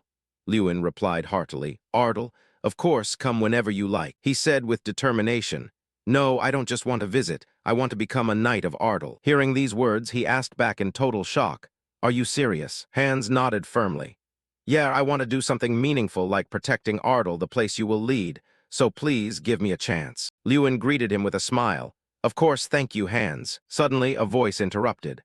Are you two planning to keep this to yourselves? Jason jumped onto Lewin's back and cried out, I want to go to Ardle too. I'll help with the dishes and cleaning as long as I get to stay with Lady Chang. He poured cold water on the idea, replying, I never said you were allowed. Jason, disappointed, gripped Lewin's neck and yelled angrily, hey, that's too much, and I know you're joking. Lewin thought happily, my friend's moving to Ardle after graduation. That really is a great idea. The scene shifts to the capital of the Duchy of Radiant. A man shouted in rage, it's over, everything has collapsed. Do you know how much money I invested in this? Sir Vengra's yet an apprentice knight defeated Maltiv. He grew angrier as he spoke. The same thing happened to the Garryhill family. Even Hazen Garryhill, their eldest son, was defeated by Lewin Ardle. The era of Garryhill is over. Historically, the Garryhill family maintained their reputation as a magical clan, and Vengra's Jegan was honored as the strongest knight in the kingdom because they had the backing of the nobility. That was always the case. But what if that support vanishes? He shouted at the top of his lungs. Currently, you may still be the strongest, but when our children become the pillars of the nation, your descendants won't stand a chance. Another person added, the solution is obvious, we should switch sides. The voices grew louder and more decisive. We must switch sides to Ardle immediately. Then someone spoke up hesitantly, but the head of Ardle doesn't take bribes. Another laughed mockingly, good grief, who in this world doesn't like money? Just look at Garryhill. Suddenly, someone walked toward the crowd and spoke up. Are you talking about me? Everyone's jaws dropped as they cried out. Commissioner Josh Garryhill, he growled. You all seem to be having a pleasant conversation. Whose side are you planning to take exactly? A man gave a forced smile, searching for an excuse. Ah, that was a slip of the tongue. I didn't know you were listening. Josh didn't give him an inch. Slip of the tongue, if I weren't here you'd be talking this nonsense all night. His voice dropped low. Listen closely, all of you. Since the Duchy of Ladian was founded, Garryhill has always held power. History never lies, so your fears will never come true. One man replied with an awkward smile. Yes, we will keep that in mind. Josh gritted his teeth and cursed silently. Lewin Ardle. I planned to use him as a stepping stone to raise Jekyll and Mickle's reputations, but he completely trampled on our honor. Veins popped on Josh's face from anger, and a murderous glint appeared in his eyes. I will kill him at any cost. Another important class in the second semester is a visit to the capital. Inside the train carriage, the chatter was non-stop. We're going into the Mage Tower, the Royal Mages. That sounds amazing. Lewin watched everyone while thinking, a great class, visiting the Mage Tower and the Royal Palace directly, where we can observe and learn from current mages. He was a bit troubled, but once again the problem was that while the class purpose was great, Chang suddenly asked, Josh Garyhill, does this mean we finally get to see his face? Lewin didn't deny it. Probably. He knew very well that the head of the Garyhill family must be overflowing with resentment toward him. Going to the capital meant stepping into enemy territory, a place where he can easily manipulate the royal mages. In that situation, there are countless opportunities for him to target me. Chang asked, is Josh Garyhill strong? Lewin quickly replied, according to rumors, he is a 7th-tier mage just like the principal. She gasped at the news. 7th tier? If I were still in my old state, I could easily take him down with one finger. He thought curiously. I'm not sure how strong Chang was back then, but a 7th-tier mage is not to be underestimated. Lewin looked toward Tyrion Ignit ahead. His system board only displayed information cannot be viewed at this time. From that, he understood one thing. At the level of the principal, he couldn't confirm any information through the player's eyes. Lewin told himself, I can't let my guard down for even a second in the capital. A moment later, the announcement rang out. Next stop is Radian, the capital of the Kingdom of Radian. Everyone cheered excitedly. We're here. They chatted excitedly, just as expected. The capital is something else. It's magnificent, isn't it? Truly the best. Lewin also felt a bit of admiration. Yes, the capital is still the capital. However, he remained extremely vigilant. It's just a flashy shell, unworthy of such a small kingdom. Just then someone approached to greet Tyrion Ignit. Principal, it has been a long time. He asked suspiciously, do you have business that brings you here personally? Kiri called out his name, Chairman Josh. Josh spoke up as he approached. Isn't it a bit cruel to ask why I'm here? When the future buds of the kingdom visit the capital as the protectors of this land, I should at least come out to meet them. Then he emphasized darkly, but there is another reason too. Josh looked straight at Lewin and said, I want to see how much those buds have grown and confirm for myself how he crushed our son. He glared threateningly. So you are Lewin Ardle. He felt a bit uncomfortable under that gaze. It feels like a snake is coiling around my body, but something isn't right. The Josh Garyhill I know is a 7th-tier mage, but the system board displayed, Josh Garyhill 6th-tier mage. Lewin was incredibly confused. The player's eyes were telling him he was only 6th tier. How could he deceive everyone? He suddenly had a realization. Could it be? Lewin looked at Josh's hands, which were covered in gold bracelets and rings, and deduced. All of those are sacred relics. He curled his lip mockingly, like father, like son. Seeing this, Josh asked irritably, is something funny? Lewin turned around and replied, no, it's nothing, I'm leaving. Josh immediately grabbed his arm. Where do you think you're going? I'm not finished talking to you. He glared and questioned, I asked you what you were laughing at. Tyrion Ignit quickly stepped in to mediate. Chairman Josh, he is still just a student. Please stop. Chang was visibly angry. This crazy lunatic. Josh snapped, be quiet. He then threatened the principal. You may be the principal in the academy, but once the students set foot in the capital, managing them is my responsibility. Tyrion Ignit shot back immediately. If that authority is used as a tool to threaten an innocent student, I will never accept it. I will take the students back to the academy immediately. Hearing this, Josh found it laughable. You're going to go back? Of course, our noble principal Tyrion is always like this. He sneered harshly. Do you think I don't know? Your goal is to humiliate my son in front of the whole school by luring him out. Are you still upset that I was appointed as the guardian instead of you? Such petty jealousy, principal. Tyrion Ignit shouted in anger. Josh Garyhill. A sudden gale immediately swept through everything around them. The people there cried out in fear. What is this wind? Josh still gave a thin, provocative smile. You want to take this to the end? Fine by me. Lewin suddenly spoke up. How interesting. Josh was stunned and asked, what? Only then did he reveal the reason. You asked why I'm laughing. I'm laughing because it's interesting. I've never seen anyone wear so many rings before. Lewin's next words stunned Josh. Mickle and Jekyll, my seniors, also loved accessories. It seems wealthy people are all alike. Josh felt a pang of guilt and wondered, what does this brat mean by that? Josh quickly found a justification. There's no special reason, we just happen to have a lot of accessories. Lewin acted as if he understood perfectly. Ah, I see, of course. Josh glanced at Tyrion Ignit and spoke sharply. Anyway, Principal Tyrion, step aside so I can lead the tour. From today, I will personally direct all classes under my authority. He listened in silence, his thoughts unknown. Josh turned away and remarked, I'm leaving now. The tour of the capital turned out to be nothing like a tour at all. Lewin recounted that Josh Garryhill, who claimed he would participate in the entire schedule, vanished without a trace as soon as we reached the royal palace. Instead, an old mage guided us. He nodded in thought. Although the tour content was nothing special, the atmosphere wasn't too bad. Everyone quite enjoyed the trip, with praise being heard constantly. Is this really the Mage Tower? It's truly incredible. Except for one thing. Chang asked Lewin, you feel it too, don't you? He confirmed it honestly. Yeah, I noticed it immediately. Lewin knew perfectly well. They were tracking us too obviously. As night fell, Lewin sat by the window, carefully pointing things out to Chang. Look over there, Chang. Looking down, they saw several suspicious people loitering around. They began to discuss, isn't that the guy we met earlier? Yeah, he's been there since we entered the rest area. What? I felt something was wrong before. What is he planning? Lewin pointed out that it was an illusion.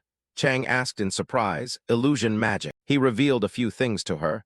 I can sense the mana around here. He's creating phantoms with illusion magic. Lewin quickly added, the scenery and the people on the street down there are all fake. Above, he's using a magic shield to cut this place off from the real world. Chang cried out in frustration, damn it, I can't believe I didn't notice this spell. Even though I successfully became human, I'm still far from my original power. He was lost in thought. I expected this, but I didn't think he would act so quickly. Lewin suddenly noticed something. The figure in the black cloak suddenly ran off. Chang gasped, he's running away. Lewin calmly denied it. No, he's trying to lure us out. If we fight in a cramped space like the rest area, I'll have the advantage. But he knows I can't let the other students get hurt, so I have no choice but to fight outside. Lewin recalled the system board display. Hazen Garryhill, 6th tier mage. He then deduced that a 6th tier mage is someone a person can handle, but the scale of this illusion magic couldn't be performed by a 6th tier mage alone. Lewin analyzed meticulously. There are 2, maybe 3 enemies, perhaps even more. If they are all 6th tier mages, my chances of winning are slim. Josh's face flashed in his mind. And if Josh Garryhill himself joins the fight? Lewin thought to himself, maybe I can use that. Seeing him turn around, Chang asked, are you going right now? Lewin nodded. Yeah, I have to go down. He walked forward and remarked, tonight is probably going to be a very long night. A few hours earlier, Josh angrily slammed his hand on the table and barked. Is this all the people there are? He shouted in extreme dissatisfaction. I personally called this meeting, and yet this is everyone who showed up. Someone reported timidly, yes, everyone seems to be deliberately avoiding this meeting. Josh growled in annoyance. Lewin Ardle is as good as finished today, yet they still fear Ardle so much they don't dare show up. He ranted furiously. Normally this place would be packed with people standing for lack of seats, but today only 4 people appeared. Josh gritted his teeth, cursing Lewin in his head. Damn it, that bastard ruined everything. Finally, he let out a sigh. Fine, they'll regret it sooner or later. Has the matter I entrusted to you been handled properly? The other quickly replied. Yes, the night guard force in the capital is now entirely our people, so no matter what happens, there will be no problems. Josh turned to ask Vengras, and the mission I gave the captain? He replied indifferently. Last night we received confirmation that the assassins have reached Ardle. Vengras continued discussing the plan. After midnight, they will slip into the mansion and take Lewin Ardle's head. Josh was delighted to hear this and remarked, at least he and his father won't be alone in death since they'll die on the same night. He added, not just them, Lewin Ardle also has a young daughter. Vengras emphasized, and Bolvar Petten must also disappear. He believed that there should only be one sun in the sky. At this time, Bolvar was taking a walk and thought to himself, everything is eerily quiet. He pondered the situation. Recently, the young master's victory over the Garryhill heir had caused many nobles to notice Ardle. But the Garryhill I know is not the type to give up so easily. Bolvar remembered Lord Ardle's words. If you notice anything suspicious, report it immediately. He nodded in agreement. It seems the Lord shares my thoughts. We must be cautious. Bolvar suddenly saw a man carrying a wooden crate. He asked him kindly, finished for the day. The worker smiled happily and replied, Sir Bolvar? Yes, I've just finished cleaning up and am heading home. Bolvar continued to inquire. I wanted to ask, has anyone suspicious visited today? He thought deeply, suspicious people. The worker quickly remembered. There were 5 merchants, but I've never seen them sell anything and I didn't see them leave. Bolvar finally reached a conclusion. Assassins often disguise themselves as merchants. Now they've completely disappeared after entering the territory. The worker suddenly exclaimed, "And they were carrying swords too, you should be careful." Sir Balvar prepared for the worst. He suddenly ran as fast as he could in the opposite direction. Seeing this, the man felt somewhat relieved. Perhaps there was no need to worry much. The mansion was strangely silent. The assassins were searching inside, whispering to each other as they moved. "That Lord Ardle, has he noticed something? He still hasn't returned to the mansion." "You saw the atmosphere in town. No one noticed anything. He'll be back soon, we just need to wait for the right moment." He nodded. "Yeah, there's still time." An assassin suddenly collapsed to the ground. They cried out in terror when they saw the person before them. "What the... is that Balvar?" He glared and barked, "How dare you? Do you know where you've just stepped?" The assassins asked each other in confusion. "Wait, how did he know we were here?" "Just as expected from a 7th-tier knight. Stealth tactics don't work on him." He immediately drew his weapon and said, "But this is actually good for us. We were going to kill him anyway." They gave a shout, "Everyone, charge!" They were assassins hired by Vengras. These intruders hiding in Ardle were all at least 6th-tier masters. Balvar only murmured softly, "Fine then." He, a 7th-tier knight, had long ago set aside his spear for a fishing rod. Because of this, the people in the territory thought his skills were no longer what they used to be. However, that was a grave mistake. Balvar raised his spear and shouted, "All of you come at me at once." The tip of the spear slashed gracefully through the assassins, and in no time he had defeated them. They were sent flying through the air. The heavy body of an assassin slammed into the wall. One man asked in terror, "7th tier? He's 7th tier. He doesn't look like it at all. We've taken down more than 10 7th-tier knights of the Empire." He then heard Balvar speak slowly. "Do you know why I stopped practicing spear techniques?" The assassin gasped in horror. "It can't be." He cursed silently. "This bastard, don't tell me." The assassin didn't dare say it out loud. "He was an 8th tier," Balvar revealed to him. "No matter how much I polished my spear techniques, I reached the limit of what pure technique could teach me." One man took a risk and jumped, trying to sneak attack him. "Die, you monster!" A cold, sharp spear tip pierced through him, and the assassin was left hanging in midair by Balvar. The remaining one backed up in fear against the wall. "This guy is insane," he screamed in terror. "Vengras, that bastard, this is ridiculous. He dared to lie about the target's strength? Even if he paid us 5 times the original fee, we would never have taken this mission." The assassin stammered a curse. Only then did Balvar find out who was behind it. Vengras, so it was him. He grabbed him by the neck and said, "Go back and tell Vengras Jegan this." Balvar emphasized every word. Never set foot in Ardle ever again. Meanwhile, where Lewin was, it was incredibly still. He and Hazen faced each other, and the man exclaimed with amusement, "So, you've come to find me yourself." Hazen continued his mockery. "Lewin, it seems you didn't come alone. Did you bring a companion on your journey to the underworld?" "How funny." Lewin quickly retorted, "Don't worry, we have no intention of dying here." Hearing this, he was quite surprised. "No intention of dying." Hazen spoke with disdain. "If everything in this world went according to human wishes, how wonderful that would be. But reality doesn't work that way." As soon as he finished speaking, countless black-robed mages approached to surround him and Chang. Lewin observed silently. There were about 7 of them, and they had gathered quite a crowd. He raised his hand, summoned red fire, and said, "As someone who has lived much longer than you, let me give you a piece of advice. Keeping a low profile is the best way to extend your lifespan." Hazen continued to ramble on, but he pointed at the mages and then added, "Now you have only one future left." As they attacked, he shouted, "Die, Lewin." Hazen laughed with amusement, accepting death silently. What a sight to see. "This is a fate you brought upon yourself, so don't harbor too much resentment." However, when he saw the scene before him, he couldn't keep laughing. "What?" Hazen exclaimed in horror. How are you still standing after that attack? You should have been dead." Lewin just curled the corner of his mouth into a slight smile.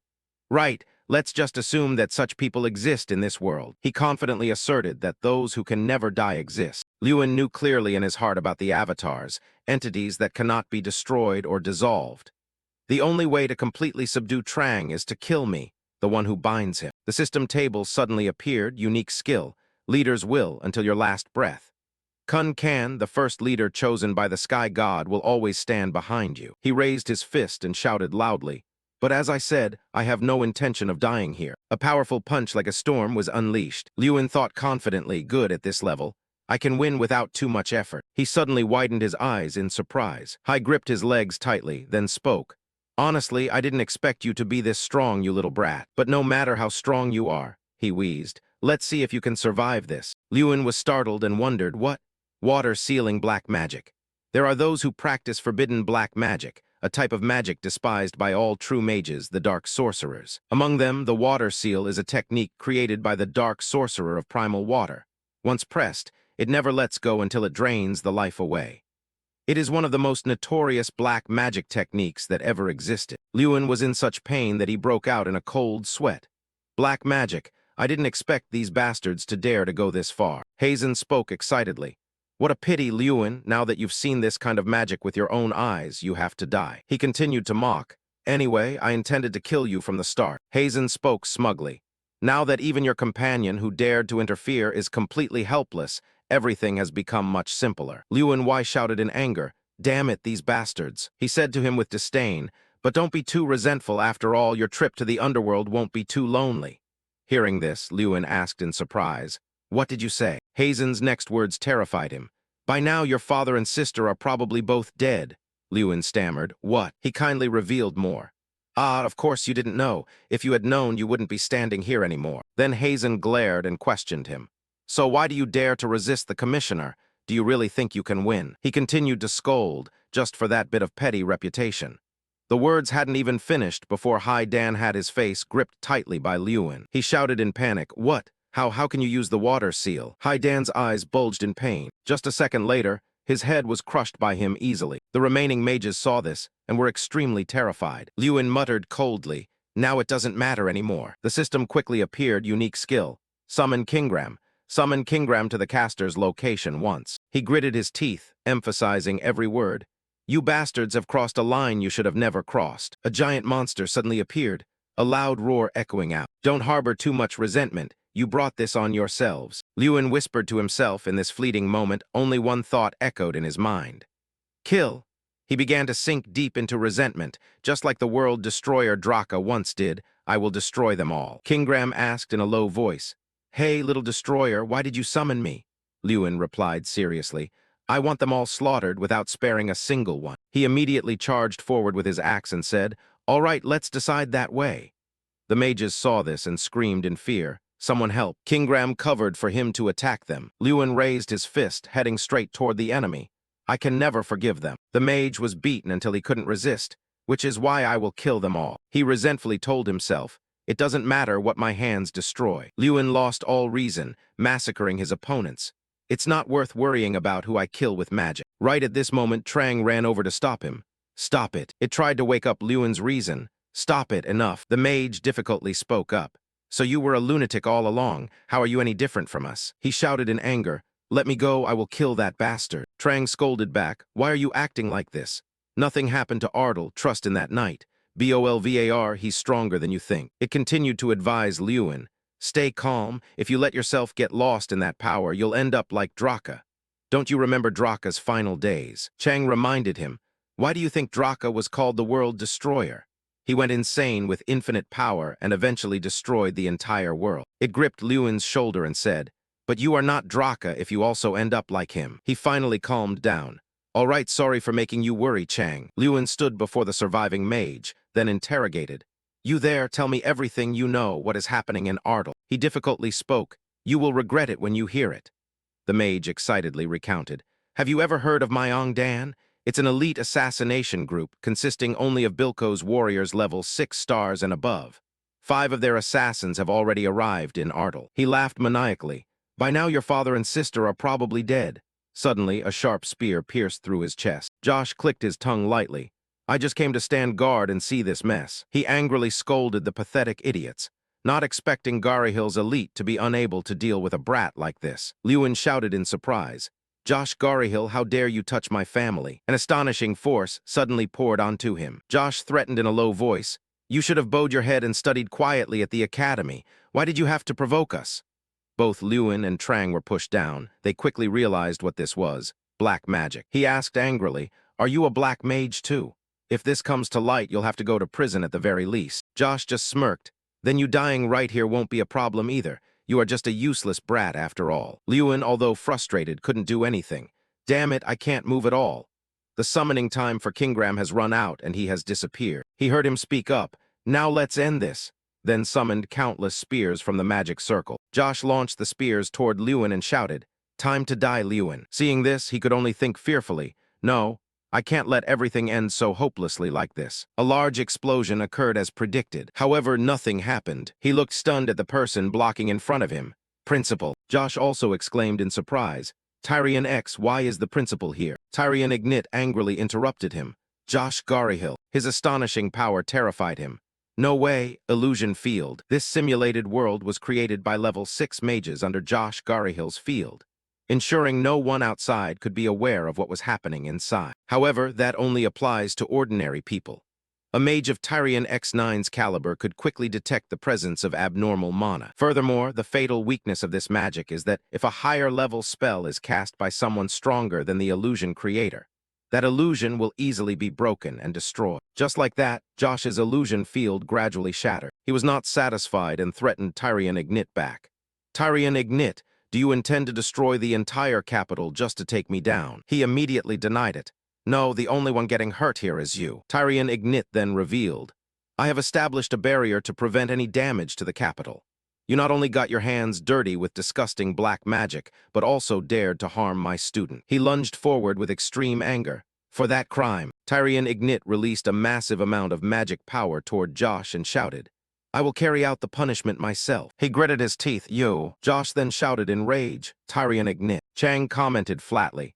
Just as expected, because of the level difference, the difference between the two is too clear, so the match ended overwhelmingly. Lewin quite agreed with it. Yeah, I think so too. He acknowledged that the difference was at another level. Lewin secretly evaluated, Principal. A level 7 mage is a level I don't even dare to reach. I thought I was quite strong, but I still have a long way to go. Ignit asked him with concern.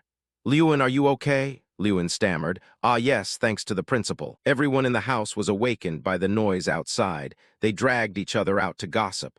What kind of noise is this in the middle of the night? What is going on? Someone suddenly exclaimed. Huh, that person is. He recognized the principal, but why is Counselor Josh like that? Right at this moment, someone suddenly shouted. Lewin, we've arrived. He looked up in surprise. Those people are. Lewin finally saw the princes. Forder hurriedly spoke. We came after hearing that Garyhill had taken control of the capital's security, Croster also added.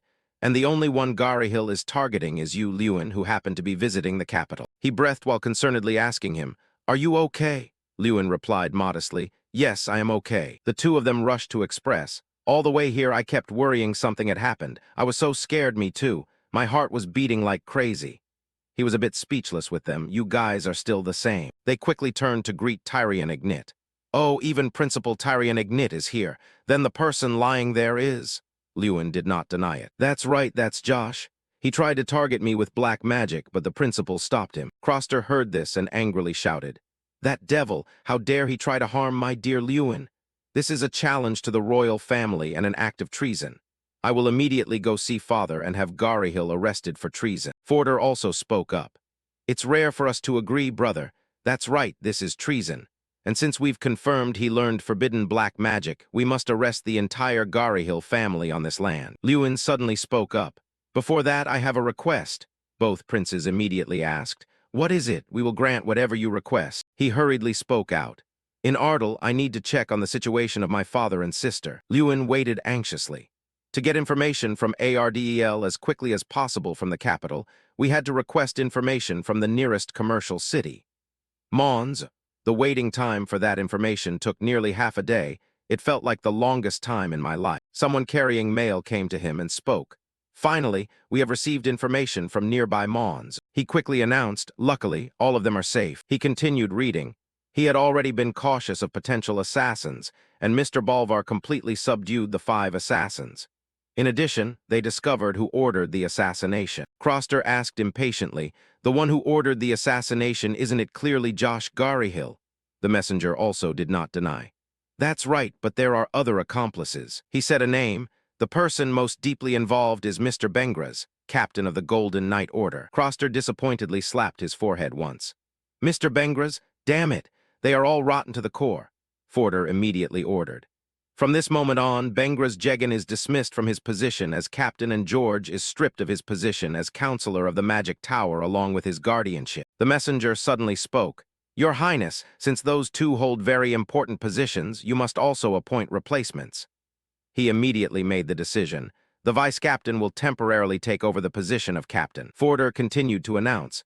As for the position of counselor and guardianship that Josh holds, he looked toward Tyrion, then asked, "Can the principal temporarily help?" He exclaimed in surprise, "Forgive me, your highness, I am just an old man."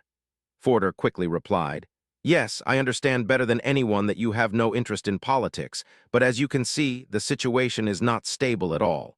At least for now, until a successor is decided, I beg for your help." Tyrion Ignit was still hesitating, but the fact that the princes tried so hard to bring the principal to the capital is a story famous all over the country. However, the principal always refused, saying an educator should not get involved in politics.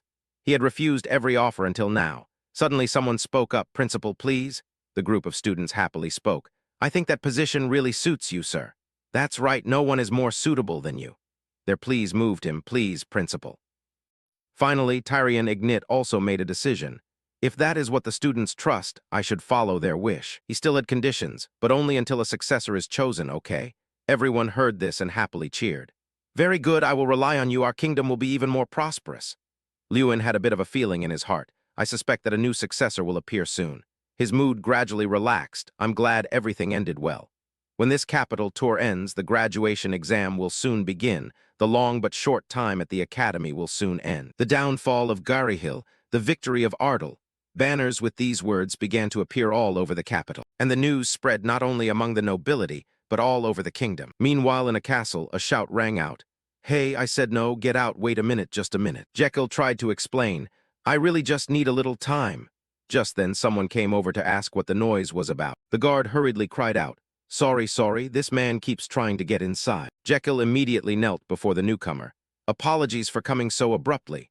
I am Jekyll Garryhill, eldest son of the Garryhill family. It is a great honor to meet the Crown Prince." The person in front of him was Crown Prince Sumnan Genak of the Genak Empire. Jekyll continued to justify.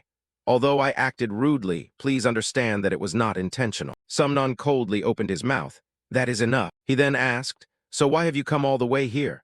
Jai quickly replied, "I came to seek asylum in the Empire, myself along with my siblings and the mages of our family. Over 40 people in total are seeking asylum in the Empire." Sumnan questioned.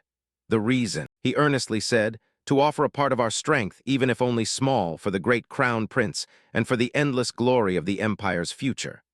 Sumnan glared and shouted, "How annoying, did you come here just to flatter me?" He asked again, "What crime have you committed?" Jekyll was confused and didn't understand. "Forgive me." Sumnan had a bit of a question. "The Garryhill family, the strongest in that tiny kingdom, why have you abandoned your country in shame to seek asylum in this empire?" Jekyll stammered his reply. An assassination plot," Shomerton spoke sternly. "You've turned against the royal family for such a trivial matter. Don't tell me you actually tried to assassinate a member of the royal family." Jekyll could only stutter for a long moment before saying, "No, it's not like that." Shomerton then rejected him. "Regardless of how small the giant kingdom is, sheltering a criminal like a Garryhill would go against my principles. In fact, handing you over would bring a greater benefit to my reputation." His next words made Jekyll's eyes widen in terror. "I see no reason to grant you asylum." Shomerton turned to leave, not forgetting a final reminder. "Go, I won't grant you asylum, but I won't detain you either." Jekyll suddenly trembled and uttered a single name. "Lewin." Only then did he reveal the truth. "We tried to assassinate Lewin Ardle," Shomerton asked in shock. "The Lewin I know." Jekyll gave a shaky nod. "Yes, that's right." He suddenly stepped closer and said, "I want to hear more about that assassination." Shomerton flashed a devious smile. "Let have some tea." Although quite a few incidents had occurred, they all seemed minor in the end. Time passed peacefully after the visit to the capital. 3 months later, the new year had arrived, and just like the heavy snow falling that winter, many nobles had come to the academy. The reason they came to the academy was simple: the graduation exam. This is a system where graduating students showcase their skills before others, creating opportunities for them to be recruited by nobles. Today, that very exam was being held at the academy. Lewin thought pensively, graduation.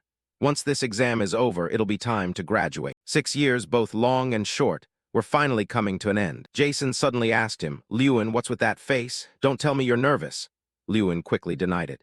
"No, not at all. Have you prepared much for this exam?" He replied with a grin, "The exam? That's not important to me. I'm going down to Ardle with you anyway." Lewin was a bit speechless.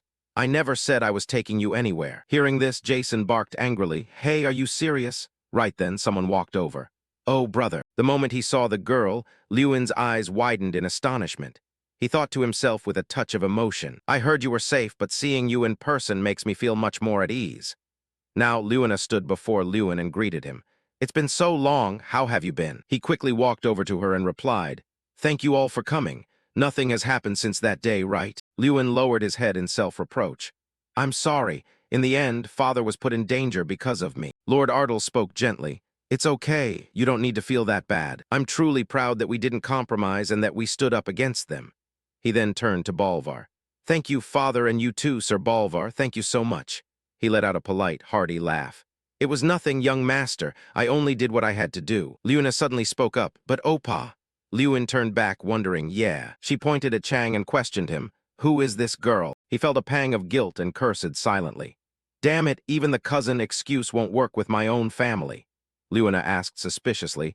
Don't tell me you got a new girlfriend just because Sister Irene isn't here. Lewin hurriedly explained. She's just a friend, just a friend. Just then someone walked over to greet him. Long time no see, Lewin. Jason then stepped before Lord Ardle and said, Greetings, father. I am Lewin's soulmate. Lewin was overjoyed to see the newcomer. Fortunately, his family weren't the only ones who came for his graduation exam. Hans, you fulfilled your vow and become an official knight. He cheered excitedly. Hans, 2 more people stepped forward to greet them. How have you been lately? Lewin gasped in surprise. Theta, Lady Irene, you came too. Bonds formed during the grand festival felt like a reward. The crowd suddenly erupted into a buzz of conversation. Wait, those people. Croster and Forder also came over and called out, Master Lewin, we're here. Lewin was incredibly happy. Even the strongest among his acquaintances had come. The 2 even complained, Master Lewin, you have no idea how hard we looked for you. Theta, standing behind them, was full of admiration. As expected, you're on a completely different level. Right then, someone announced loudly, in just a few moments, the graduation exam for the final year students will begin. He continued the announcement, Seniors, please gather at the arena main hall. Lewin quickly turned back to those who had come to visit him. I'll see you all later. Lewin spoke up on behalf of everyone. Opa, good luck. We'll be rooting for you. He told himself, my final exam. I'll give it my all because everyone is supporting me. As he entered, Lewin suddenly noticed 2 strangers. He wondered vigilantly, what is that? Lewin thought in confusion. He had never seen those 2 faces before, yet they felt familiar. He immediately turned to ask Chang. Chang, those 2 look suspicious, don't they? She revealed instantly. You're only noticing now. You know exactly who they are. Chang spoke meticulously. The one on the left is the Yama Terran. She continued. The one on the right is the Crown Prince. Chang added, as a demigod, no trivial magic can escape my eyes. They may have changed their faces, but they can't hide that strange aura. Lewin was incredibly bewildered. Why would the Yama and the Crown Prince come all the way here in person? Even if they wanted to visit, they could have appeared openly. He had countless questions. Don't tell me. It's just for me. Are they trying to check how strong I've become through this exam without worrying about being discovered? With that thought, Lewin instinctively smirked. They're quite thorough. He told himself that if they made the same offer as before, he would still reject it, just as he did back then. Lewin gave a devious smile. But since they went to all this trouble to come here, I should at least give them a show worth watching. He stared at them as if sending a message. So watch closely, see just how much I've grown. The graduation exam consists of the following parts: isolation, glacial expanse, and destruction. It is a timed exam where you must quickly overcome all 3 challenges. The first challenge, isolation, requires escaping a room locked tight with a padlock. There are many different ways to escape the room. Jason stood before the lock, deep in thought. You can neutralize the lock with an unlock spell or use a mana crystal key to open the door. There are truly many ways. It doesn't matter which method you use, because regardless of the method, the important thing is escaping the room. After a while, a massive cheer erupted. 7 mages from Group 6 had escaped the room almost at the same time. Then someone lamented, "What a shame! Another person was just blocked by a monster." Starting from the next challenge, the difficulty increased like crazy, from defeating a pack of frost beasts in the bone-chilling glacial region, to using their most powerful magic to destroy a solid stone wall in the final challenge. Someone stuck there screamed in frustration, "Why is this thing so stubborn? If you overcome everything, you will finally complete the graduation exam successfully." Jason shouted excitedly, "I'm first." The announcement gradually rang out. Jason Damon, 3 minutes 55 seconds. He is the first to complete the challenge for Group 6. They continued reading the results. 3 out of 10 students in Group 6 finally passed the exam.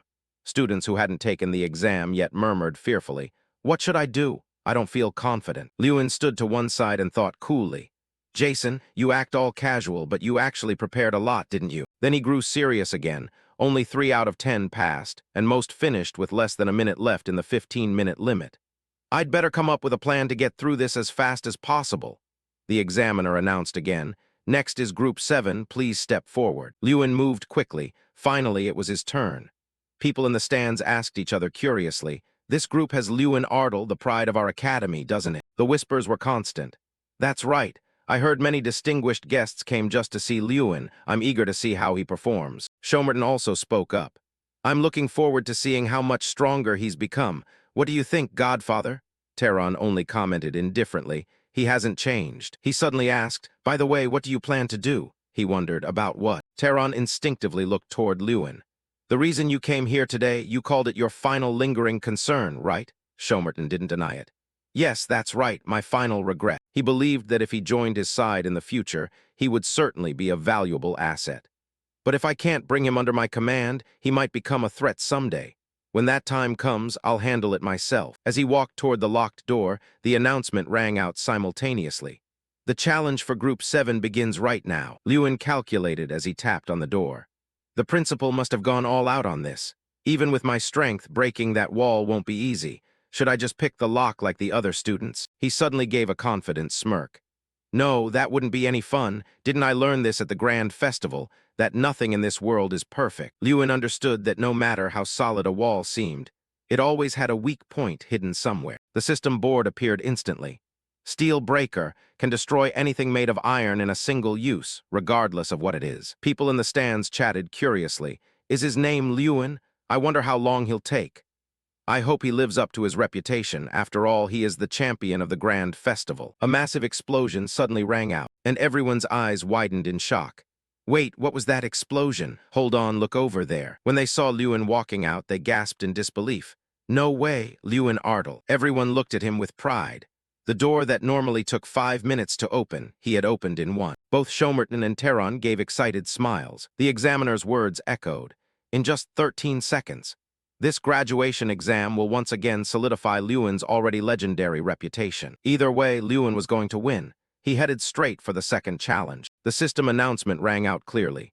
"Lewin has passed the first gate in just 13 seconds. Now we can't help but wonder how quickly he will break through the next gates." The announcement left everyone in the stands slack-jawed with awe. Only Tehran remained calm, resting his cheek on his hand. He had already anticipated this. "I knew he wasn't ordinary the moment Kun Khan's fang reacted to him, but his growth rate is still completely irrational." Lewin used blazing flames to fight 2 massive, bone-chilling frost monsters. They were growling stupidly, wary of him. The excited shouts of the system and the crowd rang out again. "Lewin, he is passing the second gate with a very clever method." The commentary only made the crowd more interested, glued to the match on the field. "Is he running with a fireball? With that size, no monster would dare get close to him." Well, that was true. With a fireball that size, only an idiot would dare. Lewin ignored the chatter and fought even harder. He was determined to fight these demons to the end. The blonde-haired man stood with his arms crossed, laughing until his jaw ached. "Ha ha ha, what the hell is this? He's truly a madman beyond all limits of imagination." Tehran stood by, listening to him ramble, then fell silent in thought, frowning. "He always produces unthinkable results. All right, I've seen enough of your skills, Lewin. So how will you break through the final gate?" He didn't keep him waiting. Lewin showed him the real answer. He sped off like lightning, zooming toward the gate ahead. His gaze was focused, as if wanting to crush the incredibly hard wall before him, putting all his strength into this blow. "I just want to show you all this once." Instantly recognizing what Lewin was doing, Tehran's eyes widened in shock. "That energy? There's no doubt about it." If heaven made a statement, Lewin's punch was the exclamation point. It was a skyrending, invisible type of magic. Formless, tearing everything apart with shockwaves so fast the naked eye couldn't perceive them. Boom, boom. A massive explosion erupted in an instant, lighting up the sky, blinding the spectators not just with its light but with the sheer, raw power it delivered. Large chunks of brick were shattered and sent flying in all directions. In the quiet space, only the sound of a heavy impact remained, like a funeral bell tolling for the fallen. Along with it, the death knell echoed. Led by Lewin and his confident aura, he continued his assault, leaving anyone who witnessed it in absolute horror. That magic can only be cast by someone who has reached the 6th tier, right? Lewin, have you already reached that level? This was surely the question every spectator was curious about. A streak of glowing violet light draped across Lewin. The match ended there. It happened so fast that some people hadn't even recovered from witnessing such unimaginable divine power. The system announced the time, 2 minutes 57 seconds. It was so fast and intense that everyone was left speechless, staring at each other and then at the person standing in the middle of the arena. Finally, the host's announcement echoed. Lewin of Group 7 has cast a 6th-tier spell and brilliantly completed the exam in just 2 minutes 57 seconds. Cheers of victory erupted from all sides of the stands, while our protagonist calmly wiped a bead of sweat from his face with a relieved smile. The person who was least relieved at that moment was probably Teron. He was still deep in thought, analyzing the young man who was currently in the spotlight. The 6th tier is a realm most can't reach in a lifetime, yet Lewin attained it at just 16. This isn't good. Before he grows even more and becomes a threat to my position. No matter what, I must crush him. He stared with blatant hatred and loathing at the boy, who was smiling in response to the cheers of everyone around him. It turned out Teron was afraid his own position would be shaken by the boy. The two princes, Croster and Forder, raised both hands in celebration. Long live Master Lewin, the future of the kingdom. Those sitting behind them were left speechless, watching the two royals act like children. If you didn't know better, you'd think they were Lewin's parents celebrating their son's victory. Lewina was no less enthusiastic, shouting, "Congratulations, brother!" Theta went without saying. Her eyes were already crinkled with laughter, and she was waving her hands excitedly. I knew you could do it. As for Lewin, he stood in the center of the vast arena, where he could witness the full enthusiasm of the crowd seeing him shine. They were shouting his name and celebrating his victory. Lewin stood under the clear sky as light snowflakes fell gently on him, feeling a sense of satisfaction. Right now, everyone is congratulating me. But the young man couldn't help but think back to those old days, facing the mockers and the harsh words. Now, no, he didn't need to stay silent and ignore them anymore. Back then, who could have imagined I'd graduate like this, surrounded by cheers? Jason, grinning ear to ear, rushed over and threw an arm around him. Whoa, Lewin, when did you reach the 6th tier? I can't believe my friend is already a high-level mage. This brat caught him off guard, making him jump. Everyone around them came over to offer their congratulations. Honestly, even for Lewin, I didn't think you'd reach that level so soon. Jason still hadn't let go of his shoulder, adopting a tone full of mock wisdom. There is one thing that is absolutely essential on a day like today. A friend standing nearby grew curious at how serious he sounded. What is it? He gave a toothy grin, making a bizarrely mysterious face, and drew out his answer. The answer was revealed in the form of 2 huge barley smoothies beers. All that mystery just for that. Everyone happily raised their barley mugs, putting their arms around each other in a festive, rowdy mood, cheering and partying. Now we're adults, let's drink like crazy. Woo, alcohol, alcohol, drink up, bottoms up. Lewin stood still, watching their rowdy not going home until we're drunk determination with a mix of helplessness and amusement. That said, he was actually enjoying this precious, happy moment. This would surely be one of the best memories of Lewin's life. It's really starting to sink in. Tomorrow is graduation, and since this is probably the last time we'll all be together like this, I'm sure everyone just wants to enjoy it to the fullest. While he wasn't paying attention, a completely withered-looking person with a face flushed red from alcohol wobbled up behind him. Without a word, she slapped an arm around him like a best bud and pointed to the sky. One more bottle? Lewin stared at her blankly, unable to hide his surprise at this unfamiliar sight. By the way, I just found out today that even an avatar can get drunk. 2 men walked toward them. The old man with long white hair and a white beard was the first to step forward. Lewin, are you enjoying the party? Hearing his name called, he turned to look. Principal and Professor Heidel, you're here too. He glanced at the avatar who had completely collapsed and was sitting on the floor, then stood formally to offer polite words to the 2 before him. Thank you for arranging this event. I'm enjoying it very much because of it. The principal laughed heartily. Haha, you're about to graduate. You should enjoy yourself to the fullest, shouldn't you? Lewin bowed his head slightly to express his feelings. Since tomorrow we'll be very busy with the ceremony, let me say this now. Thank you for everything, Principal. And you too, Professor. Hearing this, both of them gave warm, gentle smiles. A word of thanks? I'm quite touched. Before long, even if we wanted to, we won't be able to see you anymore. The principal joked enthusiastically after speaking.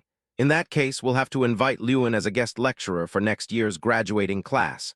Of course, just say the word, sir. You've promised. Professor Heidel here is my witness, so don't you go pretending you don't know anything about this after graduation. Everyone continued chatting happily together. By the time the party ended, it was already dark. Lewin walked quietly across the stone courtyard before the estate with a tired sigh. He reached up to rub his throbbing, splitting headache. I think I drank too much beer. My head is starting to ache. He was busy complaining to himself about his beer-induced headache, not noticing the figure standing right in front of him. A man standing straight in formal boots suddenly stepped forward to greet him. "Excuse me, you are Lewin, right?" The voice coming from the side made him jump and turn his head. Two men stood there. The one in front stepped closer, dressed all in black, bowed, and placed a hand on his chest, respectfully introducing himself. "I am Reika, a merchant running a small trading company in the East. If possible, I'd like to speak with you privately for a moment." Lewin remained calm. He was wary of these two strangers, but didn't refuse. "Yes, go ahead," crowned Prince Shomerton. As soon as the words left his mouth, the man jumped. "What?" It turned out the previous introduction was a total lie about his identity. He probably didn't expect that a second after he finished lying, he'd be exposed instantly. His expression was frozen, caught off guard for a moment. The man with the slick-back silver hair standing behind him was Teron. He stepped forward, eyes narrowed, and questioned him sharply. "How did you know it was me?" Having spoken, he stopped and quite pointlessly threatened the young man before him. "You'd better answer properly." Lewin, in contrast to the man's exaggerated attitude, only gave a slight smirk and replied quite calmly. "You can hide your face, but you can't hide your presence. Your eyes reminded me of the crown prince I once knew, so I took a chance." Having said that, he stared at the man's scowling, dissatisfied face and greeted him cheerfully. "Then you must be the Yama. It's been a long time. I'm glad to see you again." Teron was surprised by Lewin's unexpected explanation. "You recognized me just through my eyes? I'm truly impressed." One could easily see that he highly valued the boy's perceptiveness in this first dialogue. Shomerton interrupted the smooth conversation, reaching out his hand with an air of arrogance he couldn't hide, nor wanted to. "Now, this is my final offer. There won't be a second time. Come to the Empire with me." He widened his eyes, scowling fiercely to threaten Lewin with brief but meaningful words. "A refusal will not be accepted." Oh, how scary, but Lewin had never known the meaning of the word fear. He only let out a dry chuckle from the bottom of his heart and replied with three simple words. "I refuse, sir." The three of them stood in a standoff amidst the cold winter snow. Shomerton grew increasingly frustrated with the boy's rock-hard attitude but tried to persuade him further. "You really won't listen, will you? I warned you before. Any jewel I cannot have, I will destroy."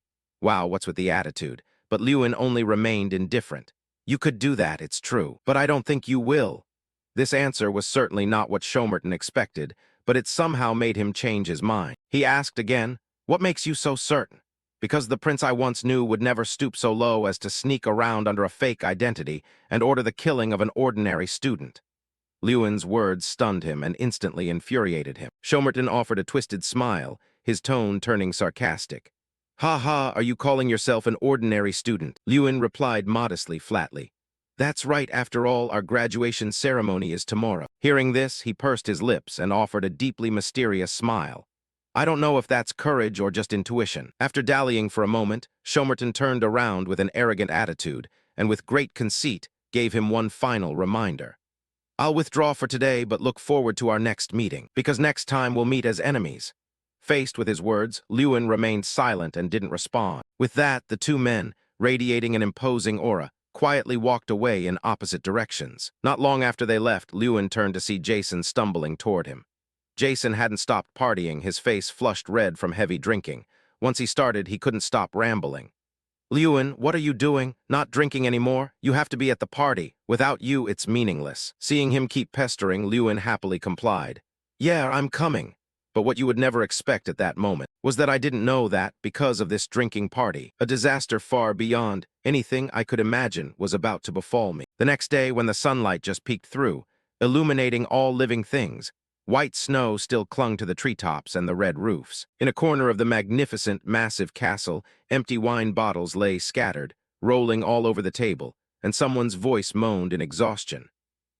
After the battle with alcohol just ended. It was Lewin, who had just woken up from a passionate drunken stupor with his group last night. His head, which was already aching, was now pounding 10 times harder. He clutched his dizzy head. Ah, my head. Waking up with an empty head, Lewin didn't even notice his surroundings until a gentle voice approached him and whispered, "Are you awake?" He suddenly lifted his eyes in surprise. "Miss Irene?" She ignored his curious look that seemed to ask why she was there, and instead asked with concern, "Do you feel any better now?" Lewin glanced around at the kids who were dead drunk, lying scattered about, not forgetting to have booze under the table, and replied awkwardly, "Ah, yes, I should have drank in moderation, but it seems I had one too many." Seeing the people lying on the floor, she raised her voice with a laugh. "Even so, it seems you're doing better than them. What a relief." Saying that, she covered her mouth with her hand and laughed until her eyes crinkled. "Hee hee, do you not remember anything?" Lewin showed an astonished look full of question marks. Less than a second later, he was terrified, breaking out in goosebumps, eyes wide as he shouted, That was Dragon's Kiss." Irene sat right on the table, shook the blue wine bottle in her hand, and leisurely explained, "Jason snuck that type of wine into the beer you were about to drink." Lewin. Then he suddenly stood up and shouted that the whole group would go to Ardle together. Just hearing her recount it, he remembered the embarrassing scene. Yesterday, Lewin, Theta, and Jason had their arms around each other's shoulders acting like idiots in the tavern for everyone to see. "Oh, I'm really blushing just thinking about that bastard Jason." Irene didn't let Lewin stay silent and embarrassed for long. She spoke up. "Then should I go down there too?" He seemed to have just woken up, so his brain hadn't kept up with this speed yet, stupidly asking, "Huh, go where?" She gently brushed her hair, her face full of smiles she couldn't hide. "To Ardle, I've been there before, and it's a very wonderful place." She desperately wanted to win against him once. Irene seriously declared, "As I said before, I must get stronger fast so I can defeat you." Lewin, who was being challenged, was still half awake, stunned, eyes wide, unable to say a word. A few seconds later, he smiled gently, very positively regarding that declaration of war. "That would be an honor for me. Miss Irene, you are always welcome." Perhaps more than anything, he really praised her spirit and determination. Lewin's gaze gradually softened, his cheeks flushed red, affectionately looking at her. Outwardly, they spoke like that, but anyone with a brain could realize it. Irene didn't say anything more, only responding to him with a bright, fairy-like smile, her entire being immersed in the morning sunlight. The reason Miss Irene wanted to go down to Ardle was clearly not just for that. And a few hours later, in a large room surrounded by lights, the sound of low murmurs rose. The voice coming from the person on the podium drowned out all the noise around. "Graduates of the Ignite Magic Academy, surely you have all been through quite a few hardships. I hope all those experiences have meaning, and I look forward to seeing all of you become great mages in the future." The principal was standing on the podium speaking to all the students. Because today was the graduation day for the entire final year class, including Lewin. A moment later, it reached the end. "My speech ends here, and now the student representative will come up to share graduation reflections." Straight legs wearing shiny, polished shoes slowly stepped up. It was none other than him, the excellent student known throughout the school. Following the ritual, the principal introduced him to everyone, representing all students and the valedictorian of this class. Lewin stepped toward the podium with a calm demeanor. The principal stepped back, yielding the podium to him, and while passing by, didn't forget to pat his shoulder in encouragement. "Lewin, don't be nervous, just speak comfortably." But he didn't seem to look worried at all. Lewin still replied kindly, "Yes, don't worry, principal. People often have a saying, don't judge a book by its cover." Lewin's current situation was exactly like that. Don't look at his calm exterior. Actually, his heart was already beating wildly, almost falling out. "I say that, but I'm actually very worried. Just thinking about being the center of attention in front of all these people.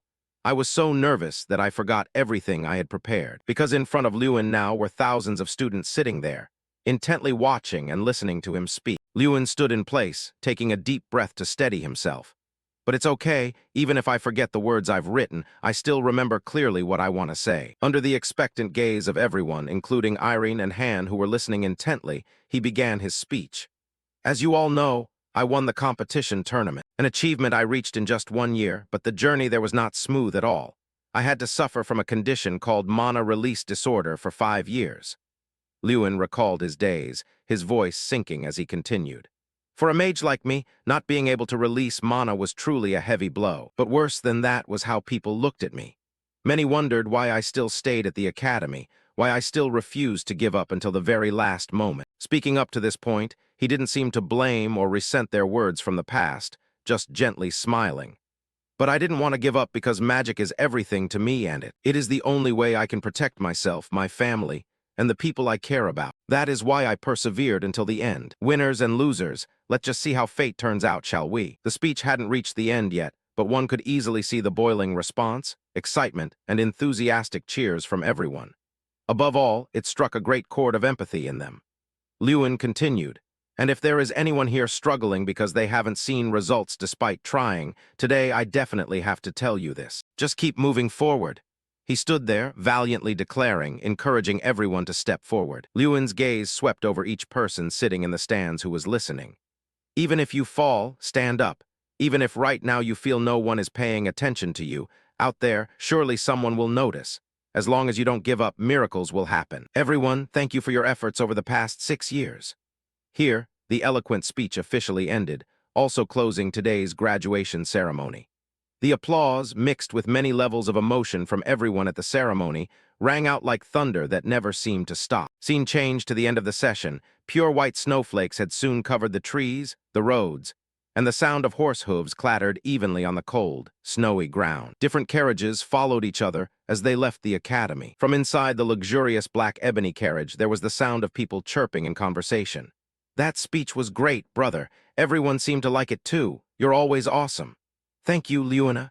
It turned out to be the two siblings of the male lead discussing the hottest topic right now, especially Lewin's eloquent speech. Lewina pondered about something, then glanced through the window looking at the pure white carriage traveling parallel to their carriage on the side. So your friends are also going to Ardell immediately. Through the window, you could see Irene, Theta, Jason, and Han sitting inside. They were also having fun laughing and joking with each other. Lewina confirmed again. All 4 of them? The boy's voice was flat. Ah, yeah. The horrifying drunken memory of that day came rushing back. Ah, it seems like it was just yesterday. The group made the whole room chaotic with their mouths flapping non-stop earlier. Lewin even remembered pinning his arm around the drinking table, pointing at someone crying their eyes out because of drunkenness. Theta, become my comrade. People often say that when you drink, you forget everything that happened, but for them, it's crystal clear. It gave him goosebumps, but because he was embarrassed, he still had to pretend to tell Lewina.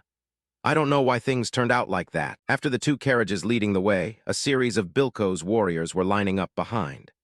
Right after graduation, we decided to head straight to Ardell. Strictly speaking, I'm the one hearing them, and not only that, 3,000 soldiers will also join us. The twin princes had promised to send reinforcements for the Southern pacification campaign, but I never imagined they would dispatch that many troops. Deep in thought, suddenly a voice made Lewin wake up. Ah, Lewin, after the subjugation campaign ends, do you intend to stay in the territory forever? Lewin smiled, not hesitating to state his own future intentions. No, after all, our father is still there. I think perhaps afterwards I will travel a bit, but I haven't calculated specifically yet. For now, I should focus on the subjugation campaign first. Right under the clear, deep blue sky, snow was still falling ceaselessly, the sound of the 2 talking back and forth chirping. A short vacation will head straight to prepare for the subjugation campaign, right? The other replied immediately. Oh, I plan to start by surveying the terrain. He is our male lead and Avatar are standing in front of the map, laying out the next plan for this subjugation trip. She asked back, have you planned any strategy yet? I'm considering a few ideas. While the 2 were discussing, they heard rustling sounds from soldiers running hurriedly toward the other side. Lewin and Avatar also looked up to watch what they were gossiping about. 2 people walked past chatting chirply. Need to prepare well, huh? Lewin stepped forward toward them to ask. Sorry, where is everyone going together? One turned to recognize him. Ah, you are young master, we thought you knew already because this involves your friend. How would Lewin know? He looked blank and didn't understand, so that person continued. One of our knights will duel with your apprentice knight friend. Hearing this, his mind immediately jumped. If it's an apprentice knight, don't tell me you mean Han. On the other side of the empty snowy field, every soldier was gathered in a circle, eyes wide, waiting for the fight that was about to happen.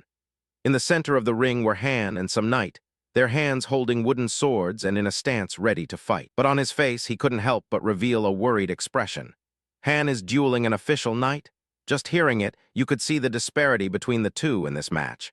Lewin saw this and couldn't help but worry because he had just completed his knight's oath. In the sky, the snow was still not stopping, even showing signs of getting heavier. Han and the official knight started fighting. The 2 fought back and forth, neither giving way. But it seemed from the beginning the knight had gained the upper hand, attacking continuously. By the time Lewin arrived in a hurry, The fight had reached this point. He looked at Han fighting, gradually being pushed back, and couldn't help but worry. It started. He stood outside the circle with the knights, watching the two of them. Suddenly, the person standing next to him shouted loudly, calling to the person in the middle of the ring. "Hey, take it easy. Don't you see you're being too harsh on a new Bilkos who just finished the oath?" Lewin was briefly surprised. Avatar was walking over. He also approached them, wanting to ask how the situation was. "Why are those two fighting?" One of them turned to look at Lewin, thought for a moment, then replied, "Oh, there's no special reason." That knight turned his eyes to tell him to look at the two of them parrying each other, then told him what happened just now.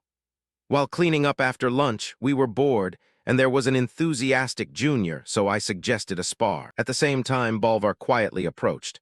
Behind a few of them, he softly greeted Lewin. "Is the young master here too?" He was surprised. Where did he pop out from? Then he responded, and he greeted him politely. "Mr. Bolvar, are you here too?" He stood with his arms crossed behind his back, smiling, somewhat enjoying it as he replied, "Naturally, how could I miss such an interesting scene?" Lewin heard this and just glanced at the main topic being discussed, secretly laughing to himself. Interesting, huh? He glanced at the knights standing there. If the knights here realized Mr. Bolvar, their reaction would be just as interesting. Thinking that, Lewin continued to follow the increasingly heated match between those two. Suddenly, he turned to ask him, "What do you think of this match, Mr. Bolvar?" He didn't think much, immediately giving his own assessment. "Neither is bad." His attention fell on the young man with pale purple hair, his face lacking no resilience, not shy as his age should be. Bolvar didn't know who he was, so he asked the young man next to him, "And is that young knight a friend of the young master?" Lewin saw him ask that and laughed, also very proudly introducing his close friend. "Yes, his name is Han." Bolvar lowered his voice, somewhat more serious than before, slowly analyzing from his perspective. Clearly, he is being pushed back a bit, but just holding out to this level against a gold knight is already admirable. What he said made Lewin wonder too. Gold knight. He knew he was wondering, so he spoke up to explain what he had just accidentally found out. "Yes, I happened to overhear it during lunch. I heard he is considered an elite in the kingdom. I'm not too sure either." Just at that moment in the center of the ring, there was a breakthrough in the fighting. A black shadow darted forward, attacking without giving the opponent a chance to react. Very fast, very swift. That black shadow goes without saying. We can also guess. It's the knight possessing the strength just mentioned. He only swung his sword once. Han's sword in front sprang up, flew far behind him, making him startled and let out a sound. Mr. Bolvar continued to analyze and discuss the young man. Naturally, that kid Han still has a long way to go to reach that level. Lewin heard everything and thoughtfully looked at him, exclaiming, "As expected, Mr. Bolvar can see through Han's talent." If that's the case, he stepped forward to look at him, his appearance serious as if he had just made some important decision he wanted to ask for. And he formally said, "Mr. Bolvar?" He looked at him suddenly like that and couldn't help but be curious. "Yes, young master." Lewin stood in front of him to ask a favor. "If possible, can you teach Han one or two moves?" Mr. Bolvar didn't answer him right away, just gave a friendly smile like the way he usually smiled. To have Mr. Bolvar teach even just one move. If the legendary spear, Saint Mr. Bolvar, agreed to teach even just one breath, that would be a huge benefit for me, for Han, and even for all of Ardel. That's right, just by getting the guidance of this legendary knight, even a little bit, it's enough to imagine how much progress Han will make. But the important thing now is to get his consent to guide him, a very decisive person. Mr. Bolvar just closed his eyes and let out a long sigh. "Young master, that's not up to me. You'll have to ask that kid first." Making him also slightly surprised. "Huh." He responded with a croaking laugh that was actually quite dangerous. I don't know why, but now the temperament on him has changed completely, much colder than before. Bolvar explained, "It's like when I taught you swordsmanship. I treat knights very strictly." He offered his bright, slightly creepy smile. And he also does the wink-wink thing, implying so much. Returning to the main scene at this moment, the knights standing in the freezing cold snow were bewildered to the point that their mouths were gaping wide open. Something must be very shocking to be witnessed here. One of them couldn't restrain himself and blurted out, "What the hell is that?" They stood on one side whispering, "That's definitely a crude training style. Did he really make him do that? I heard he's the commander of the Ardel Knights." The person being mentioned was very calm, smiling leisurely, seemingly enjoying it. Following Han step by step, the unluckiest boy in the world was carrying a large rock heavier than himself, exhausted and breathing heavily. Mr. Bolvar looked at the young boy struggling to carry the heavy weight in the freezing cold until his teeth chattered, letting out clattering sounds, and when he collapsed, kneeling and panting, he asked, "Han, is it too hard?" Immediately, Han turned around, denying it to him. "No, sir, I'm okay." He was just waiting for him to say this sentence to pick on him, so he immediately retorted, "Then don't be so slow. I've made it clear to be prepared." The knights standing there were fed up and couldn't say anything about this situation. Watching the two performing like a puppet show, Lewin looked at his close friend and found it pitiful, but also ignored it. He just sighed, as if to encourage his friend, then secretly pitied the fate of the miserable porter here. He said he would be strict, but I didn't think it would be to this extent. I'm starting to feel sorry for Han. I pity him, but what can I do? Thinking back just a few minutes ago when Lewin just gave Han the invitation, he was like a happy puppy, excited and never-ending. He was just short of needing a tail to wag. Immediately agreed without hesitation. "Really, Mr. Bolvar is training you?" he warned. "I heard it's extremely difficult. Maybe you should. I'm confident I will definitely succeed." There, he decided that way. Lewin also couldn't say anything else. I already gave him the right to choose. Miern Man was helpless with his friend. He was startled by a voice calling from behind. It was the knights from earlier. They walked toward Mr. Bolvar with caution. "Oh, it seems they have discovered something." The person leading the way spoke softly first. "Sir, may I ask for your name?" Mr. Bolvar remained silent, eyes closed shut, not knowing what he was thinking, but didn't answer. I guess he's racking his brain thinking about them. If he didn't discover it from the beginning, why discover it now? Seeing this, the knights hurriedly looked at each other anxiously because of his motionless attitude. Why didn't he answer? There's a rumor that he once single-handedly destroyed 5 assassins. Maybe I should ask about that. The other replied, "Hey, that's probably just a rumor. How could he single-handedly destroy 5 assassins? Right at this moment, life is impermanent. The more you don't want something, the more it comes." Little Fool Hen quickly ran over, shouting loudly, calling, "Mr. Bolvar?" He was panting as if someone was fighting to breathe his air, exhausted, standing in the center of the gossip, reporting, "The 10 spears have all been moved." Exhausted, just lifting his head after regaining his breath, the answer wasn't spoken by the person waiting. Another question mark from the knight standing there. "What did you just say?" Hen didn't understand anything, dumbfounded by reflex. "Huh." Both sides glared at each other, one side full of question marks looking dumb, the other side with eyes wide, unable to believe their own eyesight. So much so that they had to verify, "Did I hear that right? You just said who this person is." While Lewin and Bolvar standing in the middle were definitely the calmest here. A while later, the group of people and knights began to set off again. Carriages and a line of people traveled evenly through the white blizzard. The white carriage led the way, while the 2 Ardle siblings were sitting comfortably in the second black carriage. Lewin and Luna sat in the same row. She turned her head to look far away, her voice extremely curious, asking the person sitting next to her, "Brother, is Mr. Bolvar really admired by knights that much?" He glanced in the direction his sister was looking and also replied, "It seems so." Inside the carriage, the two chatted chirpily, completely opposite to the outside weather now. The heavy, breathless panting of the knights kept sounding evenly. Huff, huff. Because as a result that anyone could imagine, Han and the knights were favored by Mr. Bolvar to train together. Each of them struggled, sweaty, walking behind the carriage, stepping evenly while carrying on their backs bundles heavier than the sacks themselves. One among them loudly complained, "Don't overdo it like that. This is a training method personally recommended by Mr. Bolvar. Don't ask much, just do it." The other scolded back. They just kept complaining back and forth out there. The more they complained, the more tired they got. While the person mentioned was now relaxing inside the carriage, eyes closed shut, enjoying it very much.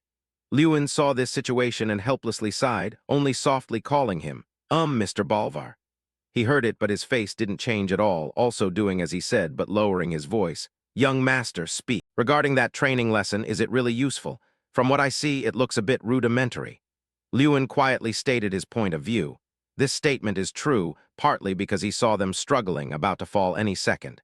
Sweat-drenched in this freezing weather also looked very pitiful. Bolvar also understood this heart of his. He didn't criticize, but just gently explained for him to understand. It's not necessarily a good method. If your posture is wrong, you will get chronic injuries first. Lewin was naive. He didn't understand what he meant and asked more, Then why did you make them do that?" Mr. Bolvar curled his lips into a devilish smile, meaning something deep, half joking, half serious, giving a nonchalant answer. "Well, on the road down to ARDEL, there isn't much to do. I just wanted to hone the new students after a long time." Lewin and Luna were silent for about 10 seconds, both pitying their miserable suffering out there, looking at Bolvar, truly speechless. No wonder people call him the Tiger of Ardal. A moment later, their group had moved to this place. A barren land, colder than the areas they had passed through in the last few days. And the place they first set foot on was right here. The male lead stood before countless monsters with small bodies, sweaty and grimy. The person next to him exclaimed, "There are so many." Lewin, in dark-colored clothes, winter coat wrapped tightly, even though he was used to this place, couldn't help but shiver at this coldness. "That's right, finally arrived." The two, Lewin and Avatar, stood in the middle of this land. Below lay countless monsters, surrounded by high, towering mountains, wind blowing through every gap on their bodies. Incredibly freezing red prairie. This land lies south of South Mountain and was once part of Ardal territory. However, ever since the Mud Tribe occupied this area, the ruler of this land was no longer human, but the Mud Tribe. Yes, the tribe that Lewin just mentioned are the ones with round, mushy bodies, looking like monsters filling the ground under his feet. And because of their terrifying reproduction speed, this land looked from afar like crimson fields, hence the name Red Prairie. Avatar looked down at them, their beaks snarling hideously, looking extremely fierce. She looked at them and was also helpless, not knowing how to deal with these guys anymore. Turning to ask Lewin, "What is your attack plan?" Lewin bent down close to the ground, observing the situation of these guys, then pondered. What if we charge straight through the canyon near the coast? That place is narrow, it might work." Avatar sharply thought of a plan immediately, but just finished speaking, she was denied by Lewin. "No, it's definitely not possible. They will attack from the cliffs as well." She continued to offer measures she could think of. "Then what if we put Mr. Bolvar Patton on the front line? He could lead and crush everything in his path." This time Lewin thought for a while. The result was still not very feasible. "That way won't work either, they are too crowded. The Mud Tribe has a core in their head. It cannot be destroyed by regular attacks." "Oh, so that's it." Avatar immediately understood where the problem lay. Even Mr. Bolvar would have difficulty if he had to destroy each one individually. That's truly troublesome. Now I understand why previous pacification attempts all failed. There is no road wide enough for a large army to enter at once, so it's certain that they must suffer heavy losses every time. Then there's no way. Lewin, he could only helplessly accept the truth. Just a moment later, he lifted his eyes to look far away, pondering about something. Perhaps there is still a way. The next day, the loud voice of the man I wasn't very familiar with, shouting powerfully, echoed throughout the room. "There is only one way. Direct breakthrough," he just said, while his hand slammed on the table with the strategy map, standing in front of those who had the upper hand, not inferior at all, firm without a hint of wavering. This person is Morrow, commander-in-chief of the capital forces and captain of the Gold Knights. He growled, clearly stating his position. "If we hesitate to fight, how can we win? Direct confrontation is the best choice." The person standing in front of him, debating him, Lewin's father, Lord Ardal, also knew it was like that, but he did not agree with this choice. He hesitated. What the commander said is not wrong, but the estimated loss is too great. Morrow still firmly maintained his position. He tried to convince, "Sir, originally without the support of the capital's army, didn't we plan to launch the pacification campaign with only 300 people? Lewin's father replied nonchalantly. "Yes, that's right." Morrow laughed coldly. He didn't understand why it was like that. "We were ready to fight with just that many people. Then why hesitate now when there is such a large force beside us?" Lewin's father looked at the person in front of him, speaking up to explain for him to understand. "Because this is not a matter of quantity. To destroy the Mud Tribe, we must pass through a narrow canyon, and those bastards will never let us pass peacefully. Even if we had 3,000 or 3,000 troops, it wouldn't change anything." That is why he did not approve of Morrow's way. But then the Lord offered a measure that also seemed slightly more feasible than this way. He continued, "In short, instead of entering the canyon, we must lure them out." Morrow was concerned about this opinion. "But sir, we have no way to do that. Anyway, direct attack." The words had not finished before the warm voice of the boy who had just walked into the room rang out. "That sounds fine." It was Lewin. He agreed with his father's solution. At the same time, his appearance surprised everyone before he could take precautions. But quickly, Morrow reacted immediately. "Fine, young master, what do you mean?" He raised his voice to question. "Don't understand what these people are thinking." Lewin smiled slightly and answered him. "Father just said the right answer, didn't he? That instead of us going in, we should lure them out." He, following what he had just surveyed earlier, set up an operational plan he wanted to discuss with everyone. "I have a good idea. We will attack from the top of the cliffs surrounding the canyon." Morrow also knew the cliff in Lewin's story. He turned to express an unfriendly attitude toward this idea. "That cliff, huh? No one can climb up there, right? You're saying all of us have to climb up to a place like that. This guy is truly difficult to deal with and grumpy. Lewin had to explain clearly again, don't need many people up there. Just one or two mages up there can use magic to lure them out. This time, the grumpy guy Morrow also found it quite reasonable and seemed to agree. That's a good idea, but the problem is how to get up there. Mage, can you use flying magic? These words were for Jason, who was standing beside Lewin. Being targeted by someone like Lewin was startling enough, let alone adding the constant teasing from a best friend. Lewin poked him half seriously, half jokingly. Nah, this guy can climb it himself. Jason heard this and stammered, completely spooked. What are you talking about? How could I possibly climb that cliff? There's no way I can make it up there. Lewin's recent words were sincere. He wanted Jason to give it a try and find out for himself, not to back down. He patted his shoulder persuasively. No, you can climb it. Jason stared in stunned silence. He couldn't even believe it himself. Me. Of course. Lewin suddenly unleashed his devious side, wearing a wolf in sheep's clothing, friendly smile. Yeah, because I'm going to throw you up that cliff. It was true that whenever he showed this side of himself, nothing good ever followed. Jason was already a coward to begin with. Hearing Lewin finish, his face turned pale, his shocked eyes still holding a trace of innocence. What? Another beautiful, sunny winter day began, the sky clear and clouds gone, a sign of a good day ahead. With a few snowflakes still drifting through the air, a loud voice echoed through the empty space. The day for us to go to battle has finally arrived. Is everyone ready? That high-pitched tone of someone so happy to be going to war could only belong to Morrow. But all the knights also shouted out clearly in response. They stood tall and solemn, faces filled with murderous intent and a desire to fight, with the flag representing the Ardle family leading the line. Everything was ready. The commander took the lead. Morrow strained his voice to take a breath and shouted the command for the entire army to set out. And finally, the conquest began. At the front line were Commander Morrow and the Golden Knights, along with his father and Sir Balvar Pettin. After a long time, he had finally donned his armor again. Everyone was serious about this march. They all carried their responsibilities, moving solemnly toward that land. And at the end of the formation were Lewin and his friends. Indeed, following behind was a carriage carrying Lewin, Theta, Irene, and the Avatar. They looked very tense. No one was certain about the outcome of this attack. No one knew what awaited them ahead, but more than anything, they were fighting together. The carriage was rolling along when a command rang out to stop. It was an instruction from his father and the commander. Everyone stopped one by one and got off nearby. Morrow and the two leaders gathered. All right, everyone gather around. We'll review the plan one last time. So our young friends also approached one after another. Before the protagonist could even stop walking, a timid, fearful voice called his name softly for some unknown reason. Hey, Lewin. He turned his eyes to look toward the source of the voice. Oh, it was none other than Jason. But his appearance at this moment was quite unique. His body was completely wrapped in a large cloth bag, leaving only his face exposed to breathe, and he was tied up tightly with rope, looking just like a pupa.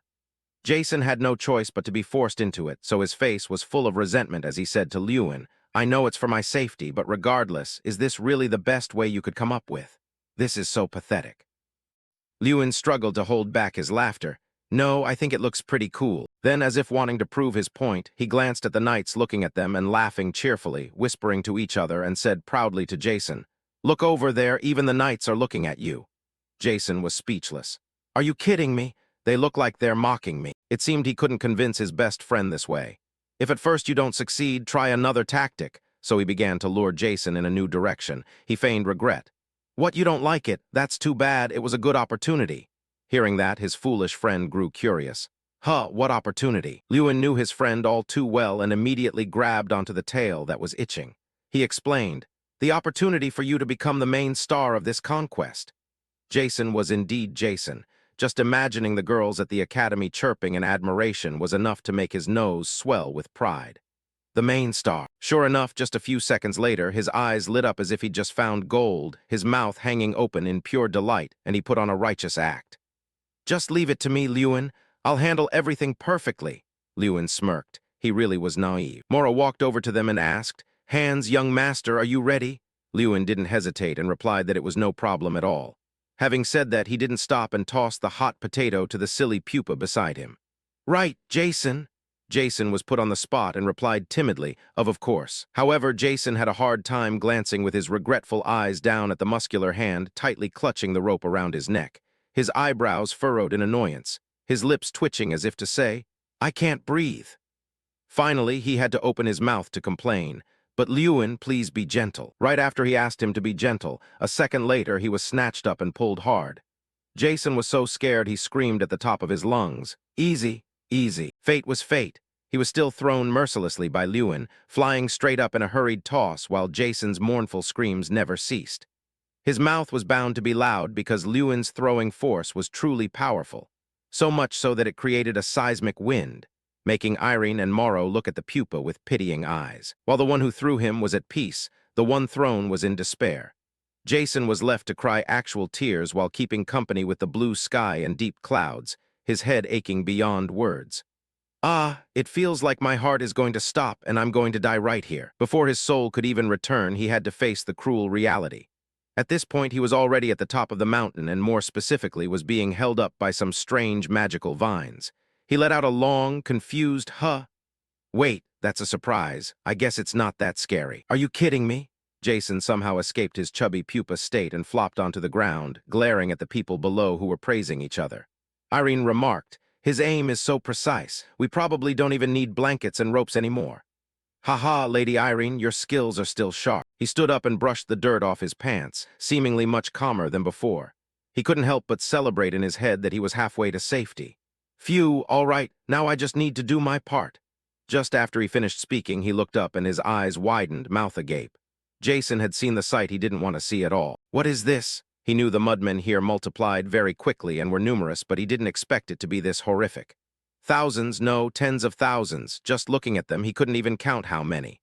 "You want me to lure out that many mudmen?" Just thinking about it made him break into a cold sweat. This is hard, really hard. Jason was utterly bewildered by the conquest ahead. It seemed far too difficult for him. "I can't do it. How could I possibly?" "Jason, you can do it." It was Lewin's cheering voice from below. That single word of encouragement was enough to cut his self-doubt nearly in half. Lewin down below understood his best friend perfectly. He just wasn't ready and didn't trust himself yet. The best thing right now was a word of encouragement to keep him moving. Lewin's cheer echoed upward. "You're my friend. You can at least handle that much, right? Now go and hit those mudmen as hard as you can." The truth proved that his cheers were indeed very helpful, because now Jason was different. His heart was filled with more determination than ever. He gritted his teeth and made a vow to himself.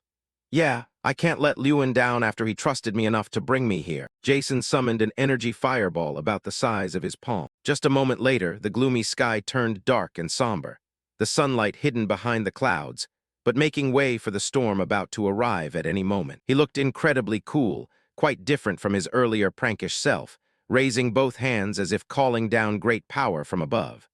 Fire clusters like meteors wove through the clouds and drifting snowflakes, suddenly plunging straight down onto the mudmen below. Lewin had been watching Jason fight valiantly the whole time. He truly was someone worthy of his trust. The protagonist smiled with pure satisfaction and pride. "All right, Jason, you're doing a great job." Those fire clusters falling from the sky like small meteors with burning power that Jason cast. It was called fire rain, also known as a third-tier magic. Jason's level wasn't very high yet, so the clouds weren't that big. Only now did we realize that those dark, somber clouds covering the clear sky were summoned by him. However, it still hadn't reached its peak level. In the current battle situation, the mudmen had already been mercilessly attacked by fire rain. Everything was aimed at them, making them scream in agonizing pain. "Grrr, grrr," because while they were enjoying a lazy afternoon nap, that explosion was enough to startle them awake. Lewin tightened his gloves, ready to turn his head and give orders to Morrow. "Captain, now is the time. Like I said before, I'm leaving the rest to you." He obeyed solemnly. "Understood, young master." Irene, who was walking ahead, looked at him and urged, "Lewin, let's go too." He replied, "Yeah, let's go." The monsters rushed out all at once. He was happy because everything was going exactly as planned.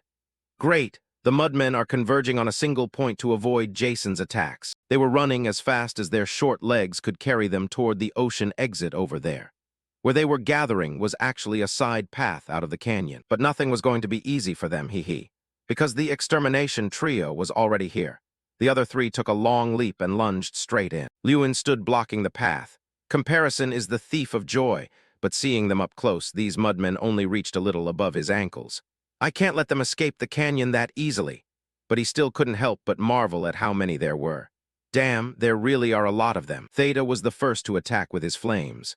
All right, come and get it. All right, from here on out the battle truly begins. The snow fell white and cold, the wind hissed in gusts, and the air was freezing, yet it felt strangely hot.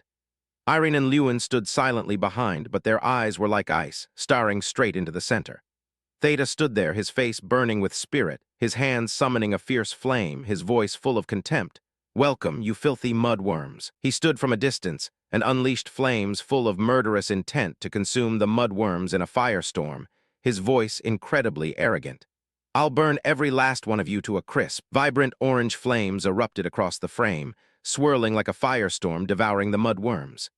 Amidst the sea of fire, their faces were clearly shown to be full of rage, mouths wide open as they roared in pain. After landing the hit, Theta felt purely satisfied, his face glowing with a triumphant smile. "Haha, Lewin, well, how are my skills? I've improved a lot, haven't I?" Lewin still had that calm look as he replied coolly, "Yeah, it was even better than I expected." Lewin paused for just a moment, but a second later he expressed himself bluntly, "But I think it's still too early to be proud." That one gentle and simple sentence made the person in front of him freeze in place. Hearing that, Theta broke into a cold sweat, anxiety clearly showing on his face as he reflexively gasped, because it seemed these mudworms were a bit too resilient. Their mouths were always wide open, waiting to snap and scream loudly like a flock of ducks. And now they were trying to crawl up the high cliff to attack. Suddenly, Jason's desperate scream rang out from above. "What? They're climbing the cliff!" So they were climbing up to attack him. Quite clever. Between choosing to attack one person or two, they seemed to choose the weak one. Jason was overwhelmed by this stubborn vitality. They're really like leeches. At this moment, the mudworms were trying to climb even faster, their faces full of resentment as they stared at him, wanting revenge. He sat on the cliff, trying to back away, terrified and reaching out behind him, not forgetting to scream for help.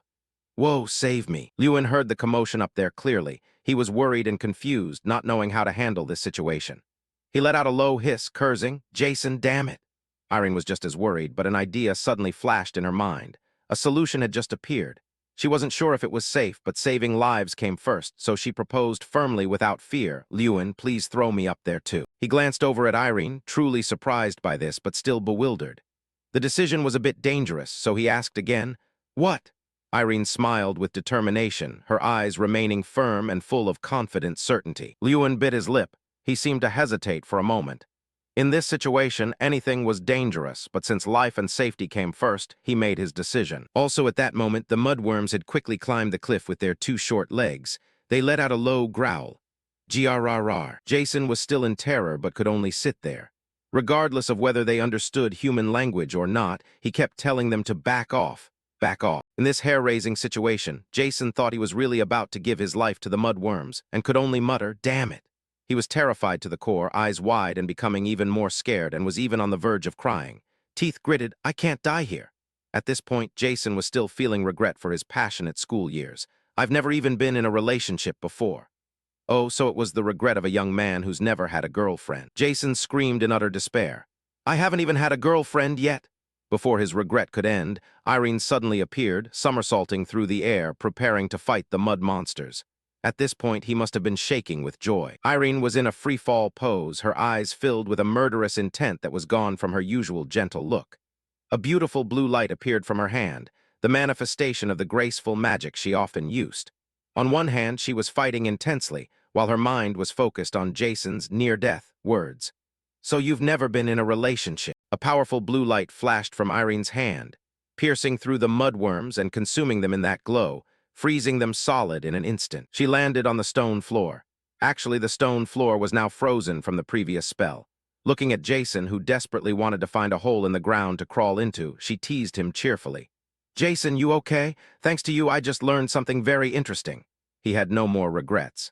"Thanks for saving me." Irene stopped joking, returned to her serious self, and turned to look down below. Anyway, just like Lewin said, everything went exactly as planned. Jason had no idea what was going on. "Huh." She watched intently as the mudmen crawled along down there, explaining it to him with a sigh. "The mudmen, they can't escape through the side path or climb the cliff, so now they're retreating toward the beach." Jason finally thought of something and suddenly realized, his face hesitating as if he had only just understood everything. "That means..." "Yeah, exactly. From now on, it's time for the capital's army to take action." At that moment, our brave knights were also ready to advance and begin their move, led by the Lord and Sir Balvar. Despite being cleared and led by talented individuals, the knights couldn't help but worry about this battle. Their hands were fully equipped with weapons, but their hearts were in turmoil. The air around them was tense. They're coming, and just moments later, the mudmen slowly emerged from behind the ice floes and then swarmed in herds like a flood. The situation was increasingly getting out of control because too many were swarming in at once, their faces looking much angrier than usual. Surely they were outraged after being handled so well by Lewin's group. A man standing in the knightly ranks screamed a warning of danger. "The mudmen are coming!" He was terrified by the overwhelming numbers of the mudmen. "Hick, there's so many! This is impossible." Morrow, truly a captain of the capital's knights, still held onto that iron spirit, speaking loudly to try to calm the anxiety of everyone on the team. "You bastards don't retreat. Are you trying to disgrace the reputation of the Kingdom of Radiant?" After speaking, he persuaded them once more, giving them the absolute trust they needed most right now to feel at ease. "There will definitely be support from the mages behind us. Our job is to hold out here as long as possible." With that certain trust, the knights no longer hesitated. They took up their bows and swords one after another. The command was given for the troops to begin the attack under the king's sword, heading toward a glorious victory. While the leaders had already rushed forward, the knights were ready, but they still stood waiting. The knights were surprised by the leader's unwavering decisiveness. They weren't like him. They didn't have that ideal of fighting with all their heart. All the knights here felt nothing but fear and caution. The man who had just been complaining because the mudmen's numbers had discouraged him gritted his teeth. He felt he had to be just like that. He couldn't lose to them either. He immediately attacked, and so did all the knights. They moved forward with the greatest bravery at that moment. Together they faced thousands of horrific mud monsters under the king's sword, heading toward a glorious victory. On the other side, Theta and Lewin were also intensely fighting those creatures together, relying on each other for safety. They knew the army on the other side had also started. Theta whispered behind his back, "I hear the sound of fighting. It seems the capital's army and the mudmen are in battle." Lewin's jaw was set tight. He was racking his brain to think of the next move. "That means the number of mudmen on this side has decreased. It also means the rest have been pushed toward the beach." Assessing the situation and seeing that the mudmen army on this side was no longer a major threat, while the other side was in a more intense struggle, he made a decision that surprised his friend. "Theta, I'm leaving everything here to you. I think I should go and lend a hand." He couldn't let everyone be in danger. Theta only gave a slight smirk. He knew Lewin's trust in him and completely believed in his own abilities. "Yeah, I was waiting for you to say that. Leave it to me and go. I'll handle this whole lot." Just waiting for him to say that, Lewin vanished instantly, not forgetting to leave a message. "Thank you, thanks." He ducked behind him, twisted a bit, and then flew toward the mudmen, weaving through them at top speed, making them dizzy before bursting out. Back on the other side, the soldiers relied on their persistent team strength to strike down those monsters relentlessly. Each sharp point pierced through, never retreating, never fearing. Surely the ones who should be afraid now were them. They were heavily damaged under the sharp blades, their bodies being torn apart with a bizarre smell. Sir Balvar and Captain Morrow looked much more relaxed than the knights.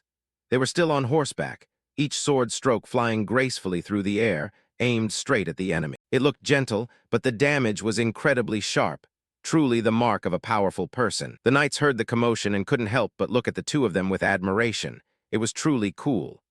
So skillful and wonderful that it dazzled their eyes, to the point their eyes couldn't believe it, and one person couldn't help but exclaim, "Whoa, are they even human?" Suddenly the bearded knight's eyes widened in shock.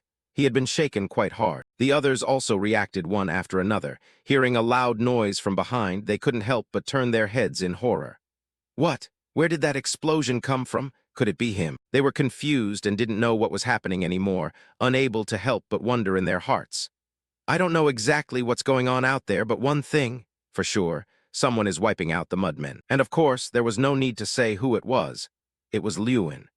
He appeared like a savior, helping everyone out of a dangerous situation with burning fireballs, continuously striking the mudmen, making them writhe and melt in an instant. Both humans and mudmen alike stared in stunned silence at Lewin's sudden, unannounced appearance. The bearded knight and his companion were stunned, their hands still frozen on their blades. It took them a few seconds to regain their thoughts. He slowly recovered, his voice choking with both joy and gritted teeth as he trembled. "Master Lewin! Master Lewin is here. It's Mage support!" The knight screamed happily to inform everyone around. Lewin, the one everyone had been waiting for, quickly flew up and threw a powerful fire punch through a mudman's body, shattering it into pieces. Sir Bolvar had also seen it. He smiled and turned to watch him fight, his heart full of undeniable pride.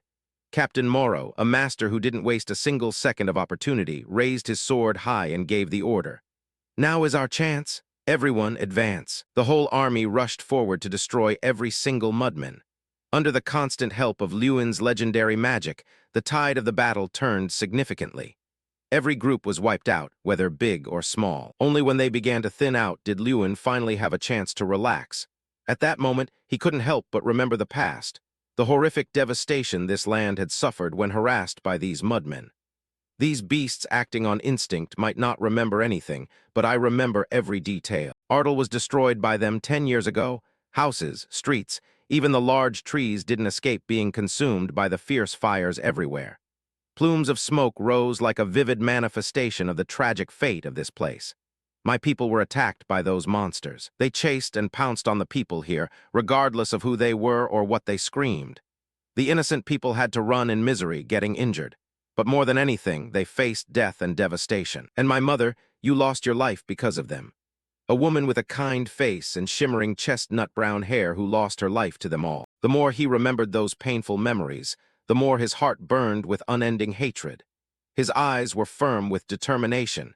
He had to make them pay a price dearer than anything they had ever done. Having said that, he exploded with murderous intent, unleashing violent fire punches on the remaining mud monsters. These mindless beasts had no reason or thought, only instinct. I won't stop. Lewin said these words to lift his own spirit and also as a way to avenge the past. He relentlessly pounded them with an arrogant flair. In a flash, it was already dark, the full moon shining brightly above, illuminating the thousands of things turning on Earth. In a quiet, tree-shaded space, a man's whispering voice rang out. So the next thing I did was, these evil mudmen, Jason Damon the Mage will destroy you all right here and now. After shouting loudly, sure enough, that noisy and non-stop talking voice continued, even bragging about his exploits. Who else could it be but Jason, sitting on a long wooden bench and bragging to the two girls sitting in front of him. Right in the middle of his story, he suddenly stopped, his face frustrated and annoyed as he reproached the girl listening. Wait a minute, ma'am, are you listening to me? She smiled shyly. Sorry, I must have dozed off. Well, that makes sense. She had tried her best just to listen that far. At the same time, Lewin and Theta were strolling leisurely toward them to eavesdrop. As soon as they approached, they heard the reproachful tone from some naive fool. Please listen carefully this time. This will be the last time I tell it. These evil mudmen. Lewin heard his best friend telling the story and chuckled, secretly feeling sorry for the two girls listening. Indeed, at this moment he was very relaxed and content. The conquest of the plains was over. More than 1,500 people were injured, but there was not a single fatality. After more than 2 hours of prolonged fighting, it ended in our complete victory. Although he felt pained for the rows of injured knights, the final result was a victory, which was well worth celebrating. Even Captain Morrow seemed satisfied, saying the princes would be very happy with this result.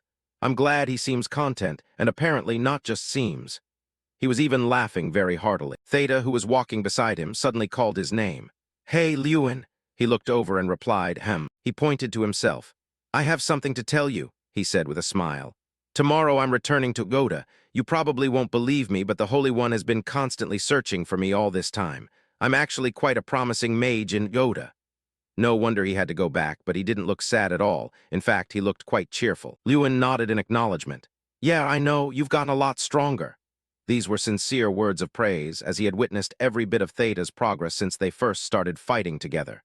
Theta replied with a radiant grin and a boisterous laugh. Hee, just you wait, kid. Someday I'm going to pay you back for everything you've done to me. After that pleasant conversation concluded, everything gradually settled into place. Lewin returned to his home, and as soon as he stepped inside, he found the butler waiting for him by the door. He greeted him. Ah, young master. He immediately smiled.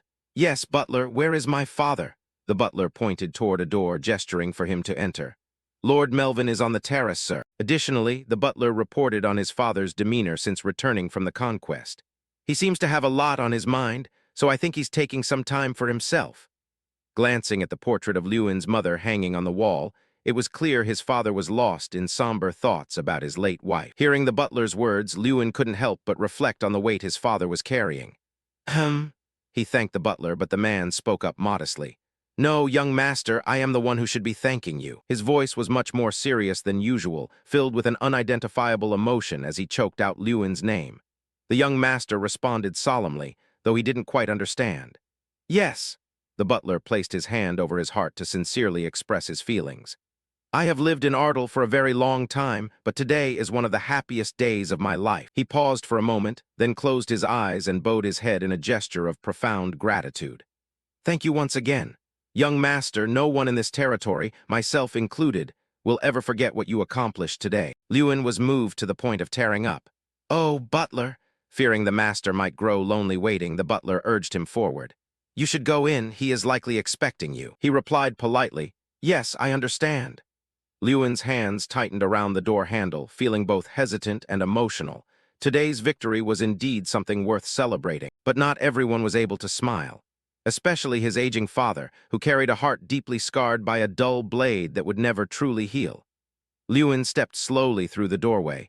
Never before had he walked onto the balcony with such a heavy, suppressed emotional state. As he looked up, he saw the man. The years of hardship had covered him in a layer of dust, yet standing before the wine table, he hadn't lost an ounce of his dignity. However, he was shrouded in a heavy melancholy, lost in thought as he gazed up at the distant moon in the high sky. Lewin stopped, unable to stop his own thoughts. Just as the memory of losing his mother remained vivid to him, his father was surely remembering that day too. Lord Melvin Ardle was undoubtedly flashing back to that day 10 years ago amidst the joy of today's victory. In the middle of the territory's celebration, he chose the most sorrowful way to recall that dusty, horrific memory, grieving for the beloved wife who was no longer by his side. While he was lost in those emotions, his father suddenly called out softly, "Lewin." He was slightly startled, not expecting to be noticed. "Ah, you knew I was here, father." He could only rub his hair sheepishly, not knowing how to explain himself. "I'm sorry, I didn't mean to disturb you." His father's voice was as gentle as a breeze, but filled with gravity as he called Lewin over. "Come here, son." The father and son stood before the wine table where 2 glasses had been placed, as if planned in advance. Melvin picked up a bottle of wine and offered, "Would you like to taste the wine I've poured?" "Yes," he agreed immediately. He gently tilted the bottle into Lewin's glass, introducing it calmly. "This wine has been aging for 17 years. It is called Selvok, but Maria and I used to call it by another name." Lewin froze for a moment, his heart skipping a beat at the sound of that name, Maria, his mother. This was the first time in a very, very long time that his father had mentioned her name aloud from his memories. His father continued, holding his own glass in one hand and extending the other toward Lewin. "We used to call this wine Amaros Lewin. It means lovely Lewin.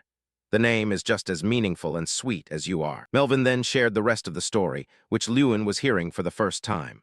"On the day you were born, I made this wine and promised myself that you and I would drink it together on a day even happier than that one." Lewin looked at his reflection in the wine, his heart feeling heavy. The day his father considered happier than his birth was today, when they had won a glorious victory in the conquest that his father saw as settling an old debt. Melvin's heart was just as heavy, but he maintained his composure, raising a glass to his son with immense pride. "Even though I couldn't keep my promise to drink it with your mother, being with you right now makes me feel as if I am drinking with Maria." After taking a long drink, Lewin praised his father. "The flavor is wonderful." His father smiled. "Then I am glad." The two briefly switched topics to dispel the quiet, mournful atmosphere. Melvin was the first to ask about his son's future plans. "Lewin, what do you plan to do next?" He didn't hesitate to share his thoughts. "I will expand the territory. Now that the conquest is over, we will cultivate the canyon." Suddenly, a magical blue screen slid out.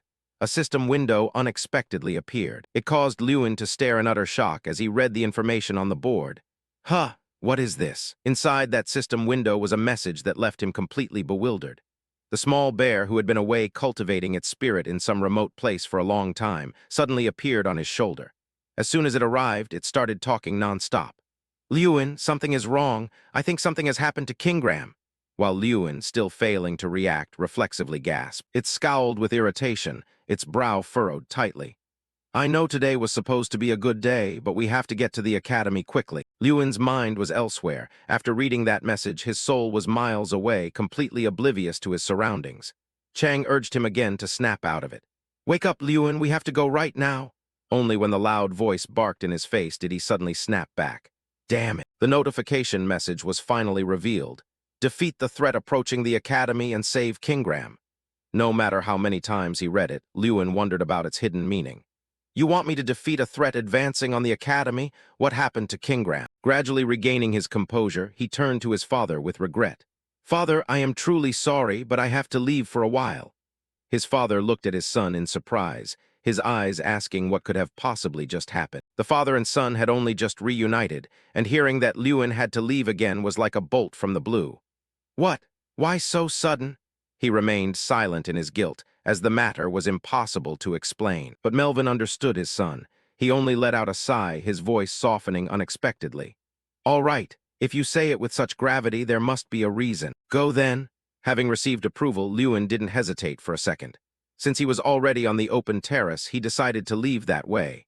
He vaulted off like the wind, his heart complaining, why now of all times? Why did a mission appear right at this moment?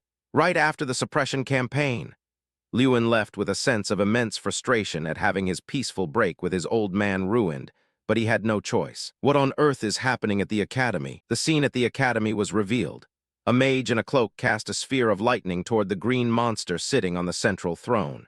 It was Omrat. It seemed he was the target. What evil was happening at the academy that required Lewin's intervention? The figure in black was gathering power into a sphere in the palm of their hand. Kingram, sitting on the throne, was incredibly angry. Unbelievable, you barge in and attack me out of nowhere. Have you lost your mind? Kingram barked a threat. I've already heard the rumors about you at the academy. It turned out the person hidden beneath the black cloak was the Yama, Taron. Taron recounted to himself how everything had been strange from the moment Lewin Ardal was chosen by Kun Khan's Fang. How could he use power equal to an ogre's? So, he began digging through Ardal, and then the academy, finally solving the mystery. Then Taron's voice turned majestic. Ancient ogre King Kingram, you did something to Lewin Ardal, didn't you? Suddenly, a voice rang out from behind. Whatever your reason for being here, I will hold you responsible. Taron was a bit surprised to hear that, but nothing could rattle him. Instantly, Taron identified Tyrion Ignit. Tyrion Ignit no longer hid himself, he appeared openly. You really are different, identifying my presence immediately, but his voice quickly turned serious. Taron, how do you plan to face the consequences of all this? Tyrion Ignit remained firm.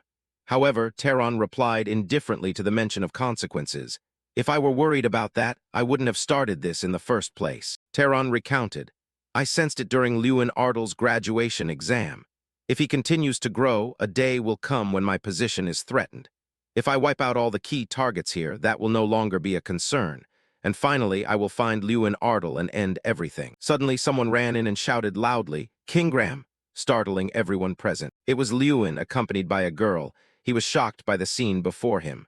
Huh, Yama, Taron and the principal too, what is going on here? Taron smirked with a sense of self-importance. Ah, thanks to you, I don't have to go looking for you myself. Taron suddenly interrogated him. Lewin Ardal, what is going on? He rushed toward Lewin with a hint of rage. How did you realize it and crawl all the way here? Not that it matters if you answer today, because you're going to die either way. Tyrion Ignit stepped forward to advise Lewin. Lewin, leave this place quickly. However, Lewin hesitated. But, seeing this, Tyrion Ignit warned him carefully. Listen to me, he is not someone you can handle. With that, Tyrion Ignit rushed forward to engage Taron in battle. Unfortunately, Taron's power was so overwhelming that Tyrion Ignit was defeated. Seeing this, Lewin shouted in worry, Principal. Then the cruel Taron turned his sights back toward Lewin. Lewin Ardal, now it's your turn to die. Taron unleashed a move, and Lewin prepared to defend himself. Kingram, who had been sitting silently until now, suddenly roared in anger. He used his power to defeat the aggressive Taron. Taron was struck by a single move from Kingram that seemed to tear through him. He cursed in impotent rage. You damn ogre, how dare you? Lewin, being nearby, was also affected and couldn't keep his footing, falling to the ground. He was both bewildered and furious, thinking, damn it, what the hell is going on? Why would the Yama come here looking for Kingram? While his thoughts were racing, Kingram's voice snapped him back to reality. Seeing his state, Lewin asked worriedly, Han, Kingram, are you all right? Kingram didn't answer directly, but was filled with fury.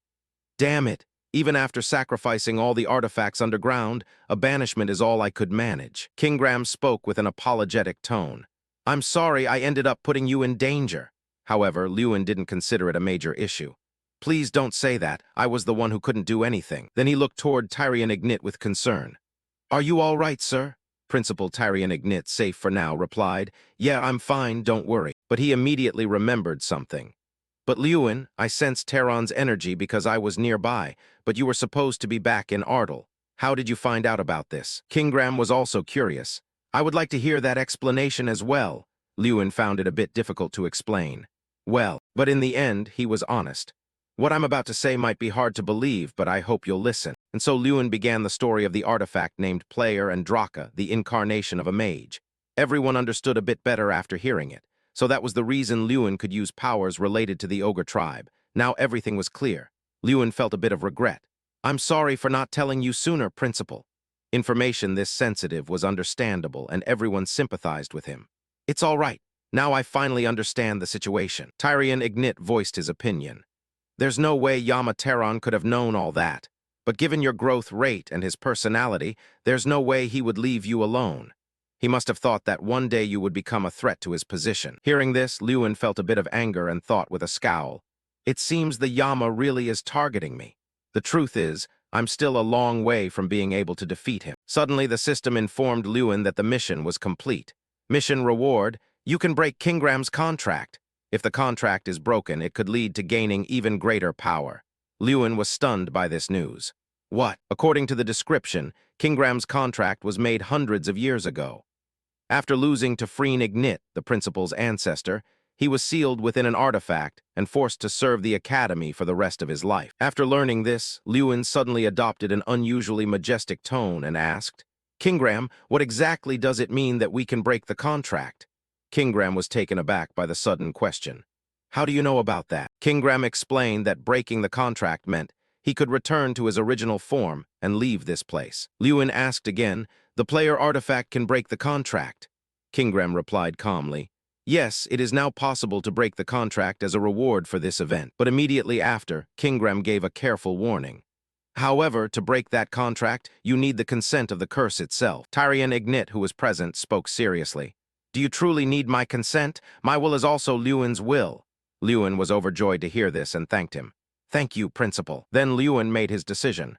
"Then let's leave this place, Kingram." As a result, the contract between Freen Ignit and Kingram was now broken. Kingram felt his body being liberated and was overjoyed.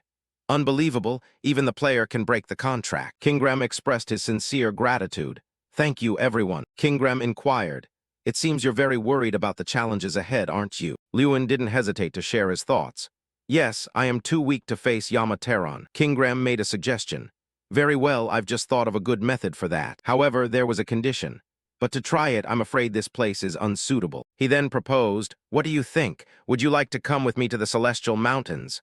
Lewin was a bit surprised. A while later, there was chaos. "Urgent report, urgent report. The underground prison has been attacked. Pursue the escaped prisoner." This caused a huge stir. Who on earth would attack the prison? Is there a description of the suspect? "We don't know, they looked like mages." "Damn it, who would dare attack the capital's prison? And what about the escaped prisoner? Has he been identified?" "Yes, so far only one prisoner has been confirmed. It was Josh Garyhill." Josh Garyhill, caught in the act, showed no fear but rather pride. "It's truly an honor that you would personally come to rescue someone like me." The hooded figure replied calmly, "Don't misunderstand. It's not that I particularly like you. The person seemed dangerous. It's just a little diversion." It was revealed to be the crown prince of the empire, Shomerton. The sky was clear, and people similar to Kingram were chatting with each other. Suddenly someone called out loudly, "Patriarch Omrat." The person announced that the great human warrior, the great human Bilkos, had once again returned to the Celestial Mountains. Along with those words, Lewin and the orange-haired girl appeared. Seeing this, Omrat wondered, "And who is that standing behind him?" Afterward, both Omrat and Hakan were confused. Because they saw Kingram, they asked in unison, "Have you finally returned?" Kingram replied, "Dang L letter 1EA1C, yes, I have finally returned, back to my homeland." H letter 1EAFC observed the situation with joy. "Two great Bilkos warriors appearing at once. We must hold a feast to celebrate." But immediately after, Omrat grew worried. "But Kingram, your arm." Kingram replied calmly, I'll tell that story later, it's a long one." He then spoke up, "And Hakan, I'm sorry for the sudden request, but I truly have something to ask." Hakan replied cheerfully, "It's okay, go ahead, whatever it is, we will listen." So Kingram spoke freely about the ogre-refined elixir. Hearing those words, Hakan's expression suddenly changed. Kingram continued to explain calmly, For our dear close friend, Little Destroyer. Can you brew that elixir, old man? Inside a coconut bowl was some kind of liquid. This was the secret elixir of the celestial mountain ogre tribe, considered incredibly precious, to the point it was used to nourish young ogres as they came of age. Lewin, gazing at this treasure, felt a strange emotion as he finally saw it with his own eyes. He asked with a bit of worry, "Kingram, do I really have to drink this?" Kingram didn't hesitate for a second. "You must drink it." He explained, "Didn't you say you needed power to defeat the Yama? I have my own reasons for giving it to you, so you absolutely must drink it." Hearing this, Lewin felt reassured.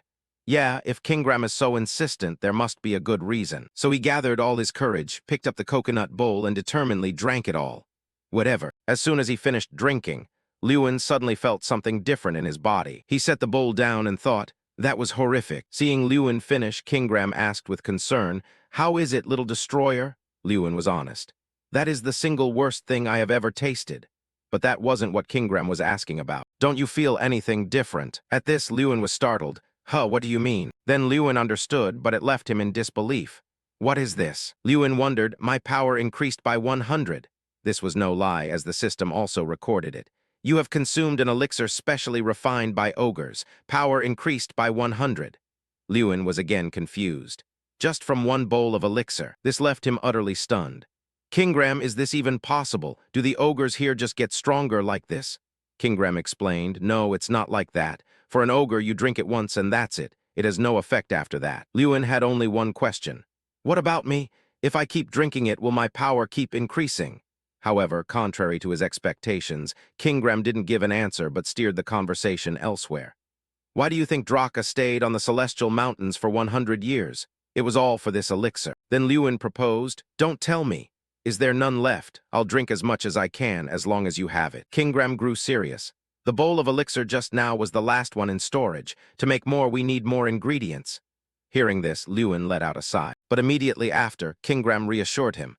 "But you don't need to worry about ingredients anymore." Lewin was a bit surprised to hear that. He suddenly saw a group of people bringing ingredients back. Kingram explained calmly, "When I said we should help you, everyone did their part to gather what they could. Heart tree fruit, tendon-strengthening grass, shale, and many other things. They all wanted to personally bring the ingredients back for you, Little Destroyer." Lewin was delighted to learn this. "Everyone did all this for me." But Kingram immediately mentioned a difficulty. There is still one final ingredient they couldn't find. Ogre tendons were incredibly hard to find, so it was understandable. Lewin wanted to help too. "Then what should we do now?" Kingram comforted him. "Don't worry, ironically that damn Yama has already prepared it for us."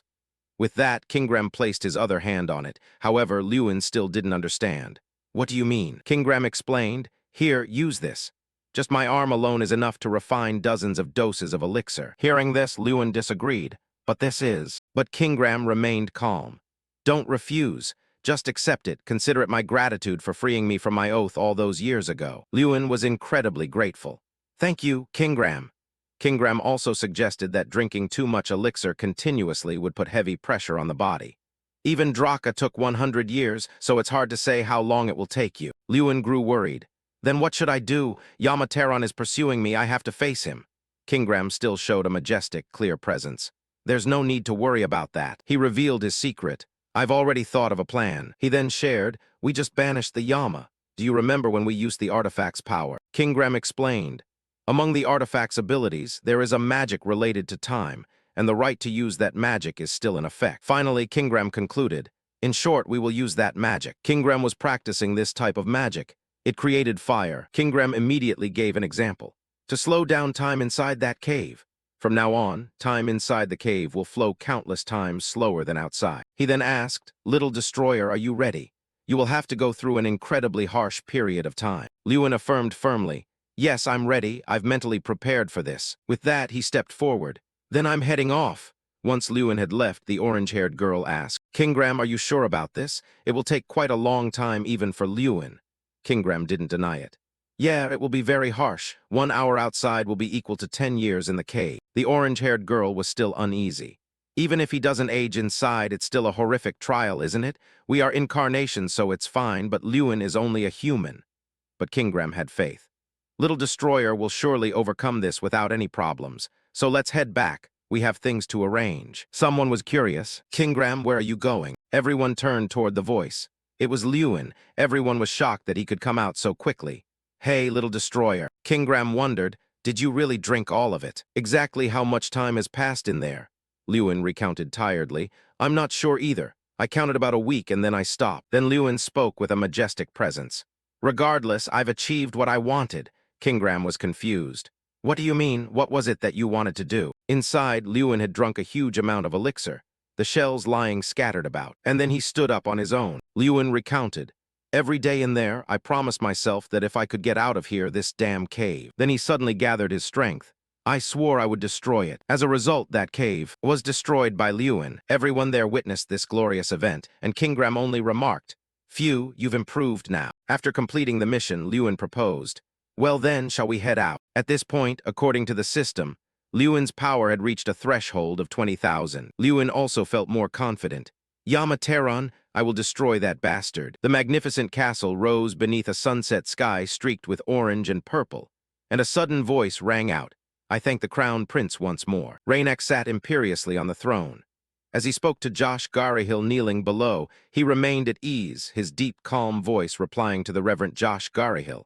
I told you, no thanks are necessary. I only need someone to watch over Ruin Ardell for me. Josh Garryhill looked up straight at Rainak and asked, where is Ren Xian, the Flame King? Isn't he always by your side? Rainak frowned and answered, I'm not sure. He's been wandering about without saying a word. He fixed his gaze on Terran's departing figure. Rainak knit his brows, thinking that even if Terran is his foster father, going off by himself like that is unacceptable. I'll hold him accountable for this. Then he looked at Josh Garryhill before him and continued, you said you'll deal with Ruin Ardell, right? Any plan? Josh Garryhill bowed his head in reply, yes, of course. He bowed and asked, the preliminary rounds of the sword tournament are being held in the Empire, aren't they? Hearing this, Rainak answered immediately, yes, on a scale comparable to the grand competition. Josh Garryhill kept his head bowed, frowning as he replied, that's right. It's a tournament of a scale no less than the grand competition. I heard Ruin Ardell's younger sister will participate representing House Ardell.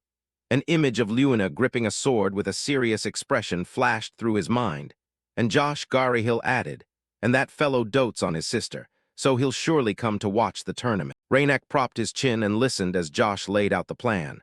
Then we and the Dark Mages will ambush and eliminate him. If Tyrion Ygritte hadn't interfered last time, we would have killed him. This time we'll succeed. After Josh finished, Rainak pondered and said, fine, this time I'll trust you. He narrowed his eyes and called down coldly from above, please, don't disappoint me. The sword tournament. If the grand competition exists to honor mages, then the knightly world has its own sword tournament. And this sword tournament is, like the grand competition, held for young knights across the continent to vie against one another. In the preliminaries to select the knights who will represent each region at the sword tournament, Luna entered the arena amid everyone's cheers. She had been chosen to represent House Ardell. Surrounded by non-stop shouting, she exhaled, sweat running down her cheek, feeling overwhelmingly nervous. She recalled what Antro had said earlier, that something might have happened to Ruin, so he probably can't come with us to the tournament. And in Luna's mind, she kept thinking how great it would be if Opa could be here. She kept thinking that he had promised to come cheer for her. A hand rested on the stone railing, and a cheering voice made Luna turn in surprise. Luna, you can do it. Irene shouted encouragement loudly. She and the others are cheering for you. You must win. Followed by Antro and Pato standing beside her watching. She listened silently to the crowd's whispered chatter. Is that Irene Prouse? Wow, her connections are really impressive. She smiled happily. Thank you, everyone. Luna gripped her sword tightly and stared forward seriously. I will definitely win. She faced her opponent and took a fighting stance. The referee raised his arm and shouted then, both of you prepare. The referee quickly lowered his arm and yelled, the match begins. At the start signal, Luna immediately charged at her opponent. She swung her blade, her opponent countered at once, and the two forces collided, producing a blinding flash. Neither gave ground. They kept rushing at each other, their swords striking furiously and rapidly. Rainak and Josh Garryhill stood high above watching the match. Rainak held a wineglass and asked, what's going on here, Lord Jorge? He turned to look at Josh Garryhill. Didn't you say this plan would lure him out? Even searching the entire stands, there's no sign of Ruin Ardell. Josh Garryhill was stunned and stammered, impossible. Something must have gone wrong if we search a bit more. Rainak cut him off. I was wrong to trust you. The plan has gone off course. Then he continued, very well, I take my leave. Josh Garyhill hurriedly blurted out, sorry, then we'll withdraw as well. Suddenly, Rainek had a new idea. Wait. If we eliminate his sister, Ruin might come to me himself, right?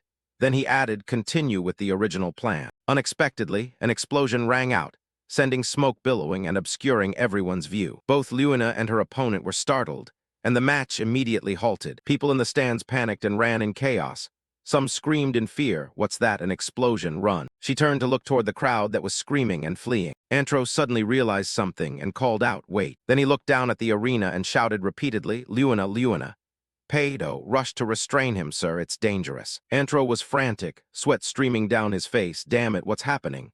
Why did this happen right during Luina's match? Please survive, Luina. Down in the arena, Luina, her opponent, and the referee lay motionless on the ground. She and her opponent struggled to sit up. She turned to him and asked, hey, are you okay?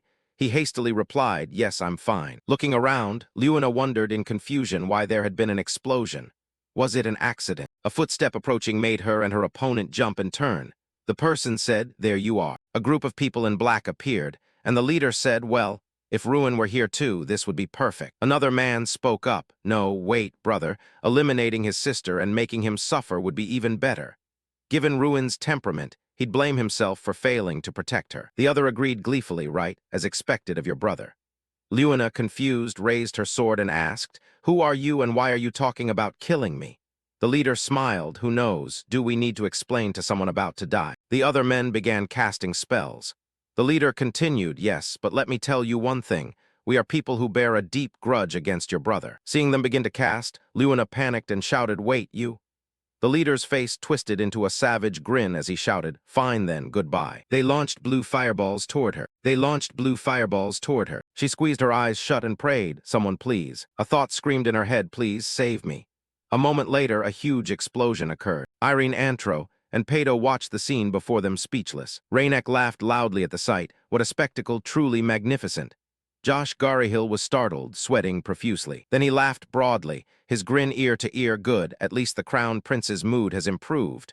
Well done, my children. Suddenly he froze, his eyes widening. Wait. Irene, Antro, and Pado also realized something. Ruin had, at some point, stepped forward to stand between Luina and the attack. He spoke, surprising Luina. Sorry I'm so late, Opa, Luina. Hearing his voice, her eyes filled with tears. Luina looked at him, sobbing, why did you only come now? Luina smiled, I'm sorry, too much happened. Then he frowned anyway. He looked at the men in black and said, I heard the Flame King showed up to search, but I didn't expect something like this to happen. The black-clad leader sneered, perfect timing. Just wait, my father will wipe you out. He cut him off, your father's. Then he threw a punch at him before he could react, saying, so that bastard was behind this. Luina's punch hit his face squarely and sent him crashing to the ground. The man beside him shouted in panic, brother. Suddenly his eyes widened at Luina's words. Hey, Mikkel, who gave you the right to touch someone else's sister? He waved his bloodied fist and continued. And if you don't want the same fate, you'd better answer now. Ruin turned his head, eyes blazing threateningly. Jorge Garyhill, where is that bastard right now? His threatening stare made Rainek and Josh Garyhill shudder. On the cold ground, a member of Myeongdan lay motionless at Luina's feet. At the same time, a voice rang out, Luin Ardell, which caught his attention. Josh Garyhill suddenly leapt down, how dare you? His face filled with rage as red power swirled around his hand and drove down. He shouted, how dare someone like you kill my son? Josh Garyhill's hand unleashed a massive force that slammed into the ground, scattering clods of earth. Luin barely dodged and crouched down at the sight. Then he gave a mocking smile, oh, you came crawling here yourself. Good, saves me the trouble of looking. Hearing that, Josh Garyhill frowned in fury, eyes bulging as if about to explode. A vein standing out, damn you. His hand now generated a golden power, slowly transforming. Josh Garyhill raised his transformed golden bow, glaring at him angrily. I'll personally kill you. Die, Luin Ardell, he shouted, and the arrow shot forward at incredible speed. Blazing light burst from the arrow carrying tremendous power, flames coiling around it like a dragon screaming in fury. They sped toward Ruin. Seeing this, he felt no fear or urge to flee. Instead, Luin wore a contemptuous smile, ridiculous. Who said I'm going to die? Saying that, he began to assume a stance. His foot drew back for momentum. The one who will die isn't me. He slowly launched his kick. No, it's you, he declared boldly at Josh Garyhill as the red arrow flew. He raised his kick and struck the missile back, surprising Josh Garyhill. Josh hurriedly formed a barrier to counter the power he himself had generated. It seemed his barrier wasn't strong enough to withstand it. Cracks appeared, heightening his worry. Lewin then charged at Josh Garyhill with terrifying speed. He stammered, unable to believe what he was witnessing. Damn it, what's happening? Back in the capital, I alone cornered him. And yet now, after just a few months, the gap has grown this wide. But before Josh Garyhill could think further, Lewin dashed down like a falling meteor, his eyes full of murderous intent. Josh Garyhill could only mumble a few words, frozen in place, merely frowning. Lewin kicked straight into Josh Garihill's face, driving the full power of his legs into a killing blow. A blaze of golden fire erupted with that thunderous strike. Over on the side, Melvin, Antro, Irene, and Bolvar Peyton were all astonished at the sight. The Mayongdan group gaped in stunned silence. Lewin kept attacking Josh Garyhill, unleashing a storm of chained kicks on him even though he was already unconscious. Josh Garihill's weak hand trembled. Lewin said just one name, Zosh Jerryhill. How did you escape the underground prison in the capital? With the ruined reputation of the Jerryhill clan, that should have been impossible. Lewin looked coldly at Josh Garyhill on the ground and placed a hand on his chest.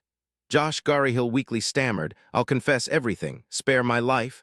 Lewin cut him off. It must have been the Flame King or the Crown Prince, one of the two. With that, he drove an elbow into him. Over here, staring at Josh Garihill's lifeless body on the ground, Mikkel trembled as he called out, Father. Then he looked up at Lewin with hatred. That bastard. First him, now my father too. Mikkel's eyes burned with murderous hatred as he hissed at Lewin, I'll kill you. I will definitely kill you. He then shouted, everyone, rush in. Surround and kill him. He won't get away if we don't kill him now. Jerryhill will be destroyed. With that, the Mayongdan prepared to attack, gathering terrifying power in their hands as they faced Lewin. They surged forward, yelling in unison, Lewin Ardell, and charged at him, kill him, you bastard. Lewin stood there motionless, still not fully understanding. The Mayongdan rushed him with power in their hands. Seeing this, Lewin prepared his own counter, swinging a blaze of power and coldly saying, Scum like you are no longer worthy opponents for me. The sphere of light glowed brightly, enough to dazzle anyone just by looking at it. Mikkel's group, seeing this, stood stunned, the scorching fire burning, pushing everything nearby back. Before them now was the image of a massive, terrifying source of power, the golden light burning as if to incinerate the entire space. This was Eighth Circle magic. It was truly impressive that Lewin controlled it with just one hand. Watching this was truly lit. He looked at them and said coldly, Goodbye, Garyhill. With that, he controlled the flames and rushed toward the Mayongdan. A massive torrent of power, like a giant fiery typhoon, surged forward, piercing through everything in its path. It shattered the glass in front of Raynak above. After that move, Lewin was surrounded by the remaining flames, making him look truly badass. The people above were all watching what was happening below. Raynak was also very surprised and wore a sinister smile. He's crazy. He's actually crazy. He looked down with a crazed expression and a distorted smile. Lewin Ardell, you are truly the strongest. Tehran suddenly pushed the door open. Shomerton. Raynak heard the noise and turned to look. The old man looked at him frantically. Son, what the hell are you doing? Raynak saw this and just said coldly, Godfather, why did you come so suddenly? Godfather. He looked at Raynak reproachfully. You ask why. Do you think I don't know about the chaos happening in the Empire? How could you act so recklessly like this? Below, the flames were still roaring, creating a somewhat chaotic scene. He looked at his son with a helpless gaze. Disappearing without a word, and now you dare to raise your voice. What did you just say? You saw the magic earlier and you still say that. Raynak looked at his father and replied, Yes, it was impressive, but in the end, what kind of spell was that to make you make such a big deal out of it? Meteor, it's Eighth Circle magic, Tehran replied. Hearing this, he widened his eyes in surprise. The Eighth Circle is a realm that only the top archmages can touch. In other words, Lewin Ardell currently equaled, or perhaps even surpassed, the Fire King, Tehran. Then Tehran glared at him. Is this truly the outcome the prince desires? Sending a bunch of trash from a collapsing nation to provoke him. Watching the chaotic scene below, Raynak remained calm, glass of wine in hand. Why are you so angry, father? Please calm down and listen to me. Tehran stood there watching him being so indifferent. You just saw it, he cast Eighth Circle magic. Raynak smiled. Yes, I saw it very clearly, he has reached the Eighth Circle. Seeing him still so calm and indifferent, Tehran shouted angrily, Shomerton, making him jump. The fire of anger flared up even more within Tehran. The prince has made a serious mistake. Never underestimate him. He is very cunning, and he likely guessed that you were the one behind helping Garyhill. Hearing this, Raynak just wore a sinister smile. Godfather. He looked at Tehran with a ridiculous gaze. Do you really think I tried to hide that from him? This made him grimace, unable to speak. Seeing this, Raynak continued. Why do you have to worry about him? You are the master of the magic tower with power across the continent, and I am the prince who will inherit and rule this powerful empire. While he is just an interesting toy from a small nation next door, Raynak replied indifferently. He continued, or are you afraid? Tehran remained silent. Then he looked at him gently. Your Highness, you've always done as you pleased from the very beginning, then continued. Tehran turned and left. Raynak looked at his godfather's back in confusion. Father, what does that mean? He replied coldly. It means I have nothing more to discuss with you, Your Highness. I will personally go to see His Majesty, the Emperor. Tehran just replied like that, leaving Raynak still standing there stubbornly, watching him. Scene change. This time the palace buzzed with rumors. I heard there's an 8th-class mage in a small kingdom, and apparently he's only 17. Actually, the reason for their reaction was quite simple. Lewin Ardell of the Ardell family had reached the 8th class at such a young age, meaning his rate of enlightenment even surpassed that of the Fire King. That is why Lewin, who is proving himself superior to Tehran, might be eyeing the throne he holds. In short, public opinion increasingly fueled the prediction that the master of the magic tower should be changed. And naturally, those rumors reached the emperor's ears. Titan let out a majestic sound. What do you all think? A mage from a small kingdom is threatening Tehran's position. I want to hear your thoughts on this matter. An opinion immediately rang out, Your Majesty. There are many 8th-class knights on the continent, but the Fire King is the only 8th-class mage. But now, there is another young mage who has also reached the 8th class. Perhaps the one with superior talent is the one who deserves the position of Tower Master. Just then, a voice interrupted. Please do not let their words sway you. The person entering the main hall was none other than the Fire King, Tehran. Titan looked at him in surprise. I didn't expect you to come in person. Then I want to hear your opinion directly. Tehran looked at his king sincerely. Can you truly accept this situation? Lewin, the one supposedly reaching the 8th class, was still far behind me in skill just a few days ago. So how could he reach the 8th class in such a short time? He must have used forbidden power. He surely used every trick in the book.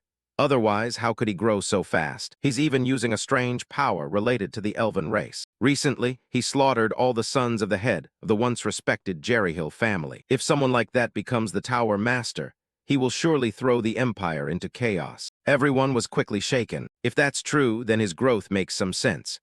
Titan pondered for a long time before replying, but regarding the cause, something is definitely wrong. This issue seems to affect not just the Tower Master position, but the stability of the empire itself. We might have to mobilize the entire army. Tehran grew more smug. Almost there, with the Emperor's military force, even that kid Lewin won't stand a chance. Right then, Shomerton suddenly cut in, Father, you can't do that. Please stop. Tehran instinctively looked toward the voice. Standing right outside the hall door was his godson. Tehran was shocked but remained composed. The Crown Prince? Titan spoke up again. You still have the nerve to show your face here. Shomerton denied it. I don't understand what you're implying, Father. Titan shouted in anger. You think I don't know? And yet you dare ruin it because of your personal feelings. A crown prince acting so recklessly. Shomerton answered calmly, that matter is over. Did you call me back just to scold me here? Titan lowered his voice slightly. The fact that you're being scolded shows you still have a sense of shame. Anyway, what do you mean by telling me to stop? Shomerton replied briefly. I've decided to kill him with my own hands. Even if he has to die, it must be by my hand. I crave to see him dead to the point of desperation. Hearing this, Titan growled his son's name, you are. In his irritation, Titan suddenly felt a stinging pain in his throat. Everyone quickly checked on him. Are you all right, sire? Once stabilized, he continued. You know you've reached the limit of my patience. If that's what you say, then make the best choice you can on your own. This left Tehran stunned. It's ending vaguely like this, just because of one word from the Crown Prince. Meanwhile, Shomerton also called out to him, Godfather. Are you dragging in my father who needs rest just to catch him at any cost? Are you really that mediocre of a person? Shomerton's voice lost its gentleness. My father's illness is getting worse, and even the best doctors are at their wits' end. In other words, the Emperor's full power will soon be mine. So I'll take my leave first, Godfather. Tehran only felt confusion. When did everything turn out like this? He was supposed to be the wings supporting the Crown Prince, who would become the next emperor. But Lewin, ever since he appeared, Tehran's wings had been crushed. Absolutely not, I cannot forgive this. After the conversation, Tehran returned to his private room. He coldly called for Doom Prime. His voice was steady. What if you had defeated Lewin in the swordsmanship tournament? If I had helped you win, wouldn't history have easily taken a different turn? But saying it now is meaningless. Soon the Tower Master will change. Doom Prime answered hesitantly. because to me, the only Tower Master can be the Fire King. If Lewin is the source of everything, then I will deal with him myself. Terran slowly looked up, I see. But with your current abilities, that is impossible. However, things might be different this time. Terran radiated a surge of magic. This time, I will take the lead and become your backing. Doom Prime was terrified by that. His eyes turned black, and then a hand grabbed his face. Terran said, "Don't worry. You've always yearned for me to take you as my disciple." Doom Prime couldn't answer, only letting out broken sounds. Terran looked at him crazily. "Isn't this the moment you've always dreamed of? So give me a smile, Doom Prime." Switching back to the night's tournament, Lewin stood alone in the middle of a flaming arena. He was furious because the enemy had a grudge against Lewin Ardell and then dragged civilians into it. Ultimately, who is behind this? Is it the Crown Prince or the Fire King? But it seemed that didn't matter anymore. Lewin erupted with intense killing intent. "I'll crush them both." A moment later, as he walked a bit, he was called back. "Where do you think you're going?" Lewin had to explain this was set up by the Fire King or the Crown Prince. "Both of them are openly targeting me now." Seeing Irene's surprise, he became even more composed. "But now that it's come to this, the only way is to see it through to the end." Irene asked worriedly, "What do you mean?" He replied coldly, "You saw it too. They dared to attack right in the middle of a crowd. If we let them run wild, not just Ardell but the entire empire will fall into chaos." Irene kept what she was about to say to herself. She didn't expect the Fire King to target him. But the overwhelming magic he was showing now had definitely reached the 8th class level. Now he might be the only mage capable of facing the Fire King. But in the end, what do you plan to do? Suddenly, Lewin pushed her away. "Please move back." Irene asked blankly, "What are you talking about all of a sudden?" But then the atmosphere froze. Doom Prime was standing right in front of them. Lewin immediately called him out. "It's been a long time. Did the Fire King send you to kill me?" He snapped back, "Don't mention his name with that filthy mouth." Lewin didn't back down, mocking him. "You Fire King fanatic." Doom Prime was furious but didn't dare argue further. "You bastard." Finally, he decided to strike first. "I, Doom Prime, will never let you get close to the Fire King." Lewin fended him off easily, still seeing that fanatical attitude. But then he was startled by something else. What's wrong with this Doom Prime guy?" Backtracking to before, Terran replied slowly, "Even if I grant you power, I know full well it still won't be enough. So you have only one task: buy time. That is your one and only mission." Doom Prime was currently going mad because of that order. Then he began to swing his sword. A burning streak quickly grazed Lewin's back. Next, a sword beam shot toward Irene. Although she avoided it, she was terrified, unable to believe it. It was true that Doom Prime used to be one of the strongest among the 11 children. But now, he was on a completely different level. "What the hell is going on?" Irene's face showed clear confusion. Then Irene warned him, "Watch out. His form reminds me of something I once read in a book. Doom Prime has undergone demonization." She also revealed the person behind this is all too obvious. That Fire King really is a coward. Doom Prime was no longer conscious. He would likely lose all reason due to the demonization. "In that case, I know exactly what I have to do. Restrain him and help him regain his senses," Lewin thought. Doom Prime was still screaming, "Let's end this, Lewin Ardell." Another sword stroke cut through the air. Doom Prime used all his strength to strike the ground. Right then, Lewin spoke softly, "I almost couldn't block that. Because you swung your sword so hard, it gave me the chance to use something I haven't been able to use before." The system quickly displayed the Steel Breaker skill. Anything made of steel can be unconditionally destroyed once. He slyly raised his elbow higher, along with a mischievous declaration, "Now it's over." A pillar of light suddenly shot up, all due to the pressure from Lewin's sword-breaking strike. Next, a fist instantly flew toward Doom Prime. Even though the punch was painful, Lewin remained polite. "Sorry, I'll try to hit you without killing you, so try to hang in there until the end." On this side, someone was running very fast, directly throwing the doors open. "Your Highness, you must withdraw immediately." Before the Fire King outside could say anything, he was hit in the face by a hard object. After that, no one bothered them anymore. Shomerton thought blandly, so in the end, Father still chose to play like this. "My godfather, the Fire King." Facing him, Shomerton still maintained his arrogant look. On this side, Terran spoke calmly, "Forgive me, but in the end I had no other choice." Shomerton curled his lip slightly. "How ridiculous. Why on earth are you doing this? Do you think that by getting rid of me, you'll secure the Tower Master position?" Terran let out a sound echoing from hell. "Now, I am not satisfied with just that. Because my position as Tower Master is being threatened, there is only one path. I must seize overwhelming power and crush Lewin with absolute force. And not just become the Tower Master, but rule the world. That power comes from the latent energy inside your Highness, the heir to the throne. Do you remember what I taught you when you were little? Never back down from your beliefs. And just as I taught you, I will make everything go exactly the way I want. Shomerton shouted in panic, do you think I'll just give up if you say that? Guards, seize him. The guards quickly rushed forward, following their master's orders. But Teron was no ordinary person to be easily defeated. He turned his blank white eyes toward the enemies. A second later, magic began to crash down upon them. The guards were engulfed by his spells. Madness was evident in Teron's smirk. Acting as if it were nothing, he said, are you finished talking, Your Highness? Shomerton smiled but felt despair. So this is how everything ends. Fine, just try to take down Lewin. Even if I die, I will curse you. Back on this side, Lewin and Irene were looking down intently. Looking at Doom Prime, Irene was a bit worried. Will he be okay? He's been punched countless times. He quickly reassured her he's still alive, so he should be fine. Being punched is better than living as a demon. Just then, someone yelled, as expected, you aren't strong enough to stop him. Doom Prime, that platinum hair belonged to Teron. He spoke with satisfaction. You have faithfully fulfilled the role I ordered. Buying time. Irene looked toward the opponent hesitantly. The Fire King. Lewin declared sharply, finally, you've shown your face. I swear I will destroy you. But then his eyes caught something. This isn't good. This power is far beyond the Fire King I knew.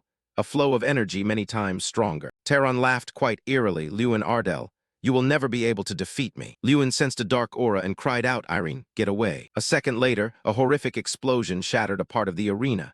Everyone was terrified by the anomaly. Only Lewin's family held their breath, praying for him. Lewina also realized it was her brother and sister Irene. From above, Lewin picked up Irene and Doom Prime and flew out. He warned loudly, run quickly, it's dangerous.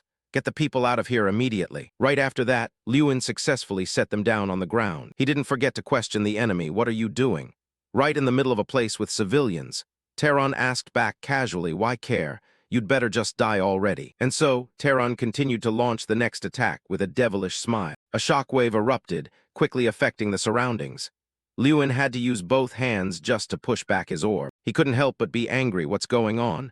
I thought I could finally face this bastard. But this power is beyond the limits. Fire King Teron laughed even louder. That's right, give it your all. On Lewin's side, he was panicked. During that time, what on earth did you do? Wait, I sense a magic flow that's a bit unusual. This energy flow, no way, the Crown Prince. He has absorbed the Crown Prince's life force. Teron, unaware that he had been exposed, still rushed forward frantically. Lewin glared at him furiously. For the sake of your ambition, you truly won't stop at anything, will you? After backing away, Teron suddenly spoke. Thank you for provoking me. Thanks to you, I have finally become a demon god. Now Lewin understood. It was precisely because of his jealousy that he dared to touch such forbidden power. This energy was so terrifying that he couldn't even tell how many people besides the prince had been sacrificed. Never, people like you shouldn't exist. If I let you do whatever you want, this world will be swallowed by chaos. Lewin gritted out each word, Teron. I swear I will stop you at any cost. But Teron's demonic smile only deepened. Just then the system issued a quest. Defeat the demon god and save the world. At the same time, a female voice screamed, Big sister. Irene looked at Lewina in a panic. The young girl recounted. Brother asked me to lead the remaining civilians away from the capital. But relying only on us isn't enough. Big sister, what should we do now?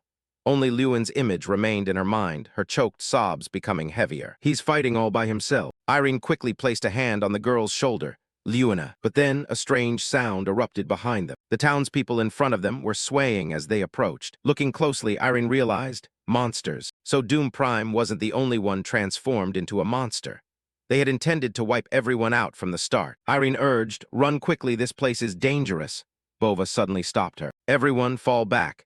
It seems this is the place where we finish off this old man. Irene quickly requested, I will fight alongside you. But Bova shook his head. The young master would be heartbroken if he knew. Irene interrupted. I've already decided. The human monsters shrieked violently. Irene affirmed once more. If we can't protect the people here, I think I'll regret it for the rest of my life. Before them, a brilliant fire flared up. Or rather, fire magic ignited from somewhere. An aged voice rang in their ears. We are late. I sincerely apologize to everyone here. Because I had to bring a large force, I didn't expect it to take this long. Then everyone started to take action. Then we will fight together beside you. The heat from the explosion sent the monsters flying. Everyone didn't show fear and continued to advance. The skilled swordsmen used their blades, applying the techniques they'd honed their whole lives to cut down the monsters. In particular, Han urged, we have to take them down quickly and go help Lewin. His face froze when thick smoke suddenly appeared ahead. Seeing Teron fly high up, Han hurriedly looked for Lewin. But Han's friend was collapsing on the ground. Lewin gritted his teeth. I'm not even on equal footing with him anymore. Have I trained so hard just for it to end like this? I have to protect everyone." The enemy's barbaric laughter rang out. "A fitting end for you lowly bugs. Desperate struggle no longer held any meaning. I, who have reached the realm of a demon god, will wipe all of you out." Lewin's back looked incredibly lonely before him, while Terran's glee grew even higher. "Now, goodbye?" His face no longer held a shred of human emotion. The heat of the fireball was about to touch the ground, aiming to crush Lewin below. Irene stared in astonishment at him, unable to look away.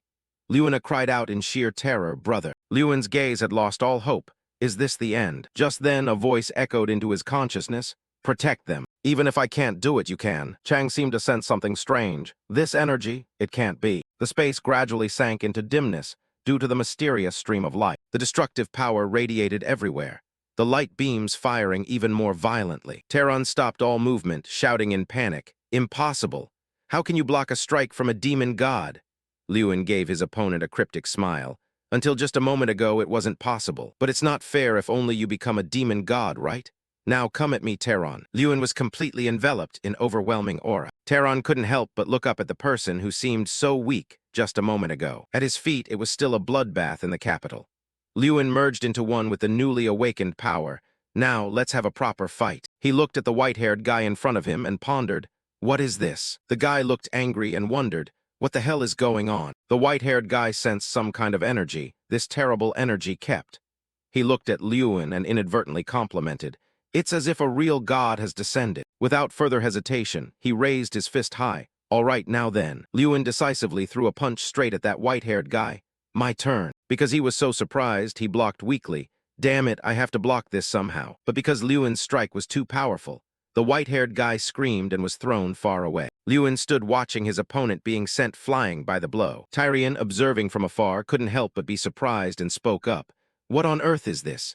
Is that really Lewin's power?" The brown-haired girl was also startled and asked herself, "That is the manifestation of Draka. Ruin summoned that. What on earth is happening?" She immediately envisioned the scenario. No way could Lewin be becoming the new god of destruction. Suddenly a voice spoke up, surprising Lewin. "You've used dirty tricks until the very end, Lewin Ardell." The person resolutely declared, "I won't allow that." A sinewy hand pressed hard against the ground. The white-haired guy, his face cracking, emphasized, "Anything that stands in my way right now." The guy quickly stood up and cleared his throat. "Absolutely will not be allowed." The white-haired guy slowly raised his hand, emitting a purple light, then boldly declared, "Let's see how long that arrogant attitude lasts." Purple orbs appeared around the guy. The white-haired guy continued to spew threats. "In the end, your fate is destruction." Right after that, he flew high and attacked Lewin.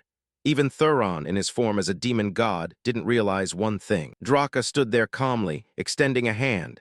The Draka that Lewin had summoned was once called the god of destruction. Lewin also performed the exact same motion. The opponent deduced, so facing Draka at this moment.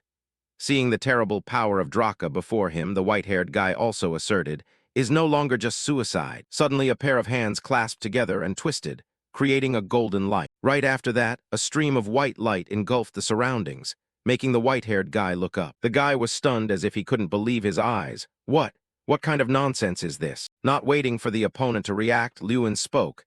"Is it my turn yet?" Immediately, a golden light descended powerfully onto the spot where the white-haired guy was standing. That heaven-shattering punch struck directly into his cheek. It seemed the white-haired guy had completely lost his footing against Draka.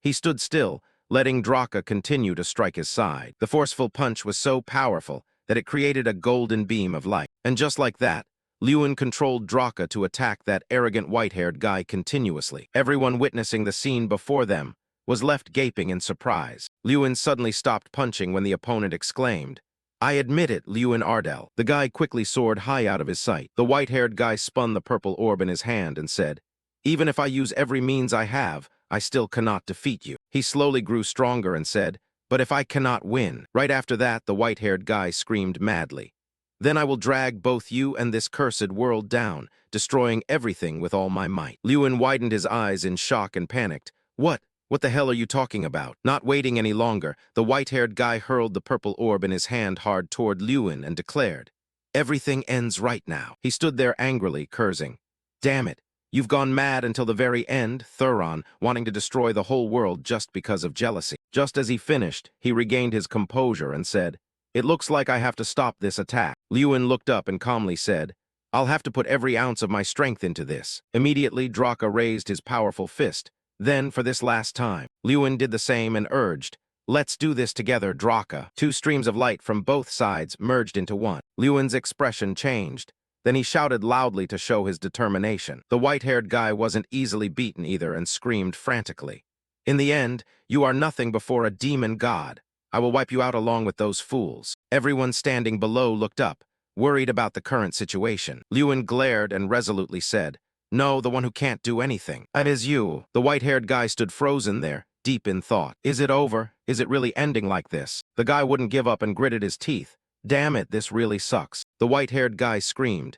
Even if I die, I will curse you, Lewin Ardell. Right after that, a white light appeared in the sky, covering everything. Lewin landed on the ground and walked away calmly. The purple-haired girl ran over and called out, Opa. She ran over worriedly and asked, After all those battles, are you still okay? Lewin looked over and smiled. Yeah, I'm okay, I'm safe. But immediately after, he stood frozen and stared blankly. Suddenly, he clutched his head in pain. Lewin asked himself painfully, What's happening? My head feels like it's about to explode. What is this unbearable pain? Because the pain was too much, he screamed hopelessly. After that, Lewin collapsed to the ground and went silent. The purple-haired girl walked over worriedly. Are you okay, Opa? Wait, I'll be right there. Lewin yelled in a panic. Don't come near. He endured the pain and warned. Don't come here. You absolutely must not get close. The brown-haired girl saw this and thought, I was too sure. Lewin stood frozen at the scene before him. As expected, the dragon known as the most perfect creature and also the destroyer of the world, Draka. Faced with such majestic presence, he thought to himself, just facing it is enough too. This overwhelming energy, it's truly unbelievable. Lewin broke the silence. Where are we, Draka? It replied.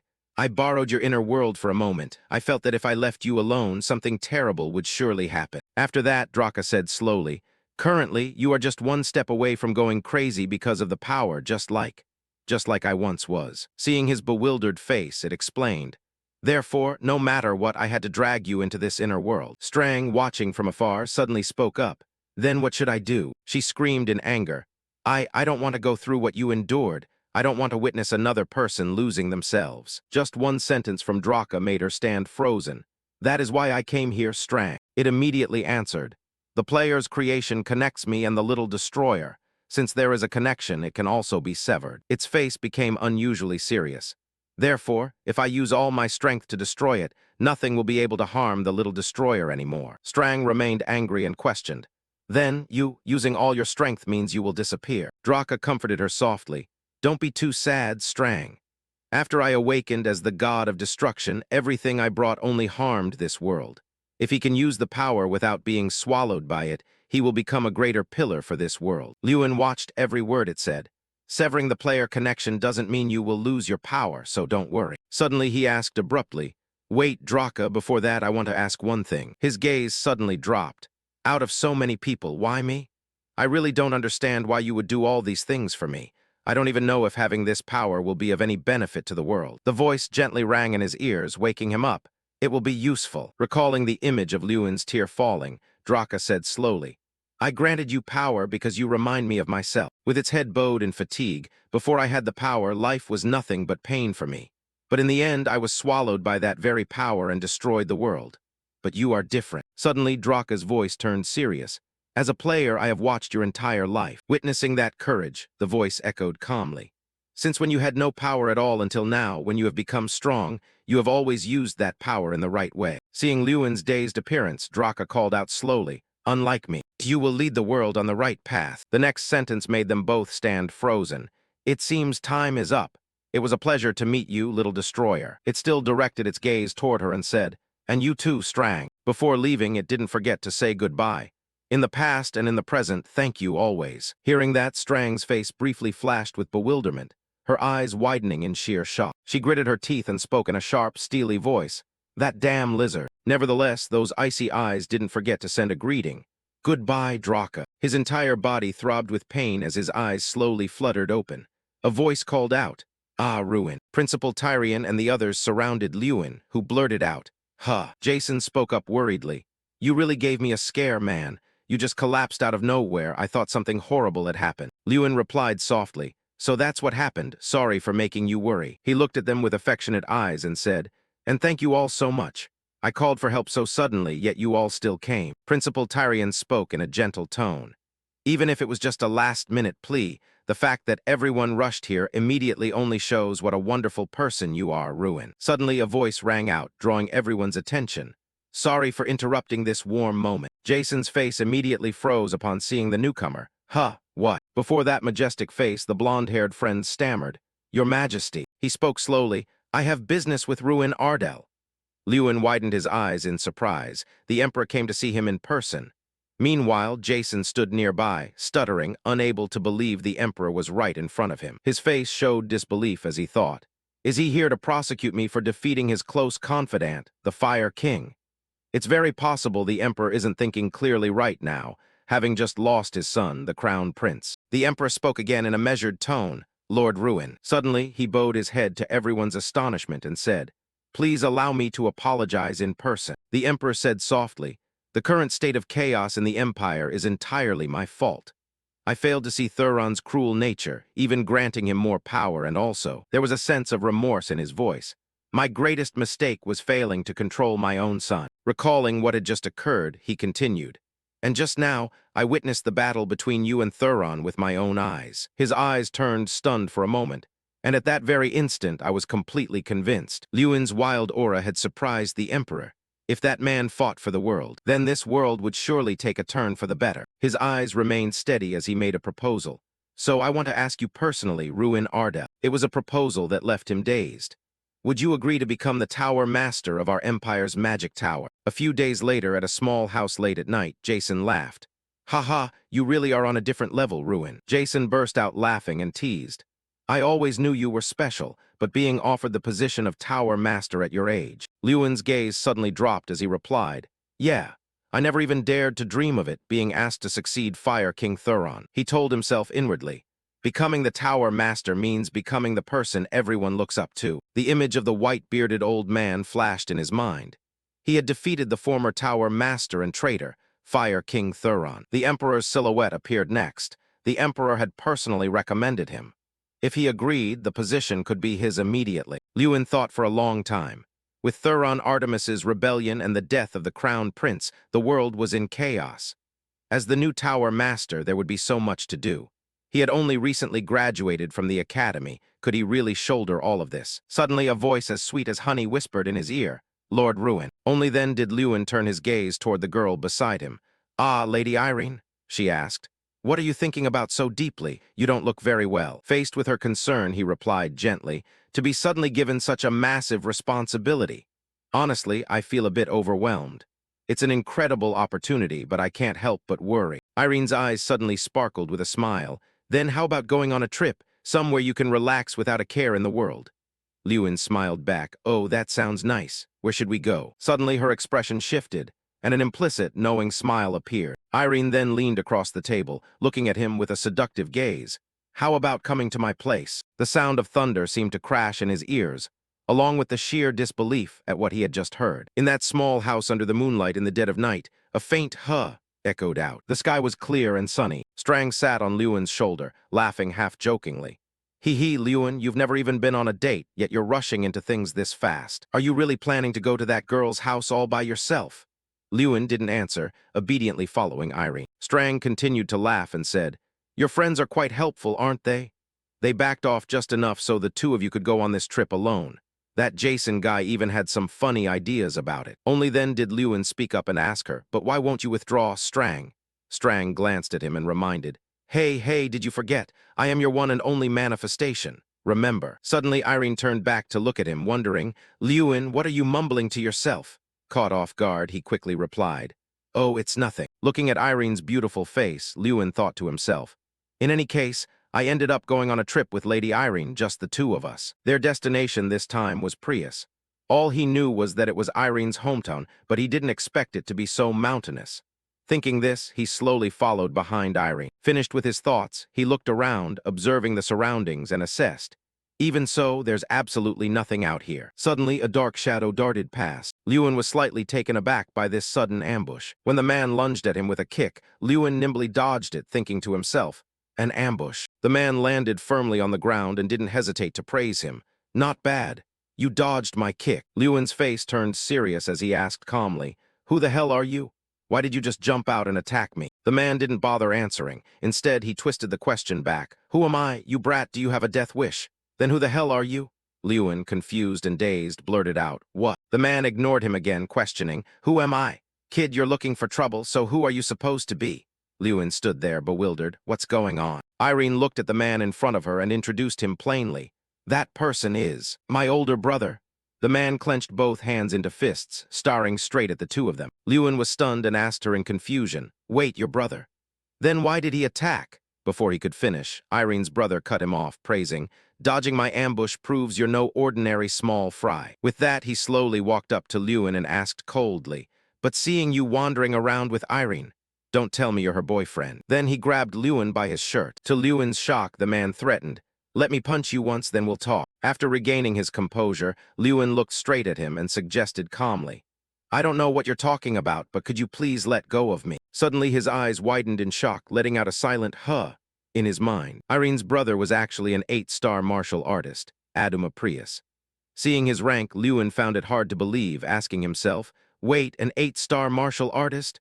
Why would someone that powerful show up here?" Aduma continued to shout in his face, questioning repeatedly, "What? Why aren't you answering? You think this is a joke?" Irene crossed her arms and asked flatly, "Are you done yet?" Sensing her displeasure, Adama quickly let go of Lewin's shirt and called out, "Ah, Irene."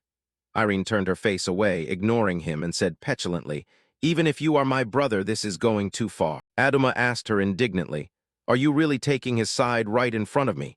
What's so special about this guy?" Annoyed, Irene whipped around, looked at him, and said loudly, "I'm the one who saved you." After saying that, she turned to walk away, calling out to Lewin while leaving a parting shot for Adama. "Let's go, Lewin. He really is a stupid brother." Insulted by her, Adama was fuming, his anger flaring. Lewin, caught in the middle, felt awkward and finally replied, "All right." In his mind, he was both curious and trying to reassure himself, but the rest of the family should be fine, right? Surely that's the case. Soon they arrived at a house. Inside the house, a middle-aged man was furious, slamming a powerful, fiery fist onto the floor. He shouted angrily, "What did you just say?" After calming down, he sat in his chair, hands still clenched into fists, muttering in disbelief. "My precious, unimaginably adorable daughter Irene, the apple of my eye, brought a man home. Bringing him all the way here means he's here to ask for her hand." Then he yelled again, irritably protesting, "I will absolutely never, ever approve of this marriage." This middle-aged man was Irene's father, a 9-star martial artist, Achan Prius. Achan, whose temper was as hot as fire, shouted a challenge, "If you really want my daughter, then defeat me first." Adama, standing nearby, chimed in loudly, "That's right, that's the spirit, father."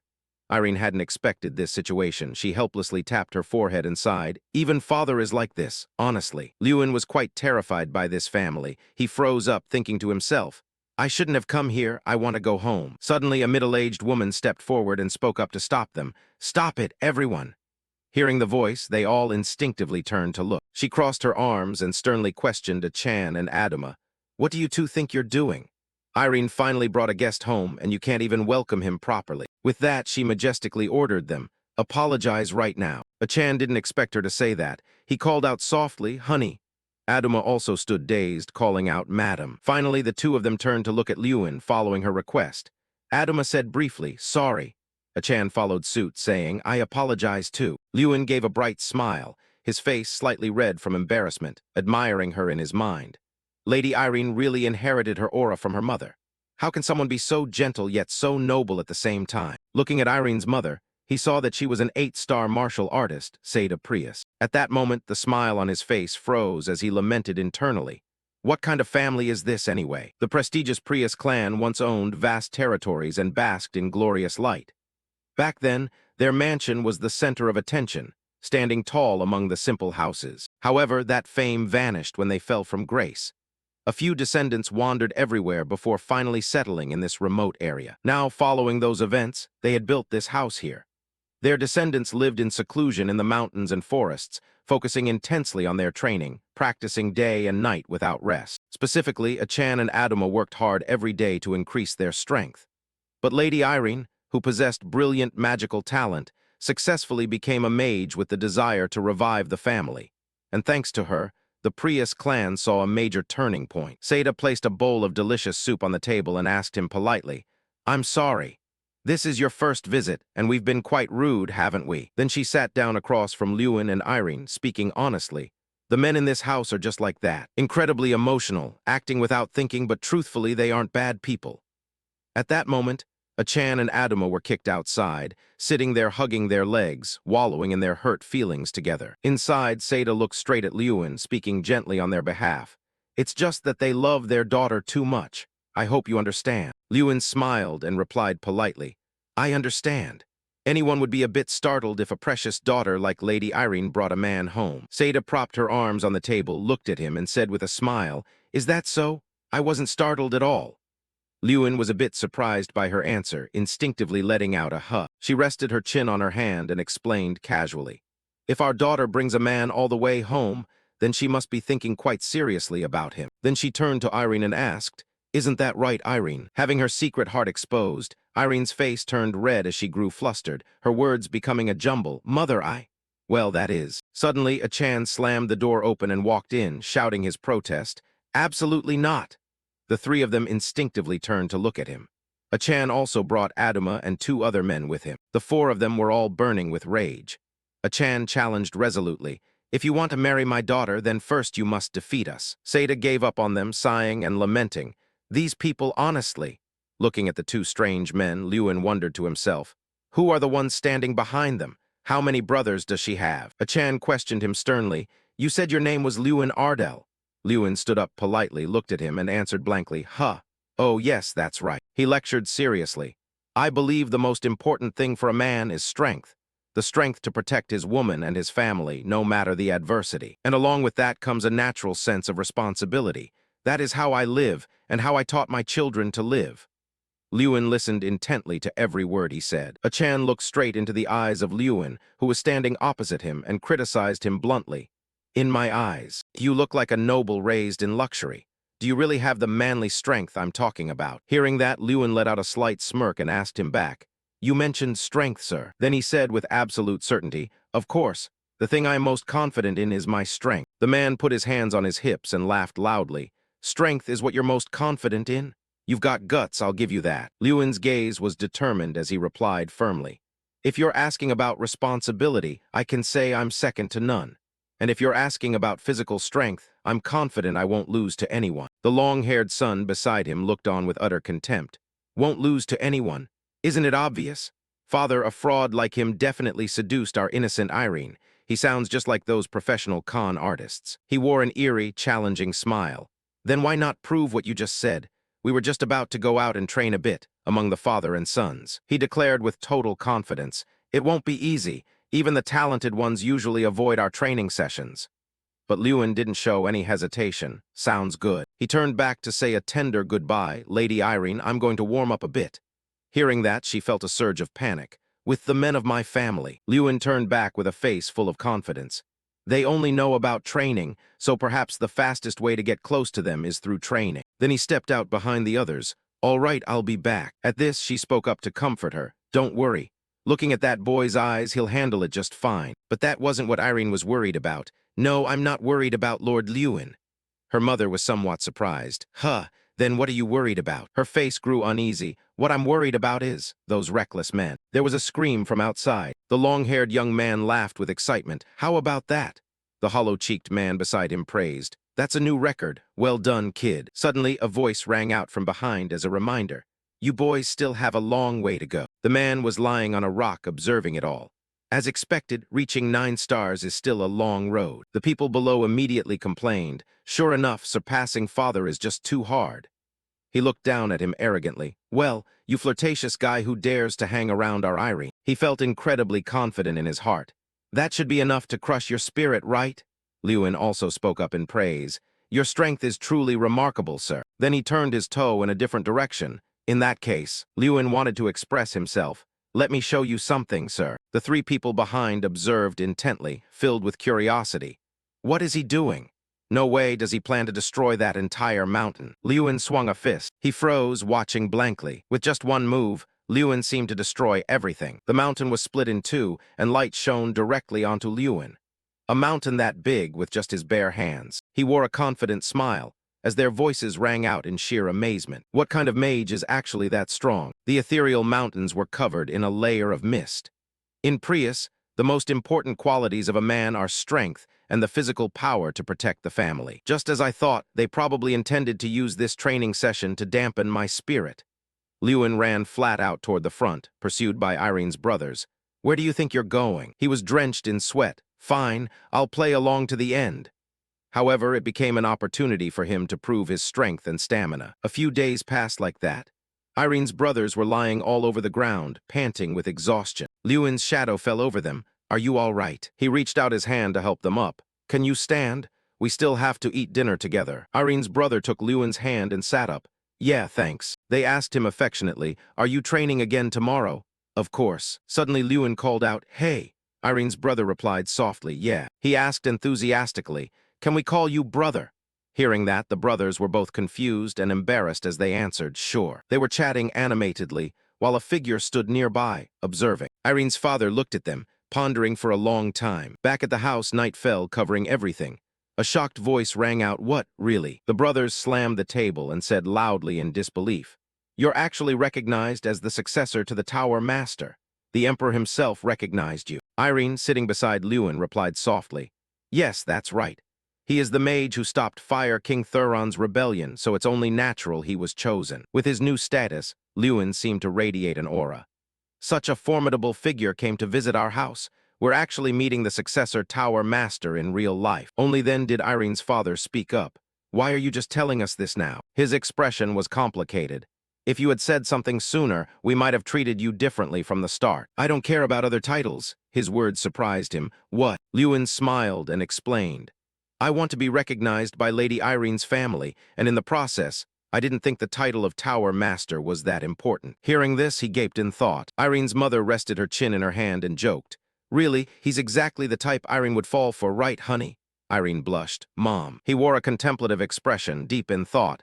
It seems that's true indeed. Inside the small room, each had their own bed. Suddenly, a voice called Lewin to wake up. Hey. It was Irene's father. He startled awake. Huh, father. While he was still dazed, he added, follow me. He turned around and said seriously, we need to talk. In the quiet of the night, the full moon shone down. Lewin followed him, feeling anxious. He said he wanted to talk to me. I wonder what he wants to say. Suddenly he called out, Lewin, and he softly replied, yes, father. His voice rang out steadily. As I've said many times, Irene is a very precious daughter to me. The two men faced each other under the moonlight. Can you take responsibility for a girl like that? Although still a bit confused, Lewin answered decisively, yes, I can. Irene's father closed his eyes and smiled slightly. Very well, your skills, effort, and character. Even though we treated you quite rudely, your attitude toward our whole family is beyond reproach. He opened his eyes, his gaze sharp and firm. But if there comes a day you make my daughter shed tears, I won't let it slide. Then he entrusted Irene to him. Take good care of my daughter, Lewin Ardell. And hearing that, he smiled happily. Thank you, father. Lewin and Irene stood before the whole family. Are you really leaving already? How sad. Lewin smiled nonchalantly. Me too, I'll visit again another time. Irene's brother waved his hand. Oh my God, no need for that, we'll come visit you ourselves. His words made both of them blush like tomatoes. We plan to organize an official meeting in Ardell, so just keep dadding until then. Irene, too embarrassed to even be angry, kicked her brother. What are you saying, you silly brother? Then she turned and left first. Lewin, let's go. He waved goodbye to everyone and followed her. Oh yeah, take care. On the way, Irene hesitated, but Lewin? Yeah. She bowed her head slightly, her hair covering half her face. Now that both families have approved, there's no one to hinder us anymore. Irene looked straight into his face. So then, what are we to each other? Lewin heard this and instantly turned beet red. His eyes widened. He smiled shyly and called out, Lady Irene. In the gentle breeze, Lewin stood facing Irene and began, let's date seriously. Irene smiled happily upon hearing the words she had longed for. She smiled with her eyes crinkling as she replied, please take good care of me, Master Lewin. 5 years later at the skyscraper tower with a black and pink theme, just thinking seriously about that time is crazy. You confessed, Lewin. That's the magic tower. Inside the tower, Strang lay on the chair, rambling, and I remember every word clearly. Lady Irene, let's date seriously. Then she giggled. Lewin stood to the side, organizing books as he said, you talk too much. How many years has it been and you're still bringing that up? He glanced at Strang, reminding her, If you're helping me, focus on your work. Stop lazily reminiscing about the past. Thanks to the Emperor's recommendation, he had finally become the Tower Master. Strang lazily stood up. Yeah, Tower Master Lewin. He ignored her and continued shelving books. Ever since becoming Tower Master, he had lived a busy life. Strang took on the role of assistant to help him handle the workload. Under the blue sky, the peaceful little town appeared. Ardell had gone through many changes. Thanks to continuous development, Ardell had become a solid, stable city, followed by the cool appearance of Hansen and Jason. This was thanks to Hansen, who had become a knight of Ardell, and the great help of Jason, who was in charge of administration. Next was the presence of a middle-aged man with a kind face. Of course, the person who did the most was still his father. At this moment, someone suddenly walked in and called out to Lewin, "Opa." Lewin beamed, warmly welcoming the person. "Oh, look who it is." He teased, "Isn't that our swordsmanship competition champion?" Ruina stood there, laughing in reply. "Come on, Opa, with my skills," that was obvious. The image of Ruina always by the Emperor's side while riding a horse appeared. By the way, Ruina continued to pursue her dream of becoming a knight, and a few years later, she participated in the competition again and won. Now, she was by the side of the Emperor, who had recovered his health. Lewin approached Ruina and asked, "So, what are you here for today?" She put her hands on her hips, joking, "I came to check if our Tower Master is actually working properly." Pausing for a moment, Ruina continued, "And to see how well you've prepared." He suddenly looked confused hearing this, prepared. Ruina frowned, suspiciously probing. "Don't tell me you don't know what I'm talking about." But Lewin smiled and replied, "Of course I do." He hugged the books to his chest, reassuring her. "Don't worry, everything has been perfectly prepared. No one will be able to complain about anything." Time passed quickly. A few days later, in the Ardell territory, the whole town suddenly became much more lively. Hansen and Sita stood amidst the crowd. All right, everyone, don't push, please walk slowly." "Hey, I said don't push." Just then someone suddenly called out, making them instinctively look over. "Hansen, Sita." Lewin walked leisurely amidst the chatter of the villagers. "Oh, Lewin, one of today's stars has arrived. Is that the Tower Master?" "That's Master Lewin." He stood before Hansen and Sita and said, "Thanks for helping out so much." Sita laughed in reply, "Between friends, what's a little thing like this?" Lewin heard this and turned his attention to Sita. "Especially you, Sita. Long time no see, how have you been? Heard you became the head senator of Yoda." Sita smiled brightly with pride. "Ha, news travels fast, huh?" "Yeah, that's right." But he suddenly asked, "So how does it feel to be getting married? I thought with your talent you'd go first, but didn't expect it to be this fast."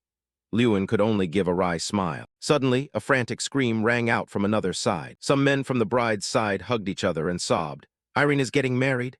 Isn't this too early?" Only Irene's mother sighed in annoyance. "Come on, everyone's watching. Stop crying, you guys." Sita saw this and couldn't help but exclaim, "Your future brothers-in-law haven't changed a bit." While they were talking, the ground beneath their feet suddenly shook. "It's about to start, so I'm going to prepare. It seems everyone has arrived except for one more person." "Who?" Everyone present froze in this sudden tremor. Two men gasped in horror. "What? Don't tell me it's an earthquake." At that moment, Lewin calmly reassured them. "Please, everyone, stay calm." The ogres with their tall, muscular bodies then appeared. It was just the ogres who had been invited. The ogre leader smiled and spoke in a booming voice. "The wedding of the little destroyer. How could we be absent?" Next, someone walked up the steps, footsteps ringing out steadily. Before the crowd, Jason stood properly behind the podium. He suddenly spoke. "Can everyone hear me clearly?" Jason smiled and introduced himself. "First of all, I am a mage from the Magic Tower, and today I will take on the role of Master of Ceremonies. My name is Jason Damon." His red eyes became gentle. Jason continued, "The wedding will begin soon, so I invite all guests to take their seats." Under the clear blue sky, rays of sunlight shone down as if offering blessings. Although I introduced myself as a mage of the Magic Tower, I'm actually better known as a friend of the Tower Master. However, thanks to that, I have the honor of standing in such a significant place today. Before hundreds of guests, Jason said, "Not long ago, I met the bride and groom. They asked me to convey their sincere thanks to everyone who traveled from afar to join in their celebration." He looked up in a certain direction. "Well then, let us welcome the stars of today. Let us welcome the stars of today." Lewin walked forward leisurely amidst the applause of everyone. "Lewin Ardell." Meanwhile, Ruina, sitting below, called out loudly, "Opa, congratulations." Next to her, other acquaintances of his spoke up. "Master Lewin, congratulations on your wedding." Right after that, Jason spoke again. "Now let's meet the bride." Irene, in a pure white gown, was led in by her father. "Irene Prius, please enter." Irene confidently lifted her head. an endlessly happy smile hanging on her lips. Lewin startled, gazing at her dumbstruck without blinking. Irene Prius. Her father and Irene drew closer to him. Thanks to her relentless efforts to restore the family, she had become a world-renowned mage, a name everyone must have known at least once. Irene smiled brightly, looking straight at him, and now she was about to become his wife. Irene left her father's arm and stepped forward to take Lewin's hand. He smiled gently and promised, "I will be a good husband." Irene's father replied in a firm voice, "Very well, I trust you, Lewin." The two held hands and stepped in front of Mr. Tyrion. Next, it's time to welcome the Master of Ceremonies. He stood on the podium with a kind face. Today's Master of Ceremonies is the Master of the Tower Master, and also my master, Dean Tyrion Ignit of the Academy. Once those words were finished, Tyrion spoke. "First of all, as the Master of Ceremonies, I would like to send my congratulations to you too." He gently looked at the two young people before him.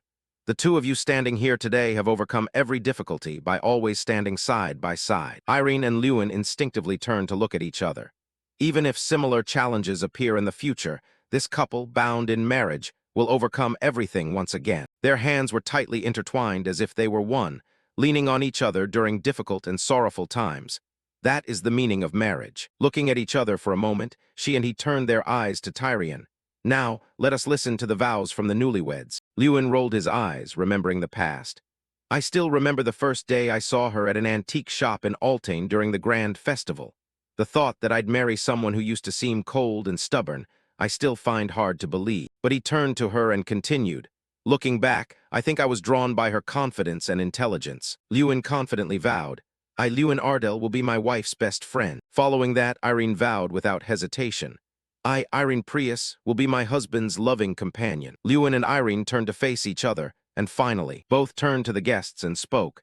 "To everyone who has come to celebrate our wedding, we sincerely thank you." As he finished, fireworks in the sky instantly bloomed brilliantly. Not just one corner of the sky, but in every other corner it seemed to be spreading this happiness. All the guests happily wished them well.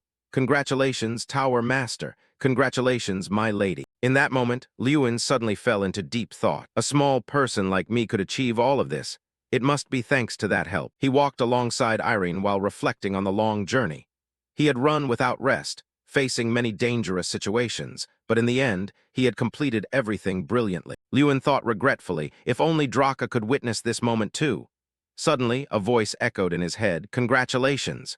Lewin started thinking, that voice. He looked at Strang sitting on his shoulder and whispered, "Strang, didn't you hear anything just now?" Strang asked back, bewildered, What sound? I didn't hear anything." Hearing that, Lewin's face clearly showed confusion and disbelief. He fell silent, saying nothing more. But Lewin suddenly smiled and said, "Forget it, I must have imagined it." He continued walking with Irene. "If one day in the distant future someone asks me, 'How will you remember yourself today?' I will answer like this." Lewin slightly turned his head to look back. "Not even for a single moment. This is the finale for a journey that I have completed entirely without any regrets."